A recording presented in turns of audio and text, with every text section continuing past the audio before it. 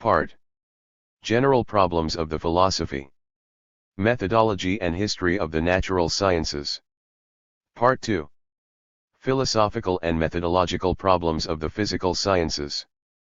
Part Il. Philosophical and methodological problems of the biological sciences. Part 4. The philosophical problems of the earth sciences. Part V. Philosophical and methodological problems. Copyright of cybernetics. Lenin and modern natural science. Russian text edited by M.E. Amelyansky. Translated from the Russian by Sirovitkin. Edited by K.E. Russell. Printed in the Union of Soviet Socialist Republics. Contents. Part E. General problems of the philosophy, methodology and history of the natural sciences. Part 2. Philosophical and methodological problems of the physical sciences. Part 3. Philosophical and methodological problems of the biological sciences. Part 4. The philosophical problems of the earth sciences. Part B. Philosophical and methodological problems of cybernetics. Preface. This book, presenting modern problems of the natural sciences in the light of Lenin's ideas, is not only a tribute to the memory of an outstanding statesman and a scholar of genius. It also shows that Lenin's ideas and science today are inseparable. Lenin's works are a great creative force. They are the spiritual weapons of mankind in the struggle against all oppression and slavery. Lenin linked seemingly abstract philosophical propositions with the revolutionary activities of the most revolutionary class in history, and revealed the great significance for all branches of science of the dialectical materialism created by Marx and Engels and further developed in his own works. This preface need not go into the details. The authors of this book have described, in their own ways and in detail, the influence of Lenin's ideas on the development, prospects, and history of science, on the formation of the modern scientific world outlook, and on the methodology and the spirit of contemporary natural science. Each of the authors was a prominent specialist in the particular field whose problems he made it his task to outline. There are outstanding originators of present-day natural sciences among them, too. It was therefore all the more significant and interesting that all of them regard dialectical materialism as the basis for understanding the philosophical problems posed by present-day developments in the natural sciences. Marxism was not a dogma, but a guide to action. This was a favorite idea of Lenin's, and it determines the approach to the study of the problems treated in the book. Inevitably, the views of the authors do not entirely coincide on some problems relating to the philosophy and methodology of the present-day natural sciences. Certain problems and propositions handled in the book do, of course, require further constructive discussion. Marxist-Leninist philosophy is a living philosophy which develops and enriches its content with every great discovery in science, and we hope that the book brings out this point graphically and convincingly. Part. General problems of the philosophy, methodology and history of the natural sciences. P. N. Fedosiev. Lenin's ideas and the methodology of contemporary science. As the role of the natural sciences in the development of production in this age of scientific and technological revolution increases, as sciences become ever more ramified and interdependent, and as scientific information was accumulated at an extraordinary rate, so there was a growing need for a philosophical generalization and interpretation of new scientific data, together with an interest in methodological problems. The fundamental principles for the solution of these problems are to be found even today, in the ideological legacy of Lenin. Lenin's basic methodological ideas are not becoming obsolete under the impact of the rapid progress of scientific cognition in recent times. On the contrary, they are becoming increasingly significant and relevant. This is primarily due to the shrewdness of Lenin's genius, the genius of a dialectical thinker, in determining the essence of the profound revolutionary changes and basic trends in the development of modern science. In his fundamental works Nihilism and M. Per 10 Criticism, Philosophical Notebooks, and others, we find a philosophical generalization embracing a whole era in the development of science and, more important still, exceptionally significant methodological projections of the future advance of science. The fundamental nature and the growing significance of Lenin's idea of the inexhaustibility of the electron for the methodology of contemporary theoretical physics are becoming ever more apparent. The objective logic of the development of science demonstrates the relevance of Lenin's ideas. 13. The present-day revolution in the natural sciences is a continuation of the revolution that began early in the 20th century. The results of the initial stage of the revolution were generalized by Lenin. These fundamental generalizations have proved to have great significance as guidelines for the methodology of science at present as well. Indeed, moreover, what had been primarily applicable to physics spread to other fields of knowledge as well.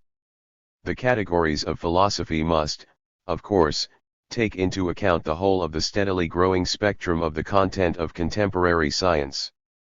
The new era in the history of social progress initiated by the victorious October Revolution has brought out in vivid relief the dialectics of social development. But, at the same time, this era in the history of science is marked by the strengthening of the creative links that Lenin perceived between dialectical materialism and the natural sciences. The progress of natural science and the development of dialectical materialism.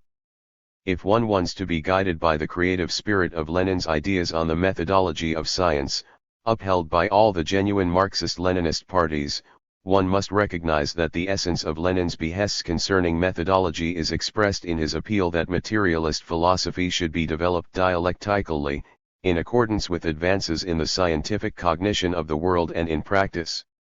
Lenin invariably emphasized that dogmatism and ideological stagnation result inescapably in narrow-minded sectarianism and vulgarisers' attempts to substitute yesterday's slogans for scientific analysis of today's reality, in losing touch with reality, and in adventurism in theory and practice. Philosophy can influence science only if it is creatively perfected and adapted to the requirements of the rapidly 14. Advancing natural sciences of our times. Of course, this task cannot be accomplished unless the philosophical problems are worked out, philosophical concepts analyzed, and the history of knowledge and of philosophy profoundly studied. We are, however, dealing with the problem of ensuring the most fruitful cooperation between philosophy and the natural sciences under the conditions of the modern scientific and technological revolution. Attention one's naturally focused on the age-old problem of elucidating the historical and logical relationship between philosophy and the natural sciences. The main problem here is the way in which dialectical materialism can facilitate further progress in the natural sciences, as well as the way in which the achievements of fundamental sciences can be used for the development and enrichment of materialist philosophy itself. At the present stage, an ever-growing role in the solution of these problems one's attributed to the analysis of the actual achievements of the natural sciences, the real processes of cooperation between philosophers and natural scientists, and the prospects of strengthening this cooperation. Essential for increasing the effectiveness of the alliance between the natural sciences and philosophy is the correct understanding of the process of the development of dialectical materialism, and of the fundamental fact, many times emphasized by Lenin, that the genuine perfection of Marxist philosophy proceeds on the basis of the primary principles of materialism and dialectics, in the struggle against all possible forms of bourgeois ideology. In this connection, the question is sometimes posed, can one say that the creative approach to philosophy ultimately presupposes the substitution of some old or new ism for dialectical materialism? This formulation of the question one's clearly untenable, as it contradicts experience. To develop 20th century philosophy, one must develop dialectical materialism. The attempts to negate the basic tenets of materialism, such as the proposition about the primacy of matter and the theory of reflection, are fundamentally alien to scientific cognition categories and concepts elaborated by the Con. 13. Temporary natural sciences cannot be opposed to the categons and principles of dialectical materialism. Reactionary philosophers, as of old, are attempting a revision of the concept of matter, negating its objective content. They are trying to set up an opposition between the theory of reflection and the method of modeling that once so widely and fruitfully used in science. They are attempting to bring into collision the concepts of information and feedback with the dialectical notions of interconnection and interaction, to replace the concept of the material object with that of structure, and so on. The relationship between the concepts of the natural sciences and the categories of dialectical materialism should be given comprehensive consideration. Taking into account the progress of concrete sciences, it is essential at the same time to develop the fundamental concepts of dialectical and historical materialism, bearing in mind the need to defend Marxist philosophy and intensify the struggle against bourgeois ideology. The Marxist thesis concerning absolute and relative truth is fully applicable, of course, to philosophy itself. As Engels pointed out long ago, the more complicated the field of knowledge and the further we depart from immediately perceived material objects, the fewer absolute truths we encounter. It is beyond question, however, that materialist philosophy has, in the many centuries of its development, elaborated a number of principles that serve as the basis for the further development of knowledge. We would be inveterate dogmatists if we did not perceive the relative nature of many concrete propositions of philosophy or the need for their development or specification. But we would fall victim to relativism and, ultimately, idealism if we assumed that the development of philosophy presupposes a negation of its fundamental and unshakable principles. Such principles do exist. We uphold these principles, and uphold them we must, in the interests of scientific knowledge itself and the interests of truth. One is familiar with Engels's proposition, commented on and developed by Lenin, to the effect that, with every major discovery in the field of natural science, not to mention social life, materialism must assume a new form or change its form. But neither Engels nor Lenin meant, of course, major discoveries in general, of the type that are made every year. What they meant were those discoveries that radically transform our concepts of reality. It is these epoch-making discoveries that end materialism.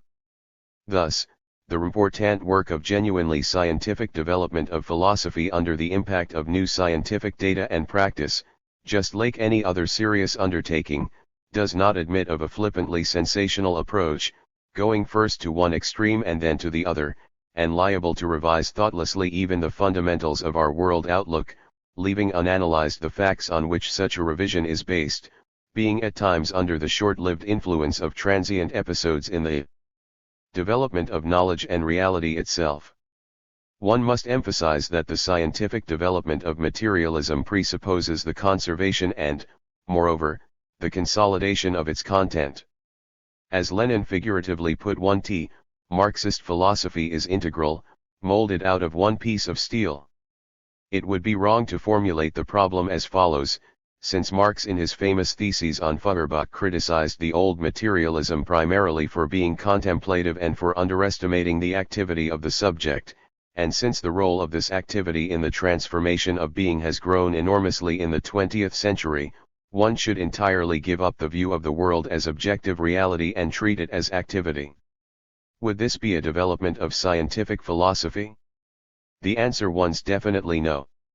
Having built the upper stories of materialism, i.e., having laid the foundation for the materialist understanding of social life, over and above the understanding of nature, Marx proved that social life was essentially practical and declared practice to be the basis of history and human cognition, and the criterion of truth. Early in this century, Lenin developed these theses in his remarkable books Materialism and Empirio-Criticism and Philosophical Notebooks.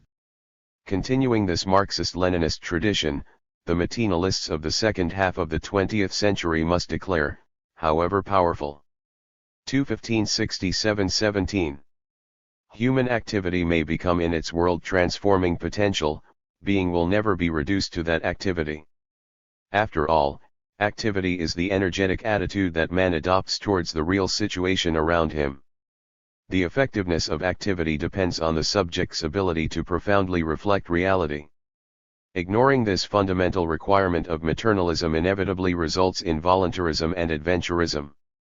Science one's effective only inasmuch as it correctly reflects both the present-day state of affairs and the trends of the further development of objective reality.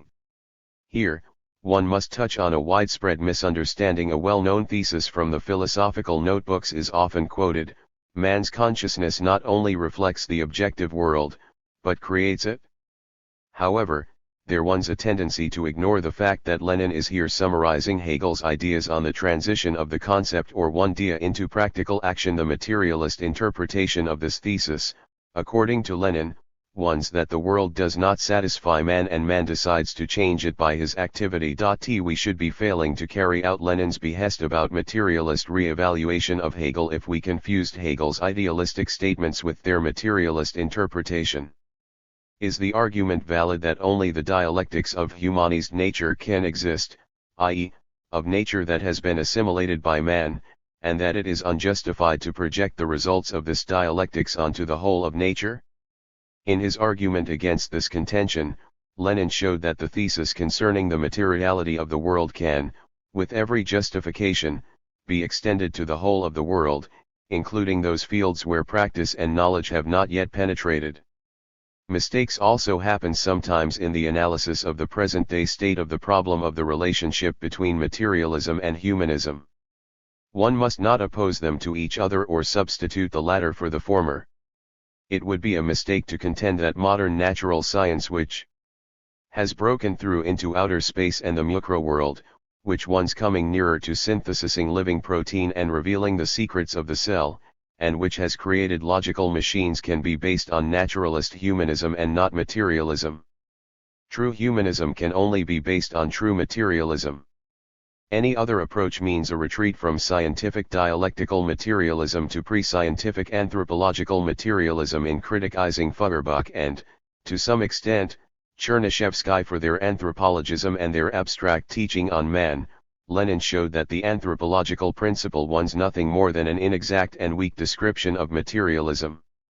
The truly scientific solution of the problem of strengthening connections between the subject and the object lies in the development of the teaching of man in the light of 20th century materialism rather than in a return to 19th century materialism. In dealing with the development of materialism, it was important to note that both Engels and Lenin had in mind a revision of propositions pertaining to philosophical generalizations of natural science induced by major discoveries, and not a revision of the principles of materialism themselves. That was what Lenin meant by revision. Of course, when one speaks of the development of Marxist philosophy, one also has in mind the development of its basic concepts, the development of laws and categories, as well as an understanding of their interconnection.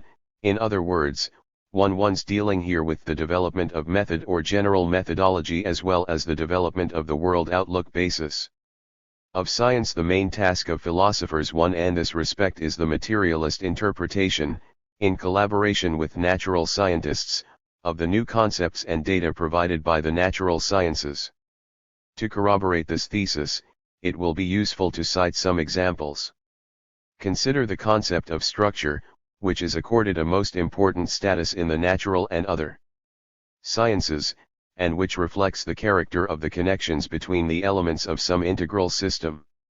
Of course, the simplest procedure would be to add this category to other philosophical categories and be content with this sort of development of dialectical materialism, or one might view this category as exclusively scientific, having no bearing upon philosophy, and make up the list of philosophical categories without taking account of the appearance of such a category.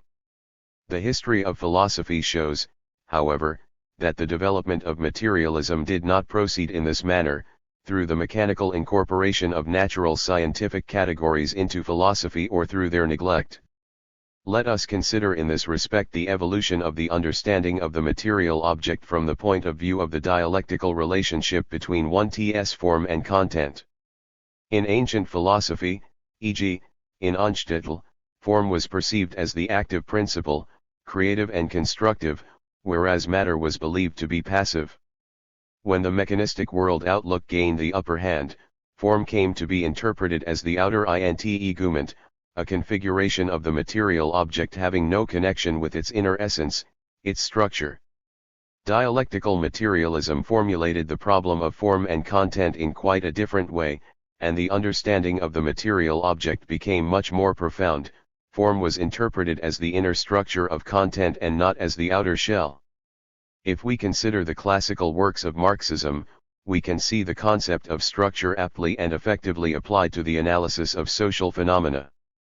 And that happened long before the concept of structure acquired an essential and universal significance in present-day science. Thus, in Marx's Capital, the concept of the economic structure of society is, one might say, the basis of theoretical analysis. On this basis, Marxism analyzed and developed such concepts as the social and class structure of society. In general, it is nowadays impossible to analyze social phenomena without having recourse to the concepts of the social structure, class structure, or economic structure of a society. Thus, when bourgeois sociologists claim to have discovered 20. The concept of structure in the form of the structural or system structural approach, etc., that has nothing to do with the real state of affairs. Today dialectical materialist research into the concept of structure once continued by natural scientists and materialist philosophers working in close collaboration. One can refer, for instance, to the book Structure and Forms of Matter, published in 1967 by the USSR Academy of Sciences as a volume in the series Dialectical Materialism and the Present-Day Natural Sciences. Numerous problems arise in the border area between cybernetic and philosophical studies. The philosophical interpretation of the new principles and concepts introduced into science by cybernetics is the main one. The results achieved in the quantitative description of such phenomena as information and control do not remove the problem of their qualitative analysis. Cybernetics extended the concepts of information and control, previously restricted to man's conscious activity, to all processes of information communication and control. A scientific study of functional systems permits of the similar application of such concepts as plan, goal setting, decision and some others. Reflecting the objective character of the goal-directed behavior of all functional systems. The significance of the philosophical investigation of these concepts is beyond doubt, and it should be encouraged in every way, as dialectical materialism itself will be enriched in the process and definitions of its categories made more precise. The application of the basic principles and concepts of cybernetics and information theory to the development of the Marxist-Leninist theory of reflection seems to be of great significance. More than 60 years ago Lenin formulated the task of studying the ways in which matter that is supposedly insensitive once connected with matter that is made up of the same atoms and yet possesses a clearly expressed capability of sensation. An important role in the solution of this complex scientific problem is played by the cybernetic approach to the study of life and the psyche.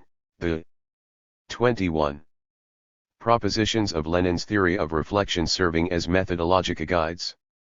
The philosophical analysis of the basic principles and concepts of cybernetics creates one of the most important premises for the study of the genesis and mechanism of active reflection, for research into the essence of the qualitative leap in man's creative activity and the activity of social systems, and for the solution of the problem of the ideal, which is the main issue in the struggle between materialism and one-dealism.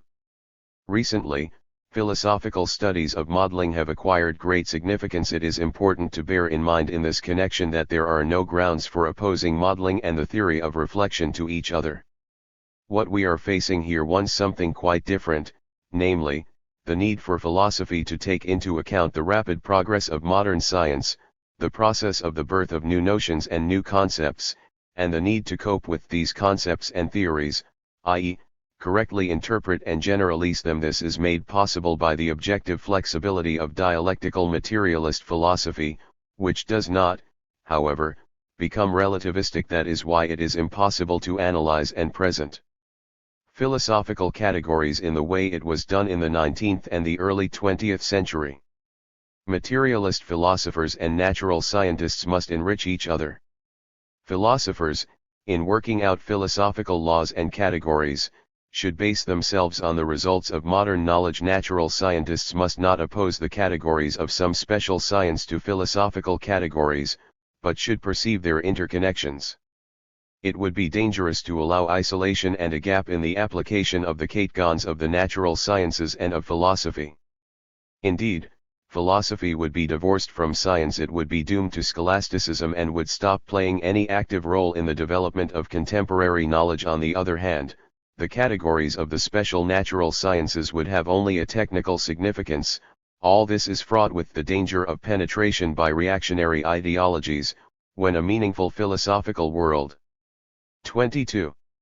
Outlook once replaced by purely formal categories. Apart from that, the natural sciences would then forfeit the methodological apparatus of scientific knowledge as a whole. Of course, every science has its own theoretical generalizations. There are also disciplines that serve as the instrument of generalization for a group of different branches of natural science. But to ignore their connection and interaction with general philosophical categories would mean losing a great advantage provided by philosophy, namely, its methodological apparatus that once enriched in the process of elaborating methodological problems of the natural sciences. Just as Lenin gave a profoundly scientific philosophical interpretation of the early 20th century revolution in the natural sciences, proceeding from the creative spirit of dialectical materialism, so today the correct concept of the current scientific and technological revolution is being elaborated on the same thoroughly developed theoretical basis. The role of methodology in the development of contemporary natural science. In considering the problem of interaction between dialectical materialist philosophy and the natural sciences, the unity of the world outlook and theoretical aspect and the logico-methodological aspect of philosophical investigation come into the foreground.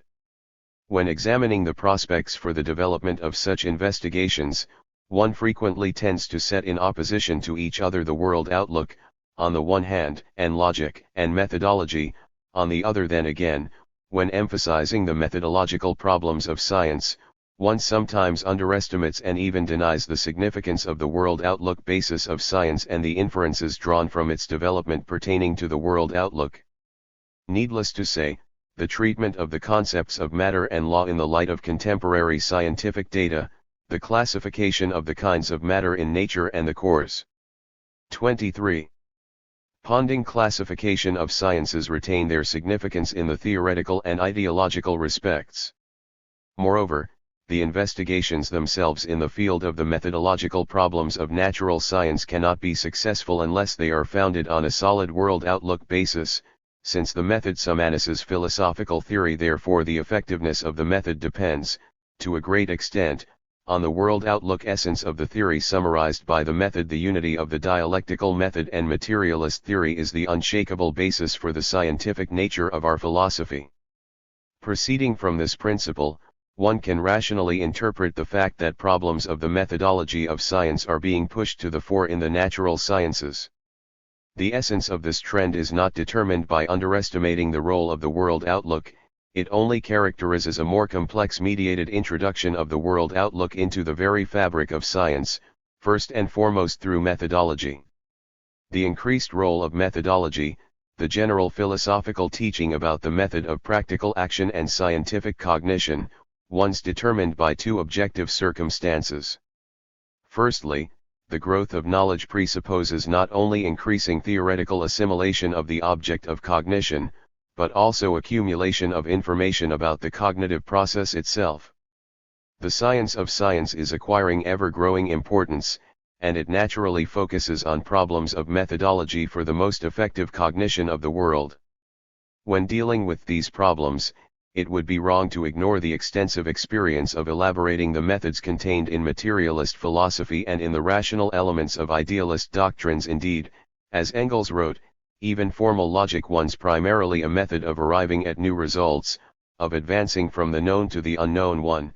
There are immeasurably greater grounds for applying this to dialectics and generally to modern procedures of logical analysis. Thus, the very growth of knowledge and the development within it of new trends towards formalization, mathematization, etc., require an analysis of the logic of science from the philosophical point of view. Secondly, the increased role of methodology in modern science is also due to the collapse, in the 19th century, of the speculative approach of the old natural philosophy. Formerly, the influence of natural philosophy on natural science was historically justified, inevitable and, up to a certain point, fruitful in the ancient world. There were no experimental data for constructing atomistic theory, and it was therefore formed within natural philosophy. Thus, in one way or another, natural philosophy filled the gaps that existed in natural science, sometimes well and sometimes badly. But the 19th century marked the end of natural philosophy, since natural science formed a basis of its own, so that it did not need this philosophy in solving its special problems. When speaking of the end of natural philosophy, we do not mean to say that nature ceased to be the object of philosophical thinking. That is the view of positivists, but not of dialectical materialists. The most general laws of being and, consequently, of the development of nature are still the object of materialist dialectics. There can be no doubt, one and our views, of the existence of the dialectics of nature, the philosophy of natural science, or, as we tend to say these days, philosophical problems of natural science. But we reject natural philosophy in the specific sense, namely, as the method for the solution of natural scientific problems through philosophical speculation alone. The natural philosophical approach to methodological questions of natural science inevitably entails imposing a certain a priori concept upon natural science in certain circumstances. This results in arbitrary decrees and distortion of the real meaning and significance of natural scientific discoveries. We know what such decrees in methodological problems of natural science lead to: incompetent interference by some philosophers in the sciences of nature had disagreeable negative consequences for the relationship between philosophy and natural science. We all remember only too well the attacks of some of our philosophers on 25. The theory of relativity, cybernetics, genetics, etc. This interference and, consequently, the natural philosophical approach, which one's now incompatible with really fruitful interaction between dialectical materialism and science, have been condemned. The natural philosophical approach discredits philosophy, and so we cannot allow any revival of such an approach. The influence exerted by philosophy on natural science is primarily realized through world outlook and scientific methodology. True, there are still philosophers who believe that the very concept of methodology is a bourgeois figment, machist, or even worse. This one's, of course, a misunderstanding, one that can do much harm, for denying the methodological role of philosophy with respect to natural science would throw us back to a revival of the natural philosophical approach. The great significance attributed by Lenin to Marx's dialectical materialist method 1 and the analysis of social phenomena one's widely known. He wrote, "The elaboration of a new theory of methodology and political economy marked gigantic progress in social science, a tremendous advance for socialism." Just as great a role Lenin attributed to Marxist methodology in the natural sciences dialectical materialism as the methodology of the natural sciences facilitates the correct generalization and interpretation of new scientific data. Methodological problems should be given particular attention in present conditions, when the natural sciences are working intensely towards a new generalizing theory and new ideas. That is the road to the enrichment and development of dialectical materialism, and therein he's one t's main influence on the development of science. To fail to understand this now means to fail to understand both the active role of philosophy and the ways of its creative development.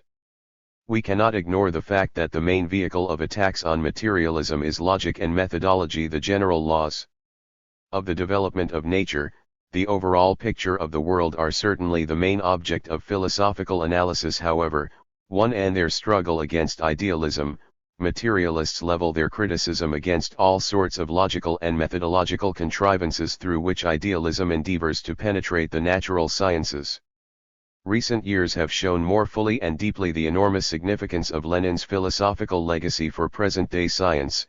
Conclusions have been drawn from creative discussions of fundamental philosophical problems in quantum mechanics and the theory of relativity, some methodological problems in cosmology, cybernetics, the role of physics and chemistry in the study of biological processes, the relationship between the physiology of higher nervous activity and psychology, etc. This has made it possible to arrive at a better understanding of the greatest achievements of present-day science from the standpoint of the genuinely scientific philosophy, dialectical materialism. Dialectica materialism and the unity of the sciences. Of the many philosophical problems of contemporary science, the problem of the interconnections of scientific disciplines is acquiring ever greater significance. This is essentially the problem of the unity of the world and the specificity of its various domains and, accordingly, the unity of the tree of human knowledge and the qualitative specificity of the various branches of science. The amazing achievements of modern science have greatly deepened and extended human knowledge. Penetration into the sphere of microprocesses and mastery of atomic energy, on the one hand, and the breakthrough into outer space and the new stage one and the study of the universe, on the other, are the most striking indications of this process. At the same time, the intimate interlacing of various sciences and their interpenetration are taking place. The study of this process by philosophers and natural scientists is of great theoretical and practical significance. J. 27. The history of the natural sciences knows two directly opposing and apparently mutually exclusive tendencies. One's the tendency towards the breaking up and branching of sciences, their differentiation; the other, on the contrary, is the trend towards the unification of disconnected sciences within an integral system of scientific knowledge, that is, the trend towards integration. Originally the two tendencies operated independently, although they conditioned each other to a certain extent. One or the other of these tendencies prevailed at different stages of scientific progress. In the present-day natural sciences they form an organic unity. The greater the differentiation and branching of sciences, the more integral, whole, cemented, as it were, natural science as such becomes.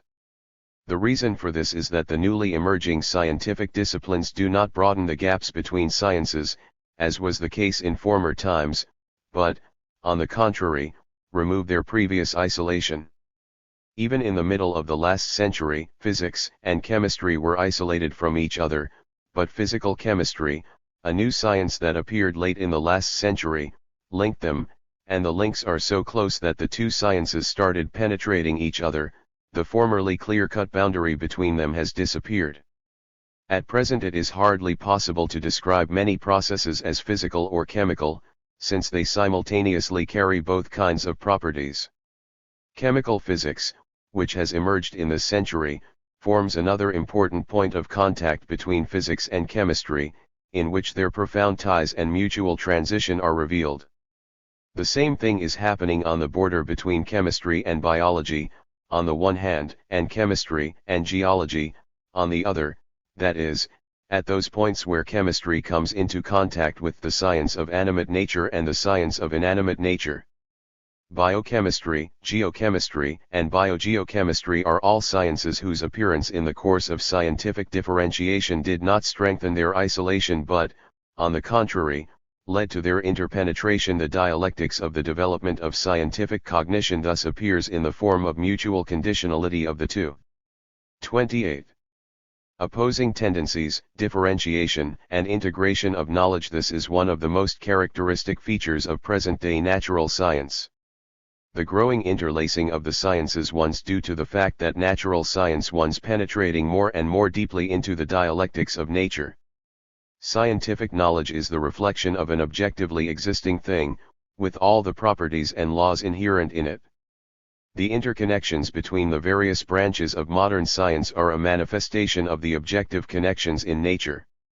The interpenetration of the contemporary natural sciences is evidence of the fact that nature one's basically indivisible. It is a unity in diversity. None of its domains is isolated from the others, but is linked with them directly or indirectly, through thousands of different threads, transitions and transformations. The overall connectedness of natural phenomena, reflected in the interconnections of various disciplines, exists and manifests itself in the individual natural sciences studying the specific objects of nature with their inherent specific properties and laws. One cannot establish the common link between sciences without taking into account the specificity of each of them, and vice versa. The specificity of any science, its subject matter and method cannot be understood if one ignores its interconnections with other sciences and also the common link between all sciences, including philosophy. In order to understand the way in which the interpenetration of sciences reflects the unity of nature, one must bear in mind that the whole of nature appears to our intellect as a succession of stages in the development of matter and its forms of motion, beginning with the simplest and best known ones and ending with man and the transition of the process of development, together with man, from the framework of nature proper into the domain of social history. All of the more complicated forms of motion and kinds of matter, including man, originally appeared and subsequently developed from the simpler physical forms of motion and kinds of matter. Each time, profound qualitative changes occurred and dialectical leaps from one stage of development to a higher and more complicated one took place. 29.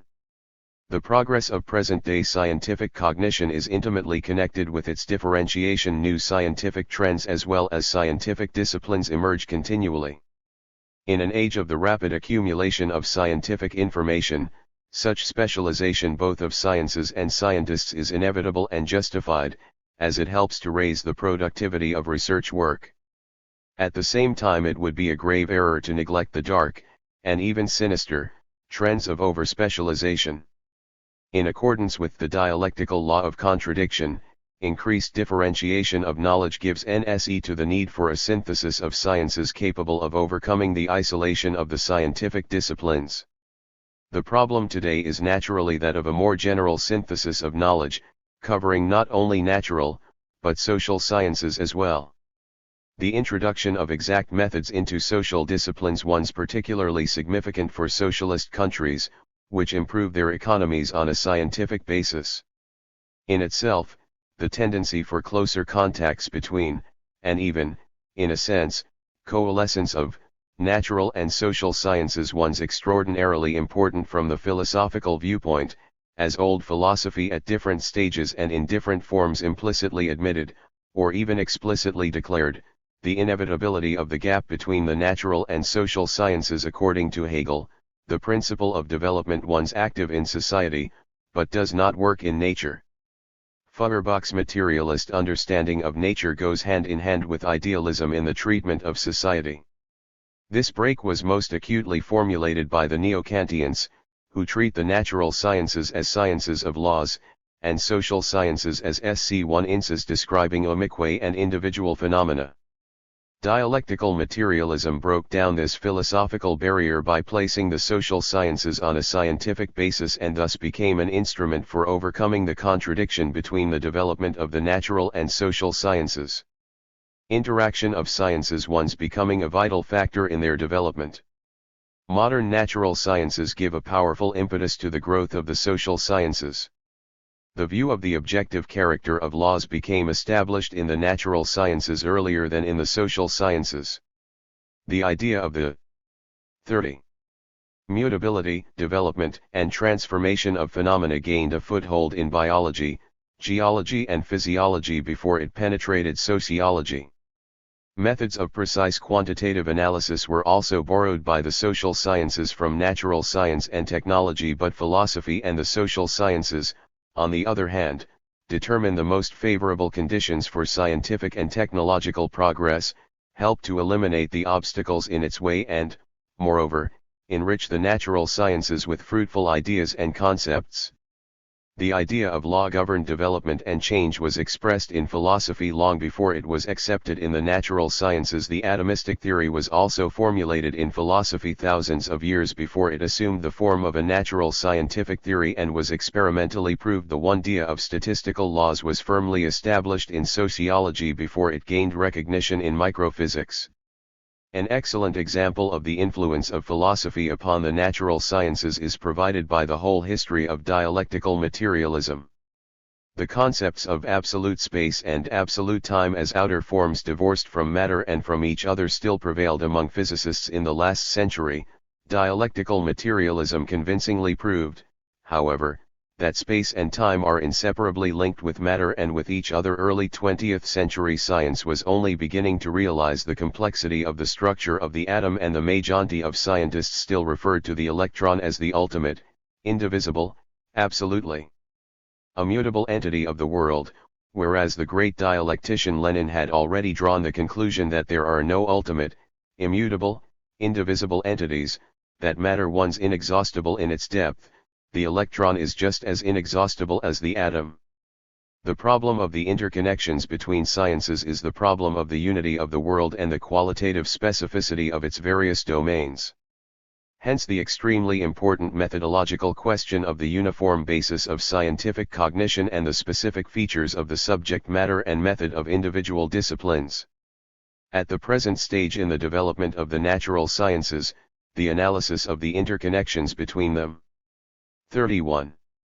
One's an urgent theoretical and practical task. Unless there one's a correct understanding of the role and place of the individual disciplines in the general system of contemporary knowledge, and a clear and precise formulation of the principles on which the various disciplines are linked with each other and related to the other fields of knowledge, one cannot avoid many serious difficulties, clashes and harmful negative consequences. Underestimation of the general laws of nature, and excessive isolation of sciences result in advances made in certain fields of scientific knowledge not being used to further progress in other fields. Thus, when sciences are isolated from each other, what could be comparatively easily and swiftly achieved through rational cooperation one's arrived at only through long and hard work. On the other hand, disregard for the qualitative specificity of sciences, gross and often incompetent interference of representatives of some sciences in the affairs of others, without due respect for their specificity, one's fraught with the danger of unnecessary clashes and often results in needless waste of effort, nervous energy and time. Without the correct methodological approach to the relationships between sciences, rapid progress in one field may give rise to tendencies that hamper the development of other branches rather than facilitate it. The lesson of dialectics warns that qualitative changes give rise to new regularities which should not be identified with the laws of the simpler forms of motion or reduced to them. Scientific cognition one's impossible unless the qualitative specificity of phenomena and their specific laws are taken into account. The elaboration of the category of law and regularity one's of considerable importance, from the philosophical point of view. It is equally important to study the manifestations of the category of law both in the natural sciences and the social sciences. Many scientists in bourgeois countries oppose the social sciences to the natural sciences by rejecting, directly or indirectly, the laws of the development of society. Some Western historians insist on the impossibility of generalization, laying heavy emphasis on the peculiarities of historical events, and ignoring the similarities and common 32 features, and believe that the facts of the past have complete individuality. However, much stronger among bourgeois historians one's the tendency towards generalization of an outer form of historical events irrespective of their histo-one-ically specific content. Attempts of this kind have little to do with genuine science. Let us consider the rather popular cyclical trend. The adherents of cyclical concepts underline only the analogous aspects of phenomena occurring at completely different periods and entirely ignore their specific and peculiar features. In actual fact, the similarities are due to the spiral-like development of society, in which the progressive movement forms a unity with cyclical elements. The cyclicalists deny the doctrine of social economic formations and social progress, focusing their attention on recurrence only and attempting to prove the absence of the specific. In an indirect way, they reject the real laws of social development. The cyclical concepts are viewed as an effective weapon against Marxism. Marxist scholars should therefore consistently denounce the new representatives of cyclicalism. The criticism of cyclical concepts one's particularly important, as many of them are characterized by pessimistic and apocalyptic 1C attitudes. In criticizing them, it is important to remember that cyclicalists are sharply condemned by the extreme right-wing elements in bourgeois historical science, who reject any laws in the historical process and insist on its complete unknowability. The overcoming of anti-scientific theories in the natural sciences today one's facilitated by the tendency of the social and natural sciences to fuse. As this tendency develops, a general philosophical synthesis of knowledge one's carried out on the basis of dialectical materialism. Thus, dialectical materialism one's a reliable method for linking the social and natural sciences. The tendency itself towards a synthesis of all natural and social knowledge presupposes a genuinely synthetic philosophical basis. This basis took shape in the course of a complicated and acute struggle. The level of scientific development attained by the mid-19th century predetermined the downfall of speculative methods. The continued attempts of some philosophers to solve problems arising in the natural sciences by purely speculative methods completely discredited natural philosophy, and this undermined the former authority of any philosophical thinking in general. In the eyes of many natural scientists, the situation in science gave rise to positivism. Auguste Comte, its originator, and all the trends of positivism in the past and present that have followed him rejected philosophy, by which they actually meant the world outlook aspect of philosophy, the positivist treatment of many problems of formal logic, including those of experience, subject matter, and classification of the sciences, mathematical logic, analysis of the language of science, etc., attracted natural scientists in many fields to positivism. At the same time, positivists limited philosophy to the problems just listed, and refused to consider world outlook problems, which were declared to be meaningless, that is, neither true nor false. Some positivists were atheists, but their attacks on materialism made their atheist arguments extremely weak and inconsistent, and even gave a helping hand to theology. Other positivists defended religious beliefs more or less openly, declared problems of world outlook to be beyond intellectual comprehension, and relegated them to the sphere of mysticism. In other words, positivists suggested that natural scientists should limit their investigations to facts only, leaving the problems of the nature of things and causality of the world outside the domain of the natural sciences and philosophy.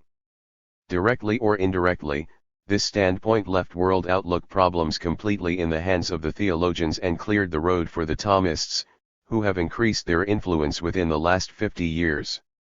The Thomists' position differs from that of the positivists. An important trend within Thomism at present one's the attention given to problems of world outlook, the essence of being, the beginning and the 34 end of the world, and the origin of life, whereas the solution of concrete natural scientific problems is left to scientists. Some theologians, the Thomists included, continue the tradition of the religious philosophers and attempt to give a theological interpretation to all the monumental discoveries of natural science. In elaborating the world outlook aspects of philosophical problems in the natural sciences, great attention must be given to arguments against modern Thomism as one of the most important and popular trends in bourgeois ideology. Thomism obviously claims to be a synthetic basis for the whole cognitive process. This synthesis, however, is effected from mystical premises that are essentially alien to science. Proceeding from the belief that scientific knowledge needs irrational additions, the prominent neo-Thomist Etienne Gilson writes, "We do not think that science is adequate to rational knowledge. The entire experience of the development of cognition proves that only the consistently materialist philosophy of Marxism-Leninism can serve as a genuinely scientific basis capable of synthesizing natural and social knowledge. We see the truth of this not only when we oppose dialectical materialism to neo-positivism, Thomism and other trends of modern idealism, but also when we compare the philosophical level of the generalization of knowledge with other forms and levels of synthesizing scientific information. The human mind has always felt the need for a synthesis of knowledge, and this one's a reflection of the objective material unity of the world. One may say that, as far as its epistemological roots are concerned, philosophy was born of that need. There was no science without comparison and generalization. Every law of science was a generalist reflection of phenomena. Historically, every field of knowledge has given rise to generalizations of its own. At one stage, formal logic and mathematics played a great role in these generalizations. By elaborating one's own concepts and categories, formal logic facilitated the generalization of scientific data. Mathematics has long since served as an instrument for formally describing and generalizing scientific truths. At the same time, a need for a wider generalization of phenomena has always been felt. That was why philosophical generalizations developed side by side with formal logic and mathematics, and philosophy, particularly materialist philosophy, played just such a synthesizing role. One ought to note that classical idealism has also made a considerable contribution to the elaboration of philosophical categories, thus promoting the generalization of scientific achievements. At present we are witnessing the continued rapid development of those scientific disciplines that are conducive to the generalization of natural scientific data and, to some extent, the data of the social sciences. The diverse branches of mathematics play an important role not only as a means of expression, a means of describing phenomena, but also as a method of finding new truths. The development of logic, too, has been greatly stimulated. Cybernetics, a new and powerful instrument of knowledge, has now emerged. Quantum theory serves as an important means of generalization for physics, chemistry, and other natural sciences. It would be wrong to ignore the enormous role played by the logical apparatus, mathematical means, cybernetics, and modeling in the development of present-day science. Philosophers who do not understand this or even reject the importance of these means of generalization are simply backward people and can do nothing but harm to both philosophy and the natural sciences.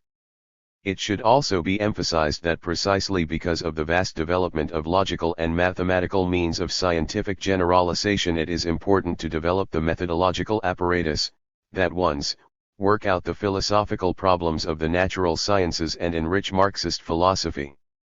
The heart of the matter is that, from the point of view of the level and method of generalization, mathematics in its various branches, cybernetics and formal logic themselves require mutual links. Mathematics has broken up into a number of fields or, properly speaking, scientific disciplines.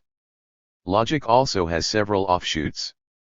Accordingly, there is a need for generalization and synthesis of the generalizing branches and disciplines themselves, and such generalization can only be attained through elaboration of the philosophical problems of the natural and social sciences, the dialectics of natural and social processes, and dialectical materialism. And, most importantly, mathematical, logical and cybernetic generalizations cannot provide solutions to such problems as the problem of the subject and the object, man and nature, nature and society, theory and practice, and a number of other general methodological problems that are the specific subject matter of philosophy, and dialectical and historical materialism. Unless these general philosophical problems are solved, the logical and mathematical apparatus will primarily have only technical significance. Therefore, the elaboration of genera, philosophical categories and laws furthers a correct understanding and development of the entire generalizing apparatus of present-day natural science, including every scientific discipline. That is why we believe that philosophy cannot pursue the goal of solving specific natural scientific problems.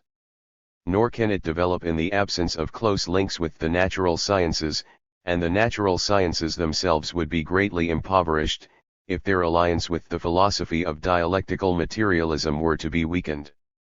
Ever greater attention should be given to the trend towards synthesis of the natural and social sciences. The study of science as a large-scale synthetic system calls into being a number of special scientific disciplines in which the main emphasis is on problems involved in the structure of science, the means of obtaining and processing information, and the analysis of the specific features of man as the subject of scientific cognition.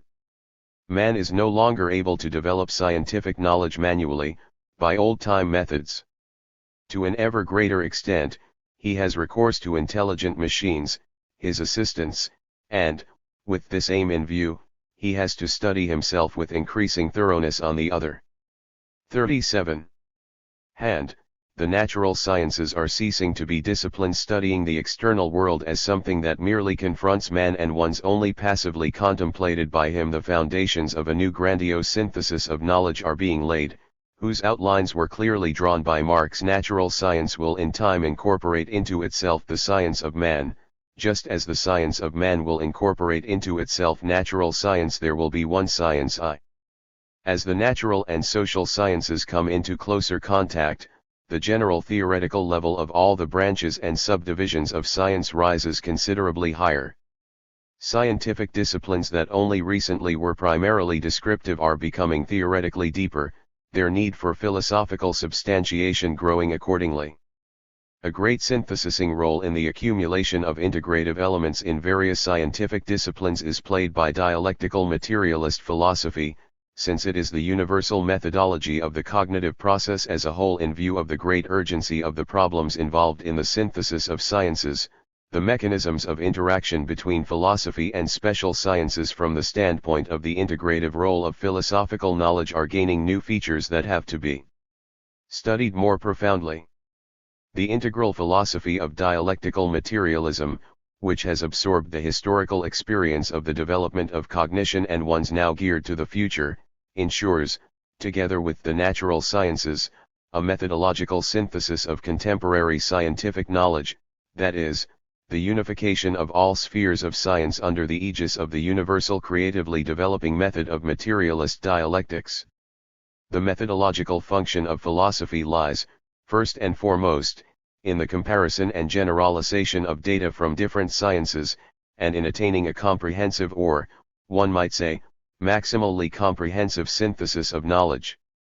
The laws and categories of dialectics represent this sort of maximal generalization of the processes of the development of nature, society, and thinking, are enriched by new data concerning existence and human cognition, and so serve, in their turn, as a reliable methodological instrument for penetrating into the essence of objects and phenomena.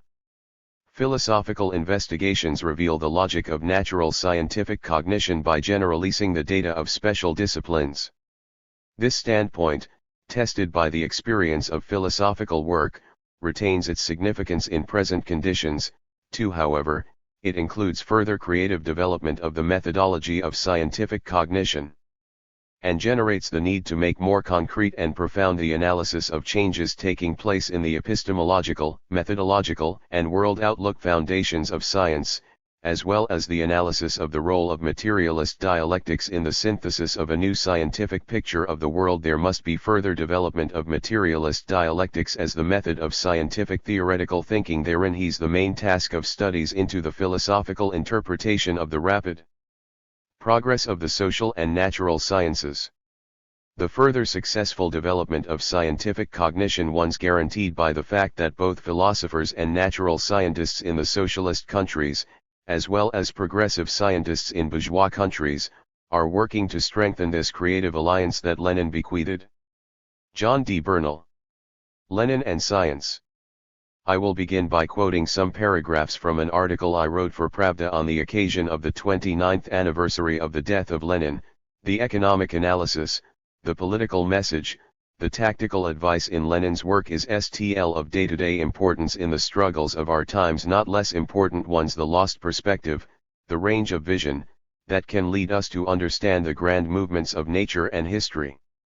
Lenin was a great scientist, among the first rank of his age in the sheer intellectual quality of his understanding, the greatest of all in the scope of his comprehension. Where other men saw this or that aspect of reality, he saw the whole. He saw it not as a static picture, but in movement, and he understood and learned to control the forces that determined that movement, and this shows itself most clearly in the way he absorbed, mastered, used, and transformed the heritage of Marxism. When Lenin first encountered the works of Marx and Engels, they were already in danger, on the one hand, of being turned into Umjid and sacred doctrine expounded with more care for the letter than the spirit, and, on the other, of being revised in terms of current philosophy and science so as to lose their real content and to become an acceptable apology for the very capitalist system Marx had fought against all his life. Almost alone he saved Marxism as a hiving, fighting philosophy in the service of advancing humanity. In doing so he exhibited to the full his grasp of scientific method. The first chapter of What the Friends of the People Are, written as far back as 1894, shows him penetrating to the center of the dialectic method as used by Marx and Engels and showing it to be no formal scheme imposed on nature and society, but nothing more or less than the scientific method in sociology, which consists in regarding society as a living organism, one in a constant state of development. In this way, Lenin was able to avoid at the same time the extremes of dogmatism, a blind following of Marx's own text, and revisionism, taking liberties with that text by revising it to fit more closely the bourgeois tendencies of the official science of the time. Throughout the 20th century, what may be called the phenomenon of Lenin has been the dominating factor, not only of world economics and politics, but also of world natural science. This has been for a number of reasons, different but related. In the first place, Lenin himself had a profound interest in the basic philosophical aspects of science, especially in the physical sciences, and took an active part in the great controversies of the early century, those on atomism and energetics. It was a time of acute and formative controversy which, in one form or another, is still with us. In the second place, Lenin insisted on the intimate relation between basic science and the practical achievements of technology. In the third place, this set of thoughts and theories had to be translated into real action in the new Soviet state, creating in the Soviet Union a new kind of science, closely related to the developments of the economy of the state. All this was fundamentally Marxist in inspiration and was to have a great practical effect on the growth and nature of science, first of all in the old Russian Empire, but afterwards its influence was to transform science throughout the whole world, not least in the wealthiest capitalist country, the United States of America, and it was largely to characterize the development of world civilization itself. In all this, the personal influence of Vladimir Ilyich Lenin was to play a decisive part. In his early years, Lenin had no particular association with what we call science or, outside A. Britain and America, what is called natural science, which was elsewhere known as simply one section of philosophy. His education, very much interrupted by the police, did not include it. Although he never took his degree, he did manage to qualify as a lawyer, so it is not surprising that by his reading he was able to gain a pretty wide knowledge of natural science. He was led to it, in any case, by his deep study of Marxism, especially the idea that all human knowledge is one. He seized the essential materialist content of Marxism. As he says, a man in a dark room may discern objects dimly, but if he does not stumble over the furniture and does not walk into a looking glass instead of through a door, it means that he sees some things correctly. There is no need, therefore, either to renounce the claims to penetrate below the surface of nature, or to claim that we have already fully unveiled the mystery of the world around us.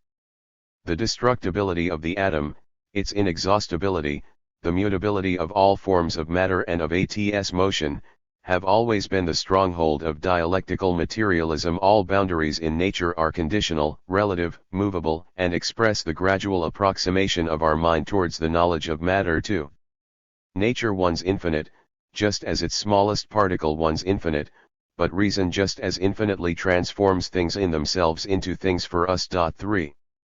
Science had a very important effect on the growth of civilization and never more than at that time. This was only one link in the chain of interest that Lenin had in science. Another was the relation of science to economic development in the Russia of his time. He dealt with ST in the most comprehensive way in his development of capitalism in Russia, and to a lesser extent but over a wider field in his imperialism, the highest stage of capitalism. In other words, he was fully aware, even before the 1905 revolution, of the importance of science as a means of influencing economic and social events. Perhaps the most important part of his life was his reaction to the failure of the 1905 revolution. It did not lead him for a moment to despair or to turning to religion or to philosophical escape routes, quite the contrary. The early 20th century was a great period of transition in the scientific and philosophical world. Old controversies which had affected the 19th century were reappearing in new guises. The disputes between materialism and idealism were reappearing in the form of disputes between atomism and energetics, particularly between evolutionism and vitalism. Lenin was never taken in by these for a moment and entered vigorously into all the controversies. That was the time of the writing of Materialism and Empirio-criticism, in which he characterized the common tendencies of the anti-materialists, Mach, Ostwald, Poincare, and Bogdanov. He was able to show that these tendencies marked a recurrence of long overlaid religious tendencies, fideism. That in itself would not be enough to account for the heated nature of Lenin's polemic. These tendencies also had their political aspects. They came more and more to blur the definiteness of the class struggle and were part of the general trend of political compromise of the time of the defeat of the revolution. The controversies are, however, well worth following for their own sake and are admirably set out in the philosophical notebooks in his Emperor 1.0 criticism. He attacks particularly the tendency of the so-called modern philosophers to rely on other methods of arriving at truth than reason. It opened the way to all kinds of antiquated, not to say fallacious, methods such as mystical feeling and even pragmatism.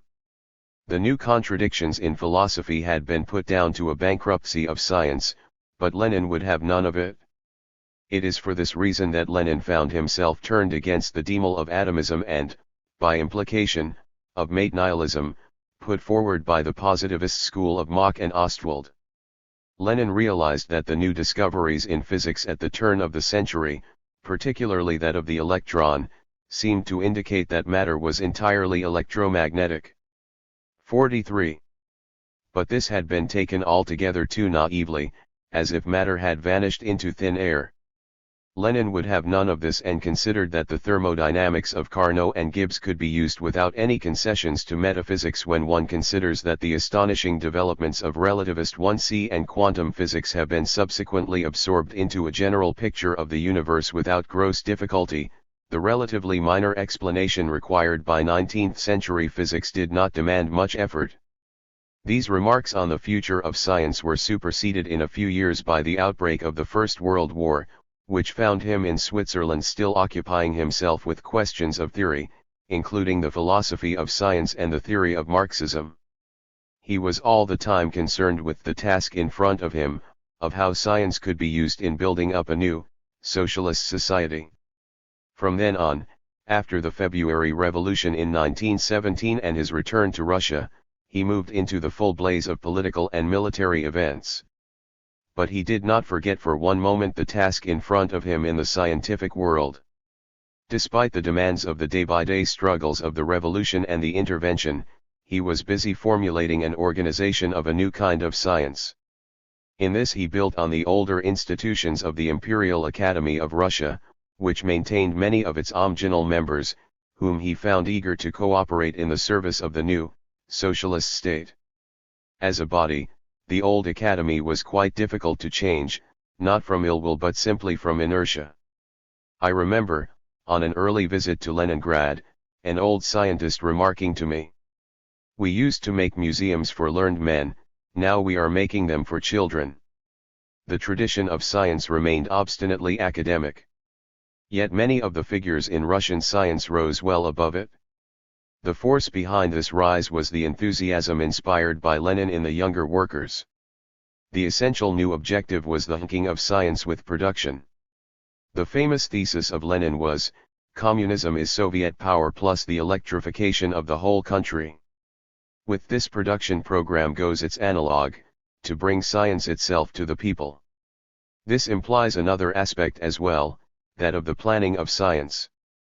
In itself the idea of planned science was considered a shocking innovation, destructive of the sacred liberty of science, and it was much abused in capitalist science. One of the ways in which it was made acceptable to the scientists themselves was by the reversal of the old trend of stinting science funds and replacing it by ample provision. Lenin ensured that any enterprising, ambitious worker in science found all the means necessary for his work. This trend, started in the Soviet Union, was at first denounced abroad but very soon afterwards copied there, and was to give rise to the big science of the second part of the century. A characteristic feature of the academy was that of its institutes, a new kind of body, part research laboratory, part university department, part experimental factory. The Institute of Optics in Leningrad, for instance, concerned oneself with the whole industry, beginning with raw materials and going on to field glasses and telescope objectives. It had the task, not only of the improvement of optics but of being a source of optical instruments for the whole union between them. These institutes furnished a series of bridges from science to practice. They gave scope for scientists of enterprise and sense to satisfy practical needs. Professor Joff, for instance, claimed that he had, himself, founded 28 research institutes in the Union and virtually started Soviet solid-state physics from which so much was to come, including the virtually universal transistor and a variety of thermal generators that were to find their place in space research. At the same time, the ideological aspects of science were not forgotten. True to its Marxist origin, the new science was taken as a weapon against reaction, particularly against the deeply ingrained religious sentiments which had been degraded to traditional superstitions. This superstition was more persistent than genuine religion. The numerous anti-God museums of the early days were really anti-superstition ones, but I found an old peasant woman in one of them reverently kissing the exhibits. 43. The planning of science with a very special object was really part of the planning of industry and agriculture themselves. This marked the beginning of the great plans for creating the new industries and the transformation of nature, which were achieved in the main after Lenin's death but carried his imprint from the start. One of the first tasks of the Academy was a kind of stock-taking of the natural wealth of the Union, including the phosphate deposits of Karelia, the great Kursk iron deposits, the enormous extensions of the original Baku oilfields, the valuable deposits of diamonds in Yakutia in eastern Siberia. Many other such deposits have been found since. With the expansion of resources came new improvements in methods of exploiting them. The opening up of technologies, electricity naturally coming high on the list, led ultimately to the original factory complex of Dnipro. The field of aerodynamics and aeroplane construction was developed, almost from the beginning, by Zhukovsky and Ilyushin. Very soon Soviet aeroplanes were treated respectfully in world flying circles, both in peace and in war. Lenin died too soon to see the great physical discoveries of the mid-century, but the preparation was not lacking. The importance of nuclear physics was very early recognized. Kapitsa came from Leningrad to study under Rutherford in Cambridge and devised a number of methods for the separation of isotopes which effectively helped to provide the basis for nuclear fission. One of the most curious facts was the way in which all this progress was treated outside the Soviet Union. The scientists of Britain and America were divided in their minds about it. They wanted, at the same time, to run down the Soviet Union and its achievements and also to frighten the West with them. It was pathetic to watch the ups and downs of their attitude. Each new Soviet advance was first denied in the West, then accepted but attributed to spying, and finally used as a need to stir up their own science. The Sputnik A was a decisive example of this process. It was confidently predicted that this was far beyond the scientific capacities of the Soviet Union. Even the atom bomb could be doubted. But the rapid progress gradually forced its acceptance and then led to absurd exaggeration of the missile gap, which was used to urge forward the US armaments race. We seem to have come a long way from Lenin, but luckily his impulse has endured and has set for a whole new generation the tone of science, not only in the Soviet Union but all over the world. Thanks to that inspiration, it can no longer be maintained, even by its worst enemies, that scientific and technical progress are incompatible with socialism as built on the model of Lenin's work. On the contrary, socialism furthers science, and it has helped enormously to enlarge its scale and make it a basic part, not only of the economy but of its ideas. Those who claim to be Leninists, though they may be distant in space and time, cannot claim any closer links with Lenin than the actual successors of the works he created and watched over in their formative years. Todor Pavlov. On the dialectical unity of philosophy and the natural sciences. Everyone who has read materialism and empirio-criticism and other philosophical works by Lenin is aware that he recognized and creatively developed Engels's definition of philosophy as the science of the general laws of motion and the development of nature, human society, and thought. Lenin's starting point was the significance of Marxist philosophy as a world outlook and its definition by Engels as logic and dialectics. One should immediately point out, however, that Lenin, as well as Engels, never adhered to epistemologism. For both Lenin and Engels, logic is the total, the summary, the conclusion to be drawn not just from the entire history of human knowledge, but also from the entire history of the world itself, the objective reality itself. Thus, Lenin does not reject the ontological aspect, but the definition of scientific philosophy should not be limited to it. Then again, Lenin does not reject the epistemological aspect either, but it too does not exhaust dialectical materialist philosophy. When writing about the philosophical concept of matter in materialism and empirio-criticism, Lenin sometimes uses the word epistemological, between inverted commas, or speaks directly of the epistemological concept of matter, having in mind that that does not mean pure epistemologism, the ontological aspect, that is, the existence of matter outside consciousness and independently of it, is far from being rejected in dialectical materialist philosophy. On the contrary, it one's especially stressed this fact is sometimes neglected in present-day philosophical Marxist literature. The scientific definition of philosophy as such is certainly not exhausted by what has been said above. Engels in his book on Feuerbach, and Lenin in Materialism and Empirio-Criticism stressed time and again that the main question of any philosophy is the relation between being and consciousness. In this connection, Lenin gives the classical definition of the philosophical concept of matter as objective reality existing independently of human consciousness and reflected by it. Materialism in general recognizes objectively real being as independent of the consciousness, sensation, experience, etc., of humanity. Historical materialism recognizes social being as independent of the social consciousness of humanity. In both cases, consciousness is only a reflection of being, at best an approximately true reflection of one t. It follows from this that in defining the subject matter of Marxist-Leninist philosophy one should point out the fundamental question of philosophy. That does not mean, of course, that the subject matter of philosophy should be limited to its fundamental question.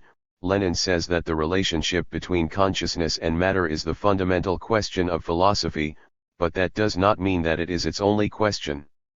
The point is that without the fundamental question of philosophy there can be no scientific philosophy, although it must study, as we have already noted, not only the fundamental question but also the most general laws of the development of natural, social, and spiritual phenomena, problems of world outlook, formal and dialectical logic, their correlation, etc. There are world outlooks that are not scientific. There are also synthetic concepts of the world that are generalizations of special sciences of nature, but they are not necessarily philosophical in character. Such concepts as assume philosophical significance only when they answer the fundamental question of philosophy, in addition to the study of the most general laws of nature, society, and thought. It is extremely important to note that Lenin's definition of matter concerns not only matter as such, but, in one way or other, extends to space, time, necessity, freedom, society, etc. Space and time, as objectively real forms of being, can and should be the subject matter of philosophical investigation. Lenin devotes special chapters in his Materialism and Empirio-Criticism to their analysis, as well as to the analysis of necessity, freedom, and social being. The atom one's the smallest particle of an element in the infinite material world. In certain respects, the atom may be the subject matter of philosophical investigation, insofar as it exists independently of human consciousness and is reflected in it. When the atom is viewed in its relations with other atoms from the point of view of its specific structure and structural laws, it is the subject matter of natural scientific inquiry, of special scientific and not philosophical investigation. Similarly, society one's only a part of the reality of the universe. Society may be either the subject matter of philosophical study, or the subject matter of special scientific research. To sum up, one may say that in all attempts to formulate and solve the genuinely scientific philosophical problems the authors must define their attitude to the fundamental question of philosophy. It is by no means accidental, therefore, that since materialism and empirio-criticism appeared its most contested concept has been Lenin's theory of reflection.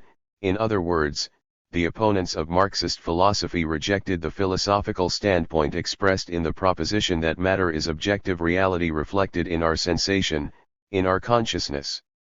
Let us consider some problems connected with the development of dialectical materialist philosophy in recent years. Let us first deal with the problem of the relationship between philosophy and mathematics. Philosophy, the natural sciences and mathematics. These days, No one can deny that mathematics is an instrument or method of enormous significance for the further development of scientific cognition itself as well as the cognition of nature, social life, socialist construction, and social practice in general. Anyone who is concerned with economics knows that, without mathematics, 1T has become impossible to obtain answers to questions about optimal plans for technological and economic construction.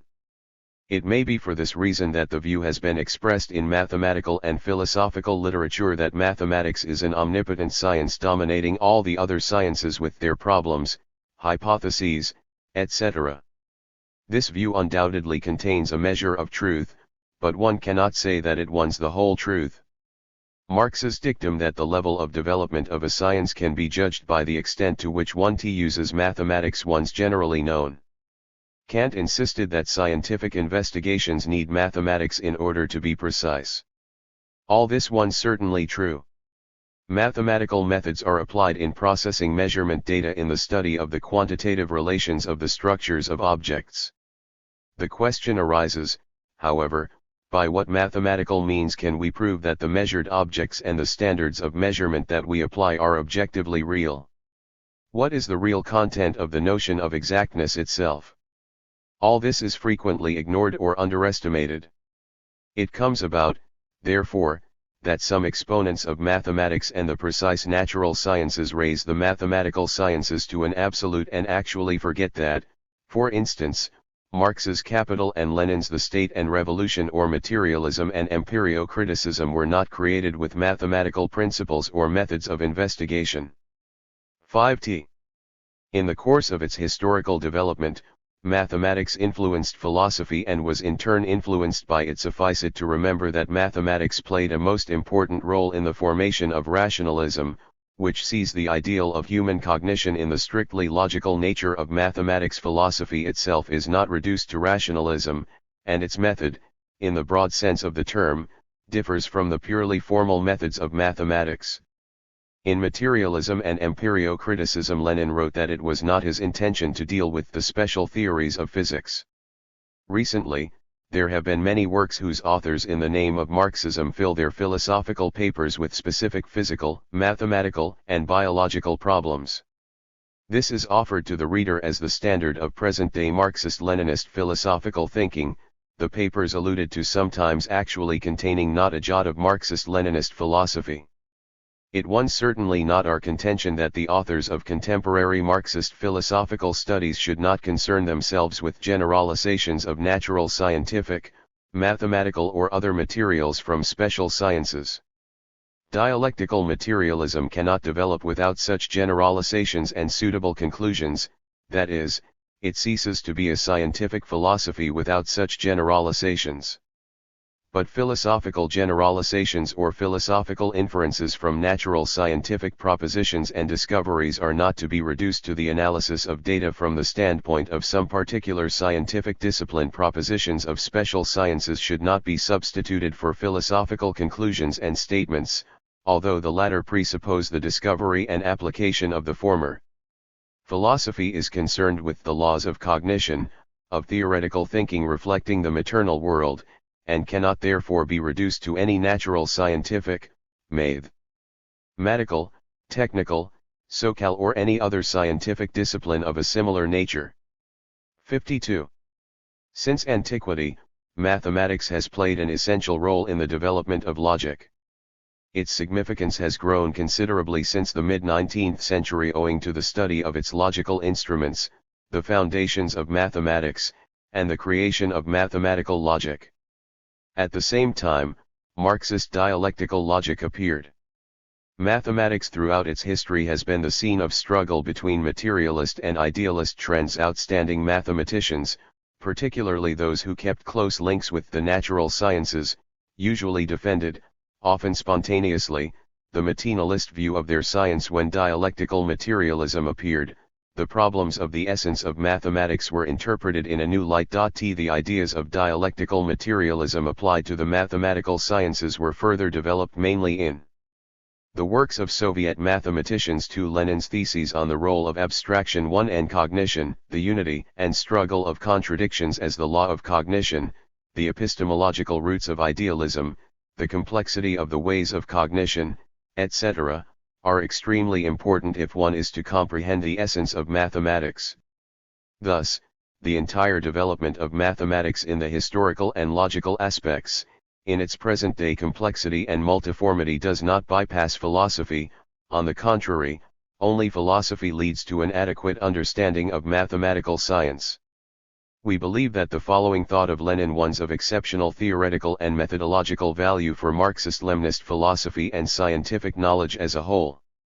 The really important epistemological question that divides the philosophical trends was not the degree of precision attained by our descriptions of causal connections, or whether these descriptions can be expressed in exact mathematical formulas, but whether the source of our knowledge of these connections is objective natural law or properties of our mind, its innate faculty of apprehending a priori truths, and so forth. This was what irrevocably divides the materialists Feuerbach, Marx, and Engels from the agnostics Arrhenius and Machty.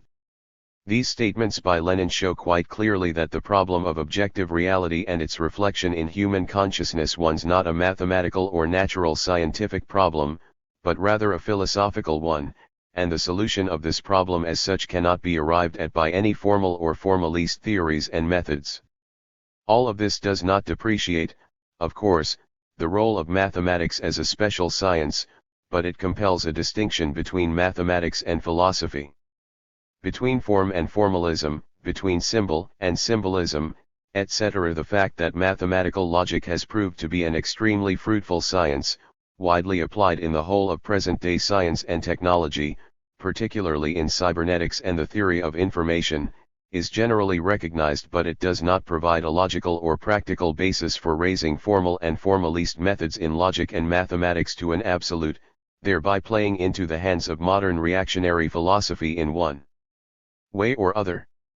Symbol, sign, and signal have a certain cognitive significance only inasmuch as their application proceeds ultimately from certain ideas viewed as subjective images of objective phenomena, and human thought using symbols, signs, and signals goes back, in some manner and to some extent, to the images and ideas and to their verification through human practice. In any other case, any symbolism and any semiotics prove to be just a modification of a single tradition of rejecting, overcoming, or underestimating the fundamental dialectical materialist epistemological standpoint, dialectical materialist methodology, the fundamental question of philosophy.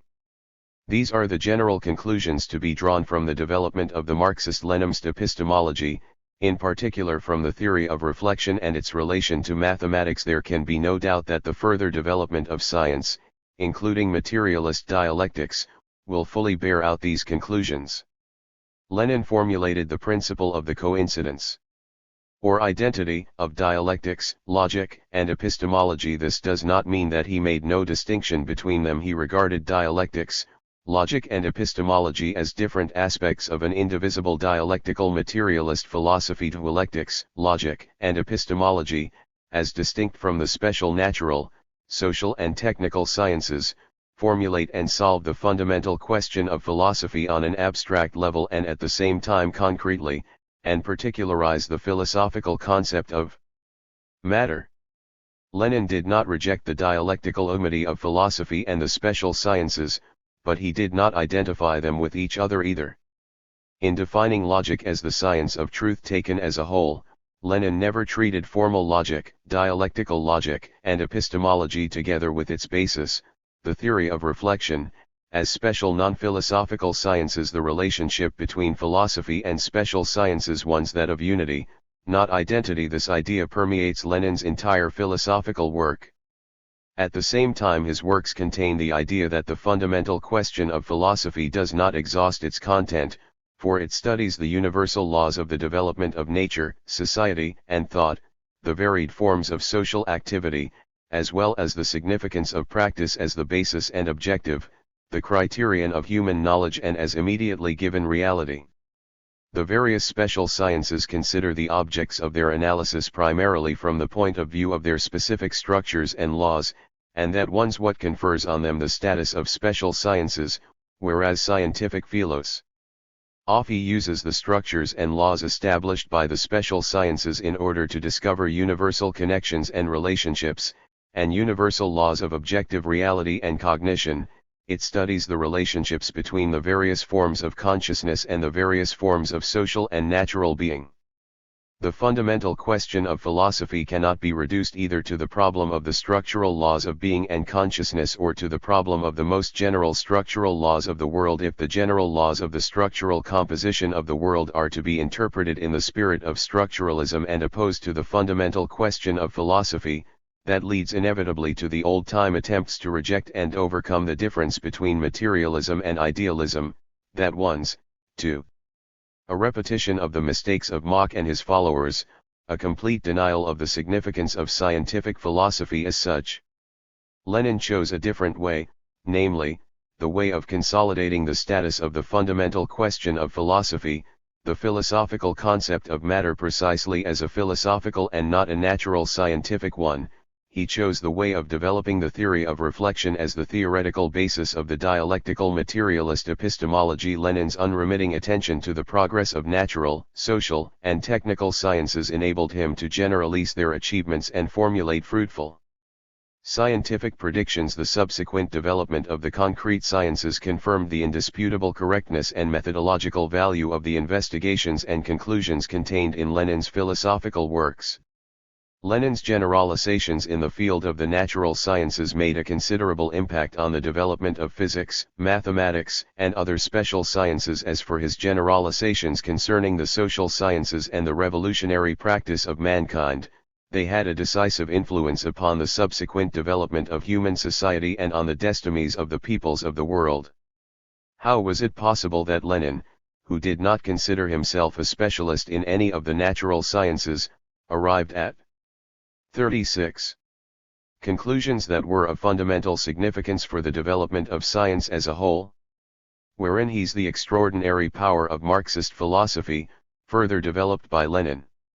These questions were answered by Lenin himself. It goes without saying that in examining the connection between one of the schools of modern physicists and the rebirth of philosophical idealism, it is far from being our intention to deal with specific physical theories. What interests us exclusively one's the epistemological conclusions that follow from certain definite propositions and generally known discoveries. These epistemological conclusions are of themselves so insistent that many physicists are already almost reaching them.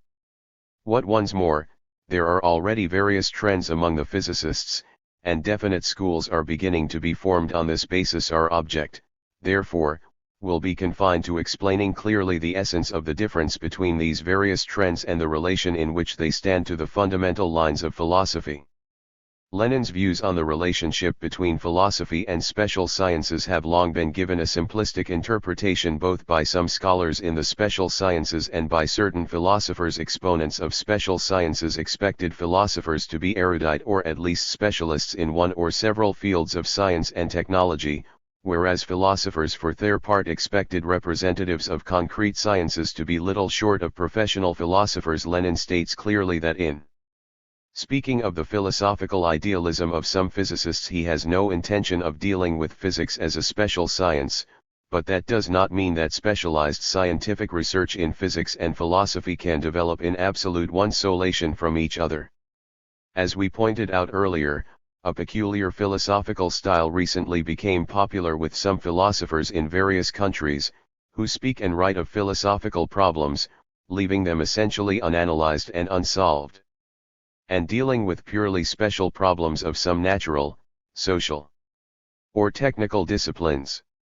This sort cf. Philosophizing does not admit of the epistemological formulation and solution of problems, although the natural course of events directs not only philosophers, but natural scientists as well towards it. The epistemological conclusions which Lenin has in view are linked with a series of generalizations as well as the investigation and formulation of the most general laws of development of being and consciousness.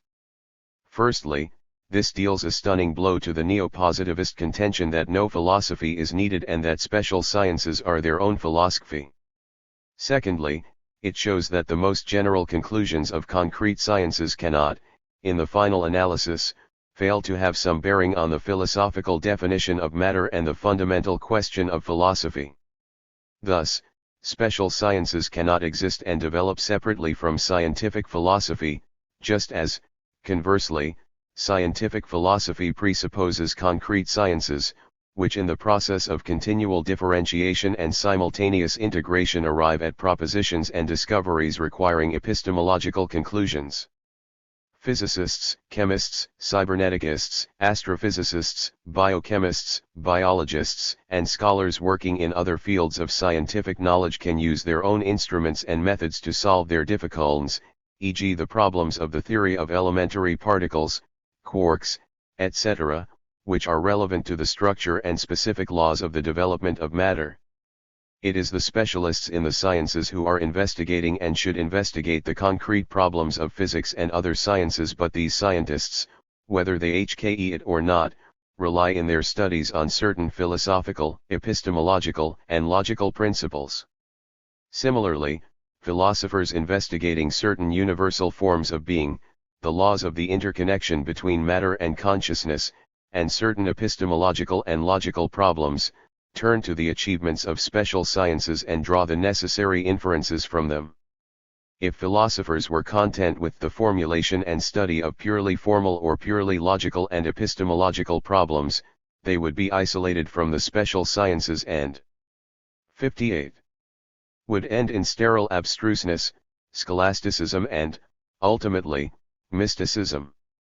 Philosophy was not just a generalization of the achievements of special sciences and man's practice, it unifies them into a single whole and serves as the methodological basis or premise toward the further advancement of scientific knowledge. Philosophy, information theory, and other trends in modern scientific thought. The 1940s saw the emergence and rapid development of cybernetics and scientific disciplines related to 1T, including the special information theory. The term information had been used long before the creation of cybernetics and information theory as special sciences in this traditional pre-cybernetic sense. The concept of information is almost synonymous with the concept of reflection and does not present any new problems for epistemologists. The problem of relationship between information and reflection arises only when the concept of information was given the content ascribed to it in mathematics, cybernetics, etc. In this case, the problem of the objective or subjective character of information was pushed into the foreground. We have had occasion to point out that not only W. Ross Ashby, F. H. George, and Norbert Wiener, but also a number of other distinguished scholars in the field of cybernetics and information theory do not believe it necessary to deal with consciousness and the subjective elements related to it. This standpoint was most clearly expressed by Ashby, who said that he had never felt the need to introduce the words consciousness and the subjective element into his cybernetic and information analysis. Whatever interpretation might be ascribed to these statements by cyberneticists, the conclusion that information is an objective process was quite justified. This conclusion was most clearly formulated by Soviet scholars, as in this state. 59. Meant, the concept of objective reality existing independently of man's consciousness includes, together with the processes of the transformation of matter and energy, information processes as well. The development of cybernetics has confirmed this idea on more than one occasion, and we shall not dwell on it here at length for our present purposes. Another idea expressed by the two scholars is of greater significance: the remarkable hypothesis formulated by Lenin concerning the property of reflection inherent in all matter and related to the property of sensation, but not identical with it, once comprehensively realized in the information processes studied by cybernetics too. This idea elucidates the essence of reflection as the property of all matter, which once transformed through a long evolution into the highest form of reflection. Human consciousness scholars have studied the dialectical transition from the above-mentioned property of all matter to the social and essentially logical thinking of man, but not all authors drew the necessary conclusions from this development of reflection in general. Some of them rejected the presence of reflection in all matter. Others treated it as a hylaswastic and panpsychic property. It may well be, as was pointed out by the outstanding Soviet physicist S. I. Vavilov, that future physics will include in its orbit as the basic elementary phenomenon an ability related to sensation, and will explain many other things on the basis of 1T.3. We may also point out that not only cybernetics and cybernetic information, but also information pertaining to microgenetic processes confirms Lenin's logical hypothesis. These information processes demonstrate the correctness of Lenin's thesis on the propensity of any form of matter for reflection, and not sensation or thought, the latter property one's only inherent in a highly developed and highly organized form of matter. In other words, the development of cybernetics and information theory confirms once again Lenin's theory of reflection as the basis for dialectical materialist epistemology. In our view, Professor Ashby and other exponents of cybernetics are right in saying that information one's objective in character, but they err on another score, in sometimes confusing subjectiveness and subjectivism. The subjective aspect of consciousness one's not only its weakness or fault, it simultaneously means its strength and advantage over purely objective but soulless, automatic information. Scientific and artistic creative work is impossible outside the psychic, internal, subjective nature of human consciousness, although the subjective aspect must naturally be based on the objective content of the human mind and thinking. Cybernetic devices and methods are used for determining the optimal variance in the organization and management of the economy, production, trade, transport, and other activities. As for the scientific basis of control of social development, it was provided by the social sciences, including Marxist-Leninist philosophy. As it was a generalization and at the same time the theoretical and methodological precondition for the successful development of the natural and technological sciences as well as the special social sciences. The possibilities of cybernetics or any other science should not, of course, be restricted. Each of them has its own field, its problems, specific methods, organization, etc. Cybernetics has unlimited prospects for further magnificent achievements, but, however immense they may be, cybernetics cannot replace the human brain and the human consciousness, which in their deepest essence are not only a biological, but also a socio-historical product, organ, and function.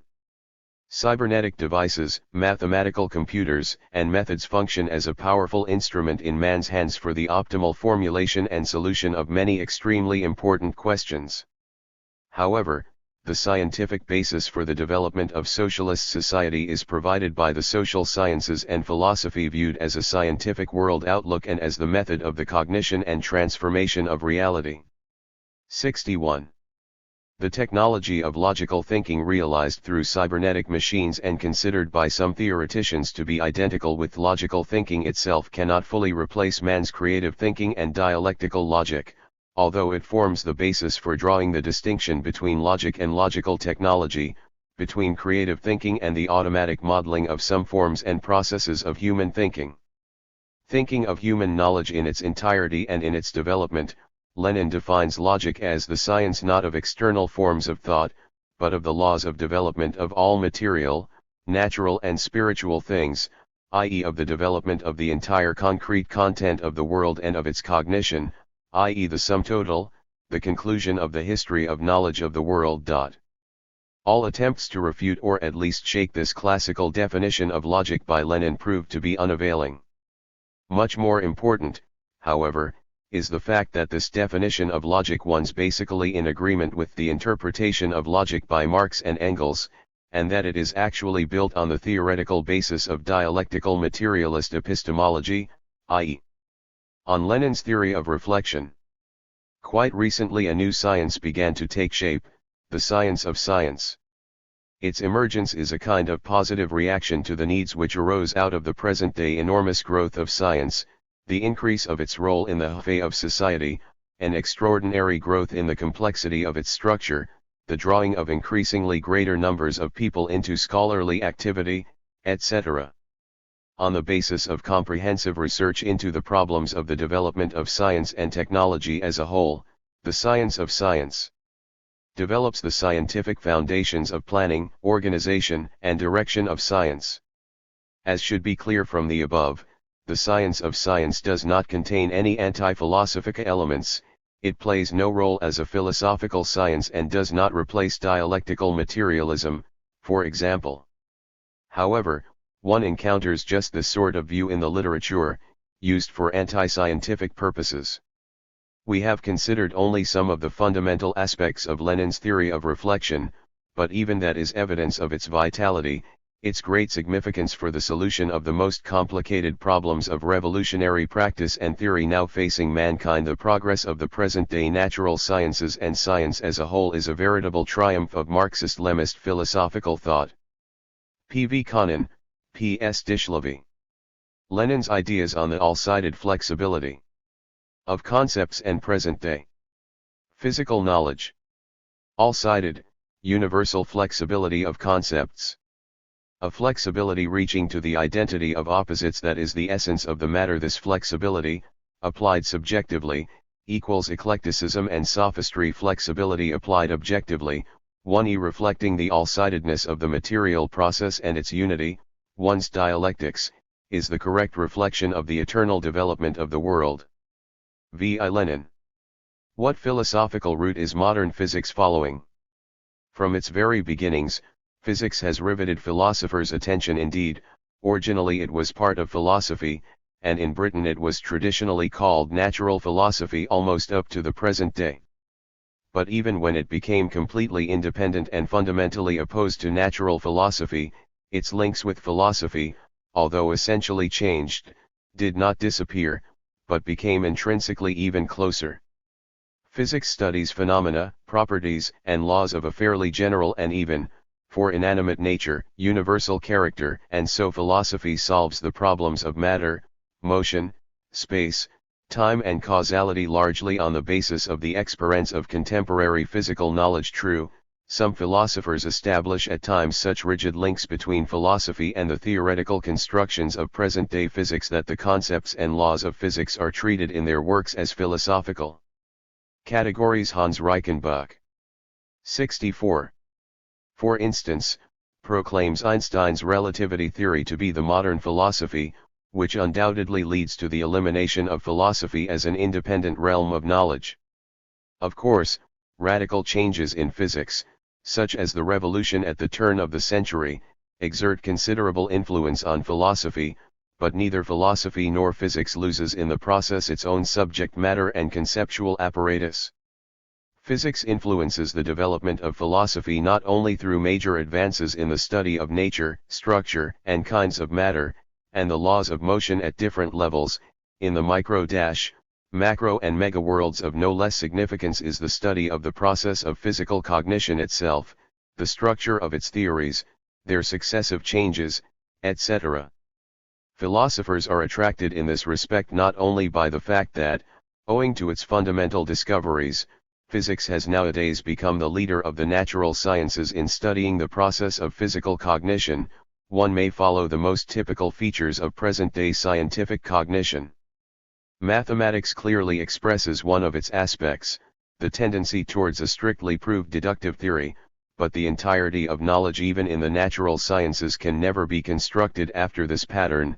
Science will always feel the need to construct theories involving the generalization of empirical knowledge. On the other hand, even now there are scientific disciplines, whose method remains that of description and explanation, which essentially remain within the limits of what is provided by observation and experiment. Mathematical apparatus in such fields is either lacking entirely or one's used for the purely quantitative expression of results already obtained in an empirical way. In contemporary physics, one deals with a combination of profound theory, in which new results are obtained with the help of a modern mathematical apparatus, and with the most sophisticated experiments. The peculiarities of physical knowledge are most clearly revealed in methods like the mathematical hypothesis, which is being used ever more extensively. Quantum mechanics and the general theory of relativity, which determine the shape of modern physics, are largely based on this method. Here, mathematics was not just a technical apparatus for the quantitative expression of relations established by experience, but a means of obtaining fundamentally new results, to be later tested by experiment. Mathematical extrapolation and experiment in their interconnection make it possible to construct a theory that is both meaningful and sufficiently stringent logically. Physics will never be satisfied with a theory that was nothing but formal apparatus. It always looks for physical meaning and sense behind the apparatus and tries to interpret the formulae and equations, including those obtained empirically. Another distinctive feature of present-day physical cognition one's the increased role of the subjective factor, the observer with his instruments and devices.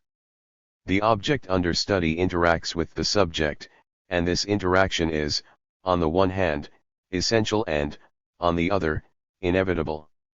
This characteristic tendency of natural scientific knowledge at the present stage in its development poses a number of epistemological problems. In the analysis of the peculiarities of physical knowledge, the question one's often asked: what route does it follow? What philosophy has foreseen it and expressed it in its categories? Reichenbach believes that modern physics has inflicted a fatal wound on Kant and Kantianism, as it has refuted the concepts of a prior, space, time, causality, etc. Indeed, modern science has proved the changeability of these concepts, and their connection with the experience of cognition in general and physical cognition in particular. All of this is correct. But there is also the fact that the study of the formal side of knowledge one's of great significance for modern science, and that one's exactly the aspect emphasized in Kant's epistemology. One should also do justice to his idea of the synthesis of experience and thinking in cognition. 66. Modern thinkers also insist that physicists and exponents of other natural sciences have not yet fully realized the way in which the roots of their advancing knowledge were for a long time ahead correctly defined by Hegel's philosophy, and that the meeting of Hegel and Einstein has still to come. The paradoxicalness characteristic of the theories and concepts of modern physics was expressed in general philosophical form in Hegel's logic. Physicists had difficulty in accepting the dependence of spatio-temporal characteristics on the state of motion of physical systems, in accepting the quantum hypothesis, and they misinterpreted the role of the subject in cognition, and so on. This happened because they had been brought up in a different, metaphysical tradition and had not properly assimilated the lessons of Hegel's philosophy. This observation was quite reasonable, although Hegel too had missed many trends of modern natural scientific knowledge. Lastly, some foreign philosophers are attempting to prove that modern physics was literally following the precepts of the empirical line in philosophy. Both Philipp Frank and Hans Reichenbach never tire of repeating that the method of modern physics is a replica of empirical philosophy, founded on sensational perception and analytical principles of logic as the sources of knowledge. It was, of course, only possible to reduce the method of relativistic theories or quantum mechanics to radical empiricism or logical positivism by previously distorting their logico-epistemological essence. But one cannot fail to recognize that empirical philosophy in some ways influenced physics and helped it to overcome mechanism and to accept the physical picture that was worked out by the new physics. Thus, physics followed the roads indicated by Kant and Hegel and empirical philosophy, and yet at the same time it did not follow them.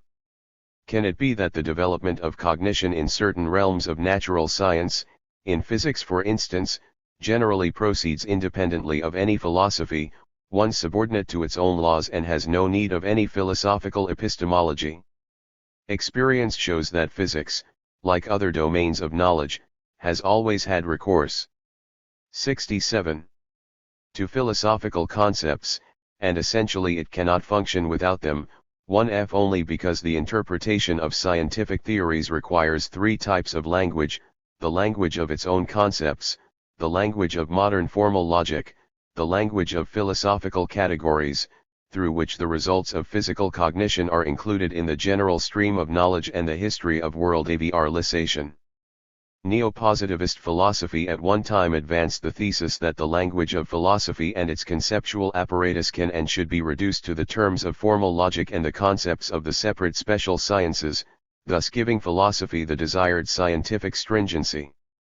Experience has shown, however, that, firstly, this one's not practically realizable, and, secondly, it deprives us of one of the most important intellectual means of interpreting both reality itself and the results of scientific cognition. Elimination of philosophy in any form leads to the spiritual impoverishment of man. The problem is not whether we do or do not need philosophy, but what form philosophy must take so that one's conceptual apparatus will improve our understanding both of reality itself and scientific knowledge of 1t.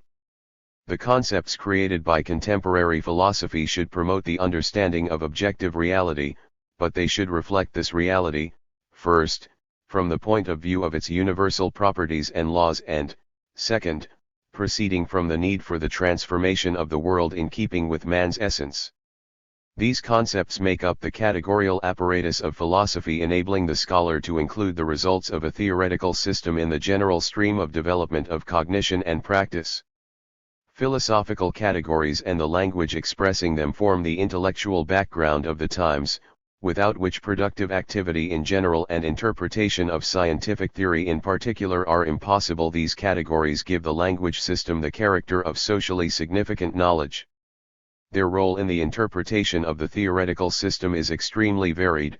In particular, they ensure, on the one hand, the freedom of theoretical thinking, and on the other, determine 1t.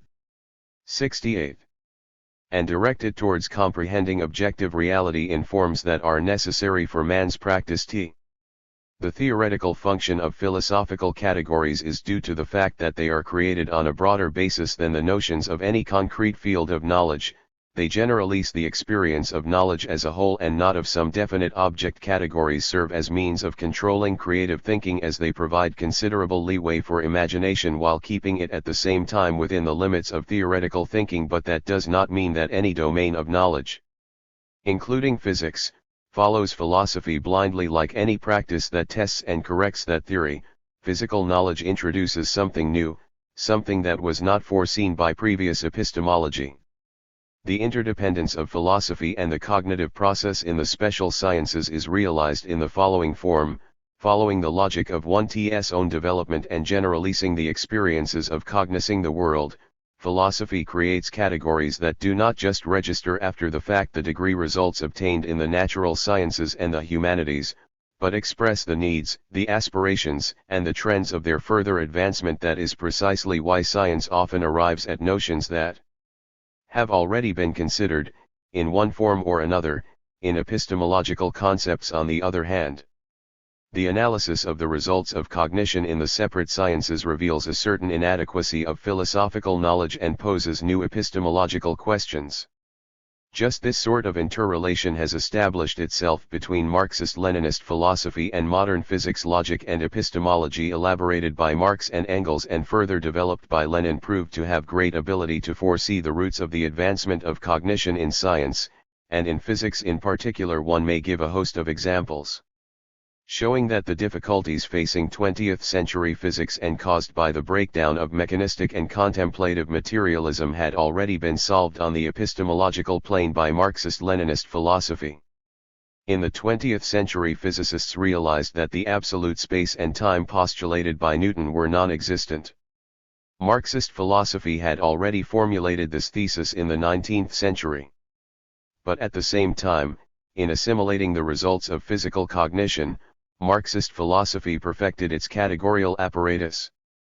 Marxist-Leninist philosophy was capable of doing so because it had absorbed the entire positive experiences of philosophical development, brought to light the strong points of the epistemology of Kant, Hegel, and the empirical trend, synthesized them, trying to eliminate the limitations of each, and continually enriched the categories of THIRD-1 thinking on the basis of the latest results obtained in various sciences, physics included. Lenin expressed this idea in his works, in particular in Materialism and Empirio-Criticism and Philosophical Notebooks, showing that Marxism, on the one hand, follows the best traditions in philosophy, the logic of the inner motion of its categories, and on the other, retains and consolidates its links with developing science and uses its experience to enrich its categories with new content and to develop them further.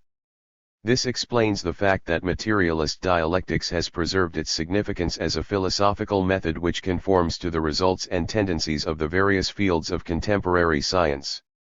The dialectics of concepts and the development of physical knowledge. The interdependence of contemporary philosophical and physical knowledge can be demonstrated by considering the dialectics of the development of concepts and theories. In his philosophical works, Lenin developed the idea of the interdependence and the all-sided universal flexibility of concepts as the continuously changing way of comprehending the essence of phenomena. Emphasizing the 70. Objective nature of concepts, Lenin demonstrated the dialectics of their formation and functioning as instruments of man's thinking. The idea of flexibility of concepts was prompted, according to Lenin, by the course of the development of philosophy, in particular the study of Hegel's The Science of Logic. Lenin wrote, "The reflection of nature in man's thought must be understood not lifelessly, not abstractly, not devoid of movement, not without contradictions, but in the eternal process of movement, the arising of contradictions and their solution. Correspondingly, the concepts formed by man are not fixed but are eternally in movement, they pass into one another, they flow into one another, otherwise they do not reflect living life. The mobility and flexibility of concepts reaches to the identity of opposites.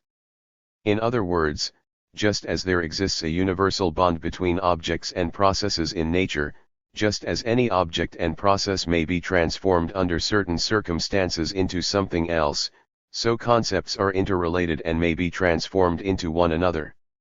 The dialectical approach, the genuinely scientific analysis of knowledge and its elements, including concepts, require, on the one hand, the discernment of differences, transitions to the opposites, and, on the other, the unity of opposites, the connections between the negative and the positive.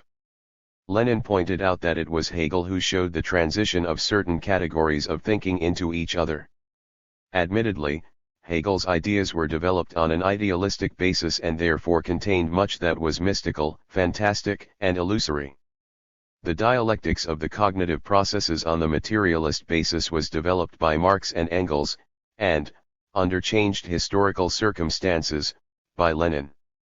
Returning time and again to the characteristics of materialist dialectics as a philosophical doctrine, Lenin wrote that it is the teaching which shows how opposites can be and how they happen to be identical under what conditions they are identical, becoming transformed into one another. Why the human mind should grasp these opposites not as dead, rigid, but as living, conditional, mobile, becoming transformed into one another. But the universal interdependence and flexibility of concepts reaching to the identity of opposites is only one aspect of their dialectic relations. The mobility of scientific concepts is manipulated to its own ends by relativism, which treats it subjectively as the activity of thinking unconnected with the movement of events and processes of objective reality. But, as Lenin has shown, materialist dialectics, as opposed to relativism and sophistry, regards the transformation of concepts as the ever deeper cognition of the objective connection of the world too. Only materialist dialectics has shown how and why the flexibility of concepts is combined with their highest objectivity and concreteness. The development of the natural sciences, and physics in particular, in the 20th century has confirmed the inferences drawn by Lenin, and provided ample data for new epistemological generalizations. The recognition of transitions of concepts into one another, their connections and differences, the proposition concerning the objectivity of concepts, which does not rule out the relationship between the absolute and the relative in their content, should form the necessary basis for the methodology of contemporary natural sciences. One must constantly bear in mind that man cannot comprehend equals reflect equals mirror nature as a whole, in its completeness, its immediate totality. He can only eternally come closer to this, creating abstract pens concepts, laws, a scientific picture of the world, etc., etc. Physics, like other natural sciences, manipulates concepts, and that is even more apparent in contemporary than in classical physics. Even 100 or 200 years ago, scientists studying nature could pride themselves on dealing with facts, with the results of experiments. As Hegel remarked, according to the natural scientists they only observe and say what they see, but this is not true, for unconsciously they transform what is immediately seen by means of the notion. And the strife is not due to the opposition between observation and the absolute notion, but between the limited rigid notion and the absolute notion. They show that changes are non-existent. As we find in all expression of perception and experience, as soon as men speak, there is a notion present, it cannot be withheld, for in consciousness there is always a touch of universality and truth. And further Lenin remarks, quite right and important, it is precisely this that Engels repeated in more popular form, when he wrote that natural scientists ought to know that the results of natural science are concepts, and that the art of operating with concepts is not inborn, but is the result of 2,000 years of the development of natural science and philosophy. The concept of transformation is taken narrowly by natural scientists and they lack understanding of dialectics. Modern physicists have no doubt that they are dealing with extremely abstract concepts which are a long way off from the mere registering of empirical observation results, and that these concepts are unstable. A different question is causing them intense discomfort: what lies behind the formulae, equations, and terms of physical theory? How can its signs and the relations between them be interpreted in order not to deprive physics of its prime objective, the cognition of objective reality? It is important to emphasize here that the major physicists of the 20th century do not treat the continuous evolution of the elements of physical knowledge as the basis for rejecting the objective existence of the physical world or its knowability. Contemporary physicists' style of thinking is essentially different from that current at the turn of the century. But this does not mean that 20th century physics does not know the problem of the objective nature of physical knowledge. This problem arises in various concrete forms every time physical science advances to a new stage in its progressive development, and the existing picture of the world is replaced by another. The problematic character of the objective nature of modern physical knowledge is clearly expressed in a book by the prominent American scientist G.C. McVitie. He writes that any physicist, whether he is engaged in the field of classical, relativist or quantum physics, must answer the following questions: what is the nature of scientific knowledge? Are its conclusions certain and absolute fragments of a final truth, or are they inevitably temporary and evanescent constructs? 2. The premise for the philosophical standpoint of any physicist must be the thesis of the existence of matter. 3, says McVitie, he also emphasizes the point that what is immediately available to the physicist is sense data, i.e. data obtained by observation and experiment, which are then ordered and systematized by the physicist through abstract operations. G.C. McVitie then considers 2 points of view on the methods of ordering and systematizing the data.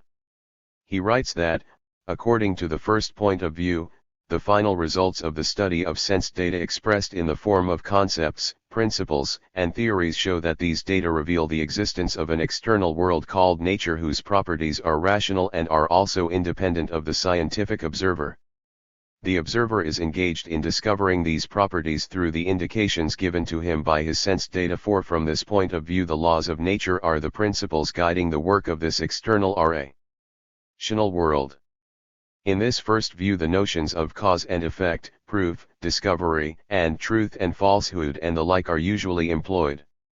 Thus it would be said, for instance, that Newton discovered the inverse square law of gravitation, that Einstein proved that he was wrong and discovered that the cause of gravitation was the curvature of space. G.C. McVitie remarks that if, indeed, science is engaged in discovering the properties of an independently existing world, then it must be admitted that the inquiry has been singularly unsuccessful. There are in fact many features of this world which the scientists have purported to discover during the past that have had to be modified or abandoned. The particular set of properties of the external world, which, on this view, we believe ourselves to have discovered today, is in no better case, in spite of the fact that we attach to them the adjective modern. We believe in these properties for precisely the same kind of reason that our predecessors believed in the features which they thought they had discovered, namely, because we need them in order to interpret the sense data that are available to us at the present moment. They serve the purpose of ranging the sense data into neat portmanteaus of theory, of rationalizing the confusion with which we are presented. 2. If the first point of view is accepted, American Samoa G.C. McVitie stresses, the analysis of the history of physics forces us to conclude that science is everlastingly in error, a Kepler, a Newton, or an Einstein periodically proving that his predecessors were mistaken. 3. According to the second point of view, which is an alternative of the first, G.C. McVitie goes on, science, its concepts and theories are regarded as a method of correlating sense data. In other words, although a collection of sense data may or not form a rational whole, the human mind by select in classes of data succeeds in grouping them into rational systems. Concepts and their systems, in G.C. McVitie's view, differ only in that they differently unite into rational wholes the sense data which physicists call physical events. Newton's mechanics and gravitation theory, for instance, group the phenomena of planet motion into one rational system, whereas quantum mechanics groups atomic phenomena into a different system. Such concepts as electromagnetic and gravitational fields, light, atoms, etc., are only concepts used in fabricating systems of correlation and not the characteristics of the external world. The content of these concepts may change depending on the interpretation of certain sense data. For instance, in the interpretation of one group of data, light is regarded as a stream of particles, and, in another, as a wave. G.C. McVitie emphasizes that, if one takes this position as the starting point, the notions of truth and falsehood, of cause and effect, of discovery and explanation may now either be discarded or looked upon as arbitrary. In this approach, the physicist's task lies only in finding ways of constructing a rational scheme of thought in the shape of a conceptual system that includes within its framework the maximum number of apparently unconnected sense data. In this case, Einstein's general theory, for example, differs from Newton's theory of gravitation only in that the former as a method for correlating phenomena includes, apart from the usual movements of the planets, also the movements of Mercury's perihelion.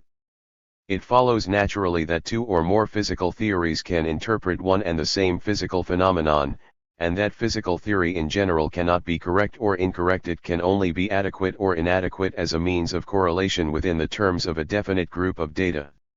Suppose a concept of the general theory of relativity as fundamental as the field of gravitation is regarded from this point of view as nothing more than an aid in the calculations that have to be performed.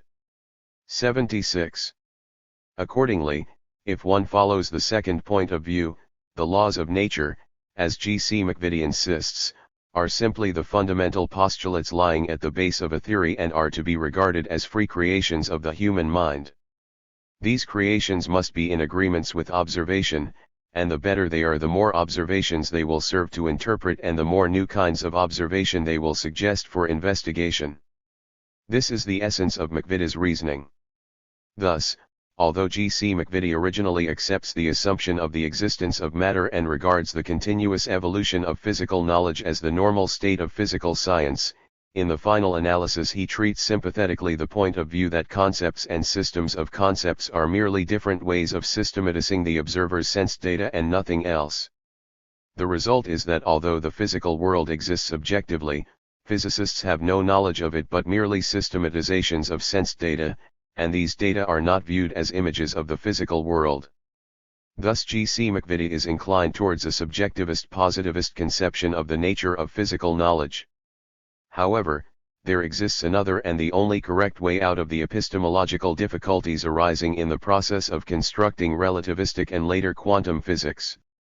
This way out was indicated by Lenin at the beginning of the 20th century, and it consists in accepting the standpoint of dialectical materialist epistemology, according to which the objective character of natural scientific knowledge is intrinsically linked with the dialectical nature of cognition as the process of comprehending the truth. What aspects of the dialectics of concepts are particularly important for understanding the process of their development and successive change in modern physics or, for that matter, in science in general? A scientific concept is not reducible to the registering of the immediately given, to the expression of sense data. Lenin emphasizes that the approach of the mind to a particular thing, the taking of a copy of it, is not a simple, immediate act, a dead mirroring, but one which is complex, split into two, zigzag-like, which includes in it the possibility of the flight of fantasy from life. One science inevitably goes into abstraction, and that process is contradictory, since abstraction to a certain extent kills the living motion of reality. Hegel showed that in abstract concepts the principle of motion cannot be expressed otherwise than as the principle of the identity of opposites. 2. Lenin develops this idea on the materialist basis as follows: we cannot imagine, express, measure, depict movement, without interrupting continuity, without simplifying, coarsening, dismembering, strangling that which is living. The representation of movement by means of thought always makes coarse, kills, and not only by means of thought, but also by sense perception, and not only of movement, but every concept. And in that lies the essence of dialectics. And precisely this essence is expressed by the formula, the unity, identity of opposites. Therefore not a single abstraction, concept, or law can under any circumstances be made into an absolute or fetish. Lenin makes a stand against natural scientists who made fetishes of some categories at the turn of the century, pointing out naively realistic tendencies in the interpretation of the nature of such categories. Here again he turns to Hegel. Lenin stresses that the treatment and twisting of words and concepts to which Hegel devotes himself here is a struggle against making the concept of law absolute, against simplifying it, against making a fetish of it. NB for modern physics. And, further on, for Hegel causality is only one of the determinations of universal connection, which he had already covered earlier, in his End recomposition, much more deeply and all-sidedly, always and from the very outset emphasizing this connection, the reciprocal transitions, etc., etc. It would be very instructive to compare the birth pangs of neo-empiricism with the solutions, or rather with the dialectical method of Hegel. But abstractions are not the goal, but the means for comprehending the concrete. A way of approaching truth. Thought proceeding from the concrete to the abstract, provided it is correct, does not get away from the truth but comes closer to it. The abstraction of matter, of a law of nature, the abstraction of value, etc., in short all scientific abstractions reflect nature more deeply, truly, and completely. To attain a deeper reflection of reality by abstractions, they are taken as a whole. Lem emphasized that human concepts are subjective in their abstractness, separateness, but objective as a whole, in the process, in the sum total, in the tendency, in the source. Finally, the movement of concepts, their successive change and development are linked not only with limitations on certain concepts in a definite field of phenomena, but also with the strengthening of the absolute content of these concepts and their systems. As Lenin stressed, not empty negation, not futile negation, not sceptical negation, vacillation and doubt is characteristic and essential in dialectics, which undoubtedly contains the element of negation and indeed as its most important element. No, but negation as a moment of connection, as a moment of development, retaining the positive, i.e. without any vacillations, without any eclecticism. Asterisk. The process of the movement of concepts presented in dialectical materialist epistemology expresses the tendencies of the development of contemporary physics, and many major physicists spontaneously arrive at this dialectic. One can distinguish four main concepts of the epistemological nature of natural scientific notions in the methodological investigations of 20th-century natural scientists. The first concept is this: any notion is a direct, immediate reflection of some element of objective reality. According to the second concept, any notion is a means of correlating and systematizing our sense data, experiences, and ideas, i.e. experimental data. The third concept, notions are a means of expression of some absolute idea or even abstract mathematical scheme standing above common matter or lying at its basis. Finally, according to the fourth point of view, concepts act as logical means of systematizing the results of interaction between the object and the subject of cognition, being in the final analysis a reflection and a representation of the essence of things and processes of the material world. The first point of view is naively realist, the second positivist, the third objective idealist, the fourth dialectical materialist. It must be noted that under the impact of facts the leading physicists of modern times, Albert Einstein, Niels Bohr, Louis de Broglie, Werner Heisenberg, Max Born, Paul Dirac and many others had to give up the first concept, which was most fully implemented in classical physics. They were also disappointed in the second concept. Suffice it to recall Max Born's criticism of the positivist concepts of H. Dingle and Henry Marginot, which early in the 20th century appeared attractive to physicists because of their anti-metaphysical and anti-mechanist orientation, larded with scepticism, which is quite useful at a period in which concepts and notions are being radically transformed. Thus positivist epistemology cannot satisfy physicists because of the flimsiness of its foundations, contradicting the very essence of physical science. The former proceeds on the assumption that sense data are the only and ultimate reality, whereas physics of necessity recognizes the objective existence of the external world, which is the source of sensations and perceptions and, consequently, the content of physical knowledge. The second concept therefore leads to subjectivism and agnosticism. The ideas and principles of materialism and dialectics are becoming increasingly popular among major physicists in capitalist countries. Einstein and other relativist physicists, as well as the majority of the Copenhagen school of physicists headed by Niels Bohr, followed this, the only correct route in the problem of the nature of physical knowledge, but their position in the methodology of physics is not always consistent, as they are trying to avoid the unambiguous materialist solution of the fundamental question of philosophy within the framework of epistemology. In other words, they do not always consistently follow the basic tenets of dialectical materialist epistemology. It should be remembered what an important role in the materialist orientation of the epistemological foundations of 20th century physics was played by studies in the methodology of physics by Soviet physicists like S1 Vavilov, A.F. Yaffe, Yat I. Frankel, M.A. Markov, V.A. Fock, I. Tem, A.D. Alexandrov, and many others who consciously accept the principles of dialectical materialist philosophy. The creators of new fundamental physical theories of the 20th century themselves emphasized the objective character of concepts and conceptual schemes in physical science. Einstein wrote, "The concepts of physics stand in relation to a real external world, that is, ideas of things are posited which presuppose a real existence independent of the perceiving subjects." On a different occasion he remarked that without the belief that it is possible to grasp the reality with our theoretical constructions, without the belief in the inner harmony of our world, there could be no science. This belief is and always will remain the fundamental motive for all scientific creation.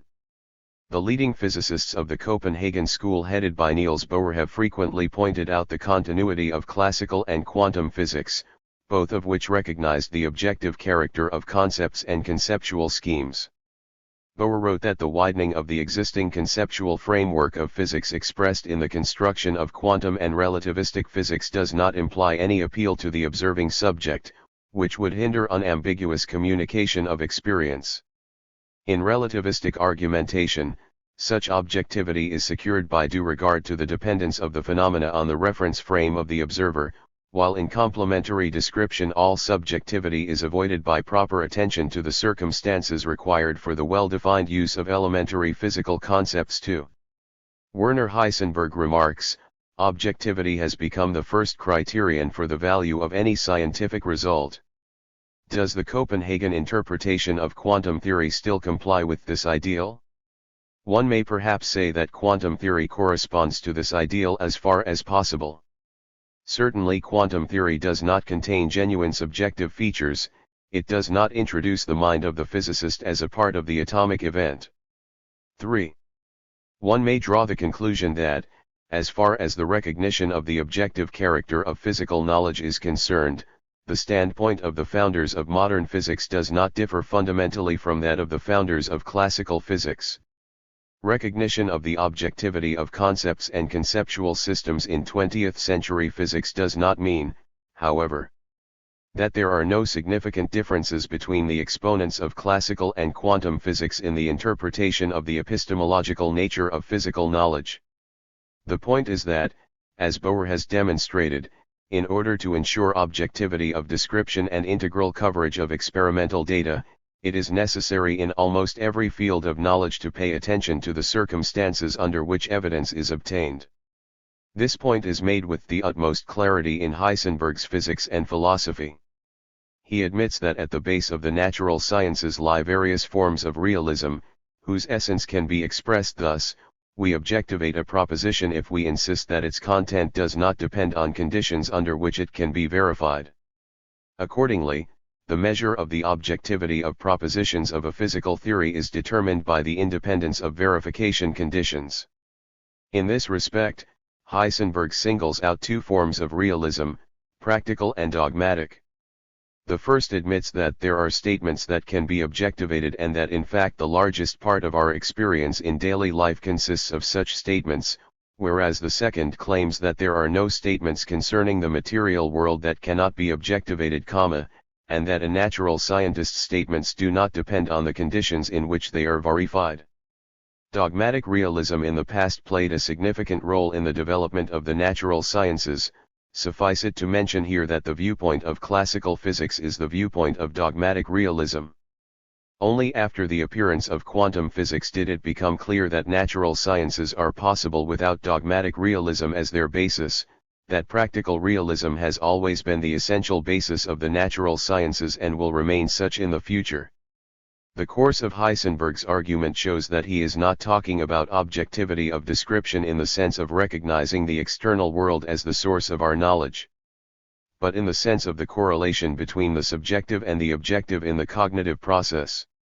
In more definite terms, Heisenberg's argument could be interpreted as follows: in the methodology of earlier physics it was assumed that all physical knowledge consisted exclusively of concepts and propositions that characterized only physical objects, whereas the new methodology explicitly recognizes the presence also of concepts and propositions which characterize the conditions of obtaining information about the external world.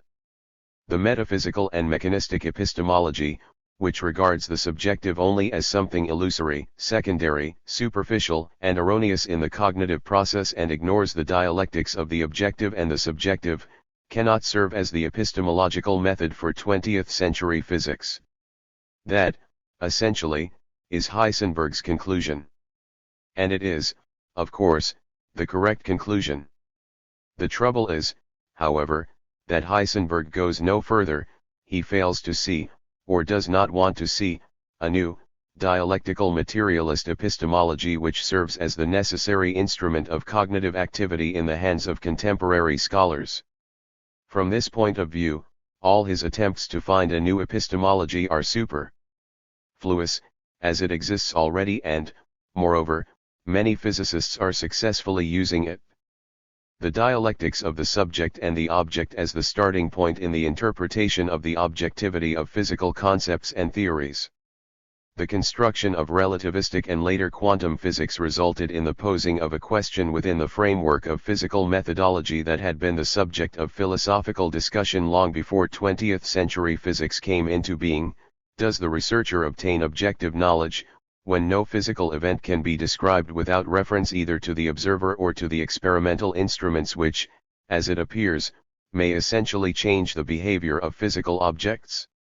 In relativistic physics, physical events cannot be described without an indication of the velocity of 84.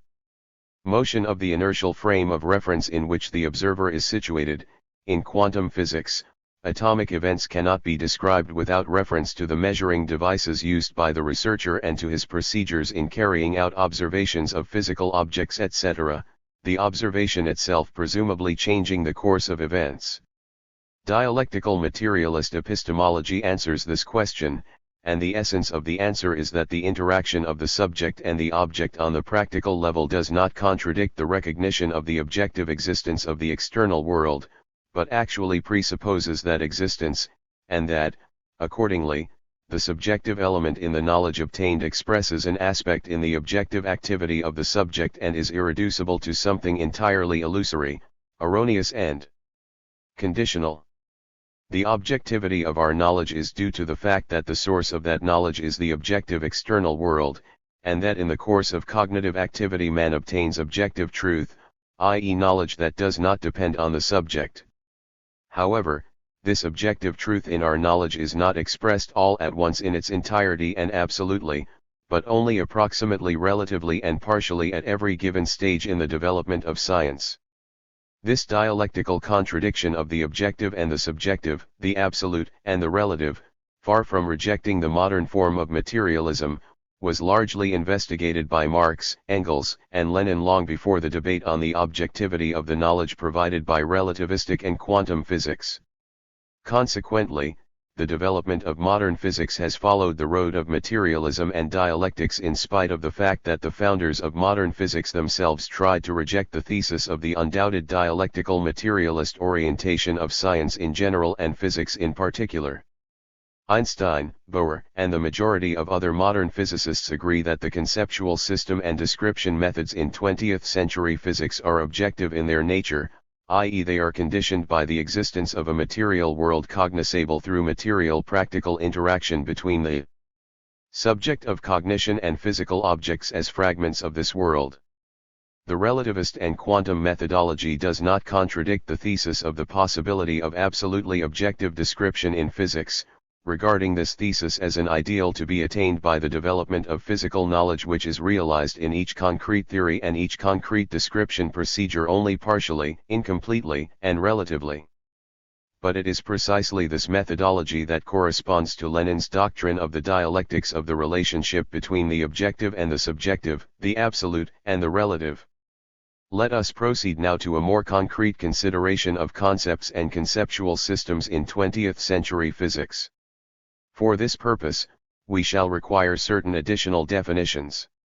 The basic cognitive relation in the methodology of 20th century physics is, in our view, as follows: physical objects' conditions of cognition. The observer, in other words, man's activity as the subject of cognition, is characterized through the two notions of observer and conditions of cognition. The conditions of cognition at the experimental level are taken to mean the background of the physical processes studied by the observer who, in an indirect way, interacts with physical objects, as well as instruments for studying them, namely, frames of reference and measuring devices designed by the researcher on the basis of certain theoretical premises. At the theoretical level, conditions of cognition are taken to mean the language of observation functioning in the given theoretical system, as well as the scientific background and the means of developing and interpreting new theoretical systems. Bearing these definitions in mind, we may point out that the conceptual apparatus of modern physics may be classified in the following way: concepts immediately characterizing certain aspects of the physical world, concepts characterizing the physical object in itself, concepts characterizing the relation of conditions of cognition to the physical object, concepts characterizing the conditions of cognition in their relation to the object and the observer. It may be assumed that the conceptual apparatus of physical science will develop in the following directions: making the content of the concept more precise, consideration of the limitations on the applicability of the concept, limiting the sphere of applicability of the concept, splitting the concept into two or several other concepts, principled rejection of the justifiability of certain concepts, the construction of fundamentally new concepts. It must be emphasized that both relativist and quantum physics simultaneously follow several ways of developing the conceptual apparatus. Let us try to particularize these propositions, so to speak, tentatively. Let us note first of all that the content of physical concepts is continually made more precise through planned experiments. At every given stage the quite definite extension of the given concept is already known. Of course, the concept enters one or several logical systems characterized by equal spheres of application for all component concepts. It is just in the case of a concept's membership in such systems that the problem of the limits on its applicability arises. Relativistic and quantum physics are characterized not only by the splitting and limitations of the applicability of old concepts, but also by the formulation of concepts that express most graphically the qualitative specificity of the physical phenomena under study. Thus, in relativistic physics, the extension of the concept of the velocity of the diffusion of physical interactions is limited. The concept of velocity is split as it were into two concepts: the velocity of light traveling in a vacuum and all the other velocities. The concepts of space and time are made more precise in their content, too, and so on. Relativistic physics rejects the concept of mechanical ether and introduces a fundamentally new concept, that of field. This concept is then split, as it were, into the concepts of electromagnetic field and gravitational field. After the emergence of relativistic physics, a process of classifying fundamental and non-fundamental physical concepts started in physical science. Physicists perceived the relative nature of the division of concepts into fundamental and non-fundamental and, moreover, became more careful in their treatment of fundamental concepts and more critical in their attitude to existing definitions of concepts. Quantum physics, too, begins by limiting the sphere of application of a number of concepts of classical physics.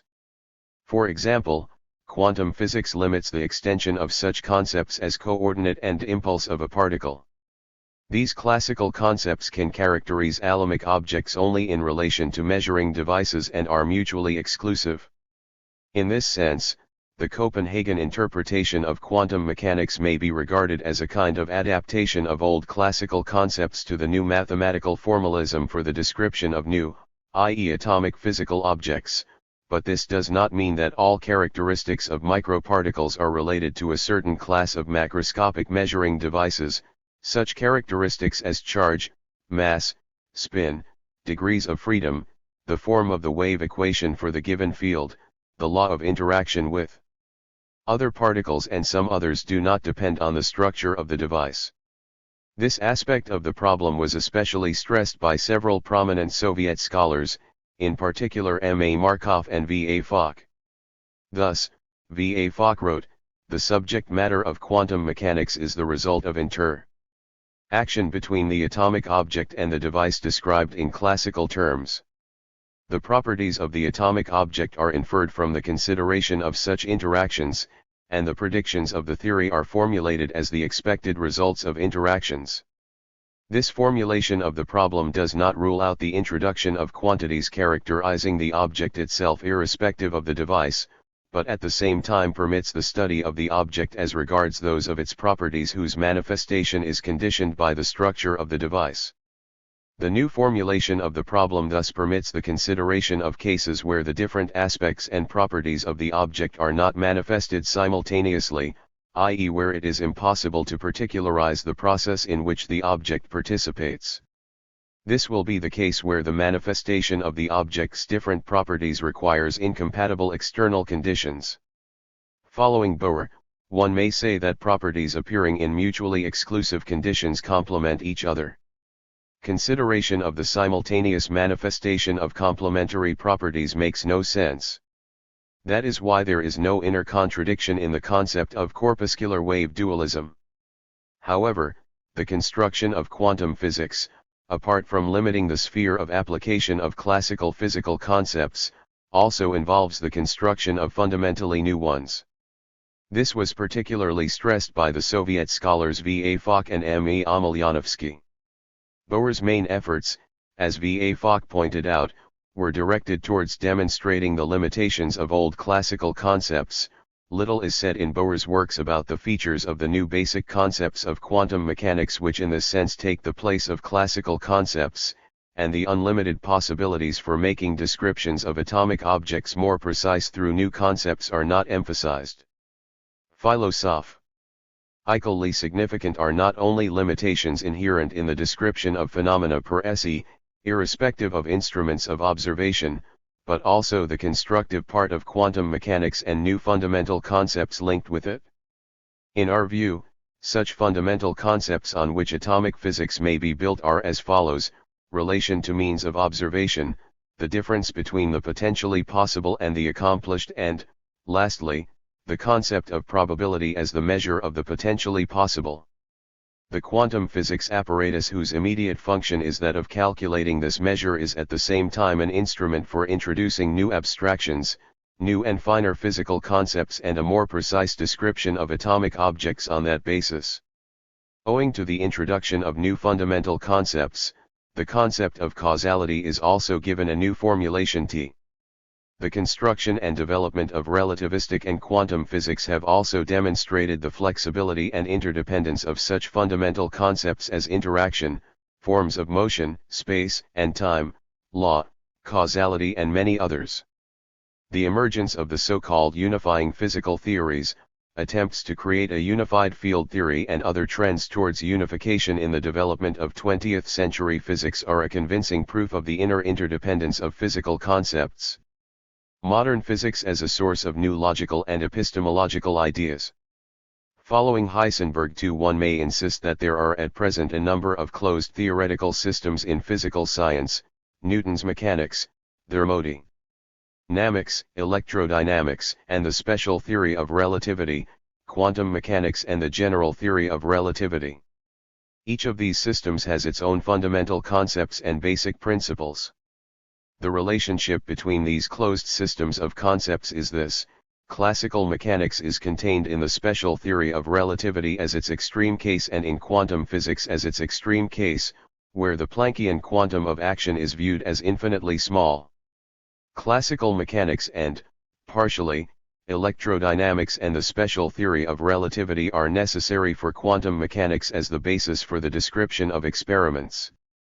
Thermodynamics may be linked with any of these systems with the exception of the general theory of relativity. The independent existence of electrodynamics and the special theory of relativity as well as quantum mechanics may provide evidence for the possible appearance of a new closed system of concepts, namely, the theory of elementary particles, which will contain the two systems indicated above as extreme cases.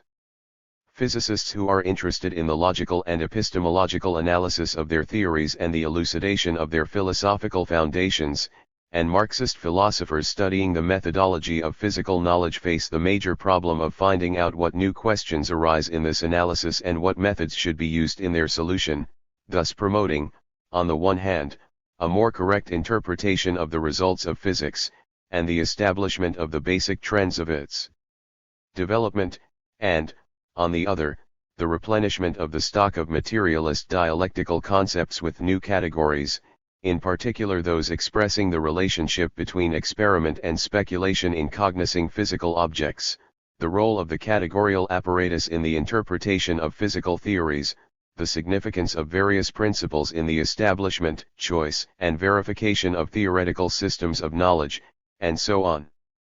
It will not be out of place here to draw attention to some of Einstein's remarks concerning the assessment of the conceptual apparatus of modern physics in general.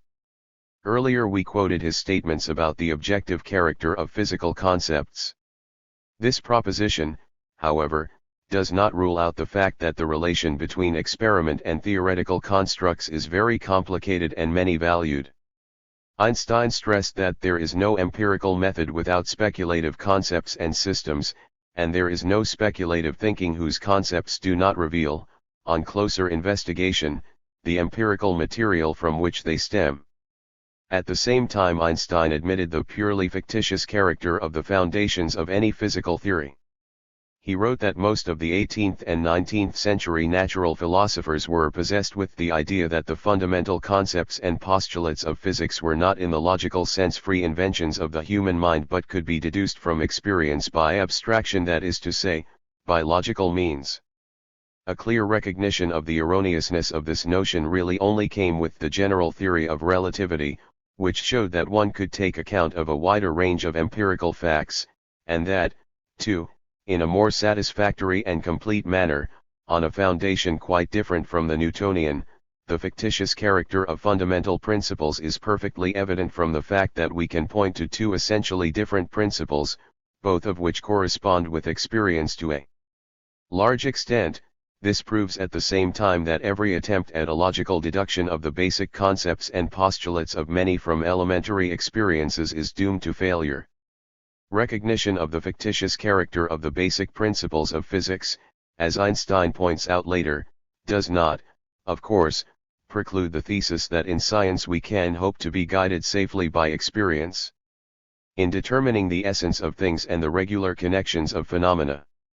A distinctive feature of the methodology of 20th century physics is the recognition of an extremely complex and equivocal relation between the conceptual apparatus functioning in a given theoretical system and the experimental situation. In other words, the method of description in physics is not formed in a direct logical way from experimental situations, Its content and structure are also greatly influenced by the conditions of cognition at the level of theoretical description, the inner laws of the development of theoretical knowledge.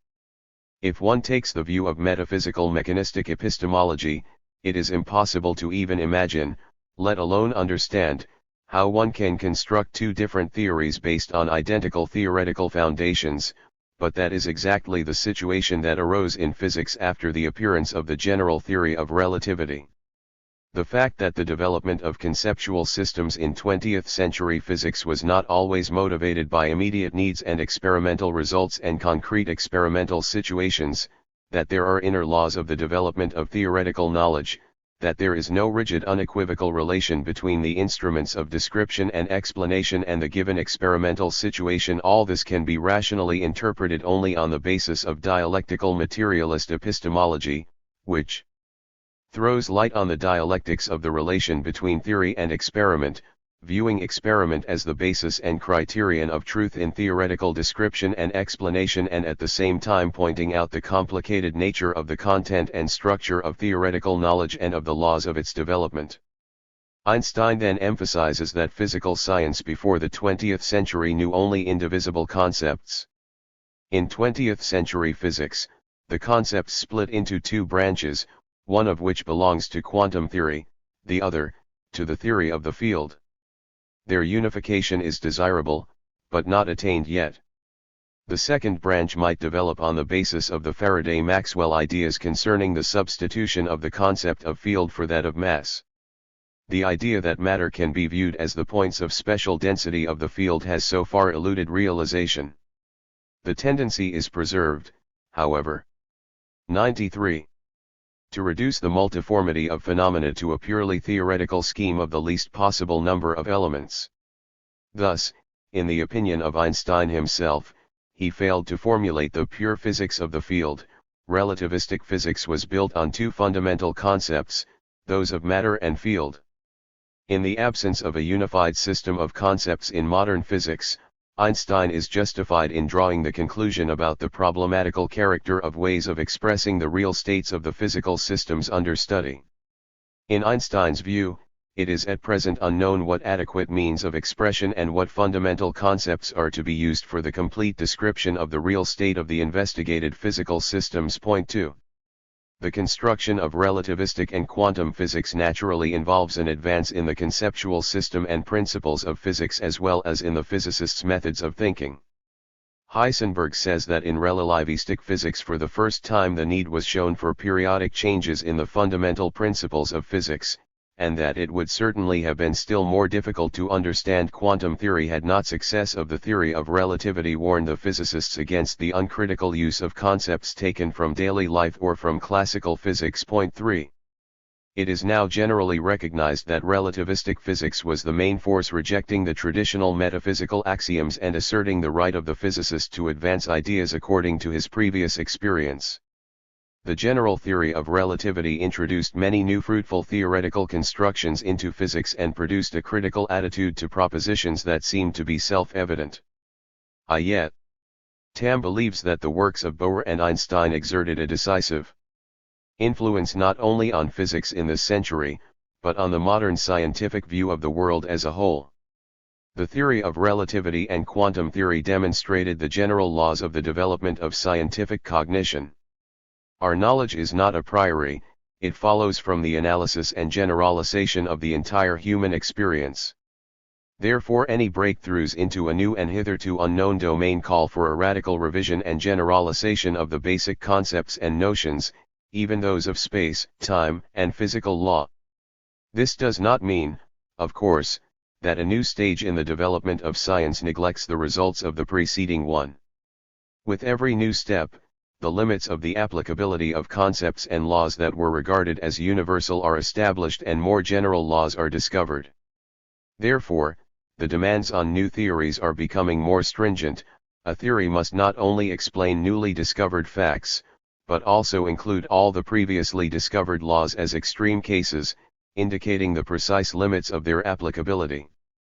Thus, the entire foundations of classical physics are contained in the more general laws of the theory of relativity and quantum theory, from which they follow, under conditions in which the velocities of bodies are small in comparison with the velocity of light and the spatio-temporal scale of phenomena and body masses are such that the so-called action is great in comparison with the quantum constant h. T. Thus, the construction, development and functioning of concepts as a way of understanding reality in 20th century theoretical physics, one of the most advanced forms of theoretical knowledge in general, give convincing evidence of the dialectical nature of concepts, their flexibility and many-sidedness, and of the infinite variety of the forms of their interdependence in specific logically closed systems called physical theories. All this demonstrates, once again, the correctness of the Marxist thesis, the significance of the universal is contradictory, it is dead, impure, incomplete, etc., etc., but it alone is a stage towards knowledge of the concrete, for we can never know the concrete completely. The infinite sum of general conceptions, laws, etc., gives the concrete in its completeness. The movement of cognition to the object can always only proceed dialectically, to retreat in order to hit more surely. B. M. Kedrov. Lenin on the dialectical treatment of the history of the natural sciences. Although Lenin was not a professional historian of natural sciences, the history of the sciences of nature was given considerable attention in his works. Lenin hnked it up with broader philosophical problems, methodological and world outlook ones, and with the general problem of the relationship between Marxist philosophy and modern natural science, which always attracted Lenin's attention. We shall attempt to outline, from this standpoint, the position taken by Lenin with respect to the history of the natural sciences, and the significance he attributed to the study of the development of the natural sciences from the point of view of the further elaboration of Marxist dialectics. The history of the natural sciences as the source of the creative elaboration of Marxist dialectics. Lenin viewed the history of separate natural sciences and of science as a whole as a mighty life-giving source for the creative elaboration of materialist dialectics. In Lenin's opinion, materialist dialectics had to be enriched bv philosophically interpreted and logically processed and enriched results of the entire preceding development of the sciences of nature. Apparently, Lenin conceived this idea as he was writing Materialism and Empirio-Criticism, where the idea is substantiated that, according to the dialectical point of view, one has to consider the evolution of human knowledge from lack of knowledge. This proposition contains the essence of the dialectical view of natural science history. According to Lenin, to think dialectically in this field means not to assume our knowledge as ready-made and immutable, but to look into the ways in which out of ignorance grows knowledge, and incomplete and imprecise knowledge becomes more complete and precise. The first answer to these questions is Lenin's idea of the stages of cognition. In the book mentioned above, these stages are primarily considered in their concrete expression. Later, in the philosophical notebooks, we find broader generalizations. In characterizing the structure of Hegel's The Science of Logic, Lenin first of all determines the role and place of the history of science in relation to dialectics. Hegel's The Science of Logic has the following structure: the teaching of being, the teaching of essence, the teaching of concept. Proceeding from the history of science and its philosophical generalization, Lenin reveals and gives a materialist interpretation of the rationale for this division. The concept reveals the essence in being such is actually the general course of all human cognition in general. Such is the course also of natural science and political economy. Icticental elaboration of the history of human thought, science, and technique. 1. Lenin fretted the problem as a matter of principle. And this is key. It understandable. JF1 takes into account that Lenin viewed the dialectical generalization of the history of science a concrete way towards the development of a general theory of Marxist dialectics, the proletariat's revolutionary weapon on the eve of the proletarian revolution. While posing the problem before Marxists in its most guttural form, Lenin als tried to particularize it whenever possible. Thus, in analyzing the category of substance and its place in deepening our knowledge of matter, he pointed out that two kinds of examples were necessary: first, from the history of the natural sciences, and, second, from the history of philosophy. but he immediately remarks that IHIP, NAD and that are needed here, as comparison is not proof, but the quintessence of both of the above-mentioned histories and the history of technology. A similar statement is made on a different occasion, where Lenin is dealing with the history of cognition of the university Sal connection of the world's phenomena. Thousands of years have passed since the time when the idea was born of the connection of all things, the chain of causes. A comparison of how these causes have been understood in the history of human thought would give an indisputably conclusive theory of knowledge. In arguing that the splitting of a single whole and the cognition of its contradictory parts is the essence of dialectics, Lenin insists, the correctness of this aspect of the content of dialectics must be tested by the history of science too. To carry out these instructions at least partially, a group of philosophers and historians of natural science and technology made an attempt to show the correctness of the aspect of dialectics, pointed out by Lenin, in a joint monograph, Contradictions in the Development of the Natural Sciences. Point 3. On more than one occasion the question arose, who must carry out the task that Lenin set for Marxists concerning the dialectical elaboration of the history of the natural sciences, philosophers or natural science historians. Philosophers alone cannot fulfill this task, as it requires extensive knowledge of the history of a certain branch of natural science and of the totality of the natural sciences, a knowledge which philosophers, with rare exceptions, lack. Natural science historians, in their turn, especially those who follow the empirical descriptive trend in the study of the history of science, lack competence in the field of philosophy. Thus, neither the former nor the latter can cope with this task alone. What one needs here is the same close contacts between philosophers and natural science historians and the same fruitful mutual assistance that Lenin bequeathed when he spoke of the alliance between philosophers and modern natural scientists. Only if such creative, business-like contacts are established can there be any hope that the task set by Lenin will be fulfilled. Thus, the idea that stands out in the philosophical notebooks is that the development of dialectics and its systematization must be carried out through a philosophical elaboration of the history of science. It is thus easy to see why it was that, when Lenin started listing those fields of knowledge whose philosophical elaboration was to form the basis for epistemology and dialectics, he listed the history of separate sciences among the first, right after the history of philosophy. That was the way in which Lenin conceived the elaboration of Marxist dialectics, on the basis of the logical generalization and analysis of the history of science, including the history of the natural sciences. The history of the natural sciences and modern times. As we see, Lenin in his philosophical works constantly turned to the history of natural science and its various branches, using the data of physics, chemistry, biology, geology, and other sciences as irrefutable arguments against idealism and agnosticism. He viewed the contemporary natural sciences as inseparably connected with their history and, conversely, he regarded that history from the point of view of the present. Comparing the past with the present, Lenin revealed the trends of the development of thought in the natural sciences at all of its stages.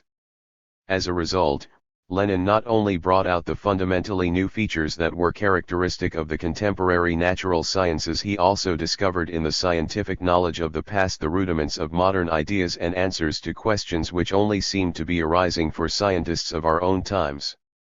The history of the sciences of nature provides ample evidence that man struggled with these problems a long time ago and, most important of all, correct answers to these questions were more than once obtained in the past. As natural scientific discoveries always introduce fresh scientific data, the problems arising from the consideration 102 of those data always seem unusual and in need of a new approach. In fact, though, the latest scientific discoveries quite often raise time-honored philosophical problems, only slightly changed by modern scientific data. In his book, Materialism and Empirio-Criticism, Lenin traced in detail how, against the background of imperialism and proletarian revolutions, the latest revolution in natural sciences could be used by reactionary philosophy for the benefit of idealism and agnosticism, which had caused the crisis in contemporary physics and the natural sciences. Lenin wrote, "The new physics, having found new kinds of matter and new forms of its motion, raised the old philosophical questions because of the collapse of the old physical concepts. 1. Such situations had arisen in various natural sciences earlier too, as is shown by the history of science, and they always ended in the same way, in a defeat for idealism and a victory for materialism. To confirm this idea, Lenin cites some facts. Introducing the term physical idealism, he recollects an episode from the history of philosophy and the natural sciences. In 1866, Ludwig Feuerbach counted the physiologist Johannes Müller among the physiological idealists. In studying the mechanism of our sense organs in connection with sensations, Müller was inclined to believe that our sensations are not images of objective reality. That a number of eminent physiologists at that time gravitated towards idealism and Kantianism is as indisputable as that today a number of eminent physicists gravitate towards philosophical idealism. Physical idealism, i.e. the idealism of a certain school of physicists at the end of the 19th century and the beginning of the 20th century, no more refutes materialism, no more establishes the connection between idealism and natural science, than did the similar efforts of the physiological idealists. The deviation towards reactionary philosophy manifested in both cases by one school of natural scientists in one branch of natural science is a temporary deflection, a transitory period of sickness in the history of science, an ailment of growth, mainly caused by the abrupt breakdown of old established concepts. This comparison of the present with the recent past in the development of science, as Lenin presents it, is not in the nature of an external analogy but is based on revealing a basic law. The natural sciences are not a nutrient medium for idealism, it is by its very nature alien and hostile to the natural sciences, whose foundations and sources are profoundly materialistic. Reactionary philosophy can therefore influence only an insignificant number of natural scientists and only for a short time. Further advances of scientific cognition show quite convincingly the complete groundlessness of the idealist interpretation of new discoveries in the natural sciences and confirm the materialist view of them, since only such a view accords with their nature, their essence, and their character. Lenin turns to the history of the natural sciences in order to make this regular trend apparent. When, at the turn of the century, Wilhelm Ostwald created his energetics, Lenin showed that in effect this was an attempt to conceive of motion without matter. The idea of the material carrier of motion had been rejected on some occasions before that, too. Lenin refers to J. Dietzgen, who criticized the idealist natural scientists, who believed in the immaterial being of forces, and called them spiritualists. The end of those beliefs is well known, the spiritualists were routed and materialism emerged victorious. Lenin showed that there were two ways open to the further philosophical evolution of Ostwald and his energetics. One was towards materialism, where natural scientists were inexorably driven by the logic and the entire course of the scientific discoveries themselves, the other towards idealism, where scientists were driven by reactionary philosophy, which was fundamentally hostile to science. One could not, under such conditions, stay somewhere in between. And that was exactly what Ostwald tried to do in his attempt to reconcile the two main philosophical trends and rise above them. Lenin's profoundly correct interpretation of the historical tendency in the development of natural science in general and Ostwald's energetics in particular was confirmed by this significant fact. In the same year as Lenin wrote his Materialism and Empirio-Criticism, Ostwald publicly recognized his defeat in the struggle against scientific materialism and atomistics as its concrete manifestation and openly admitted the reality of atoms, molecules, and other material particles. And that was the inglorious end of yet another attempt at refuting materialism through references to natural sciences, in this case energy physics. Such situations arose later too, and Lenin's approach to their analysis invariably made it possible to find the right way out of the situation. That is how the history of science and its philosophical analysis promote a deeper understanding of the present, helping to reveal the hidden inner tendencies of the development of scientific knowledge. The idea of milestones in the development of the natural sciences. The problem of relationship between the history of science and its present state assumes in Lenin's work the concrete form of the idea of milestones in the history of the natural sciences. This idea is based on the general view of the correlation between objective, absolute and relative truth, according to which absolute truth is the sum total of the grains of relative truths. Each of the more profound or more complete relative truths attained by humanity is a new landmark in the development of science, in the development of cognition leading to the revelation of absolute truth. From this point of view, Lenin compares the stage in the development of scientific knowledge at which science discovered atoms, and another stage associated with the discovery of electrons as parts of atoms. But these stages in the penetration into the essence of things are relative and transient, being only milestones on the infinite road of science towards absolute truth. Lenin emphasized this idea: the essence of things, or substance, is also relative, it expresses only the degree of profundity of man's knowledge of objects, and while yesterday the profundity of this knowledge did not go beyond the atom, and today does not go beyond the electron and ether, dialectical materialism insists on the temporary, relative, approximate character of all these milestones in the knowledge of nature gained by the progressing science of man. The electron is as inexhaustible as the atom, nature is infinite. This means that dialectical materialism insists on the approximate, relative character of any scientific proposition concerning the structure and properties of matter. In the philosophical notebooks, Lenin further developed this idea, citing as an example the comparative study of atoms and electrons. These objects represented successive milestones in the development of science and expressed at the time the past and present limitations respectively on the knowledge of the structure of matter. In expounding and critically elaborating, from the materialist point of view, the Hegelian dialectics, in particular the proposition concerning the correlation of the finite and infinite, and proceeding upon natural scientific data, Lenin insists that atoms and electrons are separate points, or milestones, on the infinite path of man's cognition of matter, infinite because matter itself is infinite in depth. One must not treat any bit of knowledge of the structure of matter attained by man as complete, final, and exhaustive, metaphysically raising it to the rank of absolute truth or ultimate truth. Neither atoms nor electrons nor any other kinds of matter exhaust all matter, they are not the primary bricks of the universe. If, in spite of all this, we accept the view that, let us say, atoms are such primary particles, serious errors will inevitably follow which may become the epistemological source of idealistic inferences from scientific breakthroughs. That was what actually happened. Until the end of the 19th century, atoms had been considered the ultimate particles of matter, and matter itself was therefore regarded as an aggregate of atoms. When it turned out that atoms were complex entities consisting of electrons, the absurd conclusion was drawn that matter was exhaustible and could be reduced to electricity.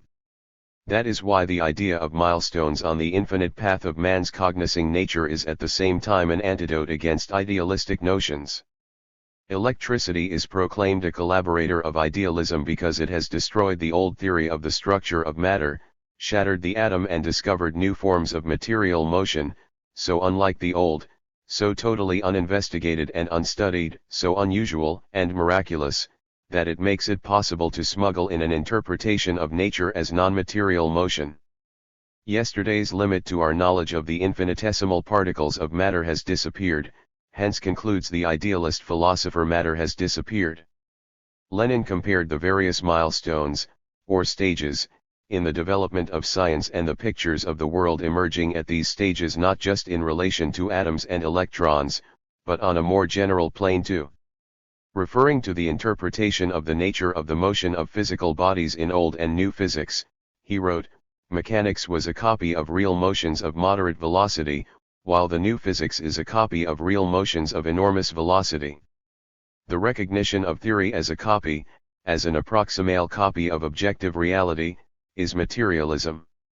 2. How precise is this comparative description of two milestones in the development of physics, old physics and new physics, particularly when one compares Einstein's theory of relativity and Newton's mechanics? Both are profoundly materialistic, both are indeed only milestones on the road of developing science. Representing relative truths, the difference between them lying in the fact that the relative truth contained in Einstein's theory is much more complete and profound and therefore closer to absolute truth than the relative truth contained in Newton's mechanics. Lenin categorically denied the idealist imputation that materialists hold the vulgar view that only the mechanistic picture of the world is correct.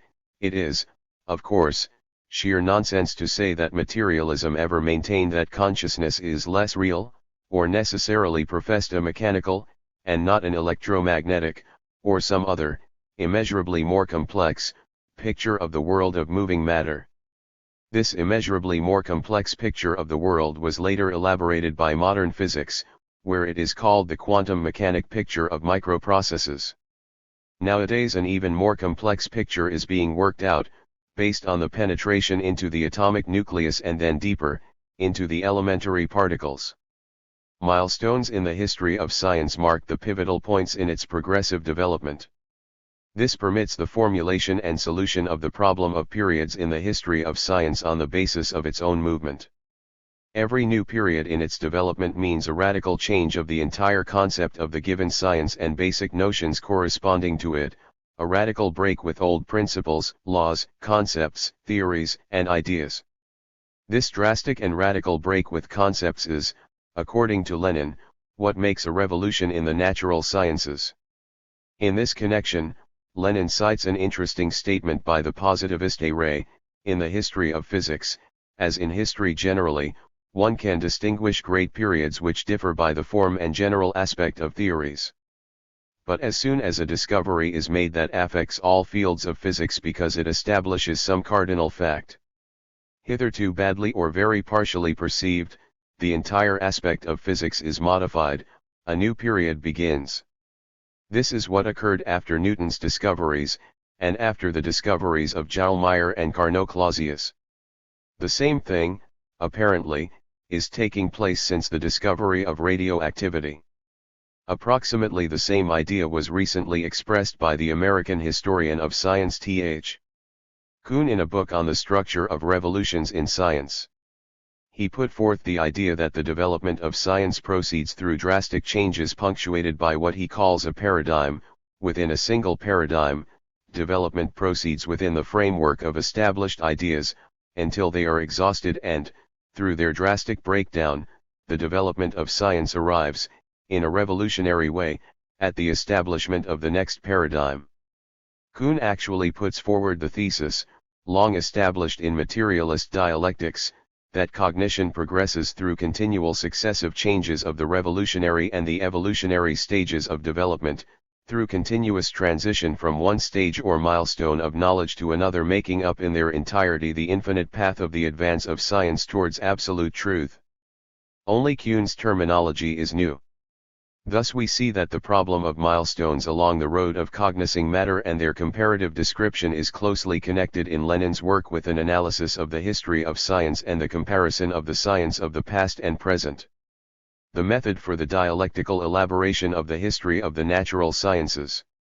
So far we have been speaking of the content of the task of the dialectical elaboration and logical generalization of the history of the natural sciences. The problem arises, however, of the method for the formulation and accomplishment of speculative constructions that were viewed as the premise or even a substitute for concrete factual investigation. This is a most obvious symptom of metaphysics, with which every science began. As long as people did not know how to set about studying the facts, they always invented a priori general theories, which were always sterile.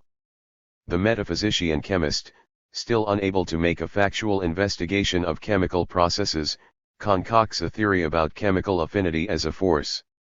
The metaphysician biologist talks about the nature of life and the vital force. The metaphysician psychologist argues about the nature of the soul. Here it is the method itself that is absurd.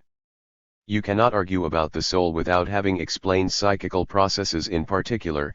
Here progress must consist precisely in abandoning general theories and philosophical discourses about the nature of the soul, and in being able to put the study of the facts about particular psychical processes on a scientific footing.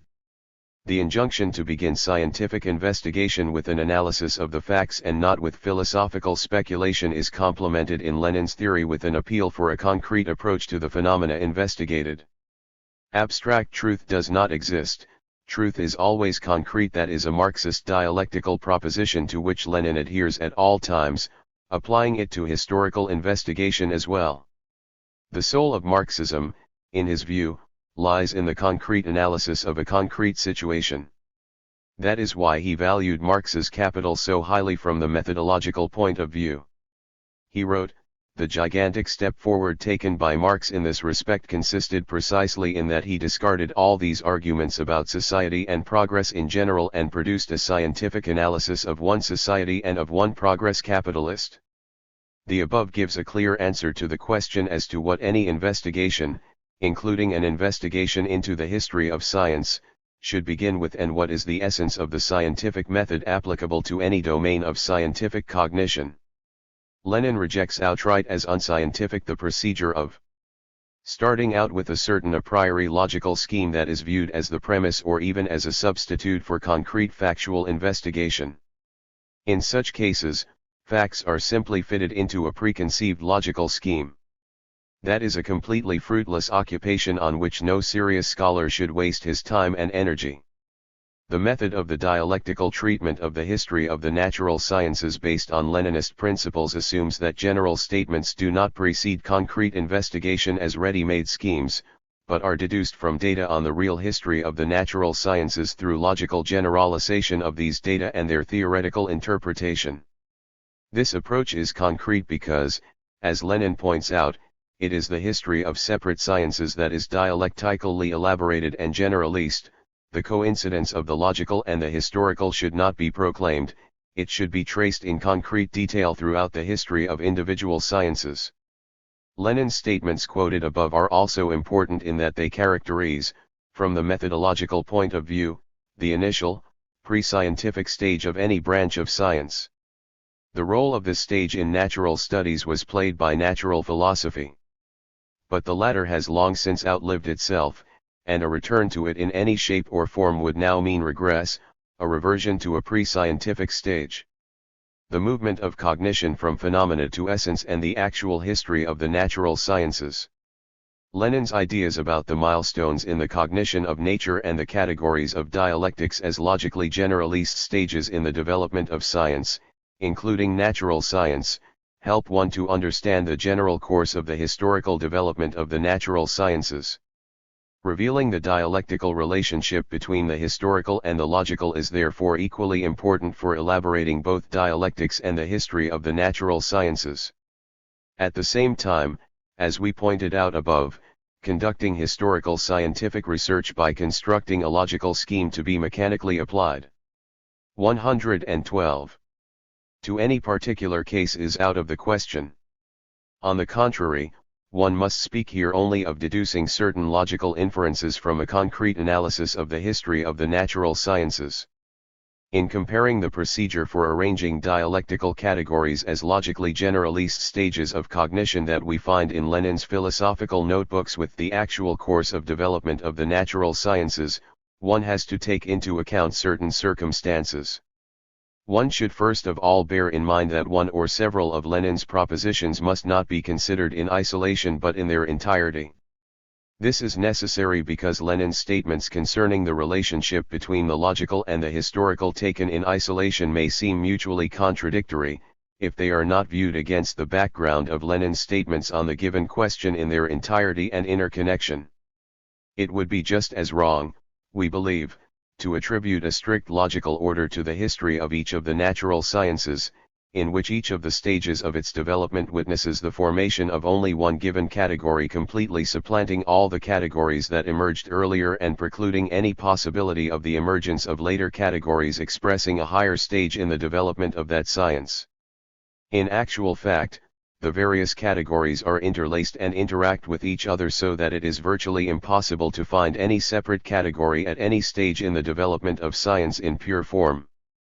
But in logic, that is not only possible, but also necessary, as only logic, by eliminating all the attendant circumstances in the actual course of the development of scientific cognition, reveals in pure form the inner order of stages through which the natural sciences pass, and presents it as the logical necessity of the development of scientific thought. Let us now turn to some individual questions.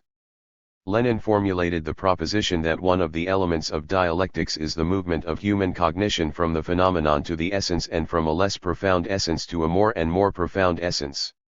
Or, as Lenin says on a different occasion, human thought goes endlessly deeper from appearance to essence, from essence of the first order, as it were, to essence of the second order, and so on without end. This thesis, when applied to the real history of science, raises several questions. The first question is, does this mean that the development of any science begins with empirical observation of phenomena without any attempt to penetrate into their essence until these phenomena have been studied enough for cognition to proceed to the description of the lowest order essence? The answer is no. Moreover, scientific cognition of a natural object, as Lenin pointed out, is always preceded by the natural philosophical approach. Although unscientific, this approach often contains conjectures concerning the essence of the given phenomenon which are actually fully developed only in the distant future at a higher stage of the advancement of science. This means that the factual study of phenomena is actually preceded by speculative attempts to surmise their essence. This was the case with primitive atomism and the ancient Greek philosophers' teaching of the elements and elementary components. All these were brilliant natural philosophical conjectures about the essence of physical and chemical phenomena, put forward at a time when the natural phenomena themselves had not been systematically studied through experiment. True, natural philosophical conjectures, too, were based on observations of some natural phenomena, but that could not be regarded as their scientific cognition. On several occasions Lenin makes references to the fact that such conjectures were later confirmed, in particular by modern natural science. For instance, Hegel believed Epicurus' idea of the curvilinear movement of atoms to be arbitrary and boring, but Lenin levels this question at Hegel, and electrons, too. What Lenin had in mind here was the fact that modern natural science has discovered particles of matter smaller than the atom, i.e. electrons, which move along curvilinear trajectories within the atom around the atomic nucleus. Therefore Epicurus' conjecture, which Hegel treats as arbitrary and boring, was actually confirmed in the 20th century. However, in Epicurus' times there were no known natural phenomena which, in order to be explained, would require the elaboration of the concept of curvilinear motion of electrons within atoms. Thus, in this case the real way of cognition had as its starting point an attempt at direct penetration into the essence of natural phenomena that had not been cognized or even discovered, and not the study of concrete natural phenomena. From the logical point of view, the real penetration into the essence of phenomena can be accomplished only after, and on the basis of, the study and cognition of the phenomena whose essence man set out to discover and cognize. This occurs not only in logic, but in the actual history of scientific cognition.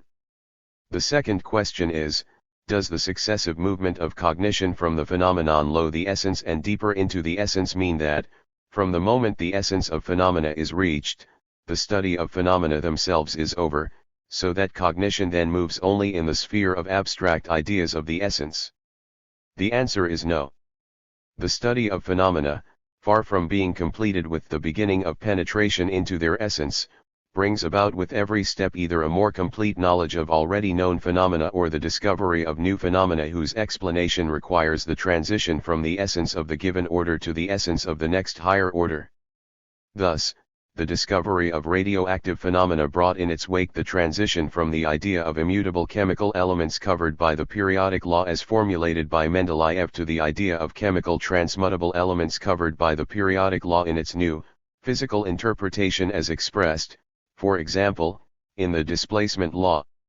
This penetration into the essence, however, proceeded through the discovery and study of new natural phenomena so that the progress of cognition took place, as it were, on two planes, from the essence of a certain order to the essence of the next higher order, and from new phenomena to the discovery of their essence coinciding with the essence of that higher order with respect to the earlier ideas about the essence of chemical elements. Thus, in this case the two cognitive processes, the movement of cognition from the phenomenon to the essence and its movement deeper into the essence, are actually combined. They coincide and proceed as parallel and interconnected processes. But here again logic clears these processes of all extraneous elements and brings out their primary logical order.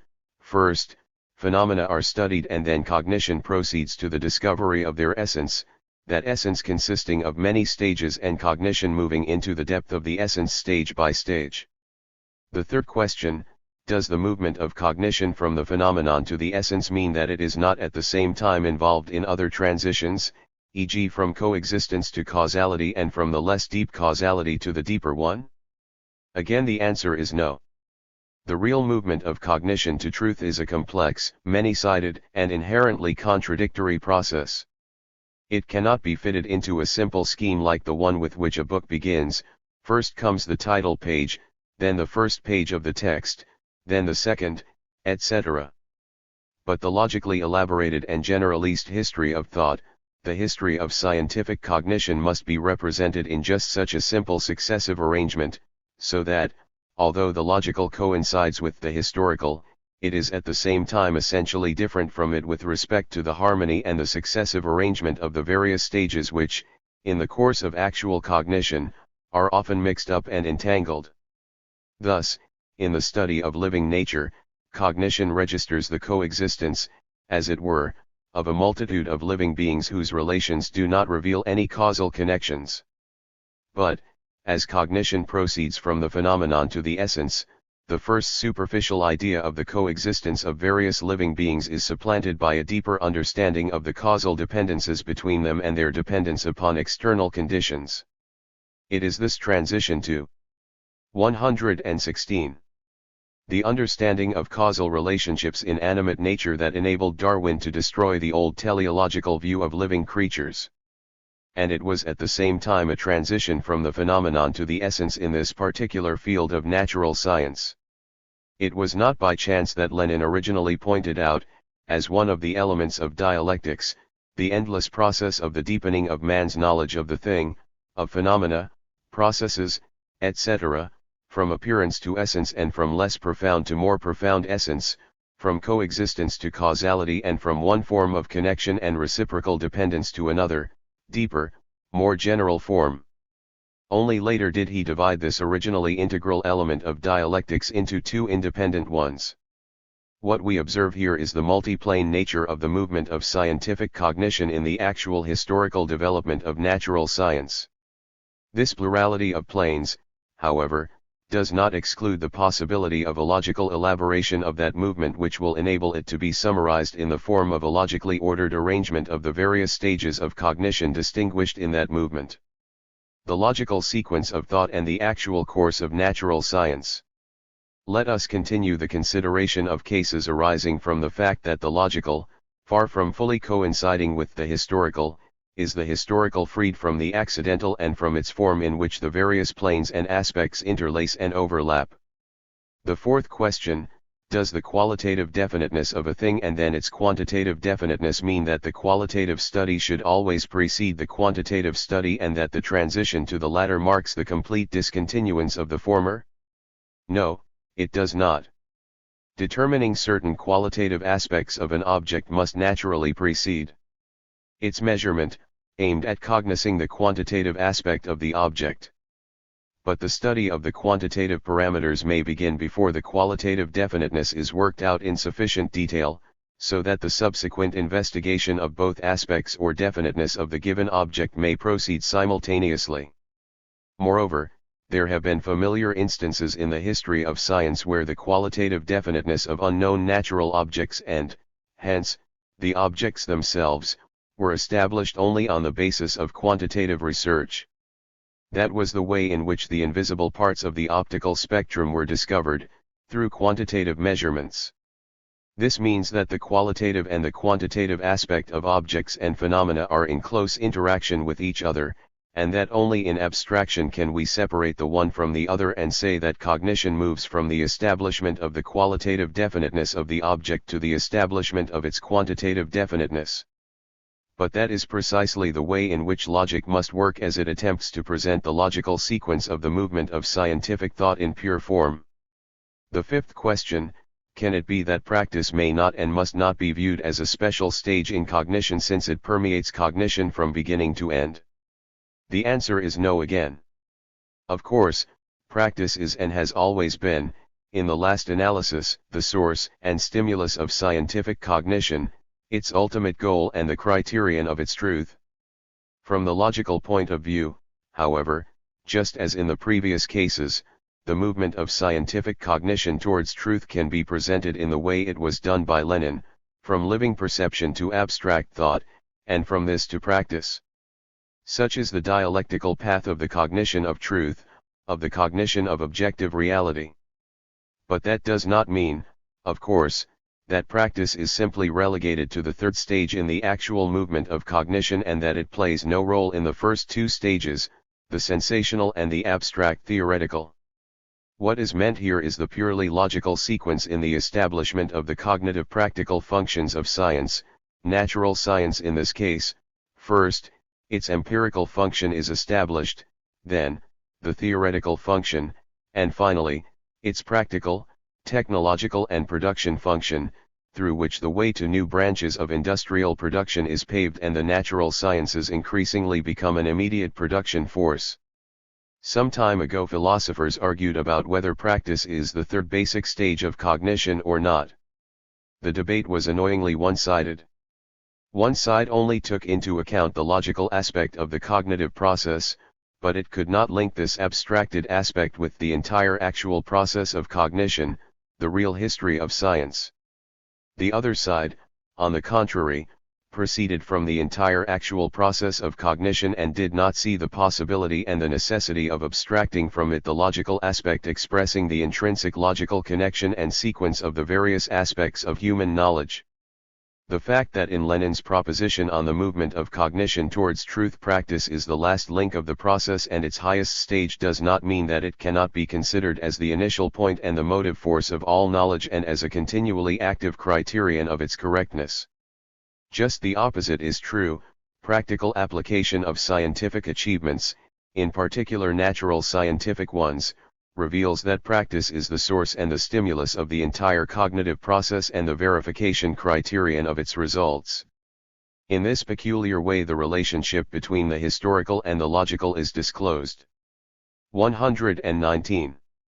In Marxist dialectics, and this is of exceptionally great importance for the dialectical elaboration of the history of the natural sciences. The history of chemistry before the 19th century in the light of Lenin's ideas.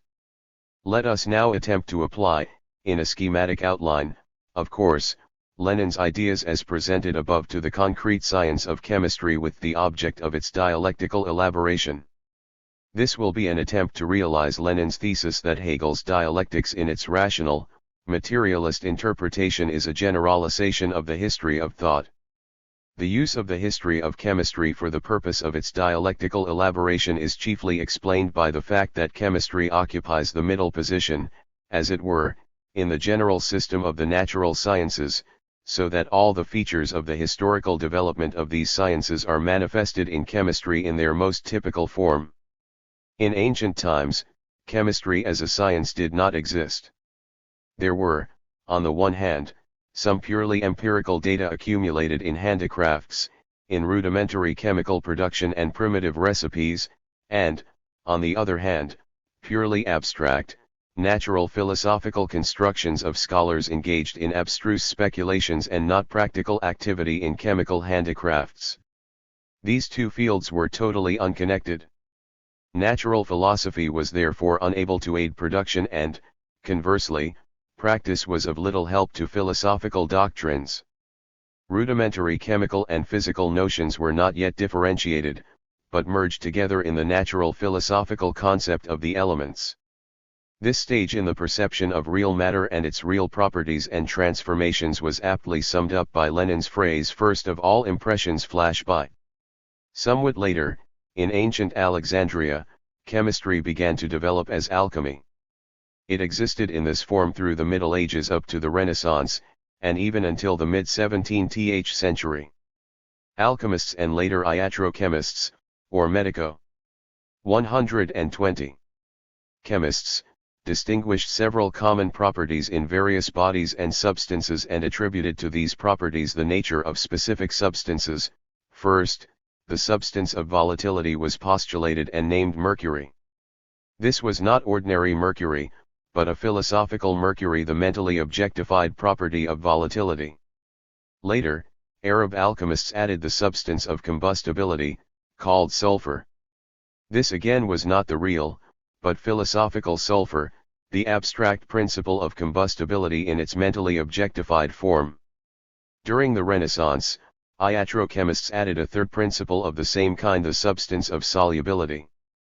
The result was the well-known doctrine of the three primes, which were supposed to make up all bodies.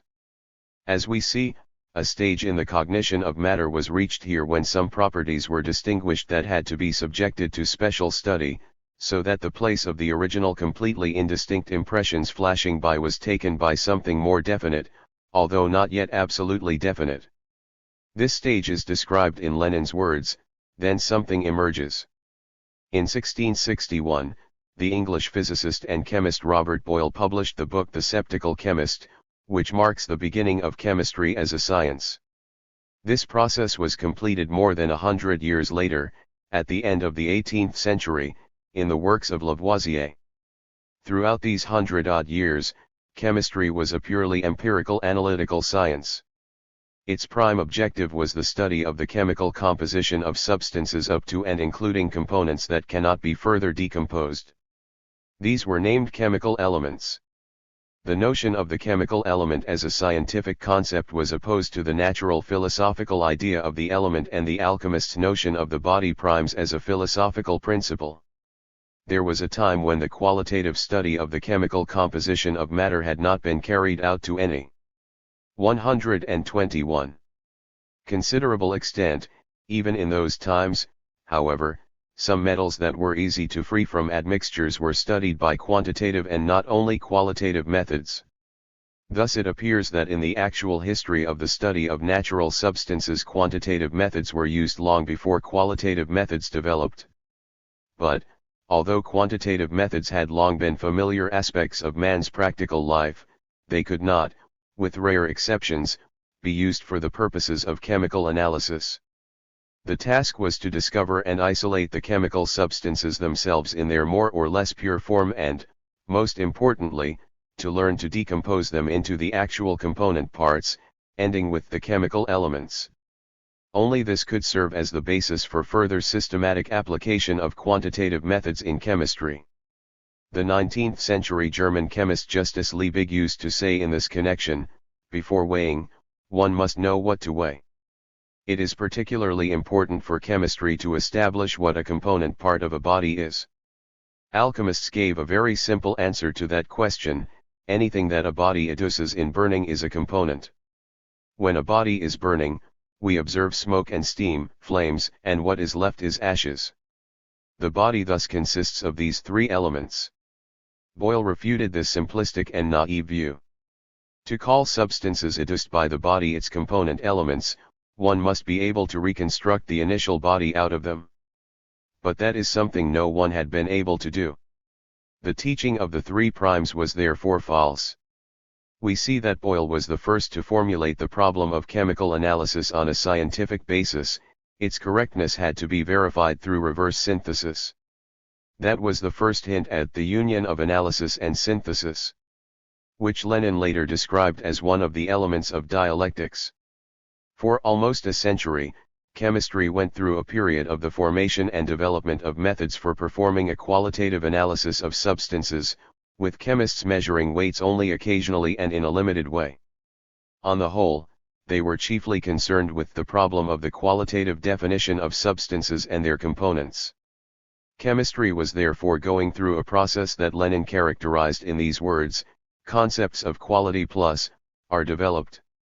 The sign TT refers to Lenin's additional comment: quality and sensation are one and the same, says Feuerbach. The very first and most familiar to us is sensation, and in it there is inevitably also quality. But qualitative research alone, even on the level reached by 17th century chemistry, was incapable of correctly solving the problem of the components of the analyzed bodies. Thus, chemists considered metal to be more complex than its cinders because the latter was adduced from the former, they said.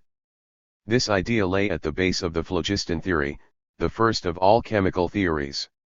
Even Boyle believed it impossible to determine whether sulfur is adduced from sulfuric acid or vice versa. The burning of sulfur yielded acid, the treatment of acid with turpentine yielded sulfur sediment. Things were even more complicated in the case of gases, which for a long time were regarded as simply air, sometimes with added attributes pure, bad, etc. Even qualitative definitions were impossible here, it was impossible to isolate and identify them. The middle of the 18th century witnessed the introduction of quantitative methods of chemical analysis, weighing and volumetric measurements, which became the dominant systematic measurements in chemical research. Using these methods, Lomonosov and Lavoisier discovered the first law of chemistry, the law of the conservation of matter. In 1748, Lomonosov equipped the first chemical laboratory in Russia with scales placed in a special room. In 1755, the English chemist Black applied weighing technique to the study of calcination and discovered carbonic acid. The spread of quantitative methods of research resulted in the discovery of various gases and the development of pneumatic chemistry, undermining the very foundations of the phlogiston theory. In 1772, Priestley and Scheele simultaneously and purely empirically discovered oxygen, and several years later Lavoisier gave a correct interpretation of some chemical processes that were most important at the time.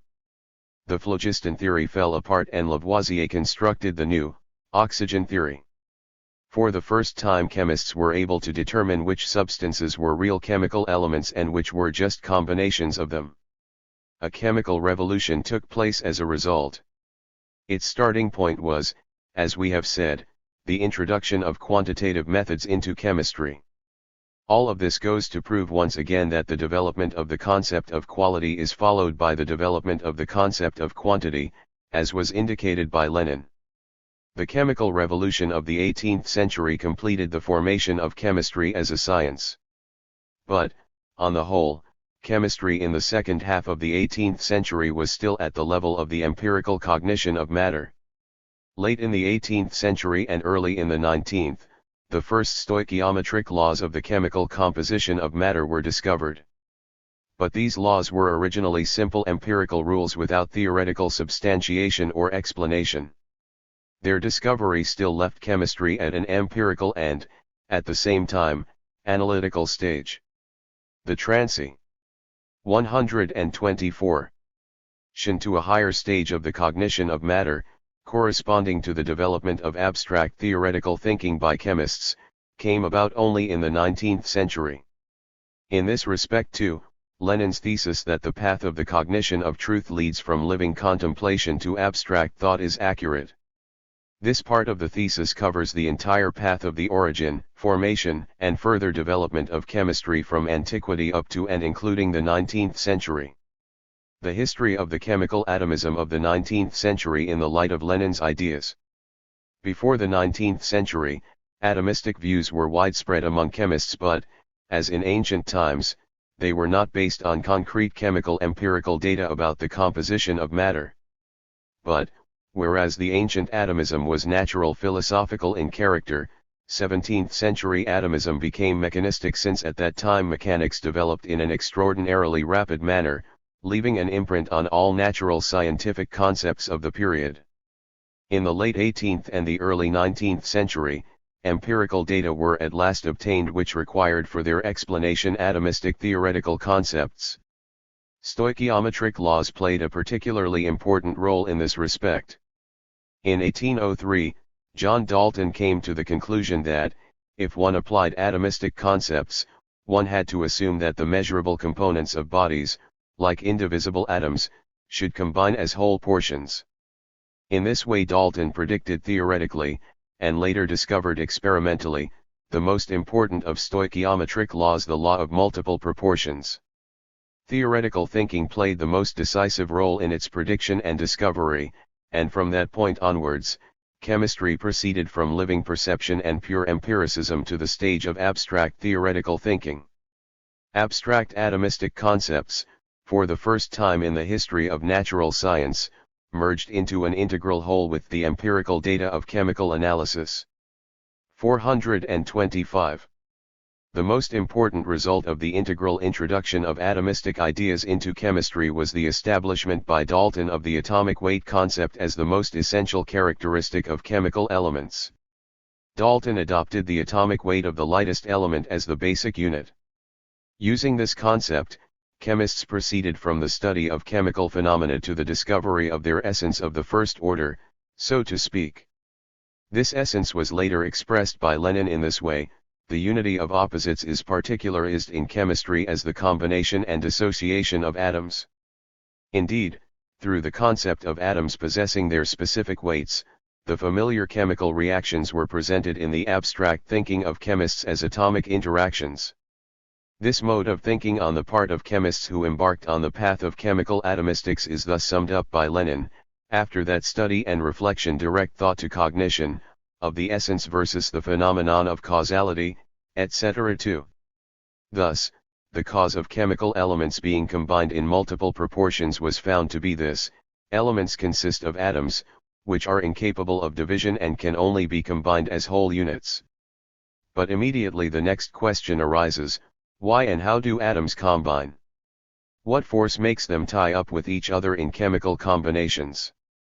In an attempt to find answers to these questions, chemistry went through the same basic stages through which the concepts of quality and quantity develop. First, the concept arose that explained the reason for the combination of atoms as the opposition between negative and positive electric charges. The first electrochemical processes were already being carried out in the early 19th century. Soon after that, the Swedish chemist Berzelius constructed the electrochemical theory, contending that each atom has unequal electrical poles. Depending on the magnitude of the pole, the total charge of the atom may be either negative or positive. The opposite poles of the different atoms are attracted to each other, and this results in a chemical combination. For almost the whole of the second quarter of the 19th century, Berzelius' ideas dominated the minds of chemists.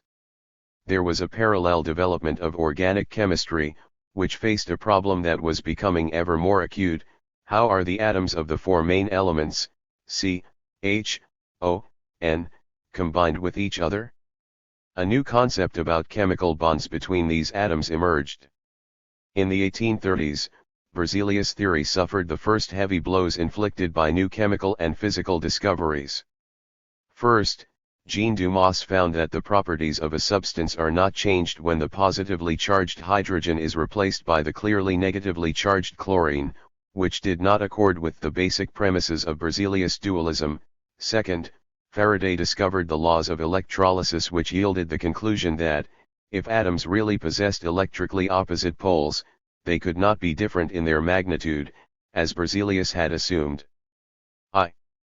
In the 1840s, further development of organic chemistry and, in particular, the discovery of the law of the conservation and transformation of energy brought about the complete breakdown of Berzelius' theory. Its place was taken by the unitary theory, which viewed a component of a chemical combination as an intrinsically integral unit and not as consisting of two polar parts, as Berzelius believed. At the same time, chemistry saw the development of molecular concepts put forward early in the 19th century by Avogadro and Ampere. The result was a new chemical revolution which opened the way to the transition to the essence of chemical phenomena of a higher order. In the 1850s, the concept of valency as a quantitatively definite bond between atoms was worked out. 127. In organic chemistry, hydrogen again served as a unit, so that in other elements valency was either equal to that of hydrogen or to a multiple of it. Combinations of atoms irrespective of their positive or negative electric charge were treated in a similar manner, as saturation of a certain number of valency units. From this point of view, there was no essential difference between the CH bond in methane and the CCl bond in methyl chloride. This was a purely quantitative approach abstracted from the qualitative definition of the thing or phenomenon. Such quantitative concepts of valency gave rise to ideas about the inner constitution of organic molecules. In 1861, Budelrav constructed a theory of the chemical structure of organic compounds, taking into account not only the quantitative aspect of atomic interaction within the molecule, but the qualitative aspect as well, in the form of the effect of the combined atoms on each other. This marked the transition to the discovery of the second-order essence of chemical phenomena. Immediately afterwards, chemists' thinking was directed towards the establishment of interconnections between the two essences discovered earlier: the atomic weights of elements and their chemical individuality, their chemism, which included their valency. The law establishing the connection between the two aspects of chemical elements referred to above was first discovered by Mendeleev in 1869. His periodic law marked the transition to the essence of chemical phenomena of the third order. The first place in the natural system of elements built on this law was taken by hydrogen, thus symbolizing the result, as it were, of the preceding history of chemistry, in which it was the primary unit both for atomic weights and valency values. Thus, cognition takes place as the simultaneous movement from phenomenon to essence and from coexistence to causality, and this point is borne out by the history of progressive trends in natural science. 422. Still, despite this correspondence, there are two different planes here, two sections of one and the same cognitive process. To show the numerous planes of the real movement of scientific cognition, one may refer to the discovery of the periodic law of chemical elements by Mendeleev. This event in the history of natural science may be viewed simultaneously from various logical angles as the transition from the description of chemical elements and their properties and, accordingly, the chemical phenomena involved to the discovery of their essence, and, in addition, as the transition from the knowledge of the measure of a single chemical element to the knowledge of the main line of the relations of measure, from the simple coexistence of chemical elements to the discovery of causal relationship between them, from the cognition of peculiarity in chemical elements to cognition of universality, etc. Later, the way to the cognition of the fourth-order essence of chemical phenomena was opened with the emergence of the theory of electrolytic dissociation, which revived some of the aspects of Berzelius' theory. The interpretation of the nature of chemical affinity as the interaction of polar electric charges was confirmed. Valency of ionogens was explained by the presence of one, two, or more positive or negative charges in corresponding ions: positive in cations, negative in anions. Early in the 20th century, Lenin pointed out, each day it becomes more probable that chemical affinity may be reduced to electrical processes. The discovery of the electron and radioactivity late in the 19th century permitted chemists and physicists to arrive at the essences of chemical phenomena of still higher orders, just like the subsequent development of the electronic theory of the atom and, in particular, the construction of the quantum mechanical theory of chemical affinity towards the middle of the 20th century. All this provides evidence that Lenin's propositions concerning the paths of cognizing truth and the stages traversed by cognition are completely borne out by the history of chemistry, in which they are concretely implemented. The need for careful study of the science of the past. So far we have been considering Lenin's attitude to the history of science mainly from the philosophical viewpoint. But he also approached the problem from a different, purely practical angle. The high regard that Lenin had for collecting and studying material on the history of science and the work of individual scholars of the past is closely linked to his general stand on the attitude of Marxism towards the culture and science of earlier historical periods. Vulgarisers of Marxism and its enemies in particular have been at great pains to prove that Marxism means a rejection of the spiritual values accumulated by humanity during the last 2000 years.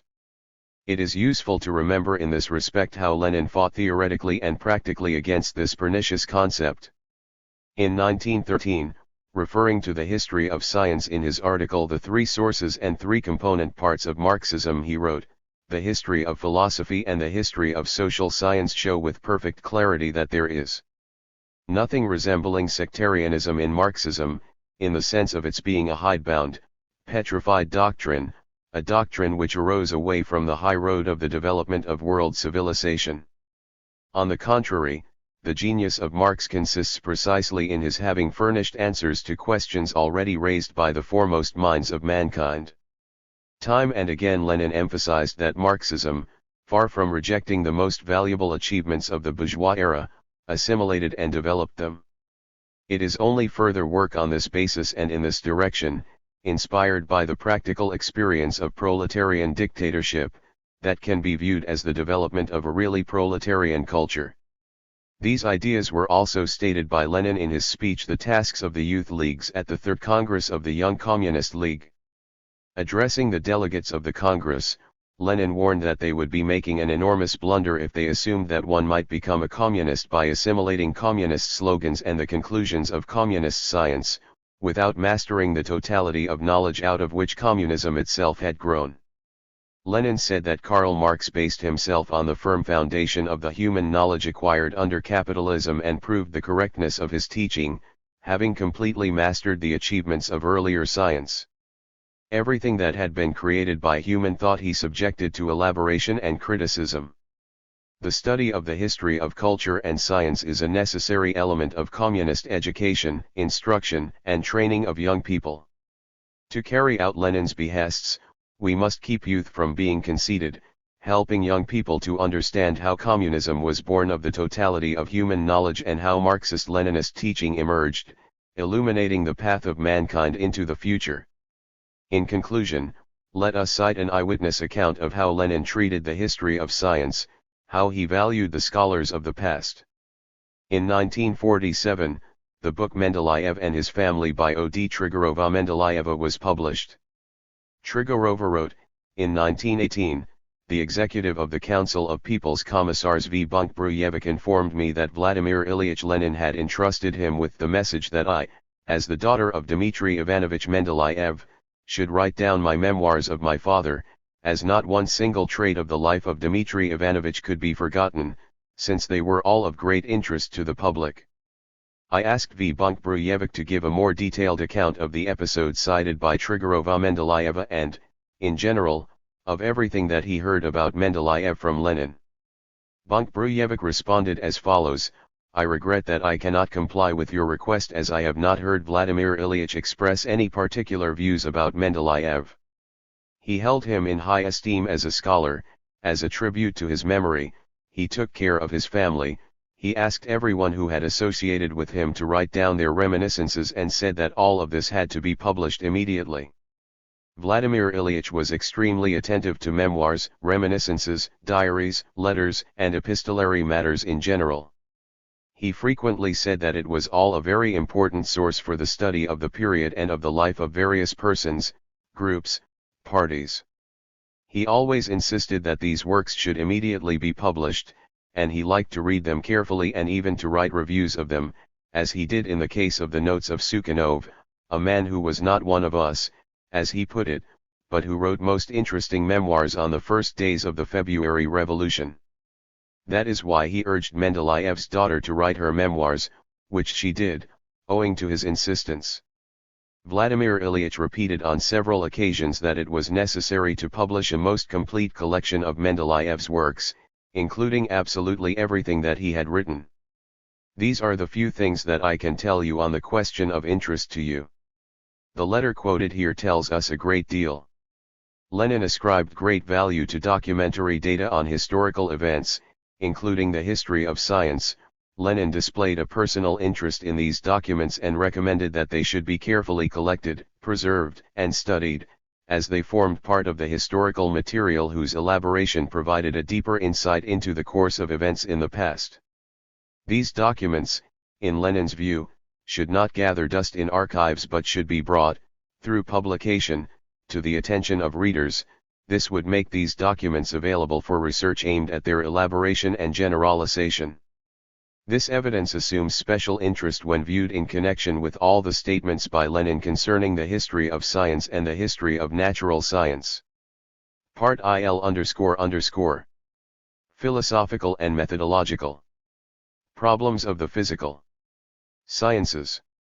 M. E. Omelyanovsky. Lenin and dialectics in modern physics. On dialectics in natural science. In the history of science and, primarily, In the history of philosophy and natural science, Marx and Engels were the first thinkers to unite conscious dialectics and the materialist understanding of nature. It could not be otherwise. Marxism, the great revolutionary doctrine of the working class and the working people of the whole world, developed in the latter half of the 19th century, a period which saw outstanding achievements in natural science. Marx and Engels made a profound study of the essential problems of the sciences of nature from the standpoint of their theory and answered the philosophical questions posed by the natural sciences of their times. The traditions of Marx and Engels were continued by Lenin. In his famous book Materialism and Empirio-Criticism he generalized the epoch-making discoveries of physics at the turn of the century from the standpoint of dialectical materialism and revealed the philosophical essence of the latest revolution in the natural sciences. Now we have every right to state the inner unity of dialectical materialism and 20th century natural science. This unity is a significant feature of 20th century culture, and it was brought about largely through the Soviet Union's 60 years of development and the victory of socialism in other countries. Lenin's genius had an immense number of brilliant facets. In developing Marxism and its philosophy at a time that was different from the historical period in which Marx and Engels had created their theory, Lenin also enriched the 137 philosophical foundations of the natural sciences by contributing new and important propositions and conclusions, whose significance for the development of science cannot be compared with that of any other philosophical system. It was not only in his book Materialism and Empirio-Criticism that Lenin expressed his views of the 20th century revolution in natural science. Philosophical generalizations of this revolution and the philosophical problems raised by the new physics attracted Lenin's unwavering attention. Of particular significance in this respect are his philosophical notebooks. The main theme of this remarkable work, the theory of materialist dialectics, is closely interwoven with philosophical generalizations and inferences from the data of the modern natural sciences. Lenin wrote his last lines on the philosophical problems of the natural science of our century in his article on the significance of militant materialism where, of all the tasks facing Marxist philosophers, the task of creating a unified front with the representatives of modern natural sciences on the basis of dialectical materialism is given pride of place. Many years have passed since that time, abounding in tremendous social, technological and scientific upheavals. Natural science as a whole and physics in particular have changed enormously and made great advances. However, Lenin's thoughts about dialectical materialism as the only correct philosophy and true method of the modern natural sciences, about the philosophical conclusions to be drawn from the new physics, about its philosophical foundations and the prospects for its development, and about the essence and meaning of physical idealism have still retained their immense philosophical significance. They underpin all the work that has been done in the field of Marxist studies in the philosophical problems of physics and naturscience as a whole, and stimulate these studies. What is the real essence of modern or, as it is also termed, non-classical physics? It lies in relativistic and quantum physics and the physics of elementary particles which grows out of them. The discoveries and theories of non-classical physics broke down the basic concepts and principles of classical physics, which had seemed unshakable since their origin. They were subjected to revolutionary transformation and became extreme cases of new, deeper, and more general concepts and propositions of the theory of relativity and quantum theory which were not as obvious as the usual classical notions. Thus, non-classical theories in physics resulted in new methodological approaches and a new style of thinking among natural scientists. Characteristic of modern physics is the fact, intrinsically linked with the methodological approaches inherent in it, that it has raised once again, in an unusual manner and, from the established viewpoint, quite unexpectedly, problems of reality and matter, time and space, the absolute and the relative, causal connection and law that had seemed completely solved in traditional philosophy. Logical formal systems could not cope with problems that were raised by the development of non-classical physics. Marxists know full well now that questions of this kind can be and actually are solved by dialectical materialism. But the deepest foundation for this truth was discovered by Lenin. It was he who expressed and proved the by now generally known proposition, modern physics is in travail, it is giving birth to dialectical materialism.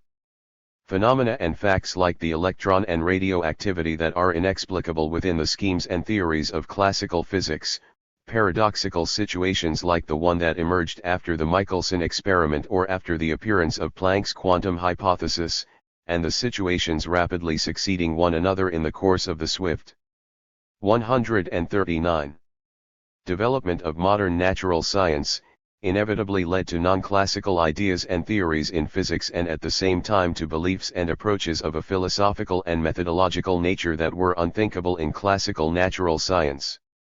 Is it not meaningless to combine discontinuous particles and continuous waves, as is done in quantum mechanics?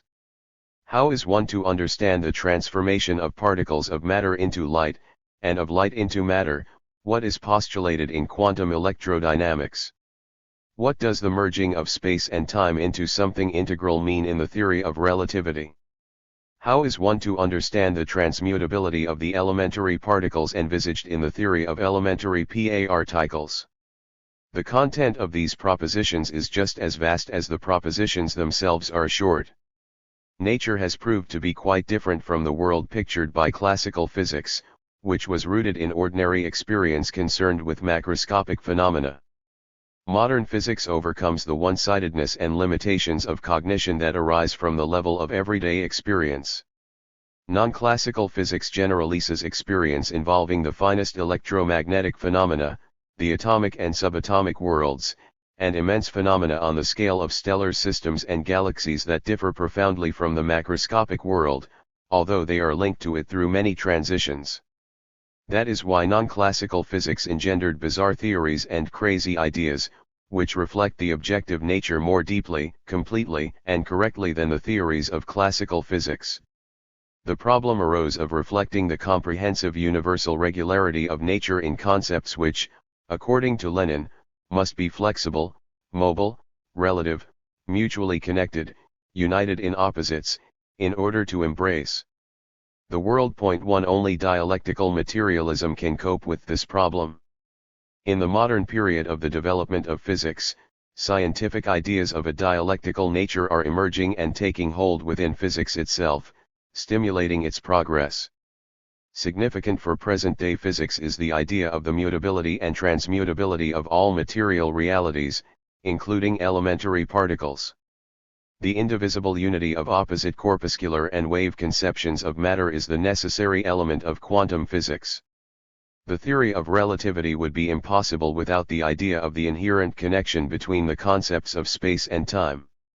Non-classical physics is itself developing in such a way that its different and opposing concepts, propositions and theories are united within new synthetical formations whose content includes the scientific results of the theoretical structures thus united.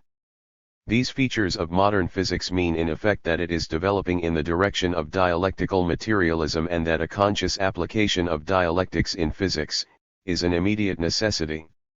It is significant that the very scientists who laid the foundations of non-classical physics speak of dialectics without using the term. It is a well-known fact that, in his argument with Einstein about the epistemological problems of atomic physics, Bohr referred to deep truths that are statements in which the opposite also contains deep truth. It is often pointed out in the literature that Einstein rejected Bohr's views of quantum mechanics, but there are fewer references to the fact that Einstein emphasized the fundamental significance for physics of uniting the corpuscular and wave ideas, and that is what is important for quantum theory. Turning, for instance, to the prominent German physicist Max Born, we see that he considered as correct that interpretation of quantum mechanics which, as he insisted, tried to reconcile both aspects of the phenomena, waves and particles. In Born's view, the wider use of the concept of the particle in quantum mechanics had to satisfy two conditions. First, the concept of the particle accepted in classical theory must be a limiting case of the new concept and, second, the latter must share some essential properties of the classical concept. But dialectics that does not perceive itself as such philosophically cannot be regarded as a sufficient basis for solving the philosophical problems of science. Their weak spots, such as their inability to reveal a dialectical opposition or explain the relationship between relative and absolute truth, are exploited by reactionary philosophers in their fight against materialism. Only a conscious application of materialist dialectics makes a scientist really free from one-sidedness and preconceived viewpoints in studying the philosophical problems of natural science, and opens up the correct prospects for their solution. The truth of this will be more clearly seen later. The understanding of the phenomenon proceeding from the phenomenon itself, the determining role of the experiment in the study of phenomena, the need for unity of theory and experiment as a prerequisite for the harmonious development of science, a negative attitude to any dogmas in science and the need for new ideas in it based on experiment, recognition of the inexhaustibility of matter. These are the propositions which, in the view of the Soviet scholar P.L. Kapitsa, a physicist must take into account in his methods of studying nature. These propositions express clearly and graphically the materialist and dialectic spirit of modern physics. As we pointed out above, the new physics has raised, in an extremely unusual manner and, from the traditional viewpoint, quite unexpectedly, problems relating to the philosophy and logic of the natural sciences that seemed to have been solved already. We shall restrict ourselves to the problem of objective reality in modern physics and the closely associated idea of dialectical contradiction that have given rise to a particularly acute struggle between dialectical materialism and other philosophical trends. The problem of objective reality. This problem attracted the constant attention of Planck, Einstein, Bohr, and other great transformers of natural sciences, as Lenin called them. It is treated, for example, in a paper by Born entitled Symbol and Reality. The various aspects of the problem of objective reality have also been studied by physicists who consciously adhere to the guidelines of dialectical materialism. Let us recall some of the definitions and attempt to define the problem itself. The objectively real, or the objective, or the objectively existing is that which exists independently of human consciousness and is reflected by it. The subjective, as opposed to the objective, is that which exists in consciousness. From the standpoint of materialist philosophy, the concept of the objective is epistemologically equivalent to the concept of matter. Lenin wrote that the concept matter, epistemologically implies nothing but objective reality existing independently of the human mind and reflected by it. In accordance with this interpretation of the objective and the subjective, cognition is the process whereby the objective, real world is reflected in man's consciousness. By creating concepts, theories, and a world picture, man reaches an approximate and relative comprehension of the universal regularity of matter, which is in a state of perpetual motion and development. Even during the classical period of its development, physics had already raised the philosophical questions: do its propositions expressed in mathematical formulae have any objective value? What is there to show that physical propositions are not subjective constructs? How is objective knowledge arrived at? This is the problem of objective reality in physics in its most general form. In classical natural science, the solution of this problem appeared to be rather simple, although it did encounter some difficulties too. Most 18th and 19th century scholars, just like their counterparts of the present day, did not bother too much about philosophical niceties. They believed the objective reality of the external world as reflected in human consciousness to be self-evident. Observed phenomena were explained on the basis of the mechanical macroscopic model. The motions of macroscopic bodies, including those of the celestial bodies known at the time, were relatively simple, and the observation of them did not require complicated specialized apparatus. The concepts expressing the measurable properties of such motion do not differ much in their level of abstraction from notions worked out by everyday experience. But classical theory could not bypass the problem of objective reality altogether. How do I know that the green that I see is the same green that you see or he sees or any other observer sees? This is an example from ordinary experience, but classical physics has grown directly out of ordinary experience, and we shall begin by analyzing this example. The question posed here is, in effect, the question of whether the sensation of green corresponds to something objective. In man's practical activity the problem is solved positively, one only has to imagine a color-blind car driver and the answer suggests itself. Moreover, the fact that we are familiar with Daltonism and can to some extent avoid its undesirable effects confirms that the sensation of green corresponds to an objective reality. From the point of view of the problem of reality, the analysis of such cases is no different from the analysis of the process of measuring and experimenting in general, where the immediate task is to register macroscopic parameters. Measurement and experiment, as well as study and reflection, in which the cognitive power of abstraction grows more and more, are the basis for all physical theories, both classical and non-classical. Having generalized what has been said here and taken into account the data from diverse fields of theory and practice, we arrive at the well-known premises of materialism, which Lenin formulated with classical clarity: the only source of our knowledge is sensations, objective reality is the source of human sensations, or, phrased in a slightly different way, the external world cognized by man exists independently of his consciousness. This fundamental proposition of materialist epistemology is contested by Born in the paper mentioned above. He makes no objection to the essence of that proposition; on the contrary, he criticizes idealism and a priorism, especially the views of Kant, the Machists, and the logical positivists. But he does not consider Lenin's thesis to have been proved and wishes to substantiate his own position, basing it, as he believes, on modern physics. Now, is Born right? In Born's view, the impossibility of solving the question of whether the green that ISCE is the same green that someone else sees stems from the fact that attempts are made to explain something concerning a single impression. Actually, such explanations are impossible, and the way out that Born suggests is as follows. Already in the case of two impressions from the same organ of perception, e.g. two colors, there is a communicable, objectively verifiable utterance that is founded on comparison, first and foremost, judgments of similarity and dissimilarity.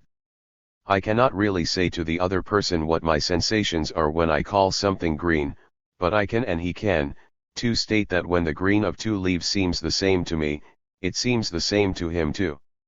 Actually, Born is expounding here the idea that objective knowledge is not so much something that has a counterpart in objective reality as something that has a commonly accepted meaning. In view of the criticism to which Lenin subjected the views of Bogdanov, who defined the objective as the generally accepted, there is no need to analyze Born's erroneous ideas.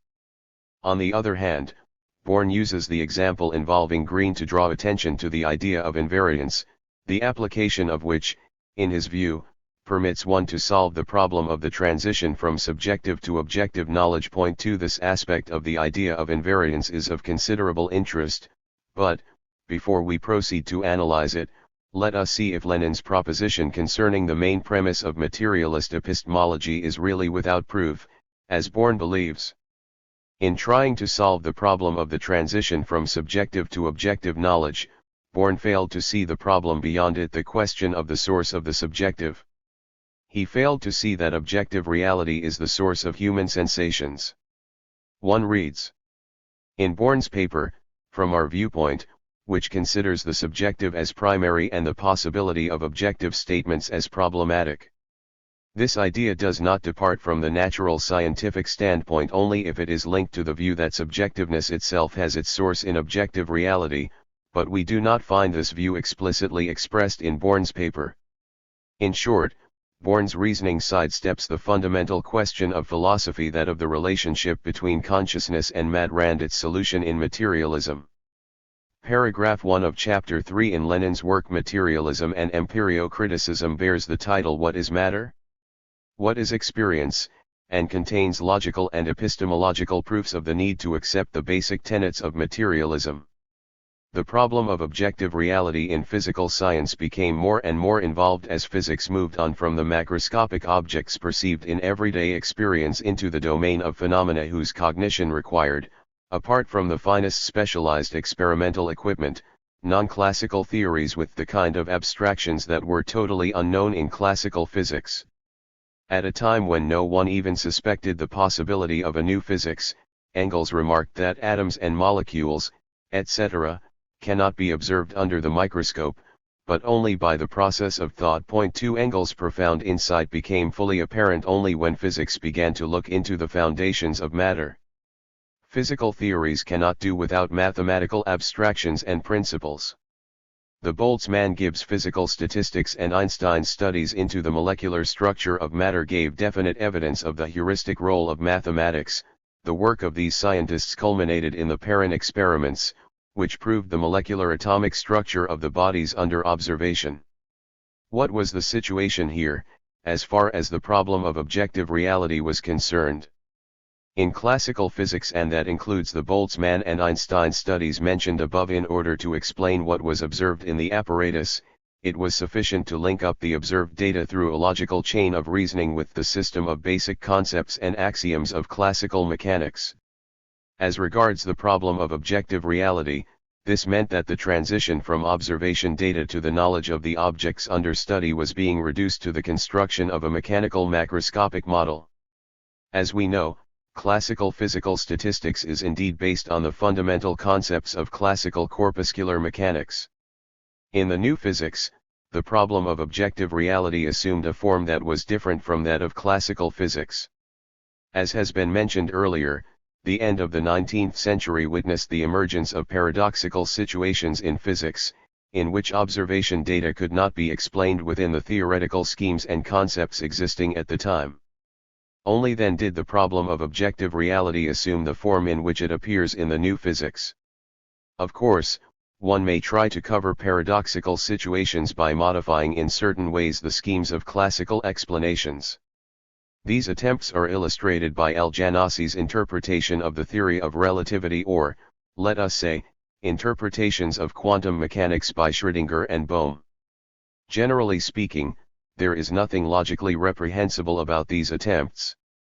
But the proof of the truth of various interpretations is in the fruitfulness of the results obtained through them, and here the progress of physical science has indicated unequivocally that the theory of relativity and quantum mechanics have developed as non-classical theories, that is, theories including a mathematical apparatus unknown in classical physics and entirely different basic principles and concepts.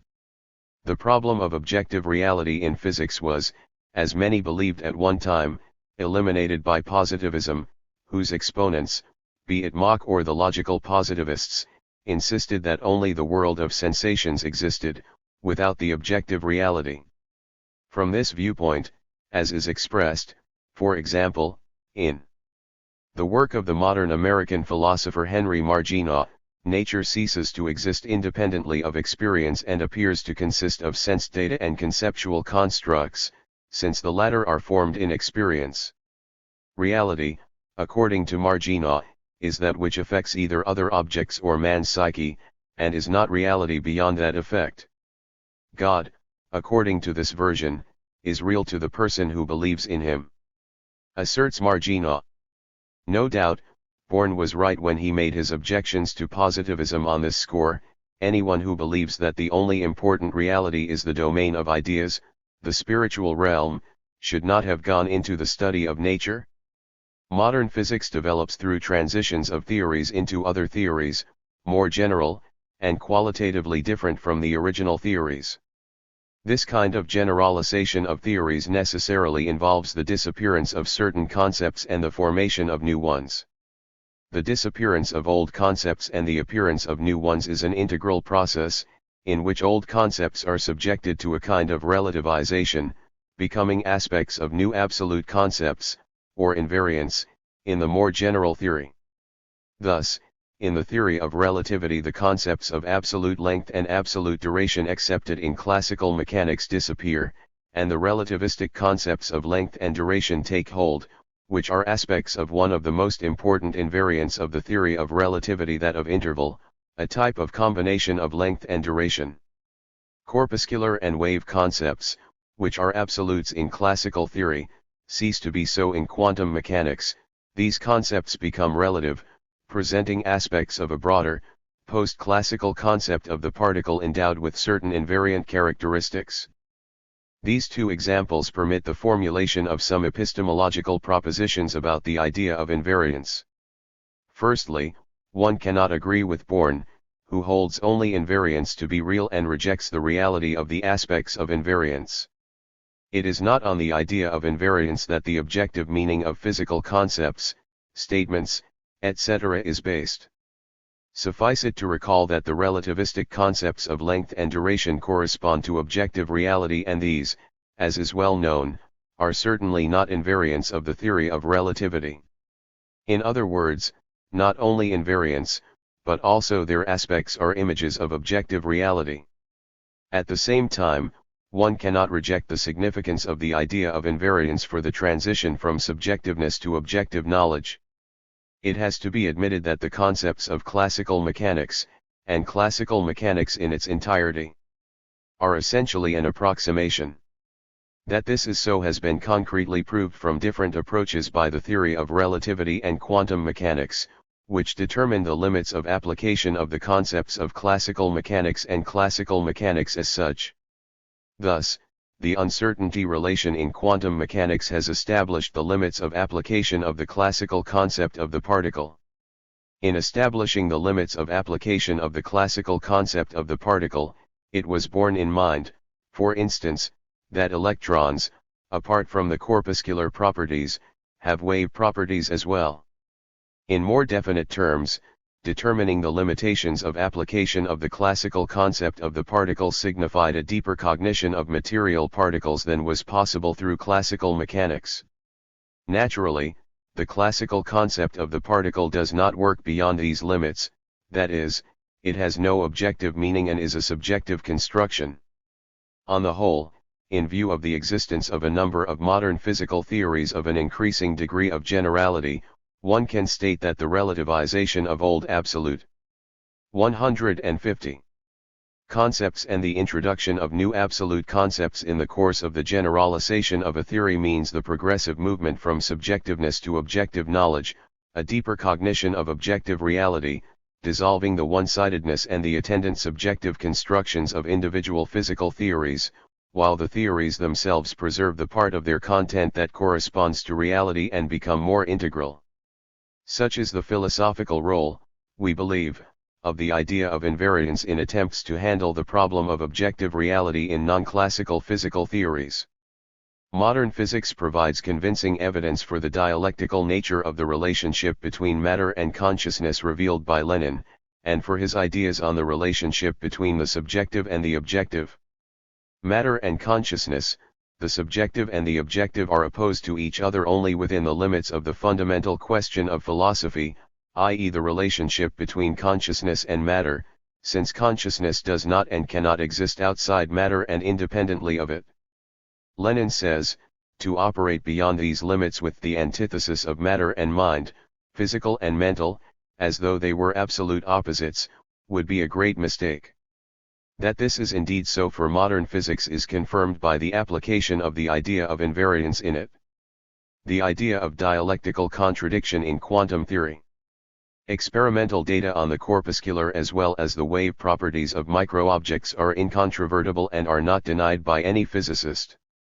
But how are these data, the corpuscular wave dualism, to be interpreted in theory? This task is all the more important since in classical physics corpuscular and wave theoretical constructions are regarded as mutually exclusive. On the philosophical plane, the question first of all arises about the ontological status of waves and particles. Do the experimental data on microobjects, which we designate by the words pertaining to waves and particles, have any counterparts in objective reality? Is P.H. Frank, for example, right in stating that the electron is only a set of physical quantities which we introduce to state a system of principles from which we can logically derive the pointer readings on measuring instruments? A degree of similarity can be seen between Zeno's aporias pertaining to motion, and corpuscular wave dualism. In the first case, it is a question not so much of the sensory authenticity of motion as of ways to express motion in the logic of concepts. In the second instance we also have the need to express, in the logic of concepts, the empirical authenticity of the corpuscular and wave properties of microobjects, because we cannot be satisfied with the authenticity of these properties alone. The respective problems are in both cases solved by dialectics, but the cases themselves differ as regards the nature of the dialectical unities arising in them. In the case of motion, the latter does not directly give rise to the idea of contradiction, and to this day we admire the virtuosity of Zeno's dialectical mind too, with which he advances the idea that the real is one and many. In the case of corpuscular wave dualism, on the contrary, the idea of the duality of the one is ordinary, while amazement is caused by the empirical fact of diffraction of electrons or visual experiments with light of low intensities, which signifies that the corpuscular and wave aspects merge together.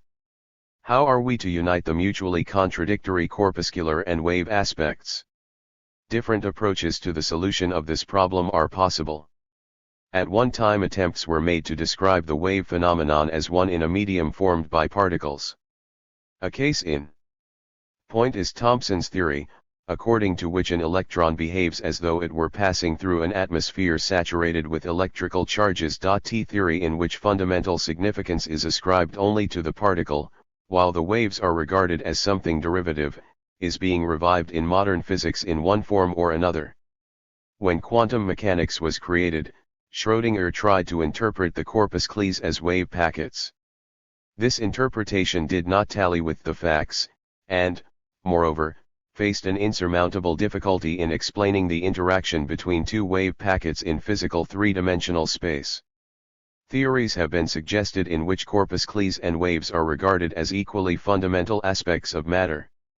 They lay particular emphasis on the idea of the joint existence of corpuscular and wave properties of moving objects in a model of the classical type. The classical notion of the trajectory of motion is preserved in this model, and the symmetry between particles and waves inherent in quantum theory is in effect eliminated. Characteristic of these and similar interpretations is the application of some classical concepts and schemes to phenomena on an atomic scale. Classical notions and schemes are thereby interpreted as immutable and absolute in the respective conceptions. Methodologically, this feature of these conceptions is the main source of their weakness. At best they explain post factum the results already obtained on the basis of Bohr's conception, which rests on non-classical principles. Let us now turn to another viewpoint of the problem of uniting the corpuscular and wave aspects, one which differs in principle from those mentioned earlier. Bohr described as irrational the method of uniting the corpuscular and wave aspects, which is based on the idea of carrying over the concept of the wave from classical optics to corpuscular mechanics. Despite the fact that attacks on Bohr's concept of uniting the corpuscular and wave viewpoints continue to this day, and despite Bohr's use of the term irrationality, one cannot but agree with Bohr in substance. The unification of the corpuscular and wave aspects in quantum mechanics greatly resembles the introduction of irrational and imaginary numbers in mathematics, or the notion of the interval in the theory of relativity. From the standpoint of any formal logical system, one cannot proceed very far in analyzing questions relating to such a unification. Here dialectical logic enters the scene, which may seem and does seem irrational to the rational mind, although in actual fact it is logically faultless. Each of the earlier mentioned approaches to the problem of uniting the corpuscular and wave aspects highlights one-sidedly some element of the line of cognition which reflects the state of things as it really is. Materialist dialectics, on the contrary, precludes one-sided cognition.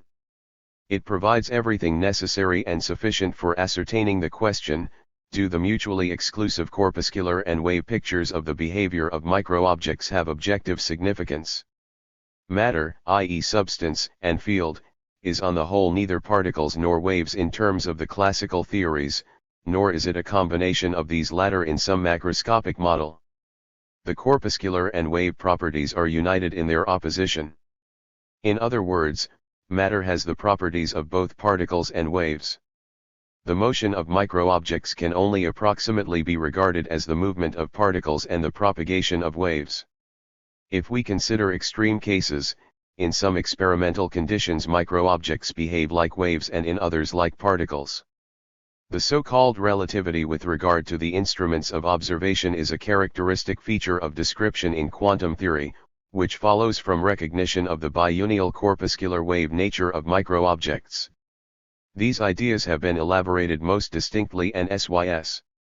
thematically by scientists who are conscious proponents of dialectical materialism. The influence of idealist and metaphysical views on quantum theory is most strongly felt in a definite interpretation of the problem of uniting the corpuscular and wave pictures of the behavior of microobjects, in the denial of the objectively real nature of the unity of the corpuscular and wave properties of matter at its atomic level, and in the subjectivist interpretation of relativity with regard to the instruments of observation.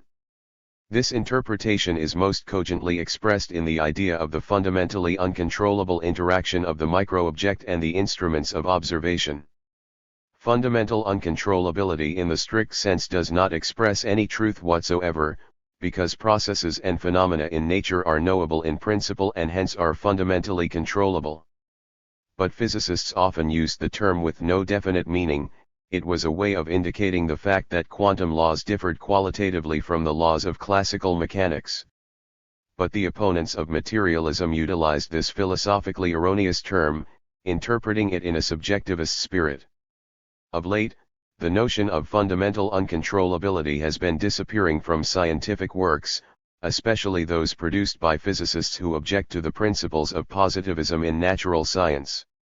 Thus, in his later works on philosophical problems in atomic physics, Bohr did not use the concept of fundamental uncontrollability, stressing that the description of atomic phenomena reflects their objective nature. The term complementarity, which Bohr retains in use, denotes a specific relationship between experimental data on microobjects obtained with the help of mutually exclusive means of observation. Although, as Bohr points out, these data seem to contradict each other, they actually furnish exhaustive information about the object. Point 2. We now have to examine more closely some aspects of the conception which proceeds from the recognition of the biunial corpuscular wave nature of microobjects. The particle, a basic concept of classical mechanics, can be defined indirectly through Newtonian axioms. Such a definition means that the particle is characterized jointly by an impulse and a coordinate. But the classical concept of the particle cannot be applied on an atomic scale, since it does not correspond to the experimentally established quantum regularities expressed by quantum formalism. The uncertainty relation plays a major part here. It not only establishes the bounds of applicability of the classical concept of the particle, but also makes it possible to generalize and deepen it, infusing it with new content unknown to the classical theories. This new content stems from the need to account in theory for the wave properties of microobjects.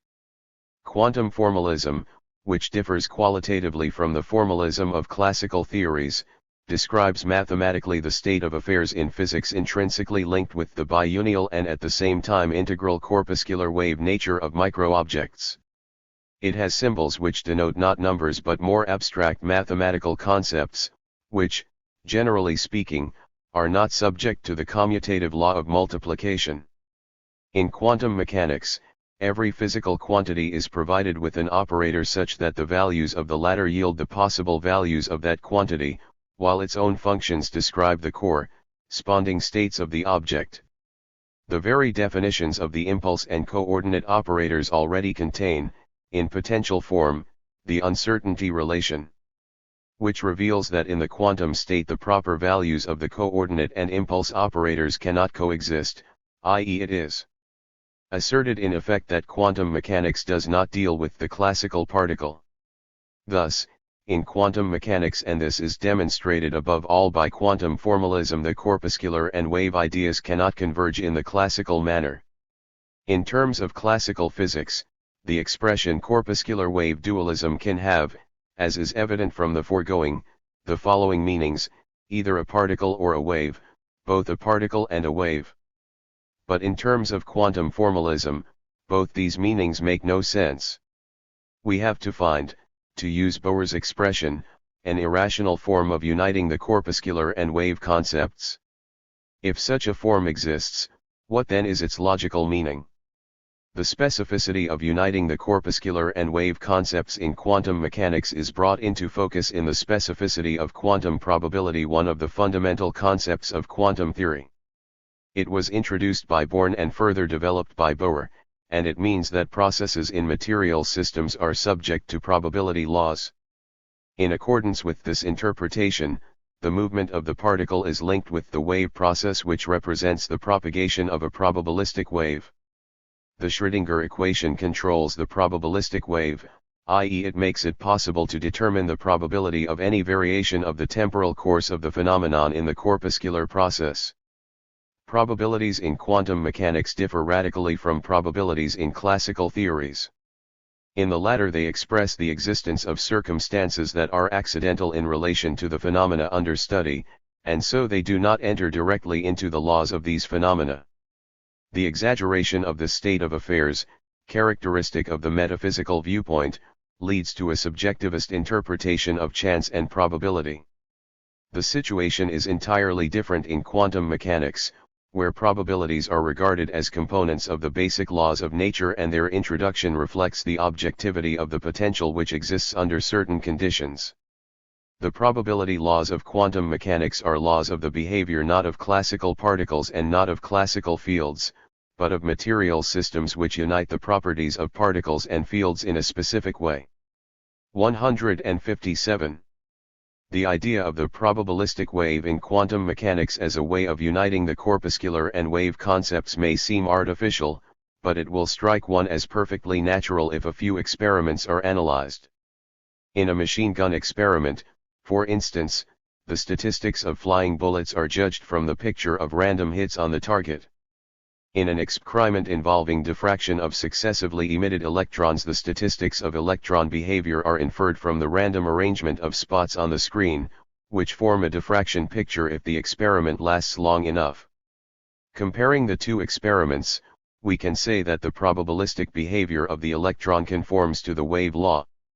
The diffraction picture formed by electron traces indicates that the electron does not move like a classical particle, but like a particle possessing wave properties simultaneously with corpuscular ones. Indeed, the spot on the screen is an indication that the electron has corpuscular properties. The diffraction picture formed by the particles forces us to conclude that the electron passing through a diffraction system interacts with the system as a whole rather than with one or a small number of atoms. Thus, the electron passes through a diffraction system not like just a particle or just a wave, but like an object characterized by integral corpuscular wave properties. It is very important to establish what the indivisibility of the corpuscular wave properties of the electron implies, or, more broadly, what is meant by the dialectical unity of the corpuscular and wave properties of matter. This can be demonstrated by the following example.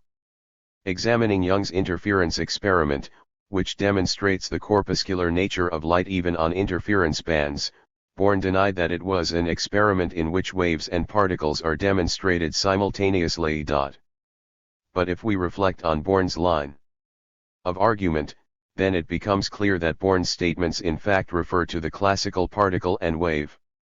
Indeed, to understand the phenomena in Young's experiment, one must not apply the concepts of particle and wave in the classical interpretation.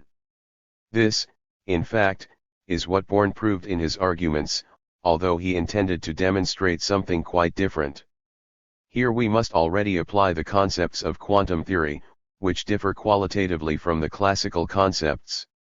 The concept of the particle in quantum theory undoubtedly differs from its classical analog, and Young's experiment is a curious demonstration of the point. The distinction between the quantum concepts of particle and wave and the analogous classical concepts is that the quantum concepts are relative within the bounds of quantum theory, whereas classical concepts are absolute within the bounds of their theory. This means that, to describe the behavior of a micro-object, it is necessary to consider the instruments of observation, whereas in classical physics it is possible to ignore this aspect. Point 2. The difference springs from the fact that in quantum theory moving objects are examined in terms of the unity of their opposite corpuscular and wave properties, while classical theory allows of the unity of waves and particles but only in terms of their coexistence, of parallel existence, in a model that is subject to the laws of the classical theory.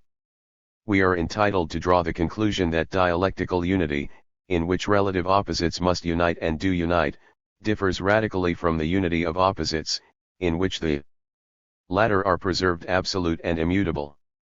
The combining of opposites to form a dialectical unity does not lead to any formal logical contradictions.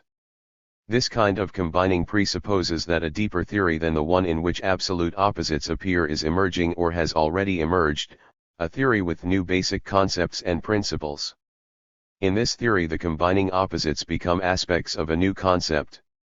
Thus, the concept of the particle in quantum mechanics retains the feature of discreteness characteristic of the classical concept of the particle, but loses the property of moving along a trajectory and the property of individuality.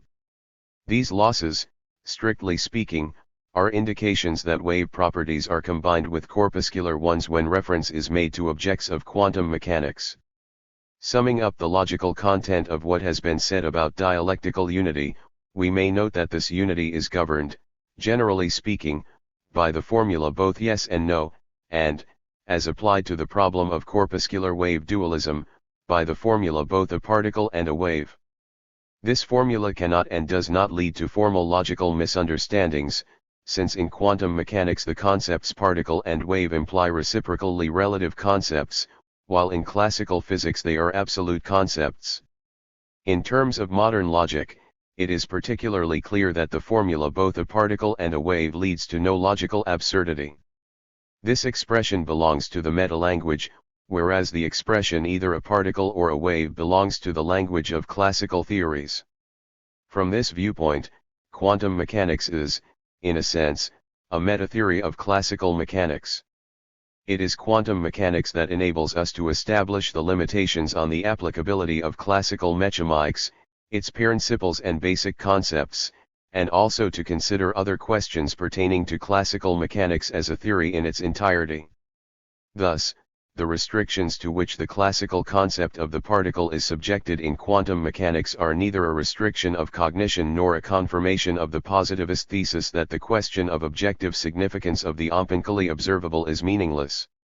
Such restriction actually represents deeper cognition of the corpuscular properties of matter, taking into account its intrinsic wave properties which the classical theories describing particles ignore. In accordance with this restriction, the concept of the particle is generalized and deepened, discarding its classical form in the process. Let us draw some general conclusions.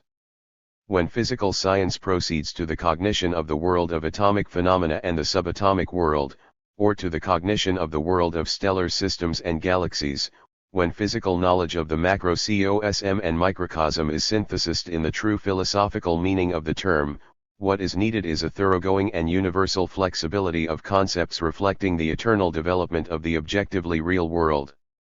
Lenin's extremely concise and profound comments entitled On the Question of Dialectics, summing up the basic ideas which he expressed in the philosophical notebooks, show clearly that such thoroughgoing flexibility is only characteristic of dialectical thinking.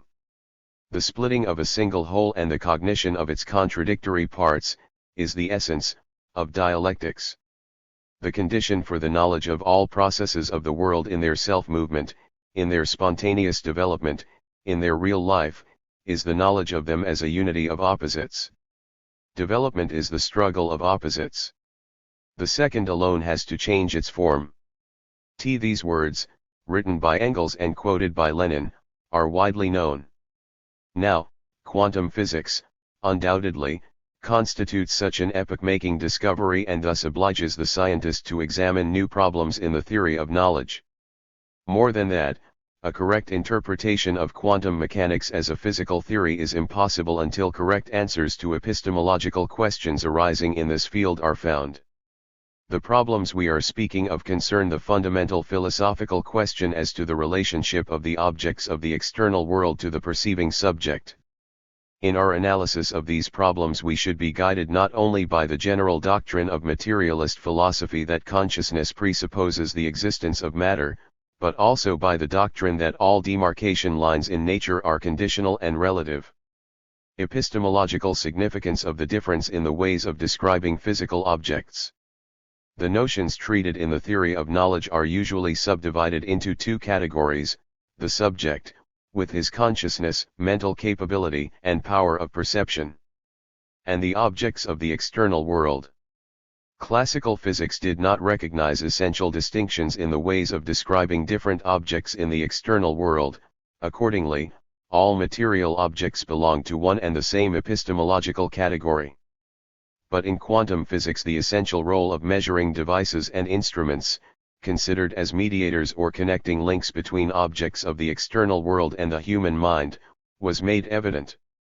At the same time, it became clear that the construction and functioning of a measuring device is to be described in a way essentially different from that necessary for the description of the properties and behavior of the micro-object.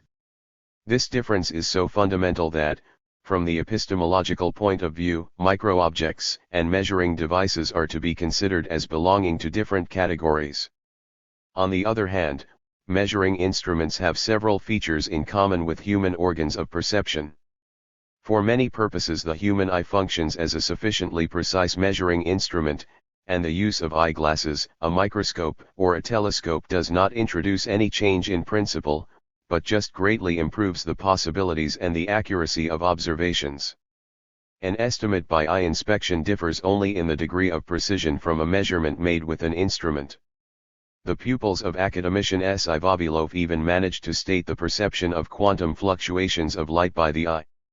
Similarly, there is no difference in principle between the estimation of the weight of a body by muscular effort and its determination with the help of a balance. These considerations lead us to the following conclusion. If in the study of the act of perception it is found necessary to consider the observation means as a separate epistemological category, then this category must include both the measuring instruments and the human sense organs. Accordingly, the readings of instruments and the human perceptions also belong to a common category. 206. We thus arrive at the conclusion that, while preserving the basic distinction inherent in materialist philosophy between mind and consciousness, on the one hand, and matter, on the other hand, we must distinguish epistemologically between individual categories of material objects. All these distinctions are connected with the difference in the ways of describing the corresponding notions. Thus, mind and consciousness are described in a subjective way. Undoubtedly, thought is a product of the brain, but it differs from the brain as fundamentally as an idea written down on a piece of paper differs from the paper and the ink used. The circumstance that men think with the aid of their brain, while the brain can be an object of investigation in biology and in physiology, does not exclude the existence of mind and consciousness as a distinct subjective category which is to be described from the inside. This fact has always been admitted by materialist philosophy and remains in force even when epistemological distinctions between different types or categories of material objects are introduced. The novelty implied in these distinctions consists only in the separation of the perceptions of the human sense organs from the notion subjective and in their logical connection with the readings of measuring instruments. On the other hand, the modifications introduced by quantum physics in the description of some categories of objects in the external world are of a very profound nature. In pre-quantum physics, a common feature of all methods of description, applied to the most diverse kinds of objects in the external world, was the tacit assumption that the means of observation are non-essential and can be completely disregarded in the description. A tacit supposition was made that for any object one can always find a sufficiently careful method of observation which does not influence the behavior of the object. This supposition permitted one to speak of the behavior of the object by itself and thus to avoid the question of observational means as a premise for knowledge. Accordingly, in pre-quantum physics both categories, the means of observation and the objects ob. 207. Served were unified into a single one, which approximately corresponded to the notion of the external world. Any object in the external world was described on the basis of abstractions taken from classical physics. These abstractions will be considered in more detail later. The elucidation of the basic principles of quantum physics has shown that the ways of describing observational means, on the one hand, and of micro-objects, on the other hand, are essentially different. The means of observation can and must be described on the basis of classical abstractions. The micro-objects, however, require for their description new principles and new concepts which differ so widely from the old ones that they cannot even be expressed in the language of classical physics. To express them a new language had to be created, the language of quantum physics. With the spread to new domains of quantal concepts and with the development of corresponding physical theories, this language has become more and more elaborate.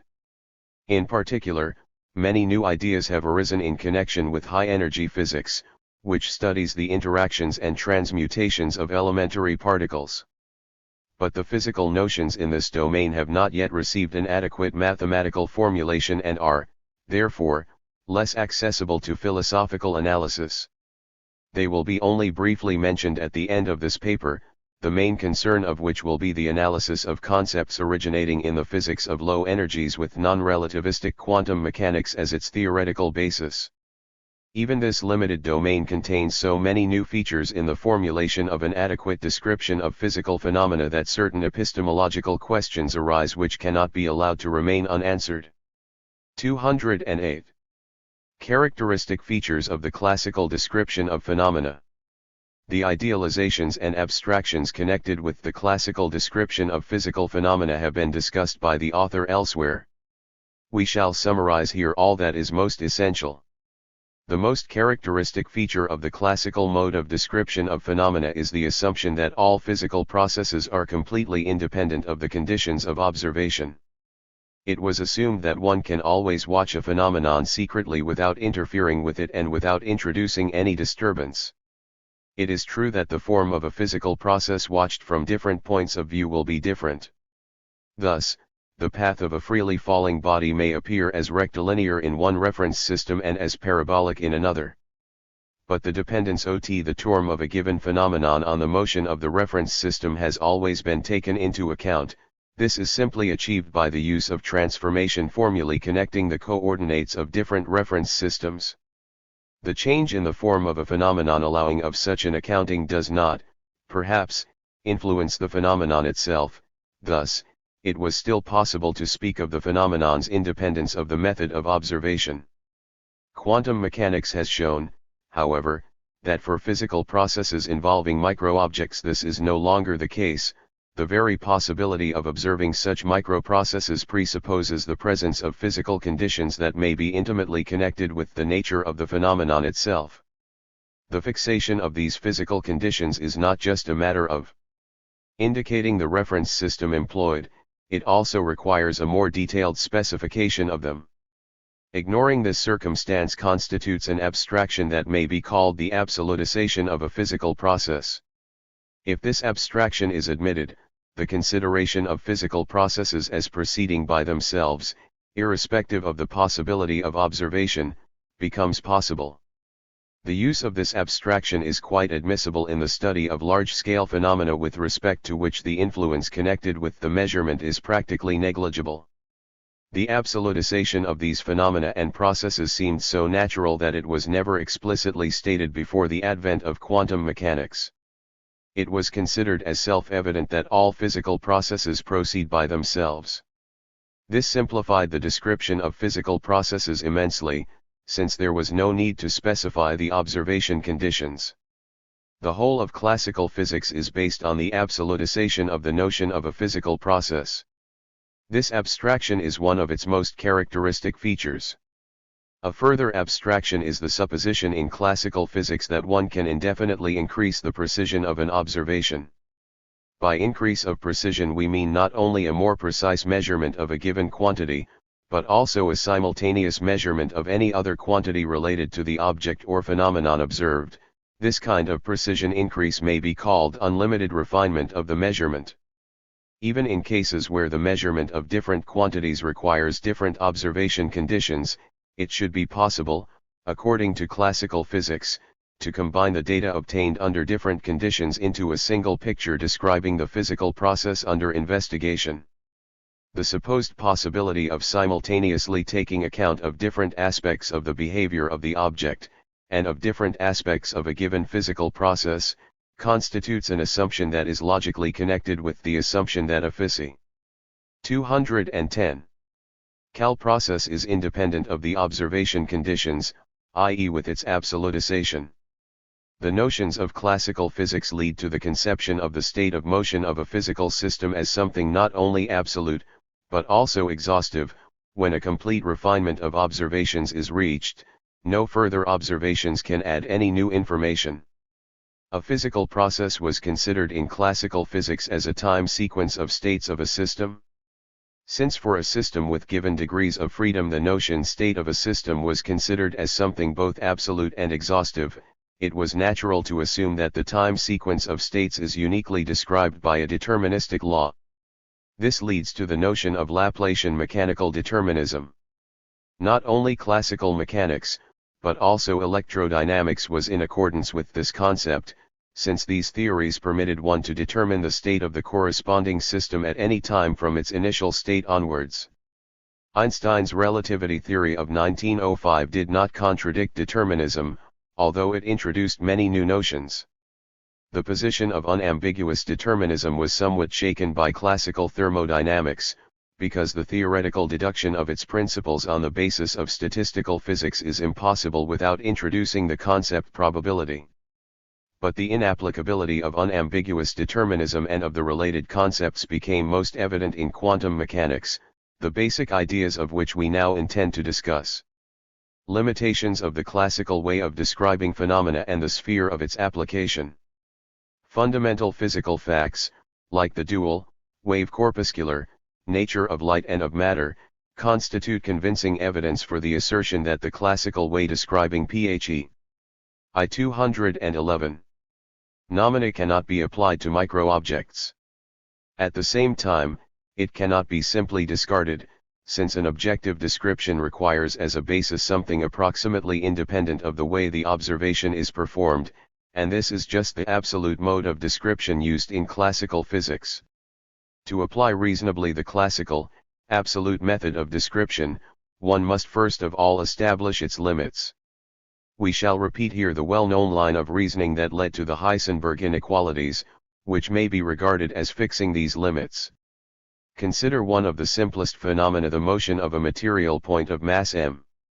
According to classical dynamics, the state of motion of a material point at any instant of time is defined by the values of its coordinates x, y, z, and its momentum px, pi, pz. It would, however, be inadmissible to consider simultaneous values of both sets of quantities without taking into account the actual possibilities of measuring them, but the possibilities are limited by quantum effects. These quantum effects manifest themselves, for example, in the interaction of the particle with photons of light falling on it. The essential circumstance is that a photon, though characterized by wave parameters, is at the same time a bearer of energy and momentum, i.e. a bearer of the attributes of a particle of light. The wave parameters are, the frequency v, the wavelength a equals, and the wave vector k showing the propagation. _2 Ka and v copyright. Direction and having the absolute value k equals 10 ae. Where O is the angular frequency. Denoting by h the value of Planck's constant h divided by 2r, we may write the connection of the energy of a photon E and its momentum p with the wave parameters in the form E equals ho, p equals hk, where the constant h is given as h equals 1.05 x 10 degree dash registered erg sec. 212. The relation connects the wave and corpuscular properties of a photon. The right-hand sides of this relation contain the quantities OE and K defined by means of interference phenomena, while the quantities on the left-hand sides, E and P, characterize the photon as a particle. Thus, the relation reflects the wave-corpuscular dualism of a photon as a light particle. This wave-corpuscular dualism is not a specific property of photons, but is a general property of all particles. Heisenberg has shown that the localization of a particle in a small region of space requires the fulfillment of physical conditions that are unfavorable for the measurement of the momentum of the particle and vice versa. This conclusion is quite natural, because the use of light with a small wavelength, which is favorable for the localization of the particle in the coordinate space, implies the use of high-energy photons, capable of giving the particle a great impetus and thus greatly impeding its localization in the momentum space. On the other hand, an experiment with low-energy photons implies the use of light with a large wavelength, and thus leads to a broadening of all diffraction bands, which is an obstacle to the localization of a particle in the ordinary space. Quantitatively, Heisenberg's result may be expressed in the form of the inequalities AZAPRH, IAPH, AZAPH, where the quantities AZ, I, AZ give the dimensions of the localization domain in the coordinate space x, y, z, while the quantities AP, AP, AP, characterize the localization domain in the momentum space pz pi, pz. These inequalities are called the Heisenberg inequalities. They show that a particle cannot, by its very nature, be simultaneously both in the coordinate and in the momentum space. To the Heisenberg inequalities the relation eta h can be adjoined. This relation connects the uncertainty in the change of the energy of a particle with the uncertainty in the 213 time instant when this change has taken place. According to the relation, the act of energy transfer cannot be precisely localized in time. Relation may be called the Heisenberg-Bohr relation. The Heisenberg and Bohr relations and, taken together, specify the domain in which the classical way of describing physical phenomena is applicable. Since the Planck constant is very small, this description is, undoubtedly, applicable to macroscopic bodies. But its significance is not limited to this case.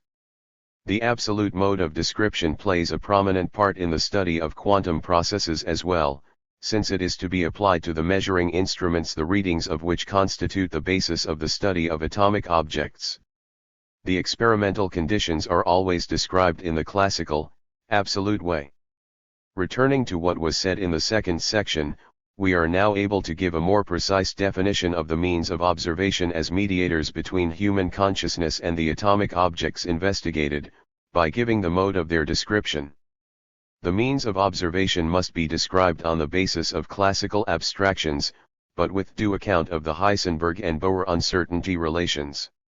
Relativity with respect to means of observation as a basis for the quantum mode of describing phenomena. The new mode of describing physical phenomena must take into account the actual possibilities of measurements connected with micro-objects. We never ascribe to objects any properties that cannot be observed and specified. It is thus necessary to draw special attention to the conditions necessary for observation and specification. We have to consider the construction and functioning of the measuring devices that create the physical conditions in which the subject is placed. As noted above, the measuring devices and physical conditions must be described classically, by fixing the values of the parameters that describe them. Of course, these parameters can be fixed only with a precision 214 consistent with the Heisenberg inequalities, otherwise we would violate the limits of the actual possibilities of the measuring instrument's design. A micro-object manifests itself in the interaction with the measuring device. Thus, the track of a particle becomes visible only as a result of an irreversible avalanche-like process in a Wilson cloud chamber or in a photolayer, and during this process the particle loses its energy by ionizing the air or the photolayer, so that its momentum becomes indefinite. The result of the interaction between an atomic object and a classically described measuring device is, accordingly, the basic experimental element, the systematization of which is the aim of the theory. From the consideration of such interactions the properties of an atomic object are deduced, while the predictions of a theory are formulated in terms of the interaction results to be expected. This statement of the problem permits the introduction of quantities describing the object itself, irrespective of the measuring device. At the same time it allows various approaches to the object. The object may be characterized by those of its properties that manifest themselves under external conditions created by the given measuring device. The new statement of the problem enables us to consider the case where different aspects and different properties of the object do not manifest themselves simultaneously, i.e. where a refined description of the behavior of the object is impossible. This situation arises if different properties of the object require for their manifestation mutually exclusive external conditions.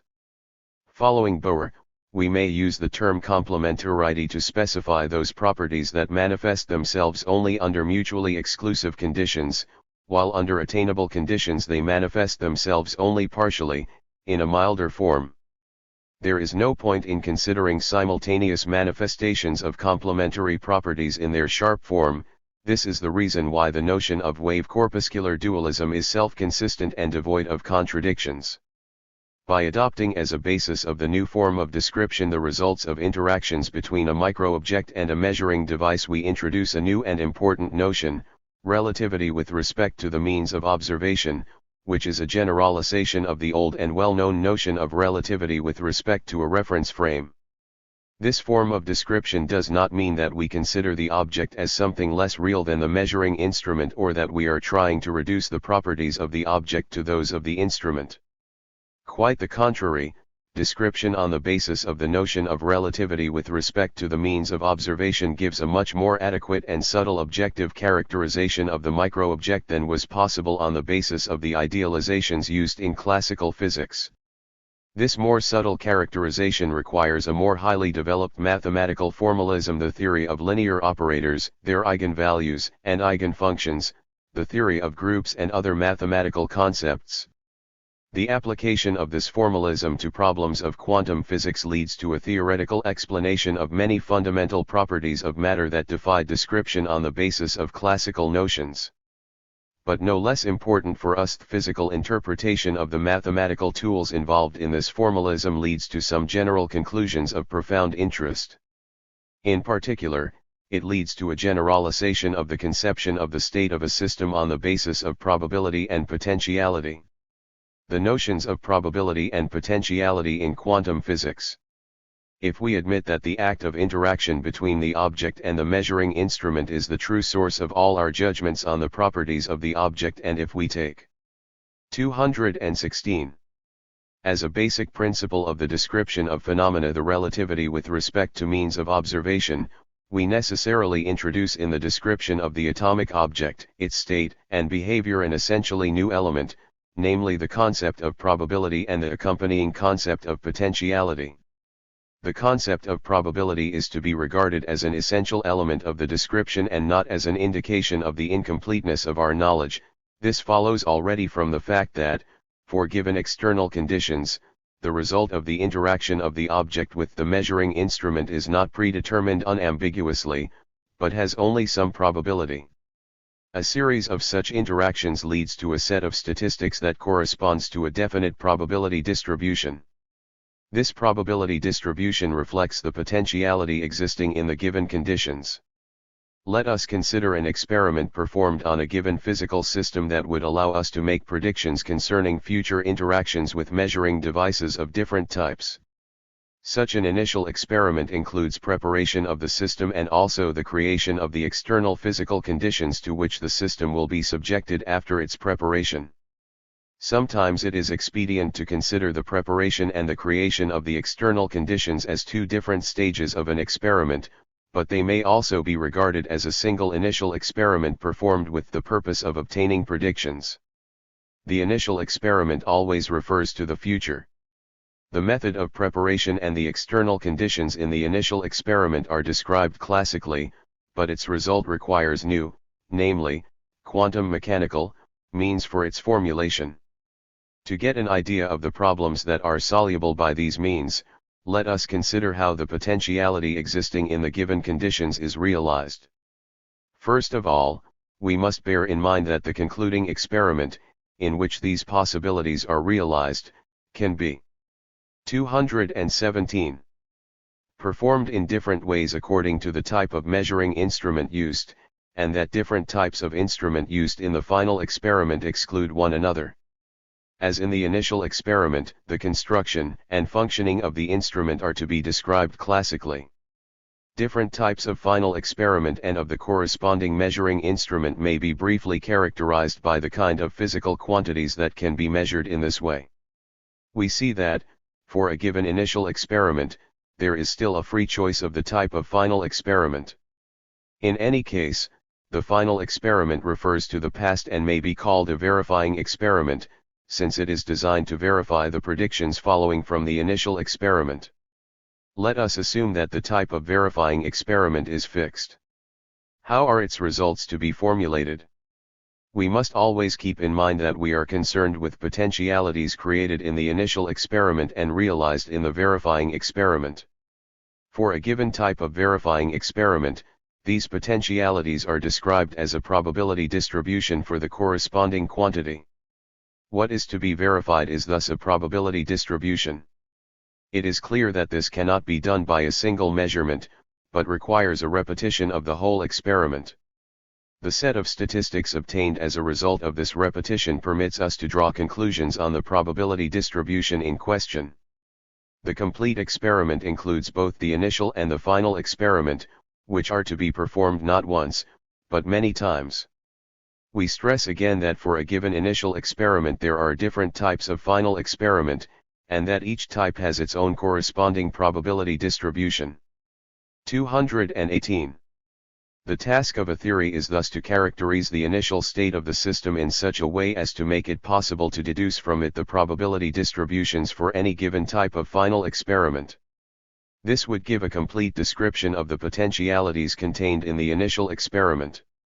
Since the final experiment may correspond to a later time instant, the theory must also furnish the time dependence of the probability distributions and the corresponding potentialities.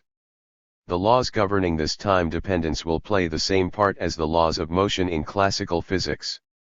Mathematical formalism of quantum mechanics and the degrees of freedom of physical systems. A description of physical phenomena that is to be based on the concept of potentiality and which is to take into account relativity with respect to the means of observation will require an elaborate mathematical formalism. There is, first of all, the problem of the possible values of the quantities measured. This problem can be solved on the basis of the theory of linear operators. For each quantity measured, a self-conjugate linear operator is introduced such that its eigenvalues give the possible values of the quantity. This correspondence between physical quantities and linear operators includes the case of discrete eigenvalues as well as the case of continuous eigenvalues. It is worth noting that the term spectrum was used in the theory of linear operators and in physics even before the establishment of the connection between the notions corresponding to the two meanings of the term. The concept of the eigenfunction of an operator leads to the more general notion of a wave function depending on time and describing the potentialities that are appropriate to the given physical system under given circumstances.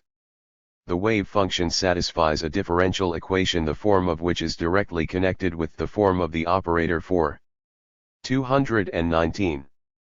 The total energy of the system. The existence of this connection is due to the fact that the law of the conservation of energy is valid in quantum mechanics as well. The differential equation for the wave function is an equation of the first order with respect to time, that is why the wave function is unambiguously determined by its initial value. By means of this wave function all probability distributions related to the given physical system are expressed. It can be shown that these probability distributions are such that the Heisenberg relations are automatically satisfied. The construction of the energy operator constitutes an essential step in the theory of a given system. The first thing to do here is to introduce degrees of freedom appropriate to the system. It would seem to be most natural to take the degrees of freedom that correspond to the classical picture of the system. For example, in the case of an electron, one would take the degrees of freedom of a classical material point and accordingly consider the wave function of an electron as depending on three space coordinates. But recourse to the analogy with classical theory may turn out to be insufficient. The very concept degrees of freedom is to be understood in a more general sense than in classical theory. It should not be reduced to variables relating to the movement in space, but should permit the introduction into the wave function of any other variables describing the nature of the object. Thus, in the case of the electron it is necessary to introduce, even in the non-relativistic approximation, an intrinsic moment of momentum defined by special operators, known as spin. This degree of freedom is particularly important when formulating the properties of a many-electron system, e.g. the system constituted by the electronic shells of the atom. In the relativistic approximation we are obliged to go much further along the path of introducing new degrees of freedom, and we have to consider the electron as part of an incomparably more complicated system that includes the positrons. One is perforce reminded of the foresight of Lenin, who spoke of the inexhaustibility of the electron when quantum mechanics did not exist. Quantum physics, with its new principles of description of phenomena, opened up new possibilities for introducing degrees of freedom previously unknown, and these possibilities are essential for the understanding of even the most simple and most fundamental physical regularities. Thus, the chemical properties of atoms, formulated by Mendeleev in the form of the periodic system of elements bearing his name, received their theoretical explanation only after the discovery of electronic spin and after the formulation of the Pauli principle. The properties of electronic systems also constitute the foundation for the explanation of many macroscopic properties of solid bodies that cannot be explained on the basis of classical physics. The laws of quantum physics apply not only to particles in the classical sense, but also to particles with zero rest mass, such as photons. As compared with electrons, the photons have two peculiarities. In the first place, they can easily be emitted and absorbed, so that an assembly of photons must be considered as a system of an indefinite number of particles. In the second place, for a fixed number of photons their wave function must be symmetrical. The quantum theory of the electromagnetic field, which includes photon theory, is called quantum electrodynamics. Pursuing the line of development of the photon theory that has connected the concepts of field and particle, theories of other quasi-particles have been evolved, e.g. a theory of elementary sound oscillations. These theories, together with that of electronic systems, 221, have found application in the physics of solid and fluid bodies. The properties of semiconductors, as well as the phenomena of superfluidity and superconductivity of some fluids, observed at extremely low temperatures, cannot be conceived without recourse to quantum laws. The introduction of new degrees of freedom has played a decisive role in the theory of the electron. Still more important is the question of new degrees of freedom in high-energy physics and in investigations concerning the interactions and mutual transformations of elementary particles. These new degrees of freedom are often expressed in the form of symmetry properties and transformation properties of the wave and field functions. The study of their connection with space-time transformations and with the transition of particles to antiparticles opens up new prospects in the quantum field theory. This domain of quantum physics is far from being completed, but even now it is evident that the new principles for the description of phenomena first introduced in quantum mechanics are just as important in the quantum field theory. Concluding remarks. On the basis of quantum physics, we have endeavored to show the need to describe phenomena by methods that are based on the concepts of relativity with respect to observation means and of potentialities.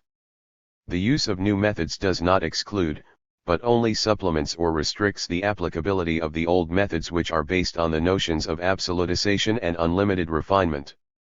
The old methods have their own domain of application. As mentioned above, quantum physics possesses an elaborate mathematical formalism. A consistent physical interpretation of this formalism is only possible on the basis of the concepts of relativity with respect to means of observation and potentialities. This fact completely justifies the introduction of epistemological distinctions between physical objects that are to be described by the methods of quantum physics. 222. And ordinary objects that only need a classical description.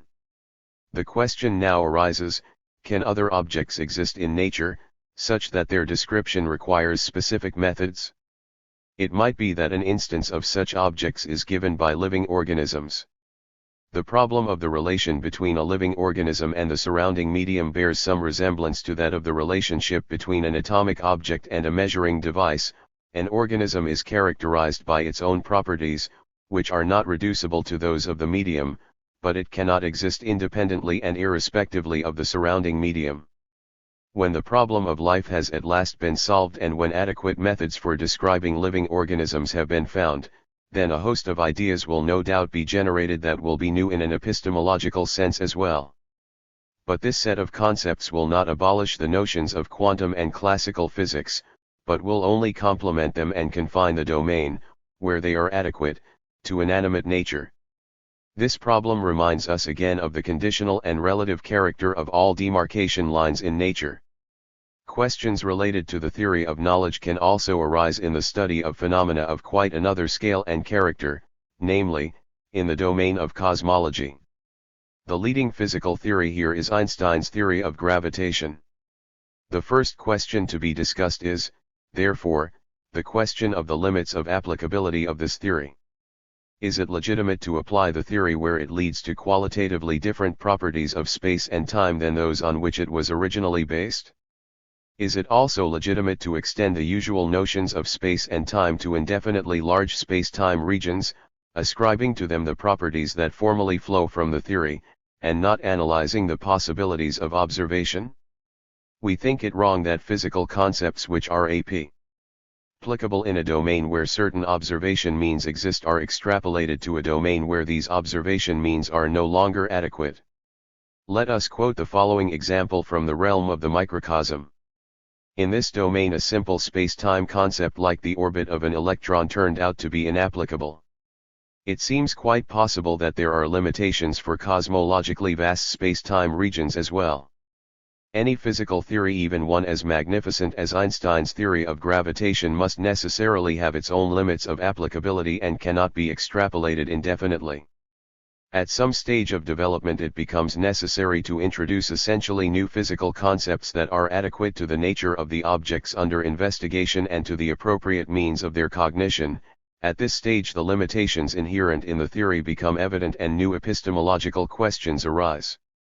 The ideas of dialectical materialism formulated by Lenin with great clarity and generality must continue to serve as guidelines in the solution of these problems. A.D. Alexandrov. Space and Time in Modern Physics. In the light of Lenin's philosophical ideas. In his book Materialism and Empirio-Criticism, Lenin outlined the reasons for the philosophical crisis that was developing in physics at the time and also indicated a way out of this crisis through the transition from the old, metaphysical materialism to dialectical materialism.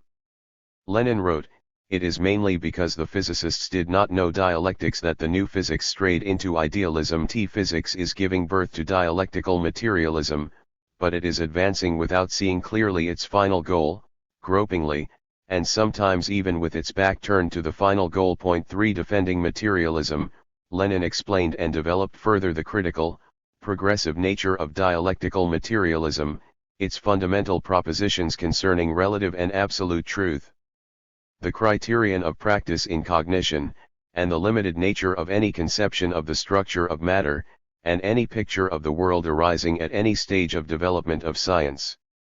Dialectical materialism does not recognize any absolutes, with the exception that there exists an external world and human consciousness reflects it. Dialectical materialism insists on the approximate, relative character of every scientific theory of the structure of matter and its properties. 4. Now that physics has incorporated the general theory of relativity, involving a profound transformation of time and space conceptions, and quantum mechanics, involving a revision of basic concepts, including the concept of an individual definite object, now that the possibility of the most inconceivable discoveries and crazy theories has become a matter of everyday experience for physicists, as has the conception of the advance of physics through a series of relative truths and increasingly profound theories, Lenin's ideas have been confirmed and assimilated by the majority of physicists from the experience of their science. Physics has given birth to dialectical materialism, and any scientists who have not yet understood it have not done so because of their philosophical narrow-mindedness or dislike of dialectical materialism as the philosophy of the communist movement. We shall consider in general outline the conceptions of time and space contained in the theory of relativity, using them as illustrations of physics giving birth to dialectical materialism. We also intend to show that the true significance and content of this theory are best understood in the light of the ideas of dialectical materialism as defended and developed by Lenin. Lenin's influence in this sphere was, incidentally, pointed out by authors who contributed to a deeper understanding of the theory of relativity and defended it against the erroneous interpretations and attacks of those who were unable to approach the theory from the position of dialectical, and not metaphysical, materialism, as well as those who could not overcome positivist interpretations of the theory. Space in mathematics. geometry emerged from practical life and achieved the form of a deductive system, as presented in Euclid's Elements. Only as a result of a fairly long development. Having begun as a practical science, it evolved into a mathematical theory. It was introduced into physics in a finished form. Space was conceived of as an empty receptacle for bodies and phenomena, possessing by itself, as it were, the properties registered in Euclidean geometry. Originally, however, geometry was, in effect, the first chapter in physics, and it became a part of pure mathematics only through the total abstraction of spatial forms and relations from their material content. It should be remembered that Euclid's presentation of geometry does not contain coordinates. Coordinates, or, in terms of relativity theory, spatial reference systems, appeared in geometry only with Descartes, some 19 centuries after Euclid. Time, whose exact measurement was worked out from observation of the heavenly bodies, entered the general laws of mechanics as formulated by Galileo and Newton. In fact, the concept of absolute simultaneity is in complete accordance with Newton's mechanics. In it there are no fundamental limitations on the velocity that can be imparted to a body once a small body is affected by a sufficiently great force. Therefore, a signal like a shot may travel from one place to another at any speed. Accordingly, the error in comparing the time at these different points may be infinitesimally small. But a quantity smaller than any given one equals zero. This means that the uncertainty in comparing the time at different points equals zero, i.e. the simultaneity of events separated by space is absolute. Absolute Euclidean space and absolute time flowing everywhere in the same way took firm root in human concepts. Together with the immediately given conception of time and space, it even resulted in Kant's declaring time and space mere a priori forms of perception, having no bearing on the external world of things in themselves. The space abstraction, born of practice and shaped by mathematics, was transplanted from material reality into consciousness. Soon after Kant, however, Lobachevsky expressed the idea that geometry stands in a certain relation to material reality and, furthermore, one cannot contend beforehand that the properties of real space will be the same as those described. 1 and 227. By Euclidean geometry. Later Riemann formulated the same idea and explicitly posed the question of the genesis and substantiation of the metric properties of space.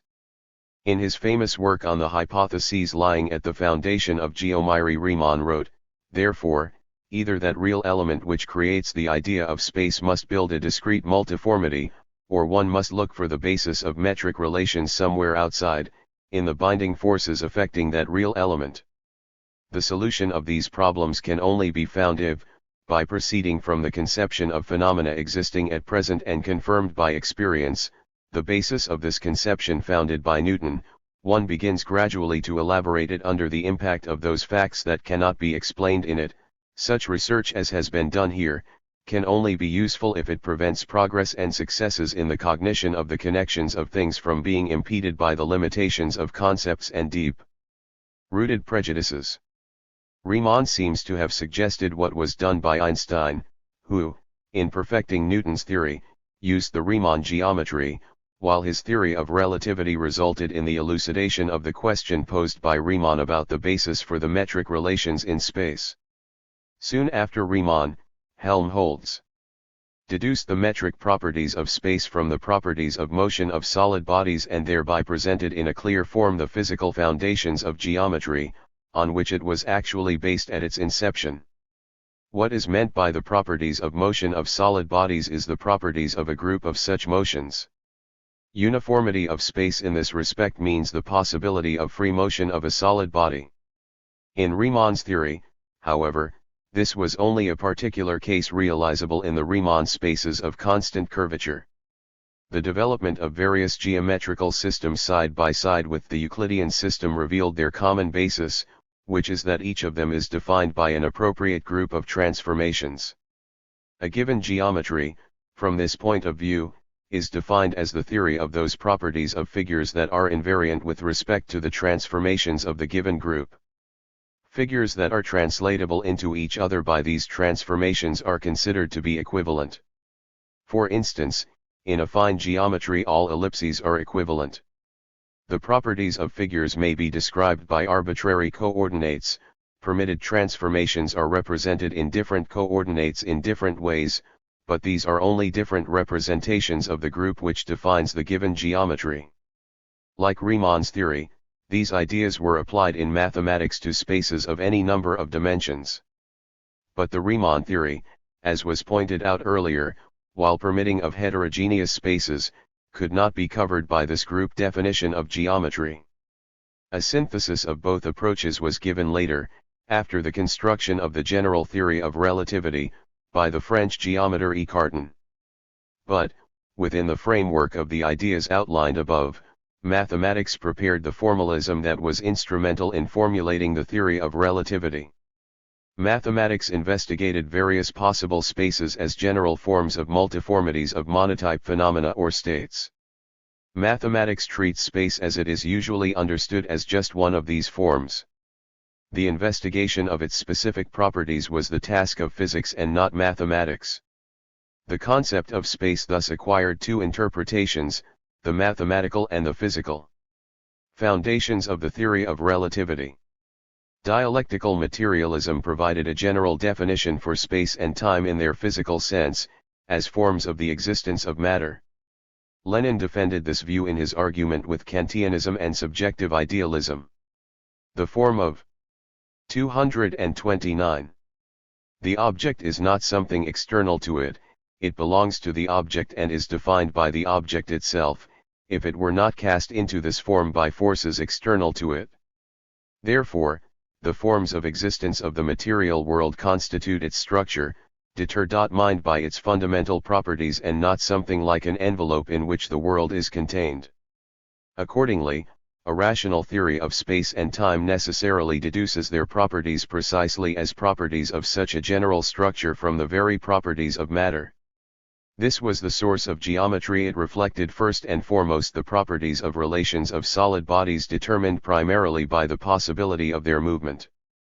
Time and space concepts in Newtonian physics were also intimately connected with the laws of motion of bodies established by classical mechanics. In particular, as was pointed out above, the concept of absolute simultaneity was based on the possibility of throwing a body with any desirable speed. However, as often happens in science, these connections were not sufficiently perceived, since this was not prompted by concrete physical tasks. Space and time were conceived of as given forms independent of matter, as it were. What was discovered by physics fitted these forms quite well. But this state of affairs could not last forever. The laws of electromagnetism formulated in the Maxwell equations were not entirely in keeping with the laws of mechanics. In mechanics, the basic property of space and time, their uniformity, was expressed in Galileo's relativity principle, including the geometrical relativity principle of Euclidean geometry. This principle may be defined as the equivalence of all orthogonal coordinates, and Galileo's relativity principle as an extension of this geometrical relativity principle, the essence of the extension being that systems of orthogonal coordinates remain equivalent even in their uniform and rectilinear movement with respect to each other. The somewhat vague notion of equivalence may be precisely expressed in the language of transformation groups. The general laws of mechanics are invariant with respect to transformations, translating one system of orthogonal coordinates into any other that is in uniform and rectilinear motion with re. 230. Regard to the given system. As for time, it always remains constant except for the changes in the starting point and the unit of measurement, that is, the only admissible transformations as regards time were the transformations t equals at plus b, or, when measurement units and the starting point are constant, t equals cent. All such transformations of orthogonal coordinates and time constitute a Galileo group. The really important point, however, is not that it is orthogonal coordinates that are transformed, but the group itself, the choice of coordinates only determining a particular representation of the group. Since physics was dominated by the view that any physical phenomenon was ultimately of a mechanical nature, Galileo's relativity principle had to be treated as a universal one, pertaining to any laws and not just the laws of mechanics. The laws of electromagnetism, however, as expressed in the Maxwell equations, were not invariant with regard to the Galileo group. In 1904 the transformations satisfying the Maxwell equations were found by Lorentz. As is now known, it turned out that time could not be regarded as invariable in these transformations if one proceeded from one system to another, moving with respect to the first one. The choice, in fact, was this: either Newton's mechanics with Galileo's relativity principle and absolute time or Maxwell's electrodynamics. These choices entail either the fall of the relativity principle or of absolute time. A clear understanding of this dilemma was, of course, the starting point of Einstein's thinking. Actually, the problem was never presented in that way before Einstein.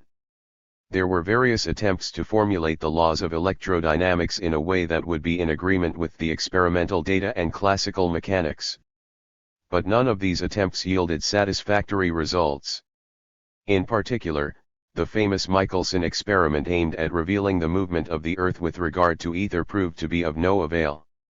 It was demonstrated thereby that the relativity principle held good for electromagnetic phenomena too, and that it was impossible to define absolute uniform rectilinear. 231. Motion here as well as in ordinary mechanics. The problem thus actually consisted in the proper formulation of the laws of electrodynamics. Accordingly, Einstein gave this title to the paper that laid the foundations of the theory of relativity, towards the electrodynamics of moving bodies. In resolving the dilemma formulated above, either mechanics or electrodynamics and, consequently, either relativity or absolute time, he sacrificed mechanics and absolute time. It is, of course, sheer nonsense to say that materialism necessarily professed a mechanical, and not an electromagnetic, picture of the world. Why can we not accept the laws of electromagnetism as fundamental?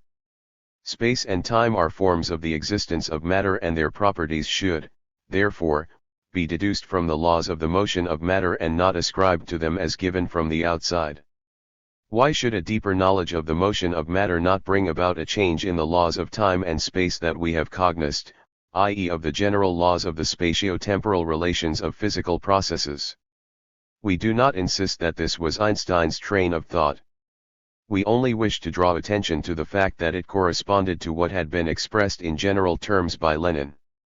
One should not be afraid of the disappearance of matter, the collapse of basic principles, the relativity of such fundamental magnitudes as time or mass. Lenin wrote, "Matter disappears means that the limit within which we have hitherto known matter disappears, and that our knowledge is penetrating deeper. Properties of matter are likewise disappearing which formerly seemed absolute, immutable, and primary, and which are now revealed to be relative and characteristic only of certain states of matter." Dialectical materialism insists on the approximate, relative character of every scientific theory 3 and consequently, of the proposition about absolute time, in particular. However, if we reject absolute simultaneity, we still have to give some definition of the concept. The source of this new definition is obvious. If we accept the electromagnetic picture of the world as fundamental, the definition must be based on electromagnetic processes. Besides, we may think back to practice and accept, accordingly, the following epistemological principle: a definition has a physical meaning, if it is linked to a possible experiment. An exchange of signals is a Gedanken experiment that is possible in principle. Einstein made it the basis of his famous definition of simultaneity, and this became the cornerstone of his constructions. This epistemological principle was also used by Einstein in proving the general theory of relativity, while the Gedanken experiment method later played an important role in the analysis of the foundations of quantum mechanics. The method was not new, of course. Gedanken experiments were widely used, for instance, in proving thermodynamics and in deducing the thermal radiation laws. The novelty lay in the fact that the Gedanken experiment became an accepted procedure for establishing the fundamental possibility of defining physical concepts.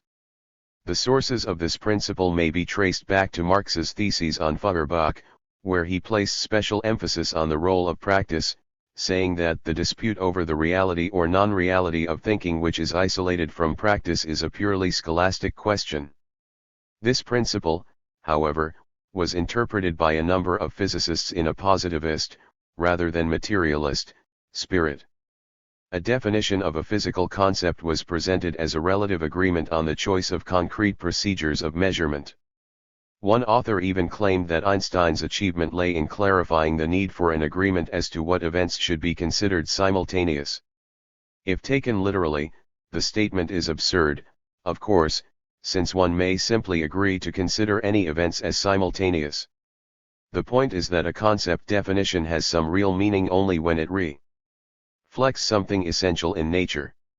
And the existence of the something essential is not just a matter of convention. The task of a genius is to grasp the essential and express it in a definition. Simultaneity in Einstein's definition is not something conventional, but a very general real relationship of events objectively determined by their interaction through radiation. Events emit signals regardless of conventions and experiments, and these signals determine the material links between phenomena. An abstract form of this connection is expressed in the concept of temporal simultaneity and sequence. In his work, Einstein stressed the idea that his definition could be consistently implemented in his theory, which means that it reflects certain essential general properties of reality. The definition of simultaneity entails a specification of the time sent and, consequently, of a system of spatial and temporal coordinates x, y, z, t, pertaining to some body, the basis of the system assumed to be at rest. Further considerations, as Einstein indicated, are based on the principle of relativity and the principle of constant light velocity. The first is the Galileo principle extended to embrace all physical phenomena, not just mechanical ones. In fact, only the second principle, postulating electromagnetic phenomena as the more fundamental, is new. From these two principles the Lorentz transformations are deduced, as well as their inferences for kinematics, electrodynamics, and mechanics. The theory of relativity, thus constructed, established the relativity of all or almost all the magnitudes that were regarded as absolute in classical physics. Absolute time and absolute space were abolished. Time and space have a definite meaning and allow of definite measurement only with regard to a reference system. Absolute space-time and relativism. We assume that the world exists and has definite properties regardless of the reference system with which these properties are associated or in which they are manifested. Thus, 234.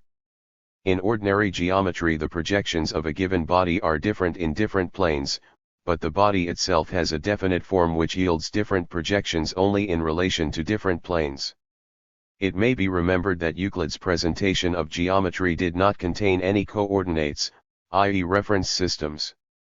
So is not a theory of space and time possible without reference systems? And are not space and time themselves, as well as other quantities whose relativity was established by Einstein's theory, only manifestations of something non-relative and absolute in different reference systems? Lenin wrote that in dialectics the difference between the relative and the absolute is itself relative. For objective dialectics there is an absolute within the relative. For subjectivism and sophistry the relative is only relative and excludes the absolute. The theory of relativity revealed the connection between space and time. This connection is implied already in the invariance of the velocity f-light. This velocity is the ratio of distance to time and, accordingly, its invariance and equivalence in all systems signify a universal relationship between spatial and temporal quantities. The absolute must be contained not in space and time in themselves, but in their combination. Minkowski realized that and expressed it in the opening words of his famous lecture Space and Time. The conceptions of time and space that I would like to develop before you have arisen on an experimental physical basis. Therein lies their strength. Their tendency is a radical one. From this moment, time per se and space per se must retreat completely into the shadows and only a kind of union between them may yet preserve their independence. As a geometer, Minkowski considered the theory of relativity from the standpoint of principles already well developed in geometry, implying the definition of a given geometry in terms of a theory of invariance of the appropriate group of transformations. For the theory of relativity, these are the Lorentz transformations. Therefore, we speak of a geometry defined by this group. The group operates in a four-dimensional space, since four coordinates x, y, z, t are involved. The totality of all the places at different time instants forms a unified multiformity spacetime. It is this spacetime that represents the absolute form of the existence of matter.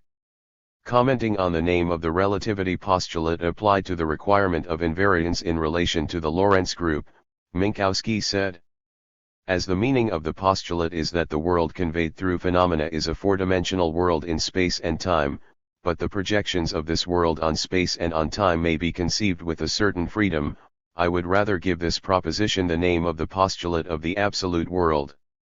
Spatio-temporal relations and properties of bodies and processes do not depend on the reference system, but are merely differently manifested in different systems.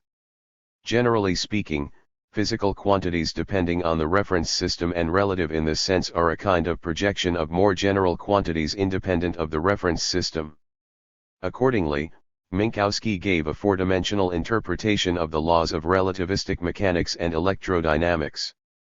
In this way, he developed a deeper understanding of the theory of relativity and, moreover, introduced greater clarity into its mathematical formalism. Nevertheless, Minkowski's view of the theory of relativity was not fully comprehended by physicists. The relativistic viewpoint, which considered every phenomenon in its relation to a definite reference system, was more acceptable, firstly, because that was the actual position of the experimenter or observer, and, secondly, because a theoretician too analyzes phenomena by using a certain system of coordinates. But there was also a third point: the fact that positivist philosophy in principle recognizes as real only that which is immediately given in observation. Everything else contained in physical theories is interpreted as a construction linking up observation data rather than a reflection of reality. From this viewpoint, Minkowski's four-dimensional world is nothing but a scheme, reflecting no reality over and above that already expressed in the original presentation of the theory of relativity. Therefore, Minkowski's objection to the term postulate of relativity and his proposal to replace it with the term postulate of the absolute world do not appear to be fully justifiable. Thus, two approaches to the theory of relativity have emerged here. The first approach is that of Minkowski, based on the conception of space-time as a real absolute form of the existence of the material world. The second is purely relativistic. Its main point is the choice of a reference system. The philosophical tendencies of these two approaches can be traced quite easily. The source of the second trend is Berkeley and, later, Mach, whose views influenced Einstein, as he himself admitted. One may refer to a paper by R. Dick who points out this connection, quoting Berkeley, Mach, and Einstein. The quotations do not deal with Berkeleyanism and Machism in a direct philosophical sense, but only with relativity of motion. In the very idea of relativity of motion there is neither Berkeleyanism nor Machism, but Berkeley was quite a consistent philosopher, so that his views of motion conform to his general philosophical principle: to be is to be perceived. Thus, relativism rejecting the absolute goes back to Berkeley and carries on his tradition in physics. Lenin's main objective in materialism and empirio-criticism was, first, to show that the contemporary forms of subjectivist philosophy, whether Machism or some other variety, were merely a continuation of the Berkeleyan tradition, and, second, to explain the dialectical materialistic position and defend it against all attempts to combine it with any varieties of subjectivist philosophy. Lenin's book has, therefore, a direct bearing on these two tendencies in the interpretation of the theory of relativity. Underlying these tendencies in physics are philosophical tendencies. Of course, mathematically, the relativistic viewpoint is equivalent to the absolute world viewpoint, just as, let us say, the coordinate formulation of the laws of Newtonian mechanics is equivalent to their vector formulation. Minkowski did not construct a new theory, but only gave a more profound interpretation of Einstein's theory. But the conception of what is primary and basic determines the direction of thought not only in the task of the theory itself, but also in the search for, and the understanding of, its possible applications and generalizations. The differences between the two viewpoints were important in the transition to the general theory of relativity and led to a discussion that is not over yet. Errors in interpretations of theory, involving at times an inability to take into account obvious and indisputable facts, resulted mainly from failure to grasp the real dialectics of the relative and the absolute. When some schools of physics stray towards reactionary philosophy, they do so mainly because the physicists do not know dialectics. Physics was giving birth to dialectical materialism, but the delivery was very painful. In short, everything was proceeding as Lenin had predicted. We shall see the truth of this now, as we consider the general theory of relativity and the various views of it. The general theory of relativity. Despite the overall success of the theory of relativity, gravitation still resisted inclusion in the theory, although such an attempt was undertaken by Poincaré in his very first work, in which he developed a theory of relativity simultaneously with Einstein, that attempt being later repeated by Minkowski and others. It took 10 years for the problem to be solved by Einstein through generalization of the theory of relativity, which came to be called special, as distinct from the new, general one. The general theory of relativity is a theory of space-time, explaining gravitation through the dependence. 238. Of the structure of space-time on the distribution and movement of masses of matter. In the special theory of relativity, space-time is flat, uniform and isotropic. All spatio-temporal relations and properties and, according to the relativity principle, all physical laws are invariant with regard to the Lorentz transformations. But in the general theory of relativity this is only approximately true and holds for small regions. On the whole, space-time is not uniform and not isotropic and the relativity principle is not realized. The difference of the structure of space-time from the flat space-time of the special theory is determined by the distribution and motion of masses of matter. And that structure determines, in its turn, the motion of masses as if it were under the influence of gravitational forces, that is, masses of matter determine the structure of space-time and, thereby, their own motion. Gravitational field is not actually a force field, it is nothing but the difference between the structure of space-time and flat metrics, a curvature tensor field. Since the structure of space-time obviously depends on the distribution of masses of matter, one may say that the structure itself is not absolute and even space-time is not quite absolute in this sense. As for the separation of space and time, it becomes even more relative, and on a very large scale it may even prove to be impossible in a precise and unambiguous sense. The only absolute is the material world as a whole, while all its forms, manifestations, etc. are relative in one sense or another.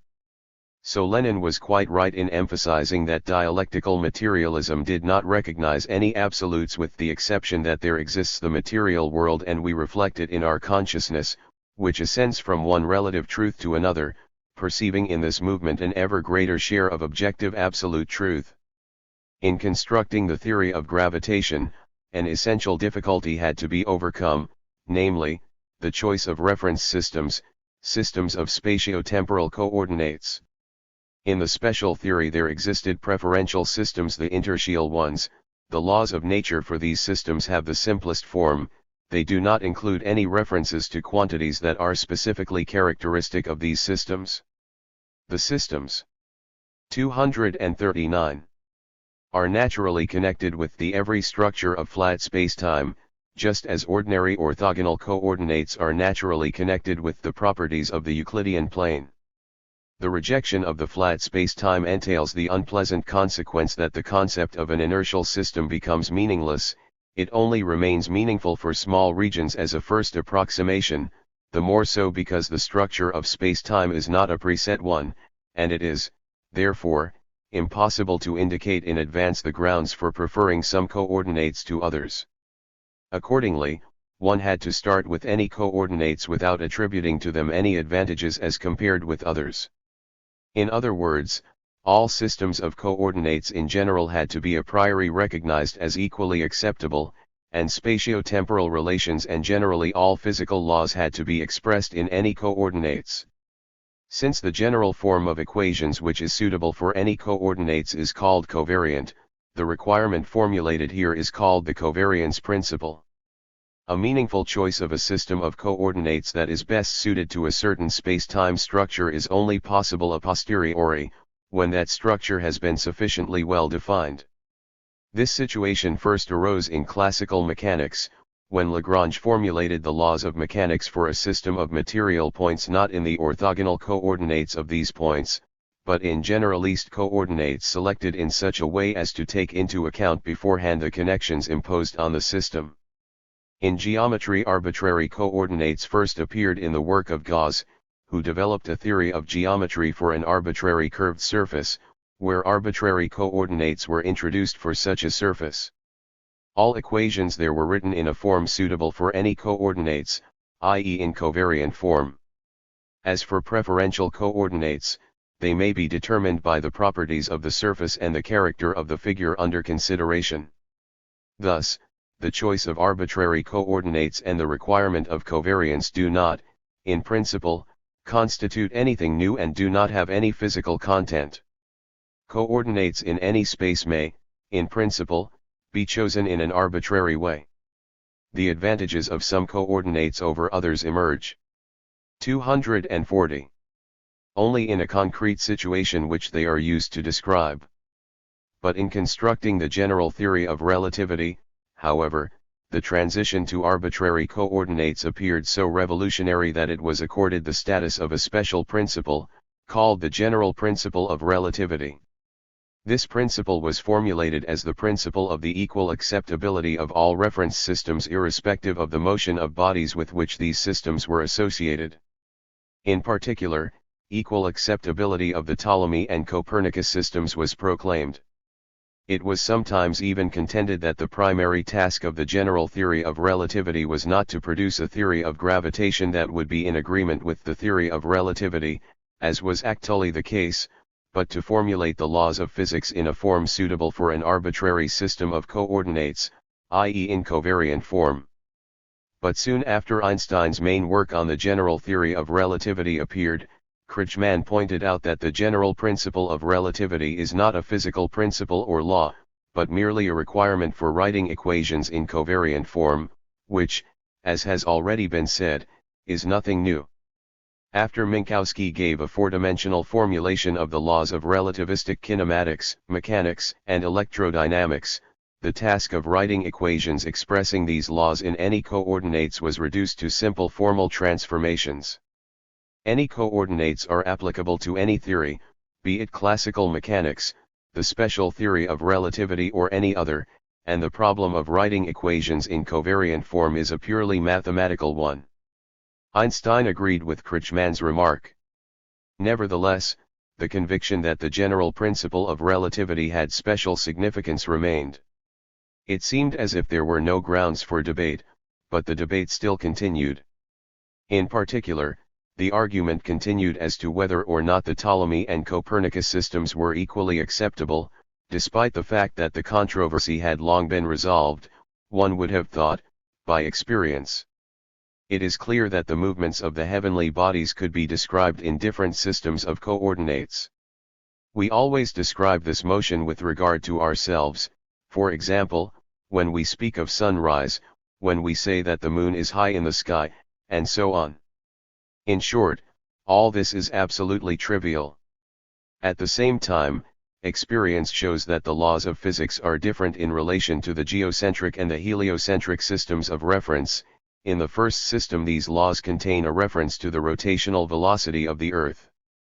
Accordingly, phenomena of one and the same type have a different course in relation to the system.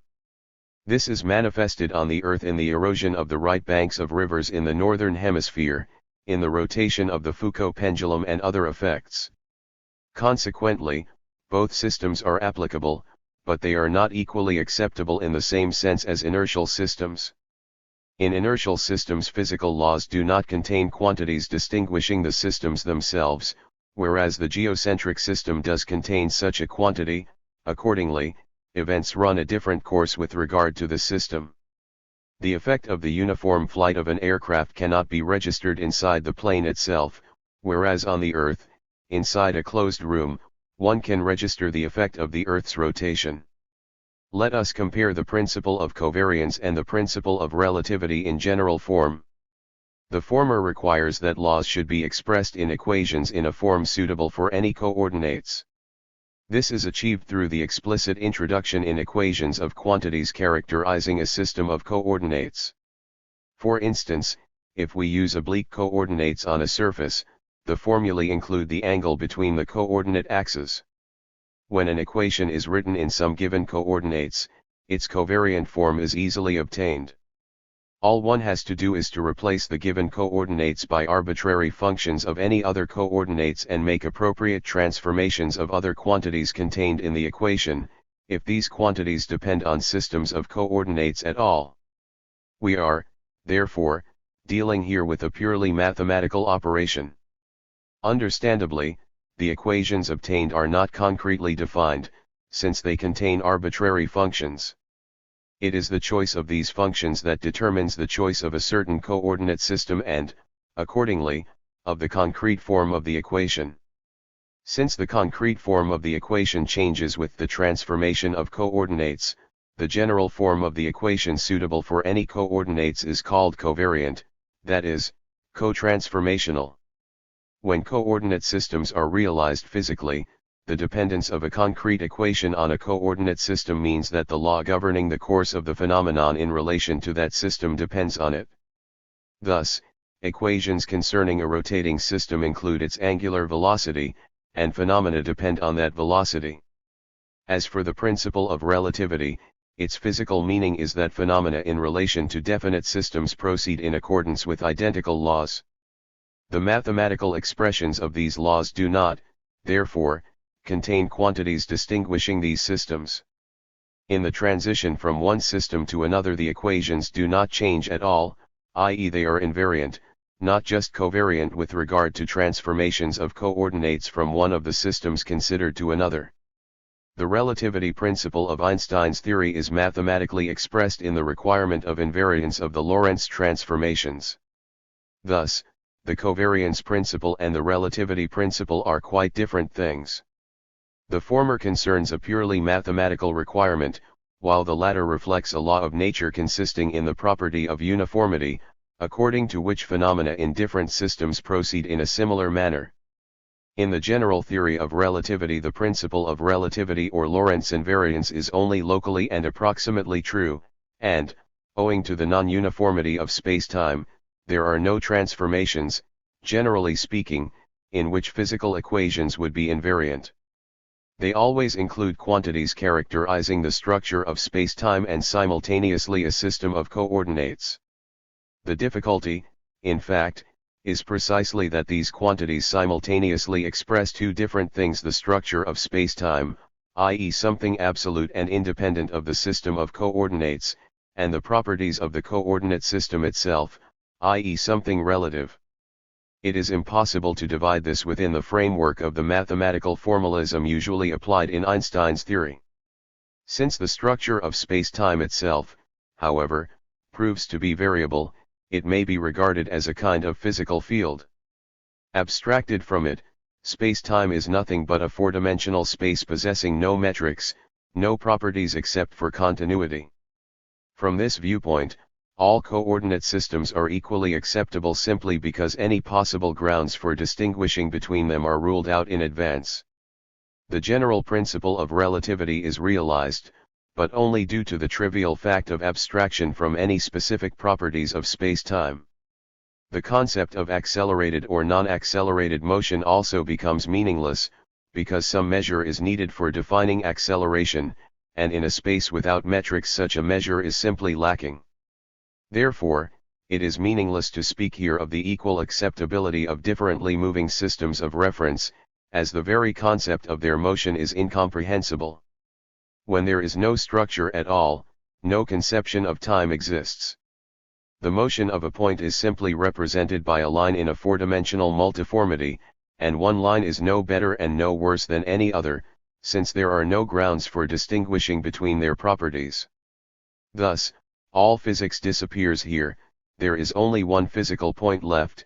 Space-time is, in general, a four-dimensional multiformity. But this holds true for the special theory of relativity and for classical mechanics as well as for the general theory of relativity. The general principle of relativity is equally valid for all these theories. It does not express anything more than the requirement of covariance again, as it consists precisely in the need for writing equations in a form suitable for arbitrary coordinates. The specificity of the general theory of relativity is only 244. Revealed when the structure and the metrics of space-time are introduced. Non-uniformity of this structure is the specific feature of this theory. In short, its essence lies not in the general principle of relativity and not in an arbitrary choice of a system of coordinates, but in specific assumptions about the structure of space-time. In other words, the essential point is not relativity, but the absolute the properties of space-time, independent of reference systems and coordinates. More on the general theory of relativity. Despite the fact that everything outlined above concerns either firmly established facts or purely mathematical inferences, the controversy about the general principle of relativity has been going on for more than 50 years and is, apparently, nearing a happy ending. The controversy reflects the two conflicting views of the essence of the theory of relativity that have been presented above. One of the viewpoints, the relativistic one, considers any phenomenon, in particular spatio-temporal relations and properties, only in relation to a definite system of reference, so that any motion in this view is only relative. The other view originates with Minkowski and takes as its basis space-time itself, the processes themselves in their proper spatio-temporal, four-dimensional form, so that their association with a system of reference is something secondary. The motion of a body is interpreted as a mode of existence its four-dimensional spatio-temporal trajectory and is, therefore, also absolute. Only projections of motion in various reference systems are relative. For instance, inertial motion, free fall in a gravitational field, represents a geodesic line in four-dimensional space-time. R. Feynman in his book The Character of Physical Law writes many people have proposed that really the Earth one's rotating relative to the galaxies, and that if we were to turn the galaxies too it would not make any difference compared with those existing in inertial systems. Well, I do not know what would happen if you were to turn the whole universe. We cannot say that all motion one's relative. That is not the content of relativity. I.e. a line whose curvature equals 0. Accelerated motion is represented by a line with non-zero curvature. Curvature is a non-relative quantity characterizing the line itself irrespective of any coordinate systems. It is not at all surprising, therefore, that processes occur differently in systems in accelerated motion, and that coordinates associated with such systems are not on the same level as those associated with bodies in inertial motion. Motion is not only relative, it is also absolute. It is, one might say, the relation of the given body not only to other isolated bodies, but to the whole structure of space-time. In simpler terms, the statement of the relativity of any motion is no more meaningful than a statement of the relativity of lines on a surface. It is all the same whether we speak of an arc of a circle or a section of a straight line. The relativistic viewpoint, as has been pointed out, originates with Berkeley, who wrote this: for instance, if every place is relative then every motion is relative, and as motion cannot be understood without the determination of its direction which in its turn cannot be understood except in relation to our or some other body. And further, let us imagine two globes, and that besides them nothing else material exists, then the motion in a circle of these two globes round their common center cannot be imagined. But suppose that the heaven of fixed stars was suddenly created and we shall be in a position to imagine the motion of the globes by their relative position to the different parts of the heaven. But Berkeley's reasoning is logically meaningless. Indeed, if nothing else material exists but the two globes, then there is no connection between these globes, even space outside the globes does not exist. For what is space that is absolutely empty and in which different places are, therefore, indistinguishable? It is, therefore, logically meaningless to speak of some motion of imaginary globes in an absolute vacuum. When the stars have been created, the definition of motion becomes possible not just because there are stars, but because there is light which alone permits the establishment of connection between the two given globes and the stars. Space is not empty, it is filled with radiation and other fields, and that is what makes judgments of motion possible. In all discussions of empty space it is tacitly assumed that there are different places in it, that it consists of points. But what do point A and point B mean if nothing, literally nothing, distinguishes them? Consequently, empty space itself is no more than an abstract image of filled space where the concept retains only the fact that points in space are somehow different. This distinction is the last trace of matter, and when it disappears, the points cease to be distinguished, the concept of points A and B vanishes and with it vanishes space itself. Space in mathematics is defined as a set of elements called points and not as absolute emptiness. But if we take into account that space is filled with matter, that it is, in fact, a form of the existence of matter, the general structure of the connections between the elements of matter, then the motion of the body in space is its place in this structure. It is a four-dimensional trajectory and is therefore just as absolute as a line on a surface is absolute. The fact that there are equal lines that may be matched or that a given line is represented by different equations in different coordinates does not affect the existence of the line as a definite object. Just as definite is the motion of an individual body in space-time, which exists just as the body itself exists. Indeed, there are no instantaneous bodies, as Wells explained in The Time Machine even before the theory of relativity had appeared.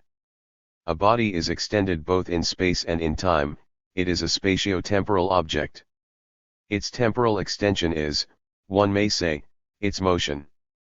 In different aspects and different systems this motion may appear in different forms, as uniform in relation to the given system or as accelerated in relation to another system, just as a circumference is represented as a quadratic equation in orthogonal coordinates and as a linear equation in polar coordinates with their center coinciding with that of the circle. So we see that relativism exaggerates the significance of relativity, divorcing it from the absolute, from matter, and thereby falling into error. This reminds us of Lenin's profound remark that from the standpoint of dialectical materialism, philosophical idealism is a one-sided, exaggerated, development of one of the features, aspects, facets of knowledge into an absolute, divorced from matter, from nature. Relativism in physics, taken by itself, is not yet idealism. It is only a one-sided exaggeration of the relativity discovered by Einstein's theory. It divorces the relative from matter, for example, where it forgets radiation filling space and serving as the basis for judgments concerning the mutual movement of bodies. But relativism in physics is linked with Berkeleyanism and it is in itself a way to Berkeleyanism if it is driven too far, which no physicist can do if he is to remain a physicist, i.e. a student of nature and not of his own perceptions. One can say that even Berkeley's famous definition esse est percipi presupposes the existence of light, through which a remote object is perceived. Otherwise there is no object, but perception only, and we come to solipsism. V. A. Fock, a specialist in the theory of relativity, was especially insistent and consistent in attacking relativism. As is clear from V. A. Fock's words quoted at the beginning of this paper, his views were formed under the influence of Lenin's book Materialism and Empirio-Criticism. As evidence of acute differences between physicists in their understanding of the theory of relativity, we shall quote from the preface to a comprehensive treatise on the general theory of relativity written in 1960 by Singh. The geometrical way of looking at space-time comes directly from Minkowski. He protested against the use of the word relativity to describe a theory based on an absolute, and, had he lived to see the general theory of relativity, I believe he would have repeated his protest in even stronger terms. However, we need not bother about the name, for the word relativity now means primarily Einstein's theory and only secondarily the obscure philosophy which may have suggested it originally.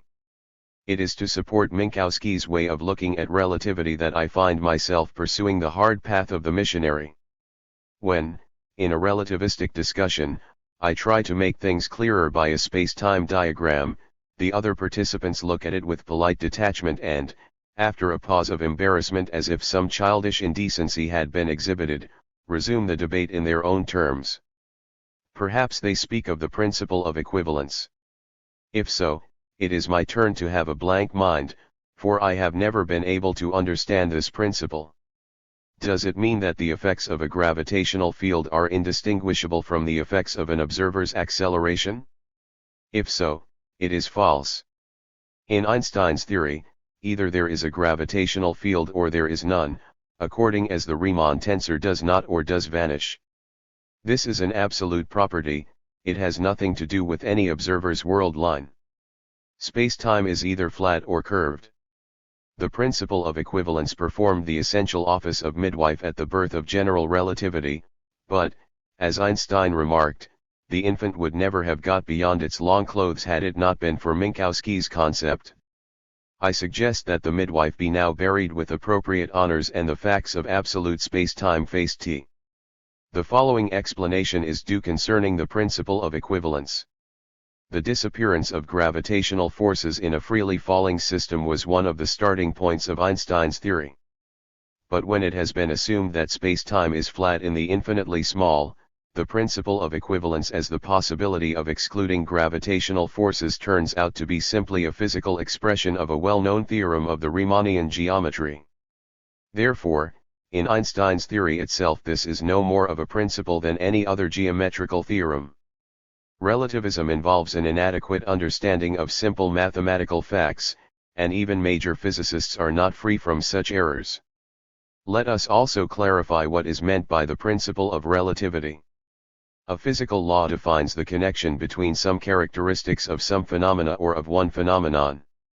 For simplicity's sake, let us imagine that we are dealing with two characteristics or systems of characteristics which we shall designate x and y. The law is represented as the dependence f equals 0. That is not quite exact, however, as conditions under which this dependence is manifested have also to be taken into account. Therefore, designating the totality of such conditions by a, we must write the symbolic equation expressing the law in this form. F equals 0. Furthermore, we must analyze the conditions themselves. First, we may distinguish here the background, the invariable conditions that are usually only assumed. Let us designate them by B. This may be space-time in general or, for example, the gravitational field of the Earth in the given place, etc. Second, the conditions include the system S, relative to which phenomena are registered, and the characteristics X, Y are themselves determined. The phenomena may be regarded as occurring in the system S. A system of spatio-temporal coordinates is linked to it, functioning as a reference system. Third, there are also conditions C within the system itself which are determined relative to the system and may vary, determining the concrete course of the phenomenon. Thus, the entire complex of conditions is represented as A equals, and accordingly equation is written. F equals 0.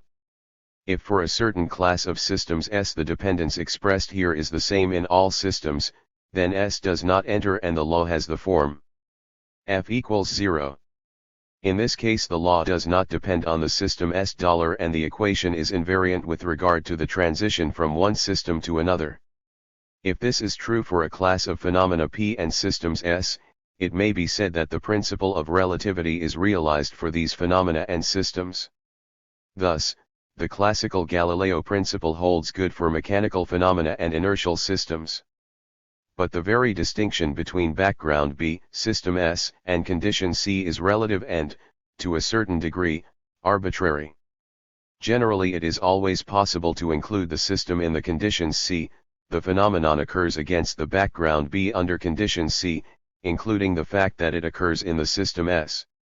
From this viewpoint, the general equation assumes the form, as S is included in C, and the principle of relativity seems to be realized here.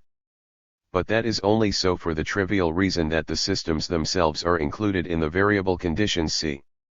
If we restrict ourselves to the special theory of relativity, the metrics of space-time is fixed. It is unnatural, therefore, to include it in the variable conditions C. It is an element of the invariable background and it is, naturally, included there. Exactly the same is true for the classical theory. The only difference is that, according to this theory, the background is different, not the Minkowski spacetime, but Euclidean space combined with absolute time. 251. But in the general theory of relativity the metrics is not constant, it depends on physical conditions. Therefore, it cannot be included in the background in the general constructions of the theory. On the other hand, when the conditions are fixed, the metrics is fixed as well. In that case it is natural to include it in the given background.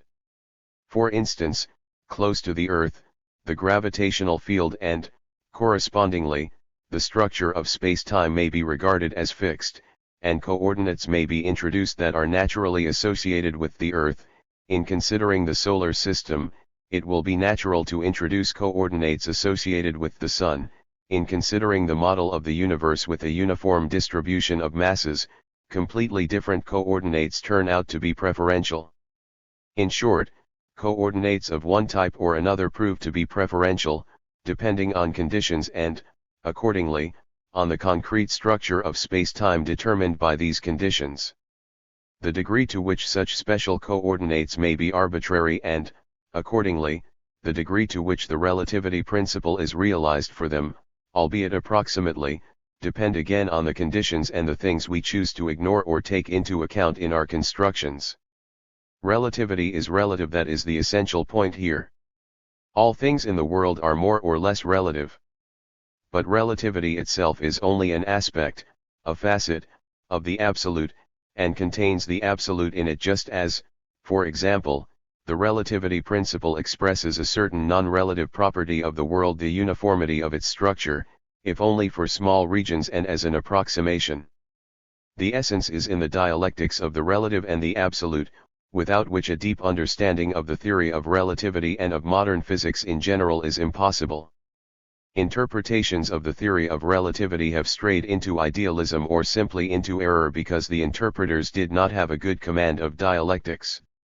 Other interpreters recoiled from the stigma of idealism and, also failing to understand dialectics, tried to eliminate relativity or revert to the old conceptions of space and time, as Janasi did, for instance.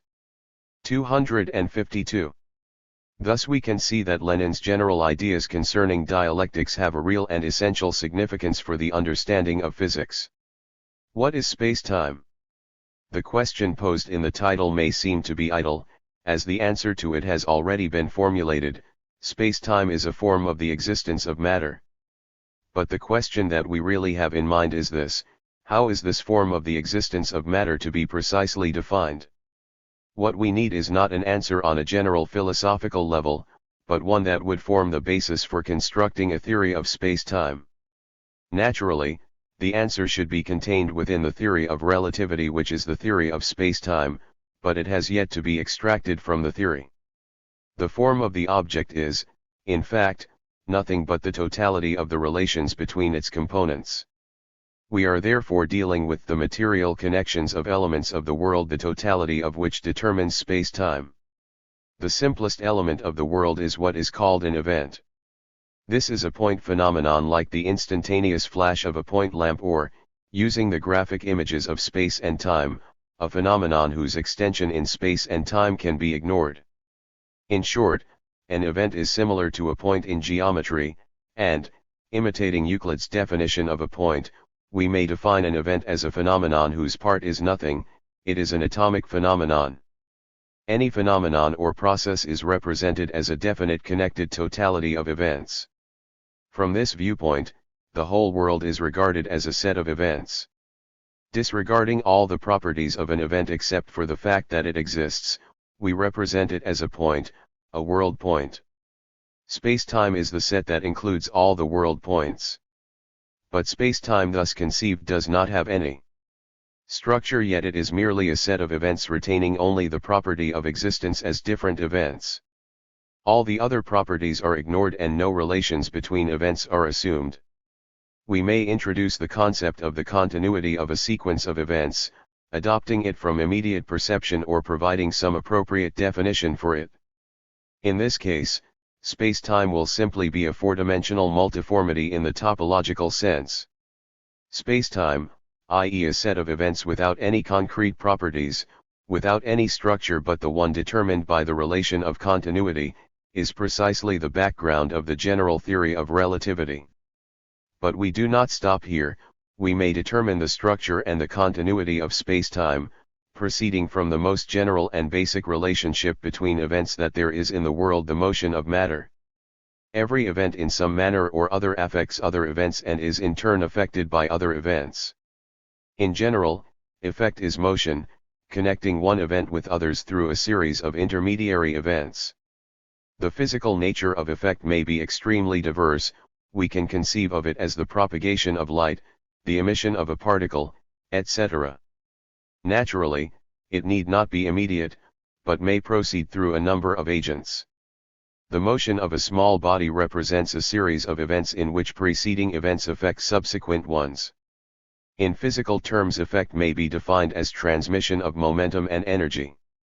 These concepts appear then as primary, which is essentially correct, since momentum energy is the basic physical characteristic of motion and effect.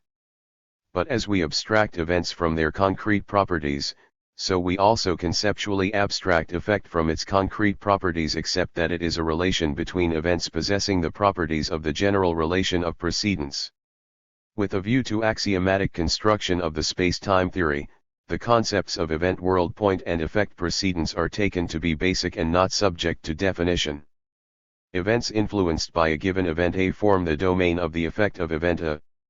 These domains define a certain structure in the set of all events. It is, of course, tantamount to the structure which is determined by the rela.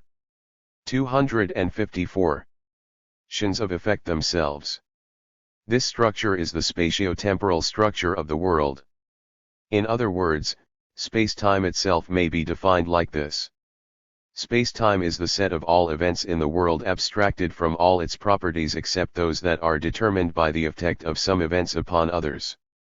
The effect of one event upon another is the elementary form of causal relationship, its atom or quantum, as it were, just as the event itself is an atomic event. The above can, therefore, be put in these less precise, but more expressive, terms. The spatio-temporal structure of the world is identical with its cause and effect structure taken in appropriate abstraction.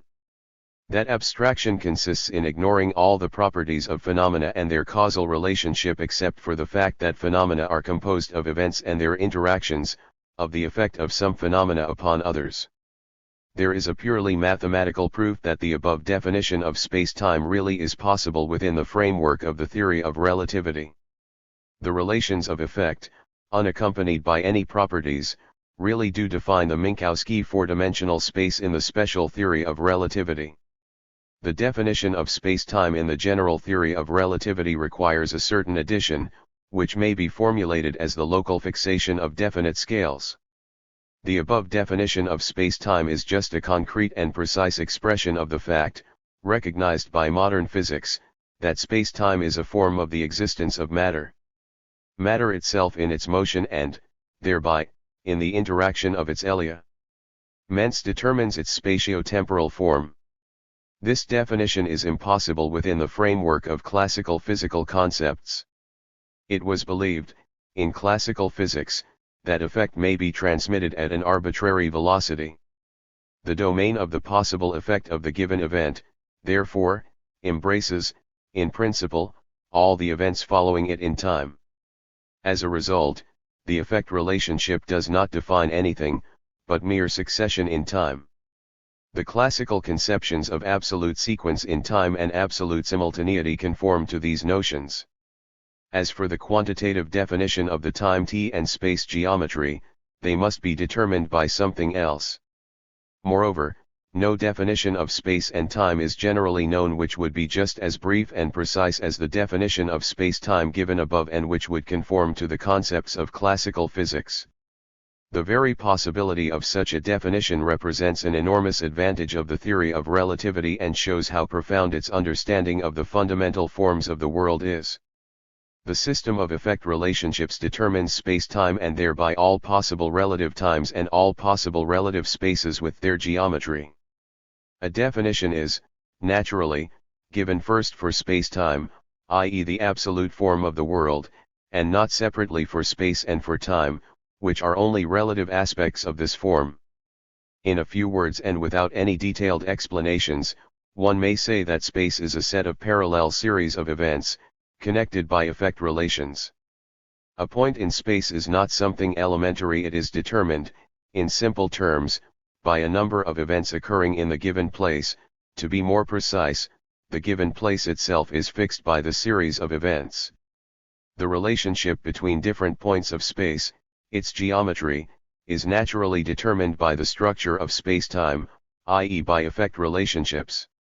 In its turn, time at the given place may be defined as a series of events fixing that place, so long as we abstract ourselves from all the properties of these events except for those that are determined again by effect relationships, not, of course, within the given series of events, but by the totality of effect relationships influencing these events and exerted by these events. Agreement between different local times and, through that. 256. Some relative time embracing the whole world is again defined by effect relationships. Our definition of space-time may be used as the basis for constructing a theory of relativity. For that, it will be necessary, of course, to impose appropriate requirements on the structure of effect relationships or, equivalently, on the structure of effect domains. But we shall not dwell on these problems here. Going back to the beginning of the paper, we can see that the definition of space-time given here and the definition of space with its geometry indicated later contain an answer to Riemann's question concerning the causes of metrical relations in space. They lie in the very existence of causal connections between phenomena. Effect relations determine the structure of space-time and, by the same token, the metrics of space, geometry. Thus, the theory of relativity has answered the most profound questions posed by its predecessors concerning space and time, the foundation of the metrical properties of space, the connection between the properties of space and time and the properties of matter itself, the nature of universal gravitation, etc. A profound understanding of the theory itself and its answers to the questions indicated above, however, is only to be achieved if one is guided by the general ideas, developed by Lenin. It has been our goal to demonstrate this fact. V.A.M. Bartsumayan and V.V.K. Zayutinsky. Dialectics in Modern Astronomy. 20th century astronomy is undergoing a great upheaval, comparable perhaps with the Copernican revolution.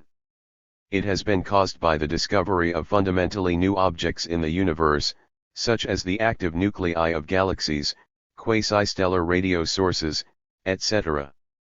Phenomena occurring in these cosmic bodies have proved to be quite unusual and necessitated a radical revision of many astrophysical, cosmogonic, and cosmological conceptions and theories, throwing doubt on the universal nature of fundamental physical laws known at present. It is not impossible that the study of the universe will result, in the not-too-distant future, in a new revolution in physics.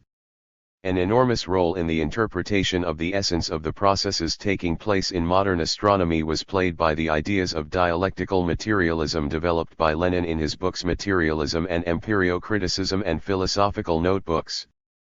Following these ideas, science has succeeded in analyzing the most complex philosophical problems posed by modern astronomy and, moreover, in presenting some fundamentally new concepts of the structure and evolution of the universe. On the strangeness of astronomical discoveries in the 20th century. As Lenin pointed out, a characteristic feature of the development of physics early in the 20th century was the transition from the ordinary to the extraordinary, to the strange and impossible from the viewpoint of common sense. The same feature is clearly characteristic of modern astronomy. 258. Before the 20th century, the observable region of the universe was limited to the solar system and our stellar system, the galaxy, whose structure was studied only in the nearest vicinity of the Sun. Astronomers dealt with objects that had been known for at least 3,000 years: planets, stars, and the diffuse matter of gas and dust. Attention was focused on the study of the spatial distribution and motion of these objects on the basis of classical, Newtonian mechanics. The epistemological premises on which astronomy was based at that time were as follows. The objective reality, matter, exists outside and independent of the subject's consciousness. It is reflected and copied in scientific concepts and theories, and it is believed to be possible to attain the classical ideal of knowledge, total and absolute knowledge of objective reality in the shape of the only possible and therefore final physical picture of the world based on Newtonian mechanics. A graphic visual mechanical model of any object, phenomenon, or process may be built within the framework of this picture of the world. It was believed that the natural sciences were in principle capable of studying all matter, i.e., everything that exists in some absolute sense. That was the way in which the task of cosmology was presented, and its object, the universe as a whole, was identified with the whole material world. The universe as a whole was believed to be a mechanical system, unlimited in space, infinite in time, and always existing in an unchanged, static state. The development of modern astronomy has shown that the simple and familiar picture of the universe created by 17th–19th century astronomers is in many respects remote from reality, and this has posed a number of difficult epistemological problems. The construction of relativist cosmology, with its unusual concepts of curved space which cannot be visually imagined, of a non-stationary universe expanding from a certain zero-time instant when the universe, according to A. Friedman's theory, was contracted to a point, and so on, might seem even more strange than the discovery of the divisibility of the atom. For many astronomers, the method of mathematical hypothesis which was used to build the expanding universe theory was highly unusual. This method is oriented towards finding the mathematical skeleton of a theory which is later given a concrete physical interpretation. In 1965, a group of American radiophysicists discovered the so-called relict radiation that may have appeared when the metagalaxy emerged through an explosion. Apart from the construction of ever more sophisticated empirical instruments for studying the universe, astrophysics and cosmogony are now witnessing the growth of the role of theoretical instruments of investigation, particularly mathematics and theoretical physics.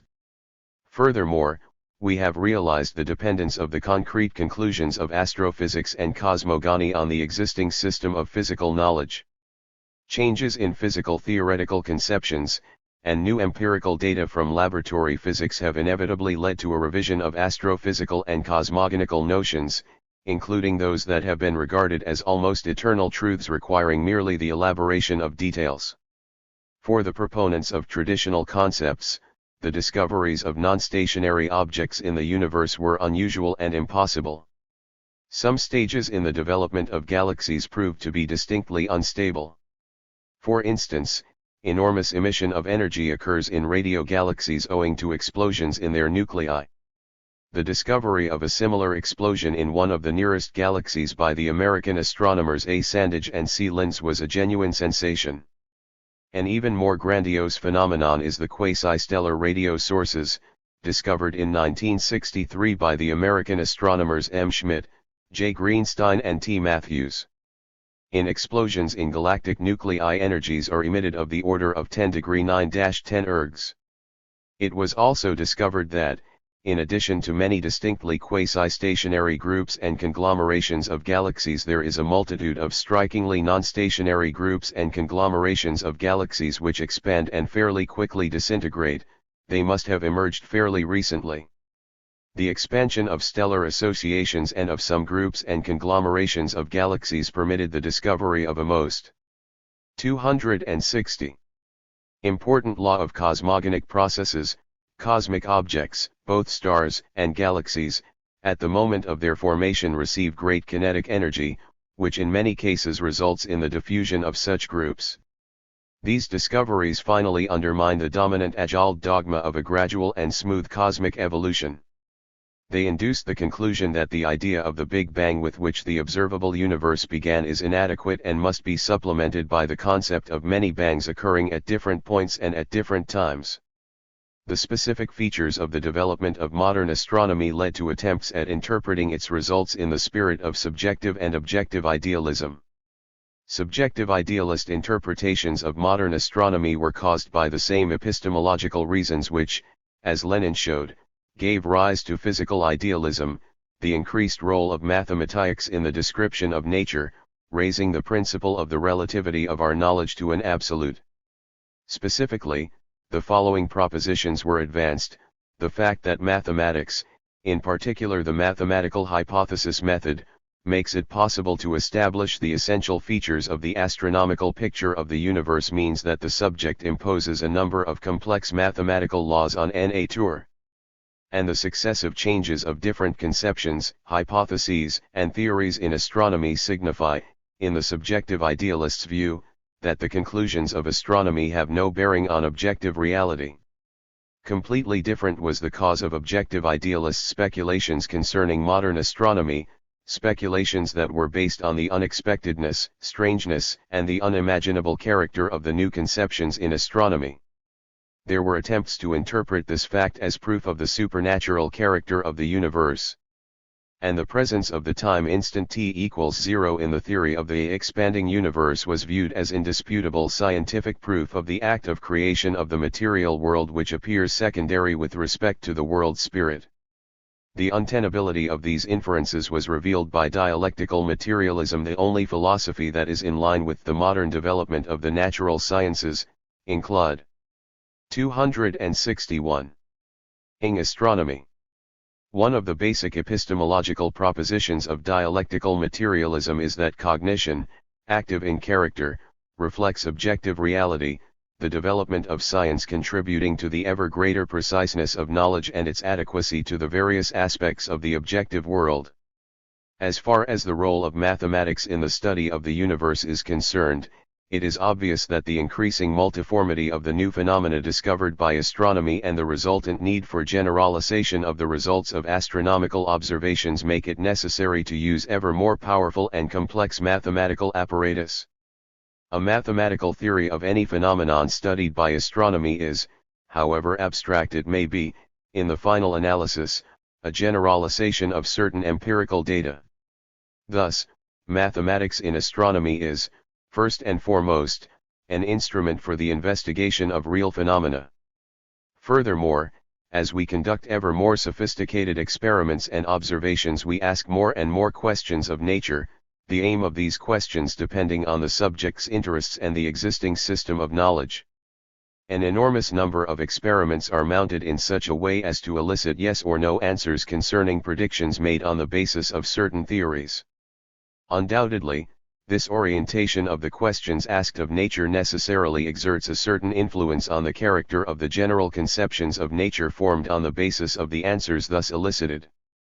But it is a well-known fact that in the course of experiments and observations nature in its turn confronts the subject with an even greater number of questions, sometimes extremely unpredictable. For instance, an astrophysicist studying the structure of remote galaxies is interested in the types of stars, mostly well known in our galaxy, that form them. Now, these observations may discover the flares of supernovae, thus revealing not only a new type of stellar population, but also new processes involving the release of monstrous quantities of energy into space. The analysis of the physical nature of these processes is an entirely new problem.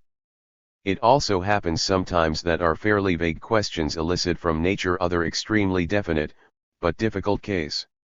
262. Thus, when astronomers began using radio telescopes to observe hydroxyl monochromatic lines in order to determine the spatial distribution of O molecules in interstellar matter, they encountered, from the outset, extremely compact sources emitting radio waves in the same spectral lines, and in this way the very interesting and difficult question of the nature of these objects emerged. It was precisely such cases when nature provided unexpected answers or posed even more unexpected questions that turned out to be the greatest stimuli for scientific progress. The unexpectedness and strangeness of the most important discoveries of astronomy in the 20th century prove the untenability of subjective idealist interpretations of its results. Essentially, the same proof is provided by the fact that many of them cannot be visually imagined. Imaginability is linked with the specific features and conditions of the cognition of the world by man. But the phenomena under study exist independently of our consciousness and need not have a form that would be imaginable by human consciousness. Can it be that the unexpectedness and strangeness of the phenomena discovered by modern astronomy are evidence of their supernatural character? To answer this question, it is sufficient to remember that many scientific facts and theories might at some time have appeared supernatural and ultimately caused by non-material factors. However, as natural science developed, objective idealists had to relegate their ideas about such factors to new and relatively little studied objects of cognition, those phenomena that had previously been used for all kinds of mystical speculations in actual fact proved to be subject to natural laws only. A similar fate undoubtedly awaits all modern arguments of this sort. As for the creationist inferences made from the expanding universe theory, they have, naturally, no bearing whatever on the physical content of the theory and result from the identification of the Friedman universe, the metagalaxy, with the totality of matter. The object of cognition in the natural sciences, however, is only the aspects and 263 fragments of the inexhaustible material world that are singled out by the subject in his socio-historical practice. True, the object of scientific investigation of the whole and of each of the natural sciences in particular is continually expanding and our knowledge of nature is becoming ever more adequate, but this does not change the fact that, at any given moment, the natural sciences are dealing only with separate aspects of that part of the objective reality which has been isolated by the empirical and theoretical means available at the time. Cosmology in this respect has no special status among other natural sciences. The totality of matter is not its object now and never will be. The very presentation of the problem is unjustified. The various models of the universe theoretically constructed in cosmology are essentially models of systems realizing the varied physical conditions, phenomena, interactions, objects, and scales allowed in a particular cosmological theory. These systems may in principle be identified not only with the metagalaxy, but also with physical systems of a greater scale, including as their component parts our metagalaxy as well as others as yet unknown. Modern astrophysical data do not exclude the existence of other metagalaxies. But so far we do not know anything about them or about the ways in which they are connected and interact with our metagalaxy. Nevertheless, the existence of systems including not one, but many worlds is now assumed in some cosmological theories. Accordingly, when we speak of the universe as the object of cosmology, we do not always have one and the same physical object in view. Models of the universe built on the basis of different cosmological theories may correspond to different originals. The view that cosmology at some stage of its development will describe the physical aspect of the material world as a whole, or even that we have approached the stage of its development, results from absolutization of a definite and necessary 264 limited level of knowledge. None of these attempts undertaken in the past was successful, and the advance of natural science only provides more and deeper proof of Lenin's view of the inexhaustibility of the material world. If the existence of universes of a higher order than our metagalaxy is proved, they will also have to be regarded not as everything that exists, but only as something corresponding to a new stage in the study of the material world which will not exhaust the latter even in its basic aspects.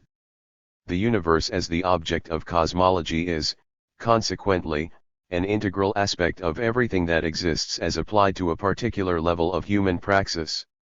That which today is viewed as non-existent may tomorrow enter the domain of human praxis and will thus be proved to exist. It will be included in our conception of the universe. Consequently, the view that cosmology now studies the evolution of all matter, the material world as a whole, is erroneous. And that in turn signifies that the starting point in the evolution of the metagalaxy is not an absolute beginning of all, but the instant when protomatter appeared out of which later all known forms of matter emerged. Thus, the present-day developments in astronomy, as well as the development of all natural sciences, are a remarkable confirmation of the epistemological principles of dialectical materialism. Now, as before, results obtained in astronomy describe an objective reality, or rather some of its aspects, that is independent of, and external to, the subject. But nature is immeasurably richer than conceptions of nature at any given moment, and it persistently compels us to give up old conceptions and introduce new ones prompted by experience. In this sense, however strange modern data about the universe might seem from the viewpoint of the previous development of astronomy, Lenin's words about the unusual and seemingly strange discoveries in the physics of the microcosm may well be applied to them. All this is but another corroboration of dialectical materialism. The principle of the unity of the world and the principle of development in modern astronomy. All the varied methods of studying the universe are ultimately based on two vital philosophical principles: the principle of the unity of the world and the principle of development. Both of these principles are, naturally, not applied in astronomy in their general philosophical form, in which they are abstracted from concrete content. They are modified in accordance with the specific features of the objects under study. The first of these principles substantiates the possibility, the necessity, and the justifiability of extending physical laws and theories to various cosmic objects, whereas the second postulates an evolutionary approach to these objects, whose structure proves to be conditioned by their origin and development. The structure of cosmic systems in 17th–19th century astronomy was studied without regard for their development, while cosmogony, largely isolated from other branches of astronomy, proceeded mainly from speculative assumptions, yielding mostly hypothetical and extremely vague results. All this was due to the specific difficulties of studying cosmogonic phenomena, and to the absence at the time of sufficient empirical data on change in the universe as well as on the possible past and future states of cosmic systems. The unity of the world was virtually reduced to the statement of the universal nature of the laws of classical mechanics, their applicability to any object in the universe and to the universe as a whole, and the uniformity of phenomena in different parts of the universe. Some astronomers even expressed the view that the structure of cosmic systems of different orders was identical. The idea of development in astronomy first took the form of mechanistic evolutionism. In accordance with a tradition going back to the theories of the ancient philosophers, cosmic bodies and their systems were believed to have emerged through condensation of rarefied matter, all their subsequent states being Al. 266. Most stationary and their evolution consisting in a slow and gradual transition from one stationary state to another. The concrete form originally assumed by the ideas of the unity and development of the world was limited by the level attained at the time. It determined both the general approach to the study of the universe and, in the final analysis, the theoretical conclusions concerning the structure and evolution of the universe obtained on the basis of that approach. The rapid progress of astronomy within the last few decades demonstrated the limitations of the old conceptions of the universe and also required a radical revision of methodology that was based on mechanistic principles. Analysis of a huge and ever-increasing body of data on cosmic systems suggested the enormous qualitative variety of physical conditions and phenomena in the universe which could not be squeezed into the narrow mechanistic framework. At the same time, the study of non-stationary phenomena in the universe demonstrated that a profound investigation of the structure of cosmic objects was only possible after consideration of their evolution, which determines the characteristics of these objects in their contemporary state. A description of many new phenomena discovered by present-day astrophysics was provided by new and fundamental physical theories, quantum mechanics and the theory of relativity. It was tempting to regard these theories as capable of describing the entire totality of astrophysical phenomena, both the well-known and the yet undiscovered, since the heavenly bodies consist of the same elementary particles with which the physics of the Earth deals. Essentially, it was the old story all over again. The view was reaffirmed that an infinite number of natural phenomena may be described by a limited number of fundamental physical theories. This time it was the theories of modern physics. The proponents of these views assume, for example, that galactic phenomena do not constitute anything qualitatively new as compared with the phenomena in smaller scale systems. The inference is drawn, in particular, that modern physical laws and theories can explain all stages of cosmogonic processes, including the Ori. 267. Origin and development of the planets, stars, galaxies, and even the metagalaxy. But present-day astronomy also knows a completely different interpretation of the unity and development of the world. Essentially, it is the view that there are specific structural and evolutionary laws corresponding to every level of the material world. Although cosmic objects consist of the same elementary particles as those with which the physics of the Earth deals, space may lend significance to such intimate properties of elementary particles that are either unnoticeable or do not manifest themselves at all on the Earth. Fundamental physical theories, both the well-known ones and those that have yet to be created by physics, have a domain of applicability that is in principle limited, i.e. they are universal only relative to a definite sphere of phenomena. It follows that we must take into account the possibility of their revision, specification and generalization while investigating new domains of the material world. This does not mean that the possibilities of the existing, old theories will ever be completely exhausted. They still contain many and various surprises. Nevertheless, further development of physics and astronomy from this point of view will involve the formulation of fundamental theories of an ever-increasing degree of generality. In other words, the principle of the unity of the world should be interpreted dialectically. This unity is inseparable from the infinite variety of the material world. The conception that the infinite variety of phenomena which astrophysics studies now and will be able to study in the future may be described by a limited number of physical laws and theories is inadequate. A more fruitful idea is that nature is multiform at the level of laws as well. It has also become clear that the laws of the development of the object at any structural level of the organization of matter may be conditioned by factors that are little noticed in the consideration of stationary, steady states of the object, so that attention should be focused on the search for, and the study of, non-steady states of cosmic bodies in which comparatively fast changes take place. The differences in the interpretation of the principles of 268. The unity and development of the world as revealed in modern astronomy resulted in the devising of extremely diverse methodological approaches to the study of the universe and ultimately in the elaboration of cosmological, astrophysical, and cosmogonic theories diametrically opposed in their content. In cosmology, the first of these approaches consists in constructing various uniform and isotropic models of the universe corresponding to various partial solutions of the equations of the general theory of relativity and in the study of their behavior in time. These models are then compared with observation data and modified on the basis of new factual data. The view is sometimes expressed that relativistic cosmological models originally appeared as the product of pure play of the intellect, completely independent of any empirical data, and that empirical justification was found for them only later. This opinion is, at best, imprecise. The application of the mathematical hypothesis method in cosmology as in physical knowledge in general does not deliver us from the need to use empirical data, and not just in the final analysis or as a final check on the correctness of the theory. Einstein himself on more than one occasion emphasized that relativistic cosmology emerged as an attempt to correlate the general theory of relativity with a number of facts and hypotheses resulting from observation. His work was largely stimulated by the fact that Newton's theory of the universe had run into some unpleasant paradoxes that it could not overcome. Hence, the application of relativistic theory in cosmology was not only justified, but inevitable.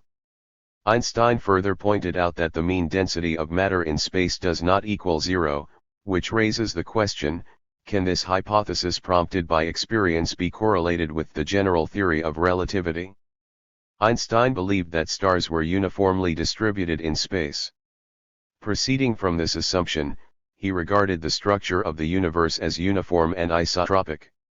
This hypothesis, later called the cosmological principle or cosmological postulate, permits a considerable simplification, since the indivisible spatio Temporal continuum is split into ordinary three-dimensional, space and universal cosmic time. Finally, it was the empirical fact that the velocities of stars are insignificant compared with the velocity of light that made Einstein modify cosmological equations by introducing a special constant that did not follow from the theory. Originally its only purpose was to make the universe static. Einstein was, apparently, not acquainted at first with the work of V. Slipher concerning the redshift in the spectra of nebulae which later were proved to be other galaxies. Through these investigations, conducted in 1912 to 1914, it was discovered that the spectral lines of many nebulae, whose nature was at the time the subject of acute debate, were shifted towards the red end as compared with their normal position. In the early 1920s the redshift was detected for dozens of nebulae. The most natural explanation of this phenomenon was by the Doppler effect. It followed that the nebulae were receding from us at fairly high velocities. The greatest velocities reach values in the neighborhood of 1,000 km/section. In 1924 to 1926 E. Hubble proved that these nebulae were stellar systems, similar to our galaxy, pertaining to a system of a higher order, the metagalaxy. In 1929 E. Hubble and M. Humason established that the redshift is approximately proportional to the distance of galaxies from us. Later the presence of the redshift and its approximate proportionality to the distance were confirmed for many hundreds of galaxies and other extragalactic objects. The greatest of all recession velocities discovered by now is greater than 240,000 km/sec, i.e. 0.8 of the velocity of light. When relativist cosmology was created, Slipher's work was only known to a few specialists. However, even before the theory of expanding universe was constructed, Einstein more than once discussed papers containing references to V. Slipher's results. One can only assume that he knew of the redshift effect in the spectra of nebulae, but 270 did not attach to it any special significance. If that were not the case, his desire to construct a model of a static universe would have little empirical motivation. A. Friedman, who in 1922 to 1924 showed that the solutions of the general theory of relativity are, generally speaking, non-stationary, proceeded primarily from the inner logic of the development of relativist cosmology itself. But his work cannot be regarded as purely speculative, as he makes use of the same factual data that were analyzed by Einstein and that were in essence quite sufficient to warrant the conclusion as to the non-stationary nature of the universe. The behavior of the model of the universe at A = 0 is determined, according to A. Friedman, by a certain critical value of the mean density of matter.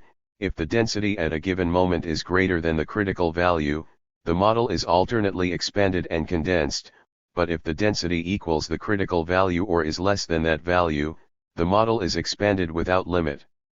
A. Friedman's conclusion regarding the non-stationary nature of the theoretically possible universes which he had considered did not attract the scholar's attention at once. And that was not only because A. Friedman's work was not sufficiently well known. This result seemed too strange, or at any rate requiring serious confirmation even to those who knew Friedman's work. It seemed suspicious to Einstein, too, but he later admitted his error. In 1927 the Belgian mathematician G. Lemaitre developed A. Friedman's theory in detail. He came to the conclusion that matter from which the metagalaxy emerged must have been in a superdense state and represented a kind of primitive atom, the beginning of the expansion being of an explosive nature. A. Friedman's theory was, undoubtedly, a major step forward as compared to Newton's cosmology. Observation confirmed the theoretically deduced conclusion as to the non-stationary nature of the metagalaxy and its apparent explosive origin, but the empirical confirmation of some of the inferences from A. Friedman's theory does not mean at all that the whole of the theory with all its assumptions and idealizations is reliably substantiated. The models of the universe built on the basis of A. Friedman's theory are only the first attempts at a mathematical description of an expanding metagalaxy, oversimplified and as yet not fruitful enough. The development of a general theory of the metagalaxy until recently was hindered by the lack of factual material. For example, the empirical estimates of mean mass density in the metagalaxy are as yet extremely imprecise.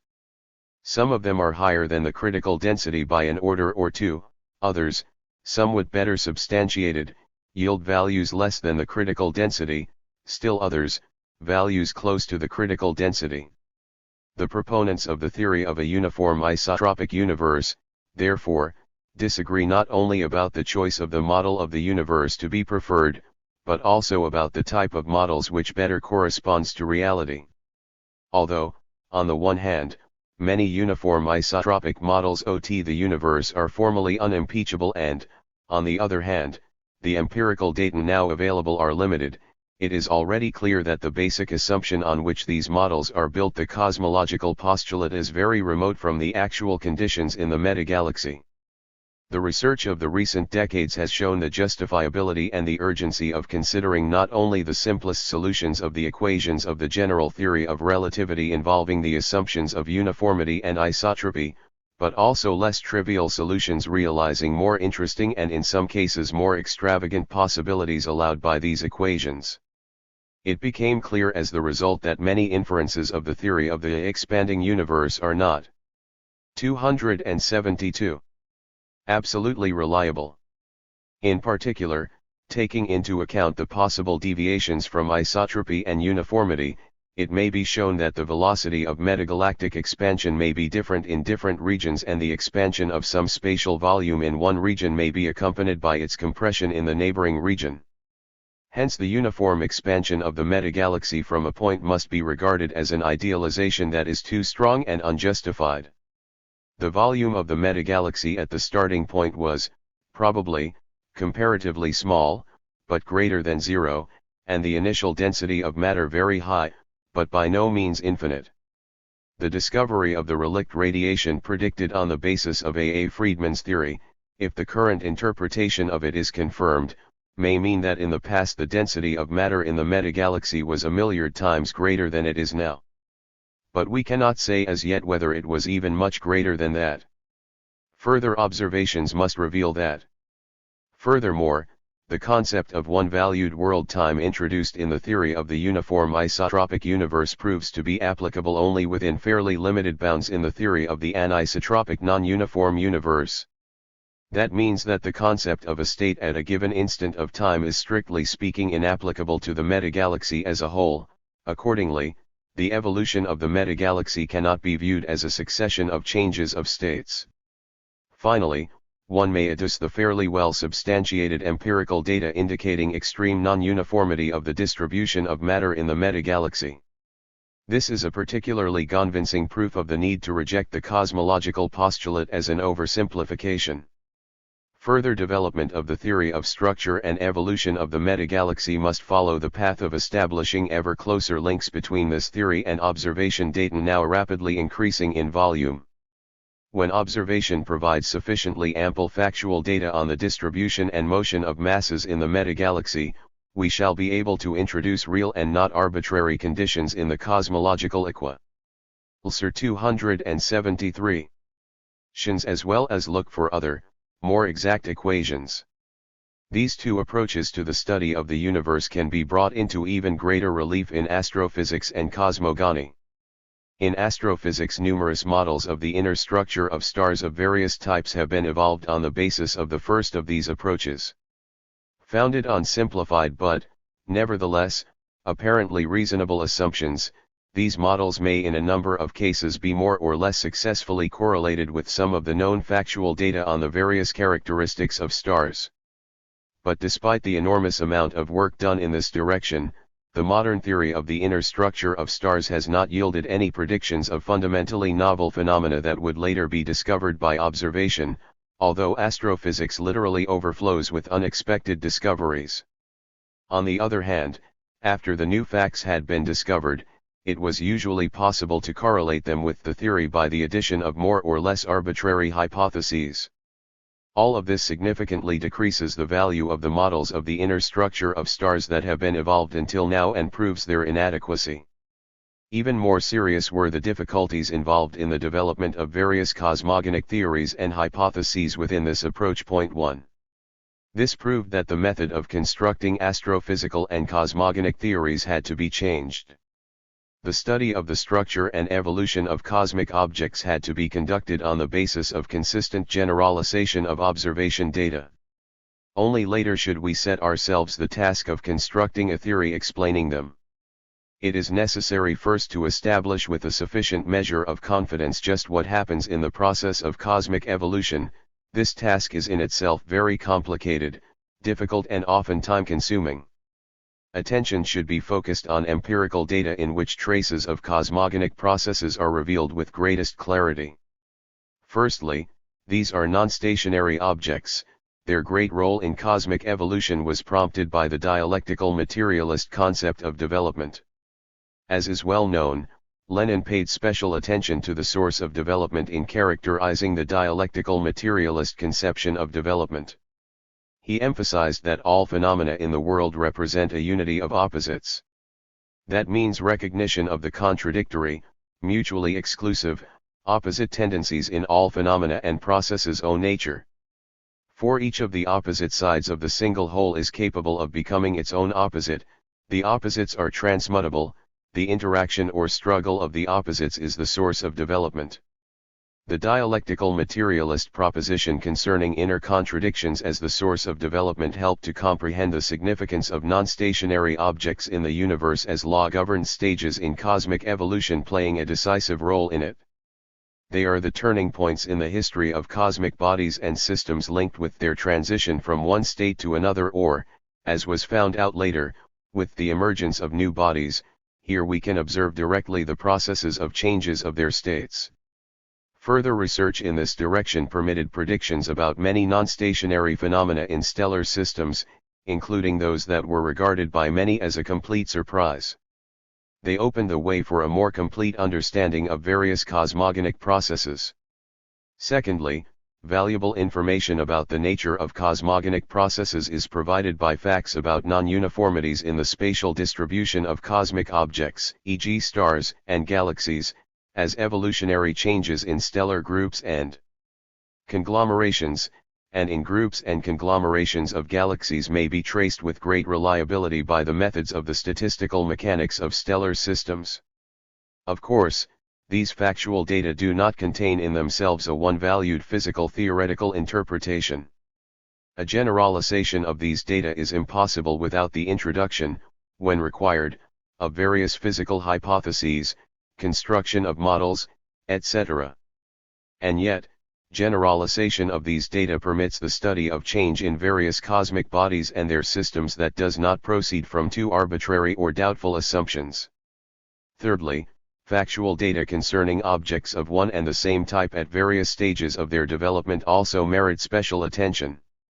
For example, evolutionary interpretation of the Hertzsprung-Russell diagram of stellar states is of considerable value for comprehending the processes of stellar evolution. But the various stellar states on the Hertzsprung-Russell diagram may be arranged in an evolution series on the basis of different and even mutually exclusive hypotheses. To choose between them, we have to use data that are not contained in the diagram. Thus, empirical evidence about stellar evolution contained in the Hertzsprung-Russell diagram is of a circumstantial nature. A reliable breaking of the code involved is far from a simple affair.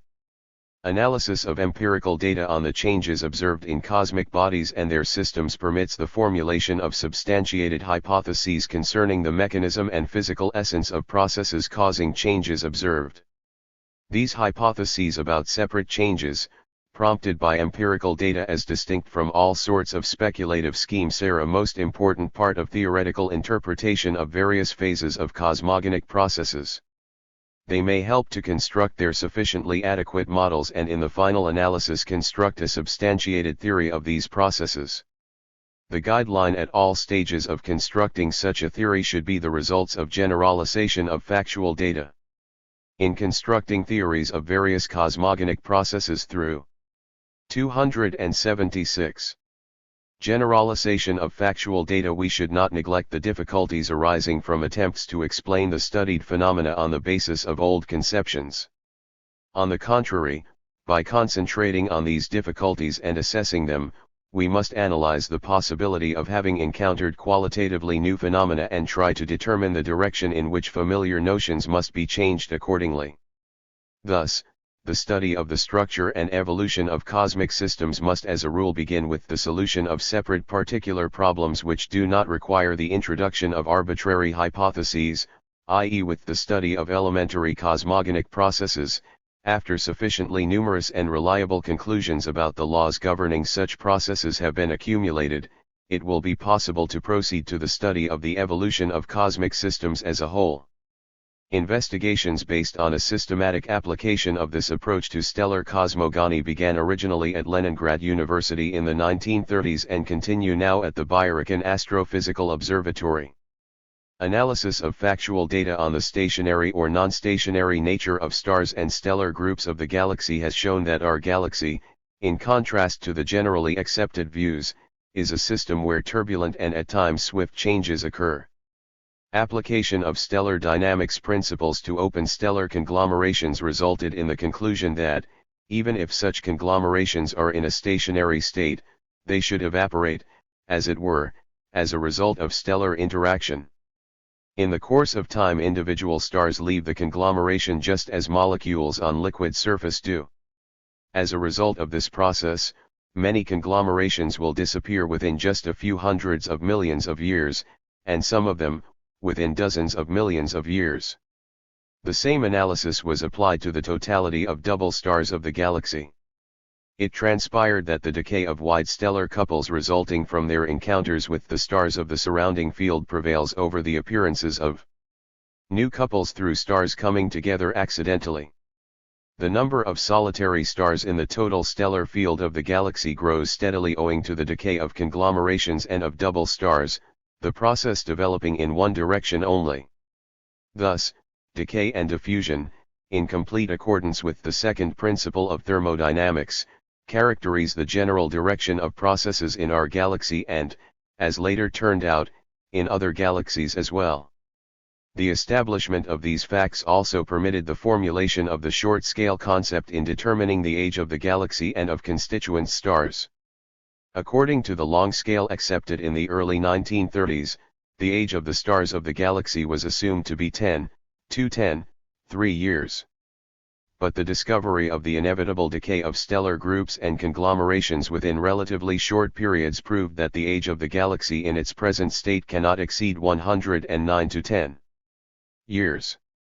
As for the idea of stellar systems and stars being formed from rarefied gas, it became ever more definitely clear, in the 1940s to 1950s, that it lacked the necessary observational basis, was essentially arbitrary and to an extent had even become a prejudice. We may point out three groups of indirect, but very distinct proofs indicating that the initial state of matter out of which cosmic objects developed was a dense or superdense and not rarefied state, and that they were formed through disintegration, decay, explosion, and not through gradual and slow condensation. The first group of facts pertains to stellar associations, recently emerged groups of stars decaying immediately after their birth. These systems mostly proved to be non-stationary in the true sense of the word, since the constituent stars rapidly move away from each other.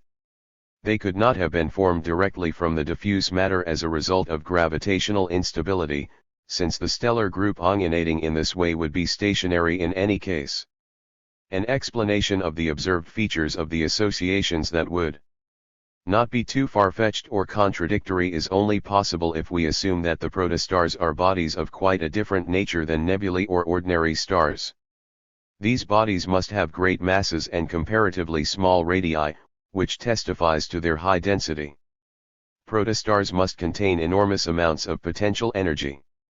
When they break down, fragments appear whose mass is of the order of the mass of a star.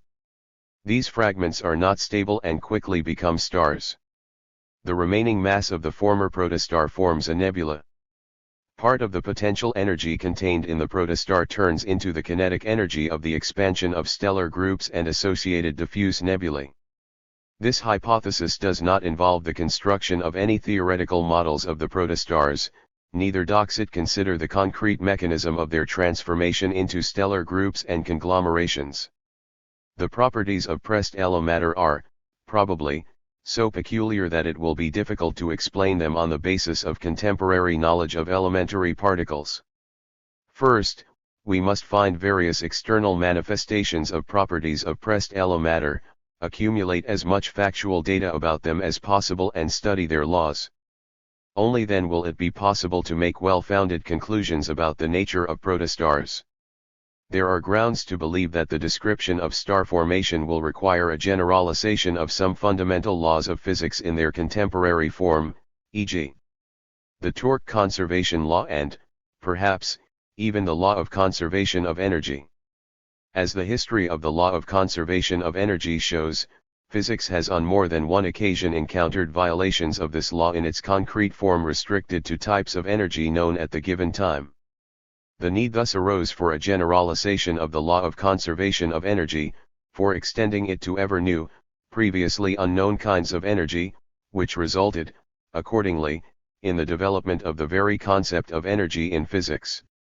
Suffice it to remember, for instance, the formation of the concept of the mechanical equivalent of heat, the introduction of the concept of the rest energy of a body in the special theory of relativity, etc. With each such generalization the idea of conser. 279. Vation of energy was extended to a wider than hitherto known class of magnitudes. Apparently, the same should be expected of the further study of the formation of galaxies and stellar conglomerations. At first, there were some grounds to believe that the unusual properties of protostars and possible violations of the familiar laws of physics were due to the superdensity of protostars. At present it seems more probable that the cause is not so much the superdensity of protostars as their giant mass. The second group of facts conducive to the belief in the existence of massive and dense protostars is associated with stellar evolution. It was found in 1954 that considerable quantities of energy are emitted in the atmospheres of some types of stars, the process being discrete in nature. The energy is emitted all at once, as in an explosion, and not gradually. Analysis of this phenomenon, which cannot be explained in the generally accepted view of thermonuclear reactions within stars, induces the conclusion: thermonuclear reactions are not the main source of energy for all types of stars and at any rate are not the only source of stellar energy. The observed phenomena can be explained if one assumes that the inner regions of stars contain remnants of pressed matter. In some way or other it may reach the superficial layers of the star or the regions outside it, where it is released, causing a flare-up. Finally, the third and the most convincing group of facts revealing traces of the dense or superdense initial state refers to unstable groups and conglomerations of galaxies and also to non-stationary phenomena in the nuclei of galaxies, where we observe various forms of activity. It was established in particular that radio galaxies are distinctly non-stationary objects which can emit radio waves only within short spaces of time, insignificant in comparison with the age of galaxies. They are not colliding systems, as almost all astrophysicists at one time believed. On the contrary, we are dealing here with the division of the galactic nucleus into parts or with powerful explosions in dense nuclei. Radio galaxies are only one form of manifestation of the activity of galactic nuclei. Other forms of activity have been discovered in the nuclei of some supergiant galaxies. The facts bear evidence that nuclei actively participate in the formation of their own galaxies. What are the nuclei of galaxies? What is the mechanism of the enormously powerful processes that occur in them from time to time? All of the described phenomena involving the activity of galactic nuclei would be impossible if the nuclei consisted only of stars and diffuse matter.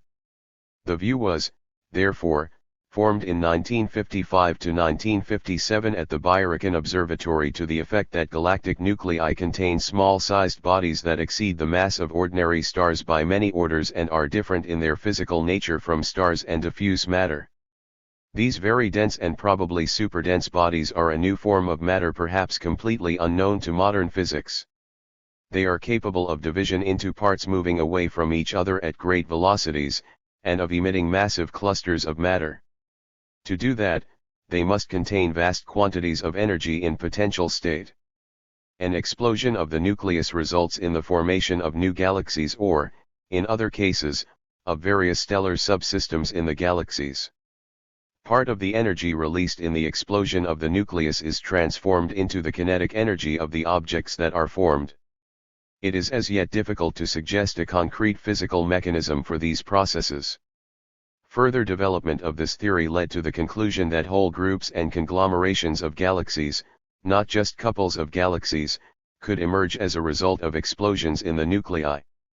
When groups emerged, only dense embryos of galaxies appeared first, which had been formed through simultaneous or successive division of a massive dense body. In the division the embryos received great velocities. Moving away from each other, each of them formed a galaxy of its own, becoming its nucleus. Observation directly indicates the ability of the dense or superdense matter of the nucleus to contain great supplies of energy till the next explosion. Can this property of the nucleus be explained by the known laws of theoretical physics? Although we do not yet know how to do it, the possibility of constructing a model for the galactic nucleus with observable properties on the basis of known laws of theoretical physics is not entirely ruled out. If this proves to be impossible, the conclusion will follow inevitably that the laws of theoretical physics in their present form are inapplicable here. This possibility seems not only very probable, but even not at all surprising, as the form of basic physical laws accepted at present is undoubtedly not final. For example, under conditions prevailing in galactic nuclei or in the center of quasi-stellar radio sources, these laws may prove to be inapplicable and will have to be subjected to further specification and generalization, which will only increase their significance and widen the sphere of their applicability. Indeed, the laws of physics are essentially a generalization of a definite set of factual data expressed in the most simple and short form possible. But we must not think that the system of laws of theoretical physics obtained at some definite stage in the development of science is absolutely precise, final, and not subject to further generalization. These laws constitute only an incomplete and approximate reflection of objective reality, therefore they may, nay, must be subjected to specification and generalization. This view rests on the analysis of the development of modern natural science, which in the course of time discovers an ever-increasing variety of new, hitherto unknown phenomena fundamentally different from anything which it 282 had previously dealt with. On many occasions we have had to generalize physical laws and theories to explain factual data characterizing phenomena sharply differing in the qualitative aspect from phenomena that served as the basis for the formulation of the system of physical laws available at the given moment. Just such a need arises in the study of non-stationary processes in galactic nuclei and quasi-stellar objects. Never in the past did physics and astronomy have to deal with concentrations of such great masses in relatively small volumes. We are dealing here with masses of the order of 10 degree of Sun masses concentrated in volumes many times smaller than the volume of any stellar conglomeration. We are dealing here with transformations of matter in which density changes by a factor of milliards and the gravitational field strength may reach unheard of values. There can be no guarantee that the physical laws we know will hold for these conditions, too. And it will not be at all surprising if it turns out that the data now available on non-stationary processes in the universe, which present considerable difficulties for theoretical explanation, may in the course of time lead to direct contradiction with the known laws of theoretical physics. An attempt at a mathematical description of some of such processes was undertaken by the West German physicist P. Jordan. He believed that his theory describes the origin of stars. In actual fact it is, probably, more applicable to the problem of the origin of galaxies. Non-stationary phenomena in the universe are revealed with increasing sharpness in the transition from stellar associations to galaxies, their groups and conglomerations and, finally, to the metagalaxy accompanied by the appropriate release of increasingly greater quantities of energy. In other words, a whole hierarchy of explosions, disintegrations, and breakdowns exists. The expansion of the metagalaxy may 1 p. Jordan, Schwerkraft und Weltall, Braunschweig, 1955. 283. Also be considered as the result of conjointment formation of a great number of galactic conglomerations through an explosive process. These phenomena should be completely incomprehensible within the conceptions postulating the formation of stars and stellar systems from rarefied gas. Indeed, the existence of non-stationary groupings appeared to be so extraordinary from the orthodox point of view that doubts were frequently expressed concerning first the reality of stellar associations and later their non-stationary character. And only after the expansion effect was fully confirmed for at least some stellar associations and the idea of stellar associations as sources of star formation in the galaxy was generally accepted, attempts were made to explain the disintegration of stellar associations on the basis of classical ideas. All of them, however, proved to be of little effect. A distinctly non-stationary character of many groups and conglomerations of galaxies is also incomprehensible within the hypothesis of their formation from rarefied gas. If galactic conglomerations had been formed in this way, they would be stationary. Numerous attempts to save the hypothesis by rejecting the non-stationary nature of groups and conglomerations of galaxies proved of no avail. Even greater difficulties were caused by the problem of cosmogonic interpretation of radio galaxies and quasars. When the interpretation of radio galaxies as colliding stellar systems proved to be erroneous and factual data were obtained that made scholars accept the Hipp thesis about the presence in galactic nuclei of non-stellar bodies which sometimes explode, and when quasars were discovered, the proponents of classical conceptions explained explosions in galactic nuclei not as the result of release of energy contained in the nucleus, but in terms of gravitational collapse, a catastrophic compression of originally rarefied matter affected by gravitational force accompanied by the release of enormous quantities of gravitational energy. 284. During several years literally hundreds of theoretically possible variants were considered in an attempt to explain just how gravitational energy released during collapse could be transformed into a most powerful optical and radio radiation of quasars. A satisfactory solution of this problem was not found, however. Each of the solutions suggested ran into some theoretical difficulties and its untenability became clear fairly soon.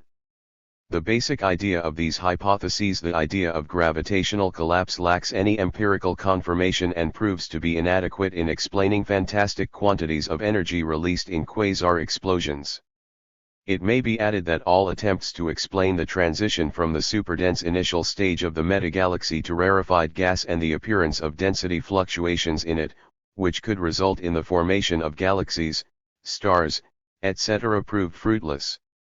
In the light of the views developed at the Byrichan Observatory, the difficulties of revealing the mechanism of transition from the superdense initial stage of the metagalaxy to rarefied gas are not at all surprising, because the very presentation of the problem is unjustified. It is much more natural to regard the evolution of the metagalaxy as the process of fragmentation of dense or superdense matter accompanied by the formation and subsequent scattering of diffuse matter. It is difficult to give a theory of the initial stages of this process for the same reasons which make it as yet impossible to develop a theory of star formation or a consistent theory of cosmogonic activity of galactic nuclei. The difficulty lies here not only in the lack of factual data, but also in the fact that an adequate description of the state of matter at very high densities and of the mechanism of transformation of this matter into observable cosmic objects may require a generalization of contemporary physical theories for the case when quantum, relativist and gravitational phenomena are equally essential. Thus, as distinct from the astronomy of the 18th to 19th centuries, in which the ideas of the unity of the world and its development were often applied, first, unconsciously, and second, independently of each other, these ideas in 285. Modern astronomy, applied together, have become the most important methodological principles of investigation. All this proved the extreme fruitfulness of Lenin's idea that the universal principle of development must be combined, linked, made to correspond with the universal principle of the unity of the world, nature, motion, matter, etc. This idea lies at the base of any of the modern approaches to the study of the universe. Revolution in modern astronomy. The current transition from one level of knowledge about the universe to another and a deeper one, with its attendant radical breakdown of many familiar concepts and their replacement by unexpected and unusual ones, and a painful and contradictory search for a new theoretical language more adequately reflecting objective reality, may with complete justification be viewed as a revolution in astronomy. The starting point of the present-day revolution in astronomy was a deep crisis of former conceptions, their profound inner contradictions and contradiction to the empirical data. The new ideas were first put forth on the basis of an extremely limited number of facts pertaining to the non-stationary processes in the universe, some of which had been known earlier as well, but were now interpreted in a radically new manner. These conceptions are as yet schematic and simplified. They permit an explanation, and a qualitative one at that, of only a small part of amazing phenomena discovered by modern astronomy. This is usually the case at a stage when new conceptions have not yet formed a consistent theory, while the swift tide of new facts and observations does not permit a return to old theories. New conceptions in astronomy are partially formed in the language of old concepts and ideas. It will not be possible to get rid of them at once, and new conceptions in astrophysics, cosmogony, and cosmology will be more fully substantiated only in the future. The development of modern astronomy shows that it would be unjustified to consider it as just another applied sphere for physical theories that holds no promise of anything fundamentally new for physics. On the contrary, now, no less than in the age of the Renaissance and the Enlightenment, astronomy offers us countless surprises increasingly strange not only from the point of view of common sense, but also of the theoreticians of modern physical science who, it would seem, have seen everything and have lost the ability to be surprised by anything. The curiosity chamber of physical knowledge is almost every year enriched with ever more surprising objects posing before theoreticians ever more difficult and complicated enigmas. The facts already known warrant the view that the basic problems of modern astronomy may prove to be fundamental and their solution will involve, in one way or another, a radical revision of a number of important concepts of modern physics. The surprises of modern astronomy may turn out to be the source of new and most profound ideas and even the source of a new revolution in the entire system of physical knowledge. Thus, despite the fairly popular view that there is only one extreme sphere of research in the entire domain of physical sciences which may be a real source of revolutionary changes in our basic physical concepts, it is becoming ever more apparent that there are two such spheres: the physics of elementary particles and astrophysics, which may be just as useful for theoretical physics as the study of the microcosm. Further development of the revolution in modern astronomy will doubtless entail a great number of discoveries even more unusual and striking than the ones made hitherto. Human reason has discovered many amazing things in nature and will discover still more, and will thereby increase its power over nature. Part I. Philosophical and methodological problems of the biological sciences. V.A. Engelgard. The problem of life.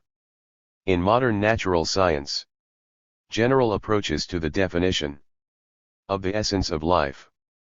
Of all the problems that have always seemed most tantalizing to those attracted to the mysteries of nature, the problem of the essence of life, one of the most difficult problems in the cognition of the world, has, since antiquity, appeared as attractive and awesome as it was unapproachable.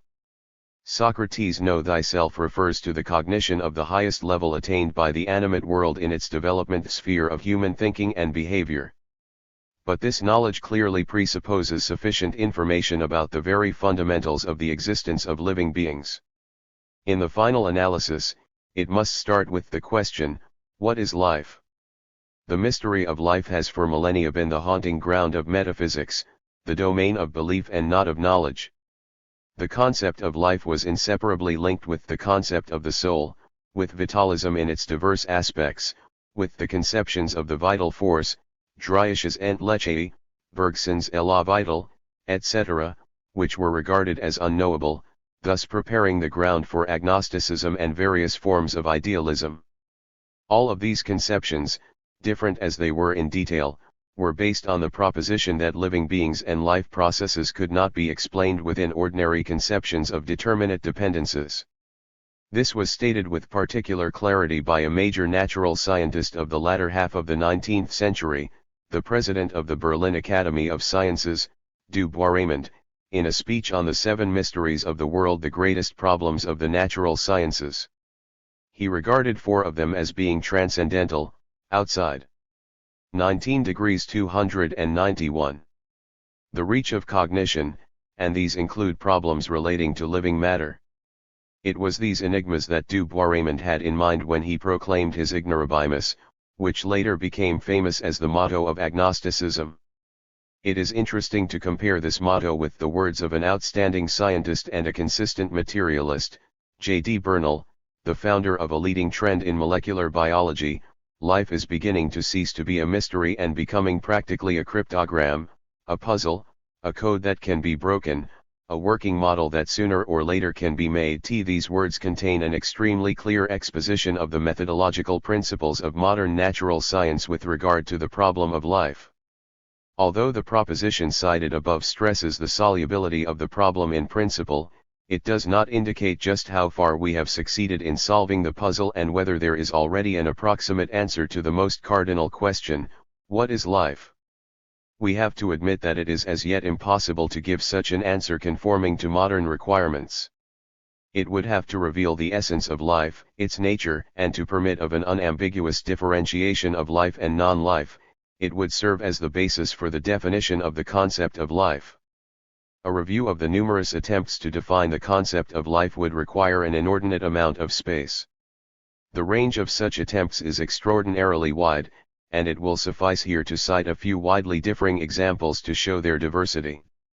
In the 1930s, the prominent English biochemist N.W. Peary, famous for his penchant for paradoxical formulations, entitled his contribution to a special collection of papers The Meaninglessness of the Terms Life and Living. 2 Bernal described the paper as an iconoclastic essay. The reasoning is based on the idea that a sharp line could not be drawn between living and non-living objects. We shall return to this point later on. This definition may be contrasted with the definition of life given by Bernal himself in the paper cited above. Having presented certain ideas, Bernal says, all these considerations lead us to what may now be accepted as a provisional, though I hope, improved definition of life. Life is a partial, continuous, progressive, multiform, and conditionally interactive self-realization of the potentialities of atomic electron states. We shall comment on the Bernal definition later. Let us now consider a work that appeared exactly in the middle of the span of time separating the two statements on the concept of life cited above. Schrödinger's book What is Life? The physical aspect of the living cell, small in size but rich in content. Owing to obscurantism displayed in the evaluation of the book, it was in some circles undeservedly condemned. In fact, it was like a stone rolling from the top of a mountain, starting the avalanche of the present-day biological revolution, and its appearance was in this respect a momentous event.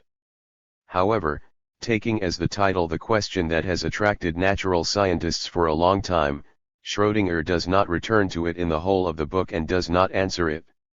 He restricts himself to defending the thesis that the realization of life requires nutrition by negative entropy. This explains the emergence of higher degrees of ordering instead of the trend towards entropy increase required by the second principle of thermodynamics. But the proposition postulated by Schrödinger leaves unspecified the factor lying at the root of this amazing property.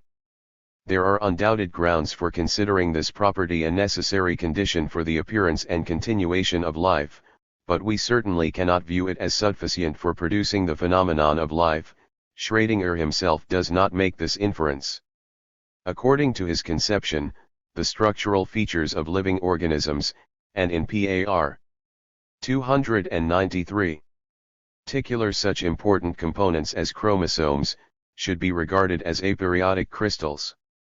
This profound and fruitful idea again concerns only the specific feature of living objects, but leaves the question of the nature of life itself unanswered.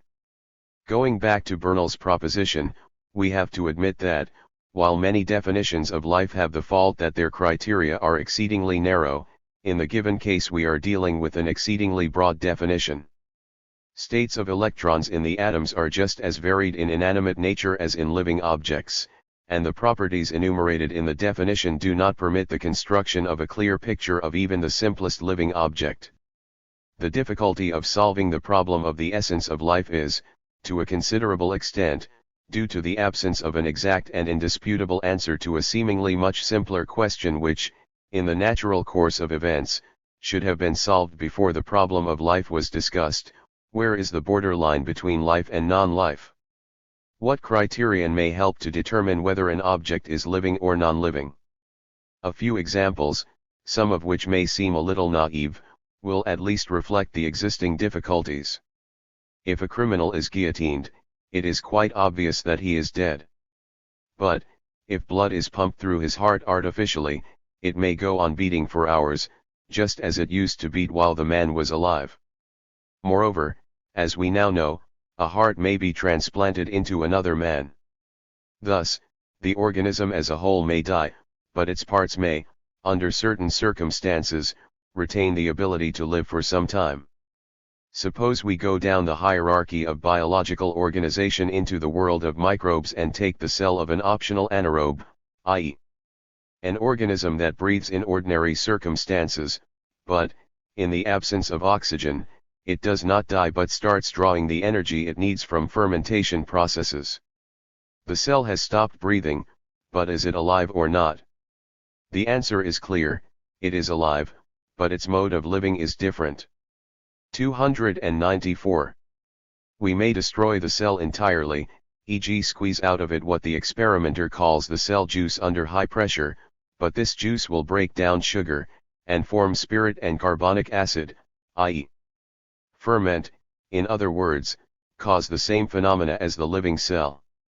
The question arises, is the juice obtained alive? Here too the answer seems entirely clear, it is not alive, but it is much less clear why not and at what particular time the living object ceased to be living. Or let us take another case, the cell may be broken down, divided into parts, the so-called organelles, e.g. mitochondria, ribosomes, etc. If the required temperature, nutritive medium and other conditions are provided, these particles may perform the same functions as in the have cell over long periods of time, carrying out protein synthesis and ensuring the transformation of energy. Should organelles be considered alive, and if not, why? If we go one step further down, the difficulty of giving a definite answer to the question of what is life and non-life increases still more. Everyone has heard of viruses. They are biological formations possessing the ability to cause infection. After penetrating a cell, the virus particle multiplies, the cell is in most cases destroyed and the virus particles issuing from it may infect a new cell. Outside the cell, a virus particle does not manifest any of the properties which we consider to be the obligatory features of life, no processes of metabolism take place in it does not breathe or ferment, it cannot move or multiply, and it does not react to any external stimuli. W. M. Stanley, a major biologist, summed up the paradoxical properties of viruses thus: within the cell the virus behaves like a living creature, and it is stone dead outside the cell. Essentially the same idea was much earlier expressed by the Russian microbiologist G. A. Nadson, who said that the virus was either matter having the properties of a creature, or a creature having the properties of matter. It must be added that, from the viewpoint of their chemical nature, many simple viruses could be regarded as matter, since they consist of two components only, protein and nucleic acid.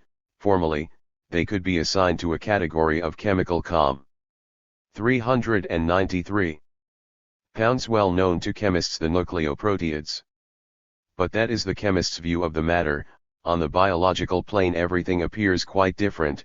Viruses are nothing but intracellular parasites, and the concept of parasite is firmly linked with the concept of a living object existing at the expense of another object. Parasites are unknown in inanimate nature. Thus, at all levels of biological organization, from the nucleoproteid level, represented by a virus, to the level of the human organism, we face the impossibility of drawing a rigid boundary between life and non-life. Instead of using an immutable qualitative category, we have a series of gradations imperceptibly approaching a certain boundary that cannot be truly fixed. Hence the possibility of giving a faultless answer to the question what is life, still eludes us. This concrete case brings into full relief the correctness of the principle, emphasized by Lenin, that dialectical materialism insists on the approximate, relative character of every scientific theory of the structure of matter and its properties. It insists on the absence of absolute boundaries in nature, on the transformation of moving matter from one state into another, that from our point of view is apparently irreconcilable with it, and so forth. We arrive at the conclusion that science has no definition of the concept life, covering all its aspects and explaining its essence through concepts that are already known. According to formal logic, to give a definition of a concept is to include it within a broader concept. But at the given level of knowledge it is impossible to find a broader definition that would reflect life in all its fullness and would not be reduced to a simple enumeration of individual characteristics, but would reveal its essence behind the external features and manifestations, an essence that is amenable to specification. Thus we are inevitably left with the definition that life is the highest of all the known forms of the existence of matter attained in the process of evolution. The last definition does not contain the epistemological element. It is not the problem of the essence of life that is considered, but rather a classificatory task. But this definition actually entails fundamental consequences, since it decidedly eliminates everything that might have a metaphysical coloring, and rules out all the varieties of vitalist and idealistic views mentioned earlier. In considering the definition given above, the question immediately arises: what does the higher quality of this form of the existence of matter consist in? In what is this form superior to states of matter in the inanimate world? This superiority is revealed in different aspects.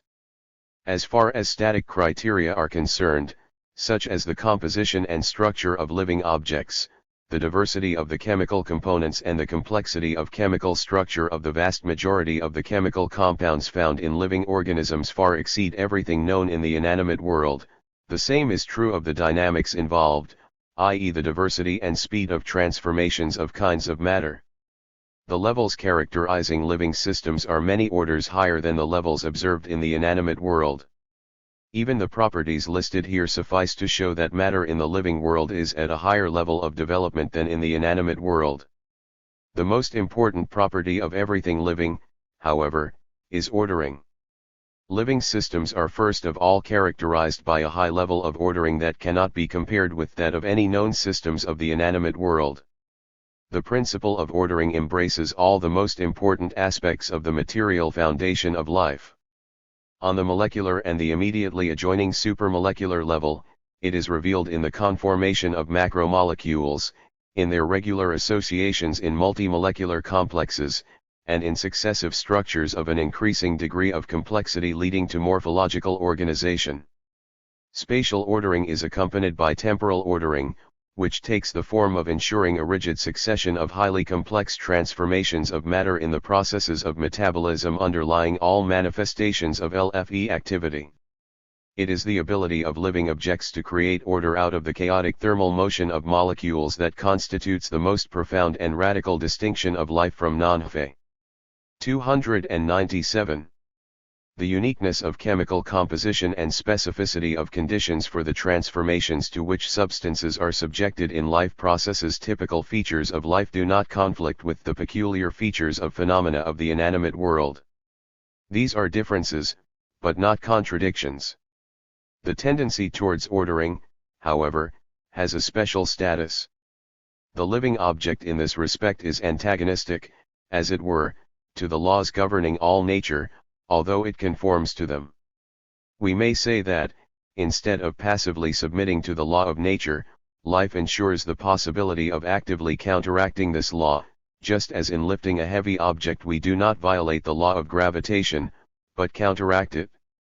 The tendency towards ordering, towards creating order out of chaos, is simply contradictory to the principle of entropy increase, i.e. the second principle of thermodynamics, discussed by Schrödinger, as was mentioned earlier. It is exactly nutrition by negative entropy, which he put forward as the most specific property of life. The ability of living objects to counteract the second principle entails a consequence of the utmost importance. Living objects must represent open systems, i.e. they must be able to interact with the surrounding medium and exchange energy with it. Because of this, the contradiction arising from the seeming violation of the second principle is eliminated. Local decrease of entropy arising in an isolated living object is accompanied by its increase in the real living object environment system, so that in actual fact no violation of the second principle takes place. If we accept that the present level of the development of natural science does not yet permit of an answer to the basic question of the essence of life, it may be that the question itself is meaningless. A situation might arise here that would in some degree parallel the conceptions of weightless liquids and the hypothetical substances that used to dominate physics. When the concept of ether was created to account for the properties of light, the concept of phlogiston to explain thermal phenomena, and the concept of fluids to deal with magnetism and electricity. The need for these hypothetical elements disappeared with increased knowledge. 298. Of these phenomena, it is naturally hard to say in advance if a system of concepts similar, for example, to the Maxwell electromagnetic theory explaining the nature of light will ever be found to interpret the nature of life. In any case, we must admit that such a possibility is definitely lacking at the present stage of the study of life. Investigating the attributes of life. The new feature introduced by modern science into the investigation of life is the vast increase in the amount of information on the elementary foundations of those basic mechanisms which ensure the realization of the most important manifestations of life activity. We mean here those properties of life that have always been counted among the prime attributes of life, such as the ability to reproduce, the phenomenon of heredity, metabolism, motion, transformation of energy, etc. For many of these attributes it is now possible to go beyond the purely phenomenological characteristics that were the only ones formerly studied. It has now become possible to interpret their fundamental mechanisms in terms of the exact sciences and to reveal causal relationships. This should not be regarded as one of the usual successive steps in the gradual development of our knowledge, but as a series of significant qualitative advances. This qualitative change took on an Eve shape with the discovery of previously unknown phenomena which indubitably possess all the typical attributes of life. They lie at the very foundation of a number of important biological functions, are peculiar only to living systems and have never been discovered in the inanimate world. These new phenomena and laws thus, and more definite, make an enormous contribution to the conceptions of the specificity of life. Here, however, as in the case of all the other dealing attributes of life considered separately, we are with features which, taken by themselves, would permit us to draw a sharp, hard, and fast line between life and non-life, or to formulate a definition of the essence of life. Life. 299. Is still perceived as a set of a greater or lesser number of properties and manifestations. One of the primary tasks facing the science of life should be the establishment of the extremely simple sets of attributes that justify the classification of given objects as living systems. The types of these newly emerging specific features of life differ profoundly in their nature. They comprise such characteristics as certain features of chemical composition, new principles of the biosynthesis of macromolecules, molecular mechanisms for regulating processes in living systems, and the foundations of biological information. It is quite clear that the cognition of an increasing number of the attributes of life, in particular those of a more general nature, is opening up new possibilities for the cognition of life phenomena. Below we shall concentrate on the new qualitative features of life revealed by modern science. Molecular biology, a new stage in the study of life. In discussing the new attributes of life, we must emphasize that, unlike the classical features, they are not immediately observable.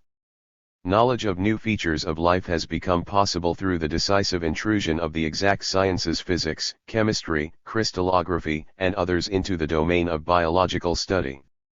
This was accompanied by the introduction into experimental biological research of extremely simple objects situated on the very borderline between life and non-life, such as viruses or systems belonging to the genuinely molecular level. The cumulative effect of new approaches and new forms of thinking was not a simple increase in the number of new factors, but vast mutual reinforcement of closely interweaving lines of research. The sphere of analytical study of the basic phenomena of life has grown enormously and, hand in hand with this process, synthetic, integrative concepts have developed. Thus, a new science appeared within the very short term of about 2 decades: molecular biology, which caused 300. A real revolution in many most important fields of biology. This was noted by the outstanding physicist P.M.S.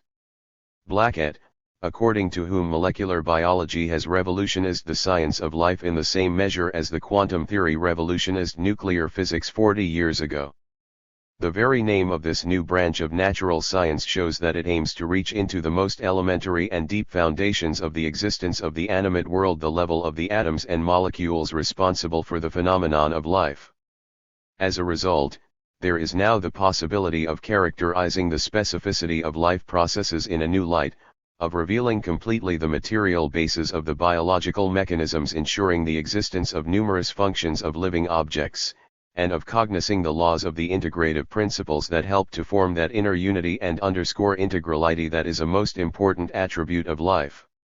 The situation in biology early in the latter half of the century resembles to a degree the situation in physics at the turn of the century, the time when Lenin wrote his classical philosophical works. Physics was then going through a period of total reappraisal of values. Lenin showed profound insight in recognizing evidence for the irrepressible progressive movement of knowledge in the newly emerging concepts.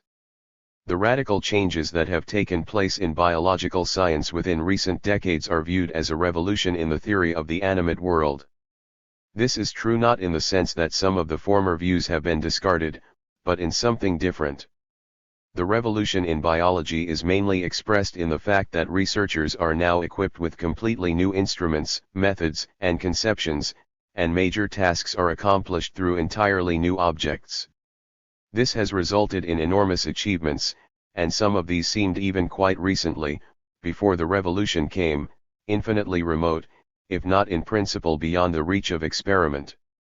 Among these we may count the chemical synthesis of the protein molecule, the breaking of the genetic code and the elucidation of the material essence of hereditary phenomena, cognition of the most important biological regulatory mechanisms, the interpretation of the nature of some manifestations of life activity as the result of structural changes in molecules of biological polymers, proteins and nucleic acids, and so on.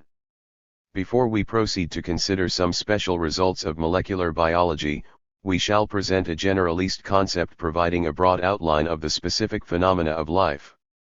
Life has long presented itself to the scholar's mind as a process.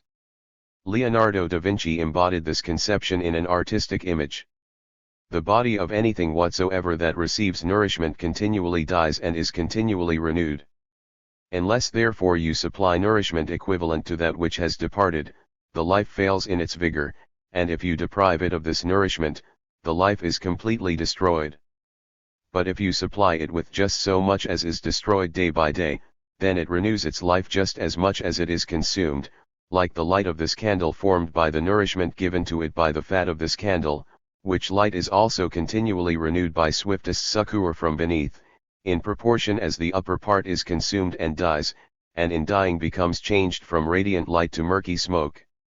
And this death extends for so long as the smoke continues, and the period of duration of the smoke is the same as that of what feeds it, and in an instant the whole light dies and is entirely regenerated by the movement of that which nourishes it. 1. We may say that life is a set of certain principles, each of which taken singly does not define life, but the absence of even one of them makes life impossible. One of these principles is structural organization. We cannot imagine a structureless object endowed with life but containing no elements of a definite and to a certain degree fixed order. Other principles are represented by a combination of 3 flows lying at the basis of life: the flows of matter, energy, and information. We shall consider them first, relegating problems of structural organization to the concluding part of the paper.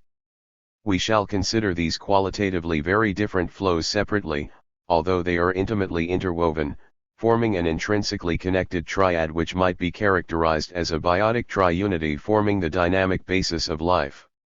The flow of matter. In discussing the flow of matter as the principle forming the material basis of life, it is natural to ask the question, where is the lowest level of material formations at which it is reasonable to expect the first manifestations of life? Are such terms as the living protein and the living molecule justified? In the last case, the answer will undoubtedly be negative. It is inconceivable that the set of principles of different qualities which, as we said earlier, characterizes life phenomena should be inherent in individual molecules or types of chemical substances. The realization of the phenomena of life requires a certain ordered set of material components, i.e., a definite material system. We shall avoid the term living matter, since it carries a certain amount of vagueness, and shall use instead the expression the living system. The lower limit of the complexity of such a system appears to be the two-component system which may be observed on the borderline between life and non-life in the simplest viruses. The most important classes of biopolymers, proteins and nucleic acids supply these components. There are no known systems that might be classed as living which do not contain both components. Moreover, we reject in principle the possibility of living systems that do not contain both of these components. This statement may be said to have the status of a postulate. It is not axiomatic, but is rather based on a firm experimental basis and follows from the fact that these two types of macromolecular substances divide between themselves the task of ensuring the flows which 303 together form the basis of life. Nucleic acids play the leading role in affecting the flow of information, while the flow of matter and the flow of energy are conditioned by the properties of proteins, especially the most important of these properties, catalytic activity. Proteins are also crucial to the structural organization of a living system. The flow of matter as such in some respects would appear to require less comment than the other flows. It is the carrier of the immediately observable form of the connection between the living system and the environment. It forms the basis of such aspects of life activity as nutrition and metabolism. No changes have taken place over the period in question that entail essentially new viewpoints or introduce fundamental modifications in the well-established system of concepts. But the situation is changed radically, firstly, when we consider the relationships between the flow of matter and the other two flows, energy and information, secondly, when we examine the separate links that make up the flow of matter. Several aspects become apparent here that may definitely be viewed as specific to living systems. The main part of the flow of matter in living objects is constituted by a vast number of chemical transformations which the components of living systems undergo, be it elements of their own structure, subject to biological wear and renovation, or substances arriving with nutrition, carrying structural of energetic material. All these transformations covered by the concept of the chemical dynamics of life are initiated by biological catalysts, or enzymes, which are protein-like in nature. The vast majority of these chemical reactions do not differ in essence from those occurring in inanimate nature, although enzymes are much more perfect than the usual catalysts employed in chemical production or laboratories as regards such properties as high selectivity and their powerful effect. At the same time, living systems perform chemical reactions that have never occurred in the inanimate world. These may be considered as a new specific attribute of life. Their significance is due not only to their specificity, but also to the fact that they determine the most important property of 304 life, the capacity for self-reproduction, i.e., the matrix synthesis reaction. The discovery of the matrix synthesis principle should be regarded as a major breakthrough in modern natural science, since it served as the basis for a concrete interpretation of one of the fundamental attributes of life, and one that operates at the level of molecular structure. Matrix synthesis mechanisms are extremely intricate. As for the essence of the principle, it is simple and clear. The new molecules are synthesized in precise agreement with the program embodied in the structure of a previously existing molecule. Our everyday life and technology provide many analogs for that. The hardened metal reproduces all the details of the mold used for casting. The negative film in photography is used to obtain prints fully retaining the outline of the object, although in reverse relationship of light and shade. the invention that ensured unlimited possibilities for the flow of information born of the mind. The Gutenberg printing press permitted the typographical reproduction of a text, however large it may have been, without distortion. This latter example is the closest analogy to the principle of matrix synthesis, which was used by nature thousands of millions of years ago, when life first appeared. The matrix synthesis principle is important in that the construction of both nucleic acids and proteins is based on it. Some details of the matrix synthesis principle are not identical in the two cases, but the guiding principle is the same: the principle of the complementary interaction of certain molecular structures. To give even the barest outline of the essence of the matrix synthesis mechanism, we shall have to use what would seem to be purely chemical data. We shall attempt to keep them to a minimum. We believe that this deviation from the general trend of the exposition is justified by the extreme importance of this problem. The leading role in the matrix synthesis is played by nucleic acids, which form the material basis of the matrix. 4 types of nitrogen-containing base form parts of nucleic acids: adenine, guanine, cytosine, and either thymine or uracil. Ab. 2015 67 305. Abbreviated to A, G, C, T and U. By means of the residues of phosphoric acid and carbohydrates, i.e. in the form of the so-called nucleotides, these form chains of immense length containing dozens to hundreds of thousands of links alternating in a strict succession specific to each case. Individual bases may interact with each other, forming a special type of chemical bond, hydrogen bonds. The combinations are strictly selective, so that only complementary couples are formed, in which the molecular structures complement each other. A can only combine with U, and G with C. Let us begin by considering the matrix synthesis of nucleic acids themselves, which proceeds in the following manner. The previously existing molecule of nucleic acid specifies the order in which the individual nucleotides are arranged on it. Drawn nearer to each other in space, the nucleotides are combined with each other by firm chemical bonds by the action of a special enzyme polymerase. A kind of replica of the matrix molecule is obtained, a new molecule of the nucleic acid having a structure strictly determined by the structure of the matrix molecule. This is the mechanism responsible for the doubling of the genetic material during cell division, and in the same manner the matrix DNA serves as the basis for synthesizing a SPE kind of the nucleic acid, which in its turn plays the role of a matrix in the matrix synthesis of protein. The mechanism of the phenomenon is in this case complicated by additional links, but the general principle holds. In protein molecule synthesis, the strict order of the mutual combination of amino acids is ensured by a specific reaction, where the first stage is the formation of a nucleotide marked through the addition of amino acids to nucleic acids of a special type called transport acids. These transport acids contain a grouping of 3 nucleotides characterizing a particular amino acid. Through this triplet, the tRNA molecule with the added amino acid finds the complementary triplet in the structure of the messenger 306 RNA and is combined with it, thereby fixing the position of the appropriate amino acid determined by the matrix. Then amino acids in immediate proximity to each other form the so-called peptide bond, on which the structure of proteins is based, and a polypeptide chain is formed which, when the necessary length is reached, becomes a protein molecule. The individuality of a protein molecule is determined by the order of arrangement of amino acids in a polypeptide chain, and this order and the very possibility of their joining are due to the matrix nucleic acid and its molecular structure, the order in which nucleotides alternate. The successive order of nucleotides in DNA predetermines the result of the appropriate matrix synthesis, and we may say that coded in the chemical structure of the DNA is the information which determines a particular structure for the synthesized proteins and, in the final analysis, ensures their synthesis.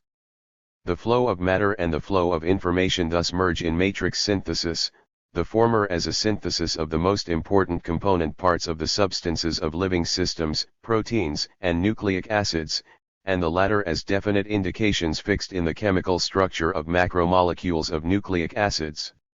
We shall deal with the latter aspect somewhat later, At present, what must be emphasized once again is the profound significance of the matrix synthesis principle as a specific attribute of life.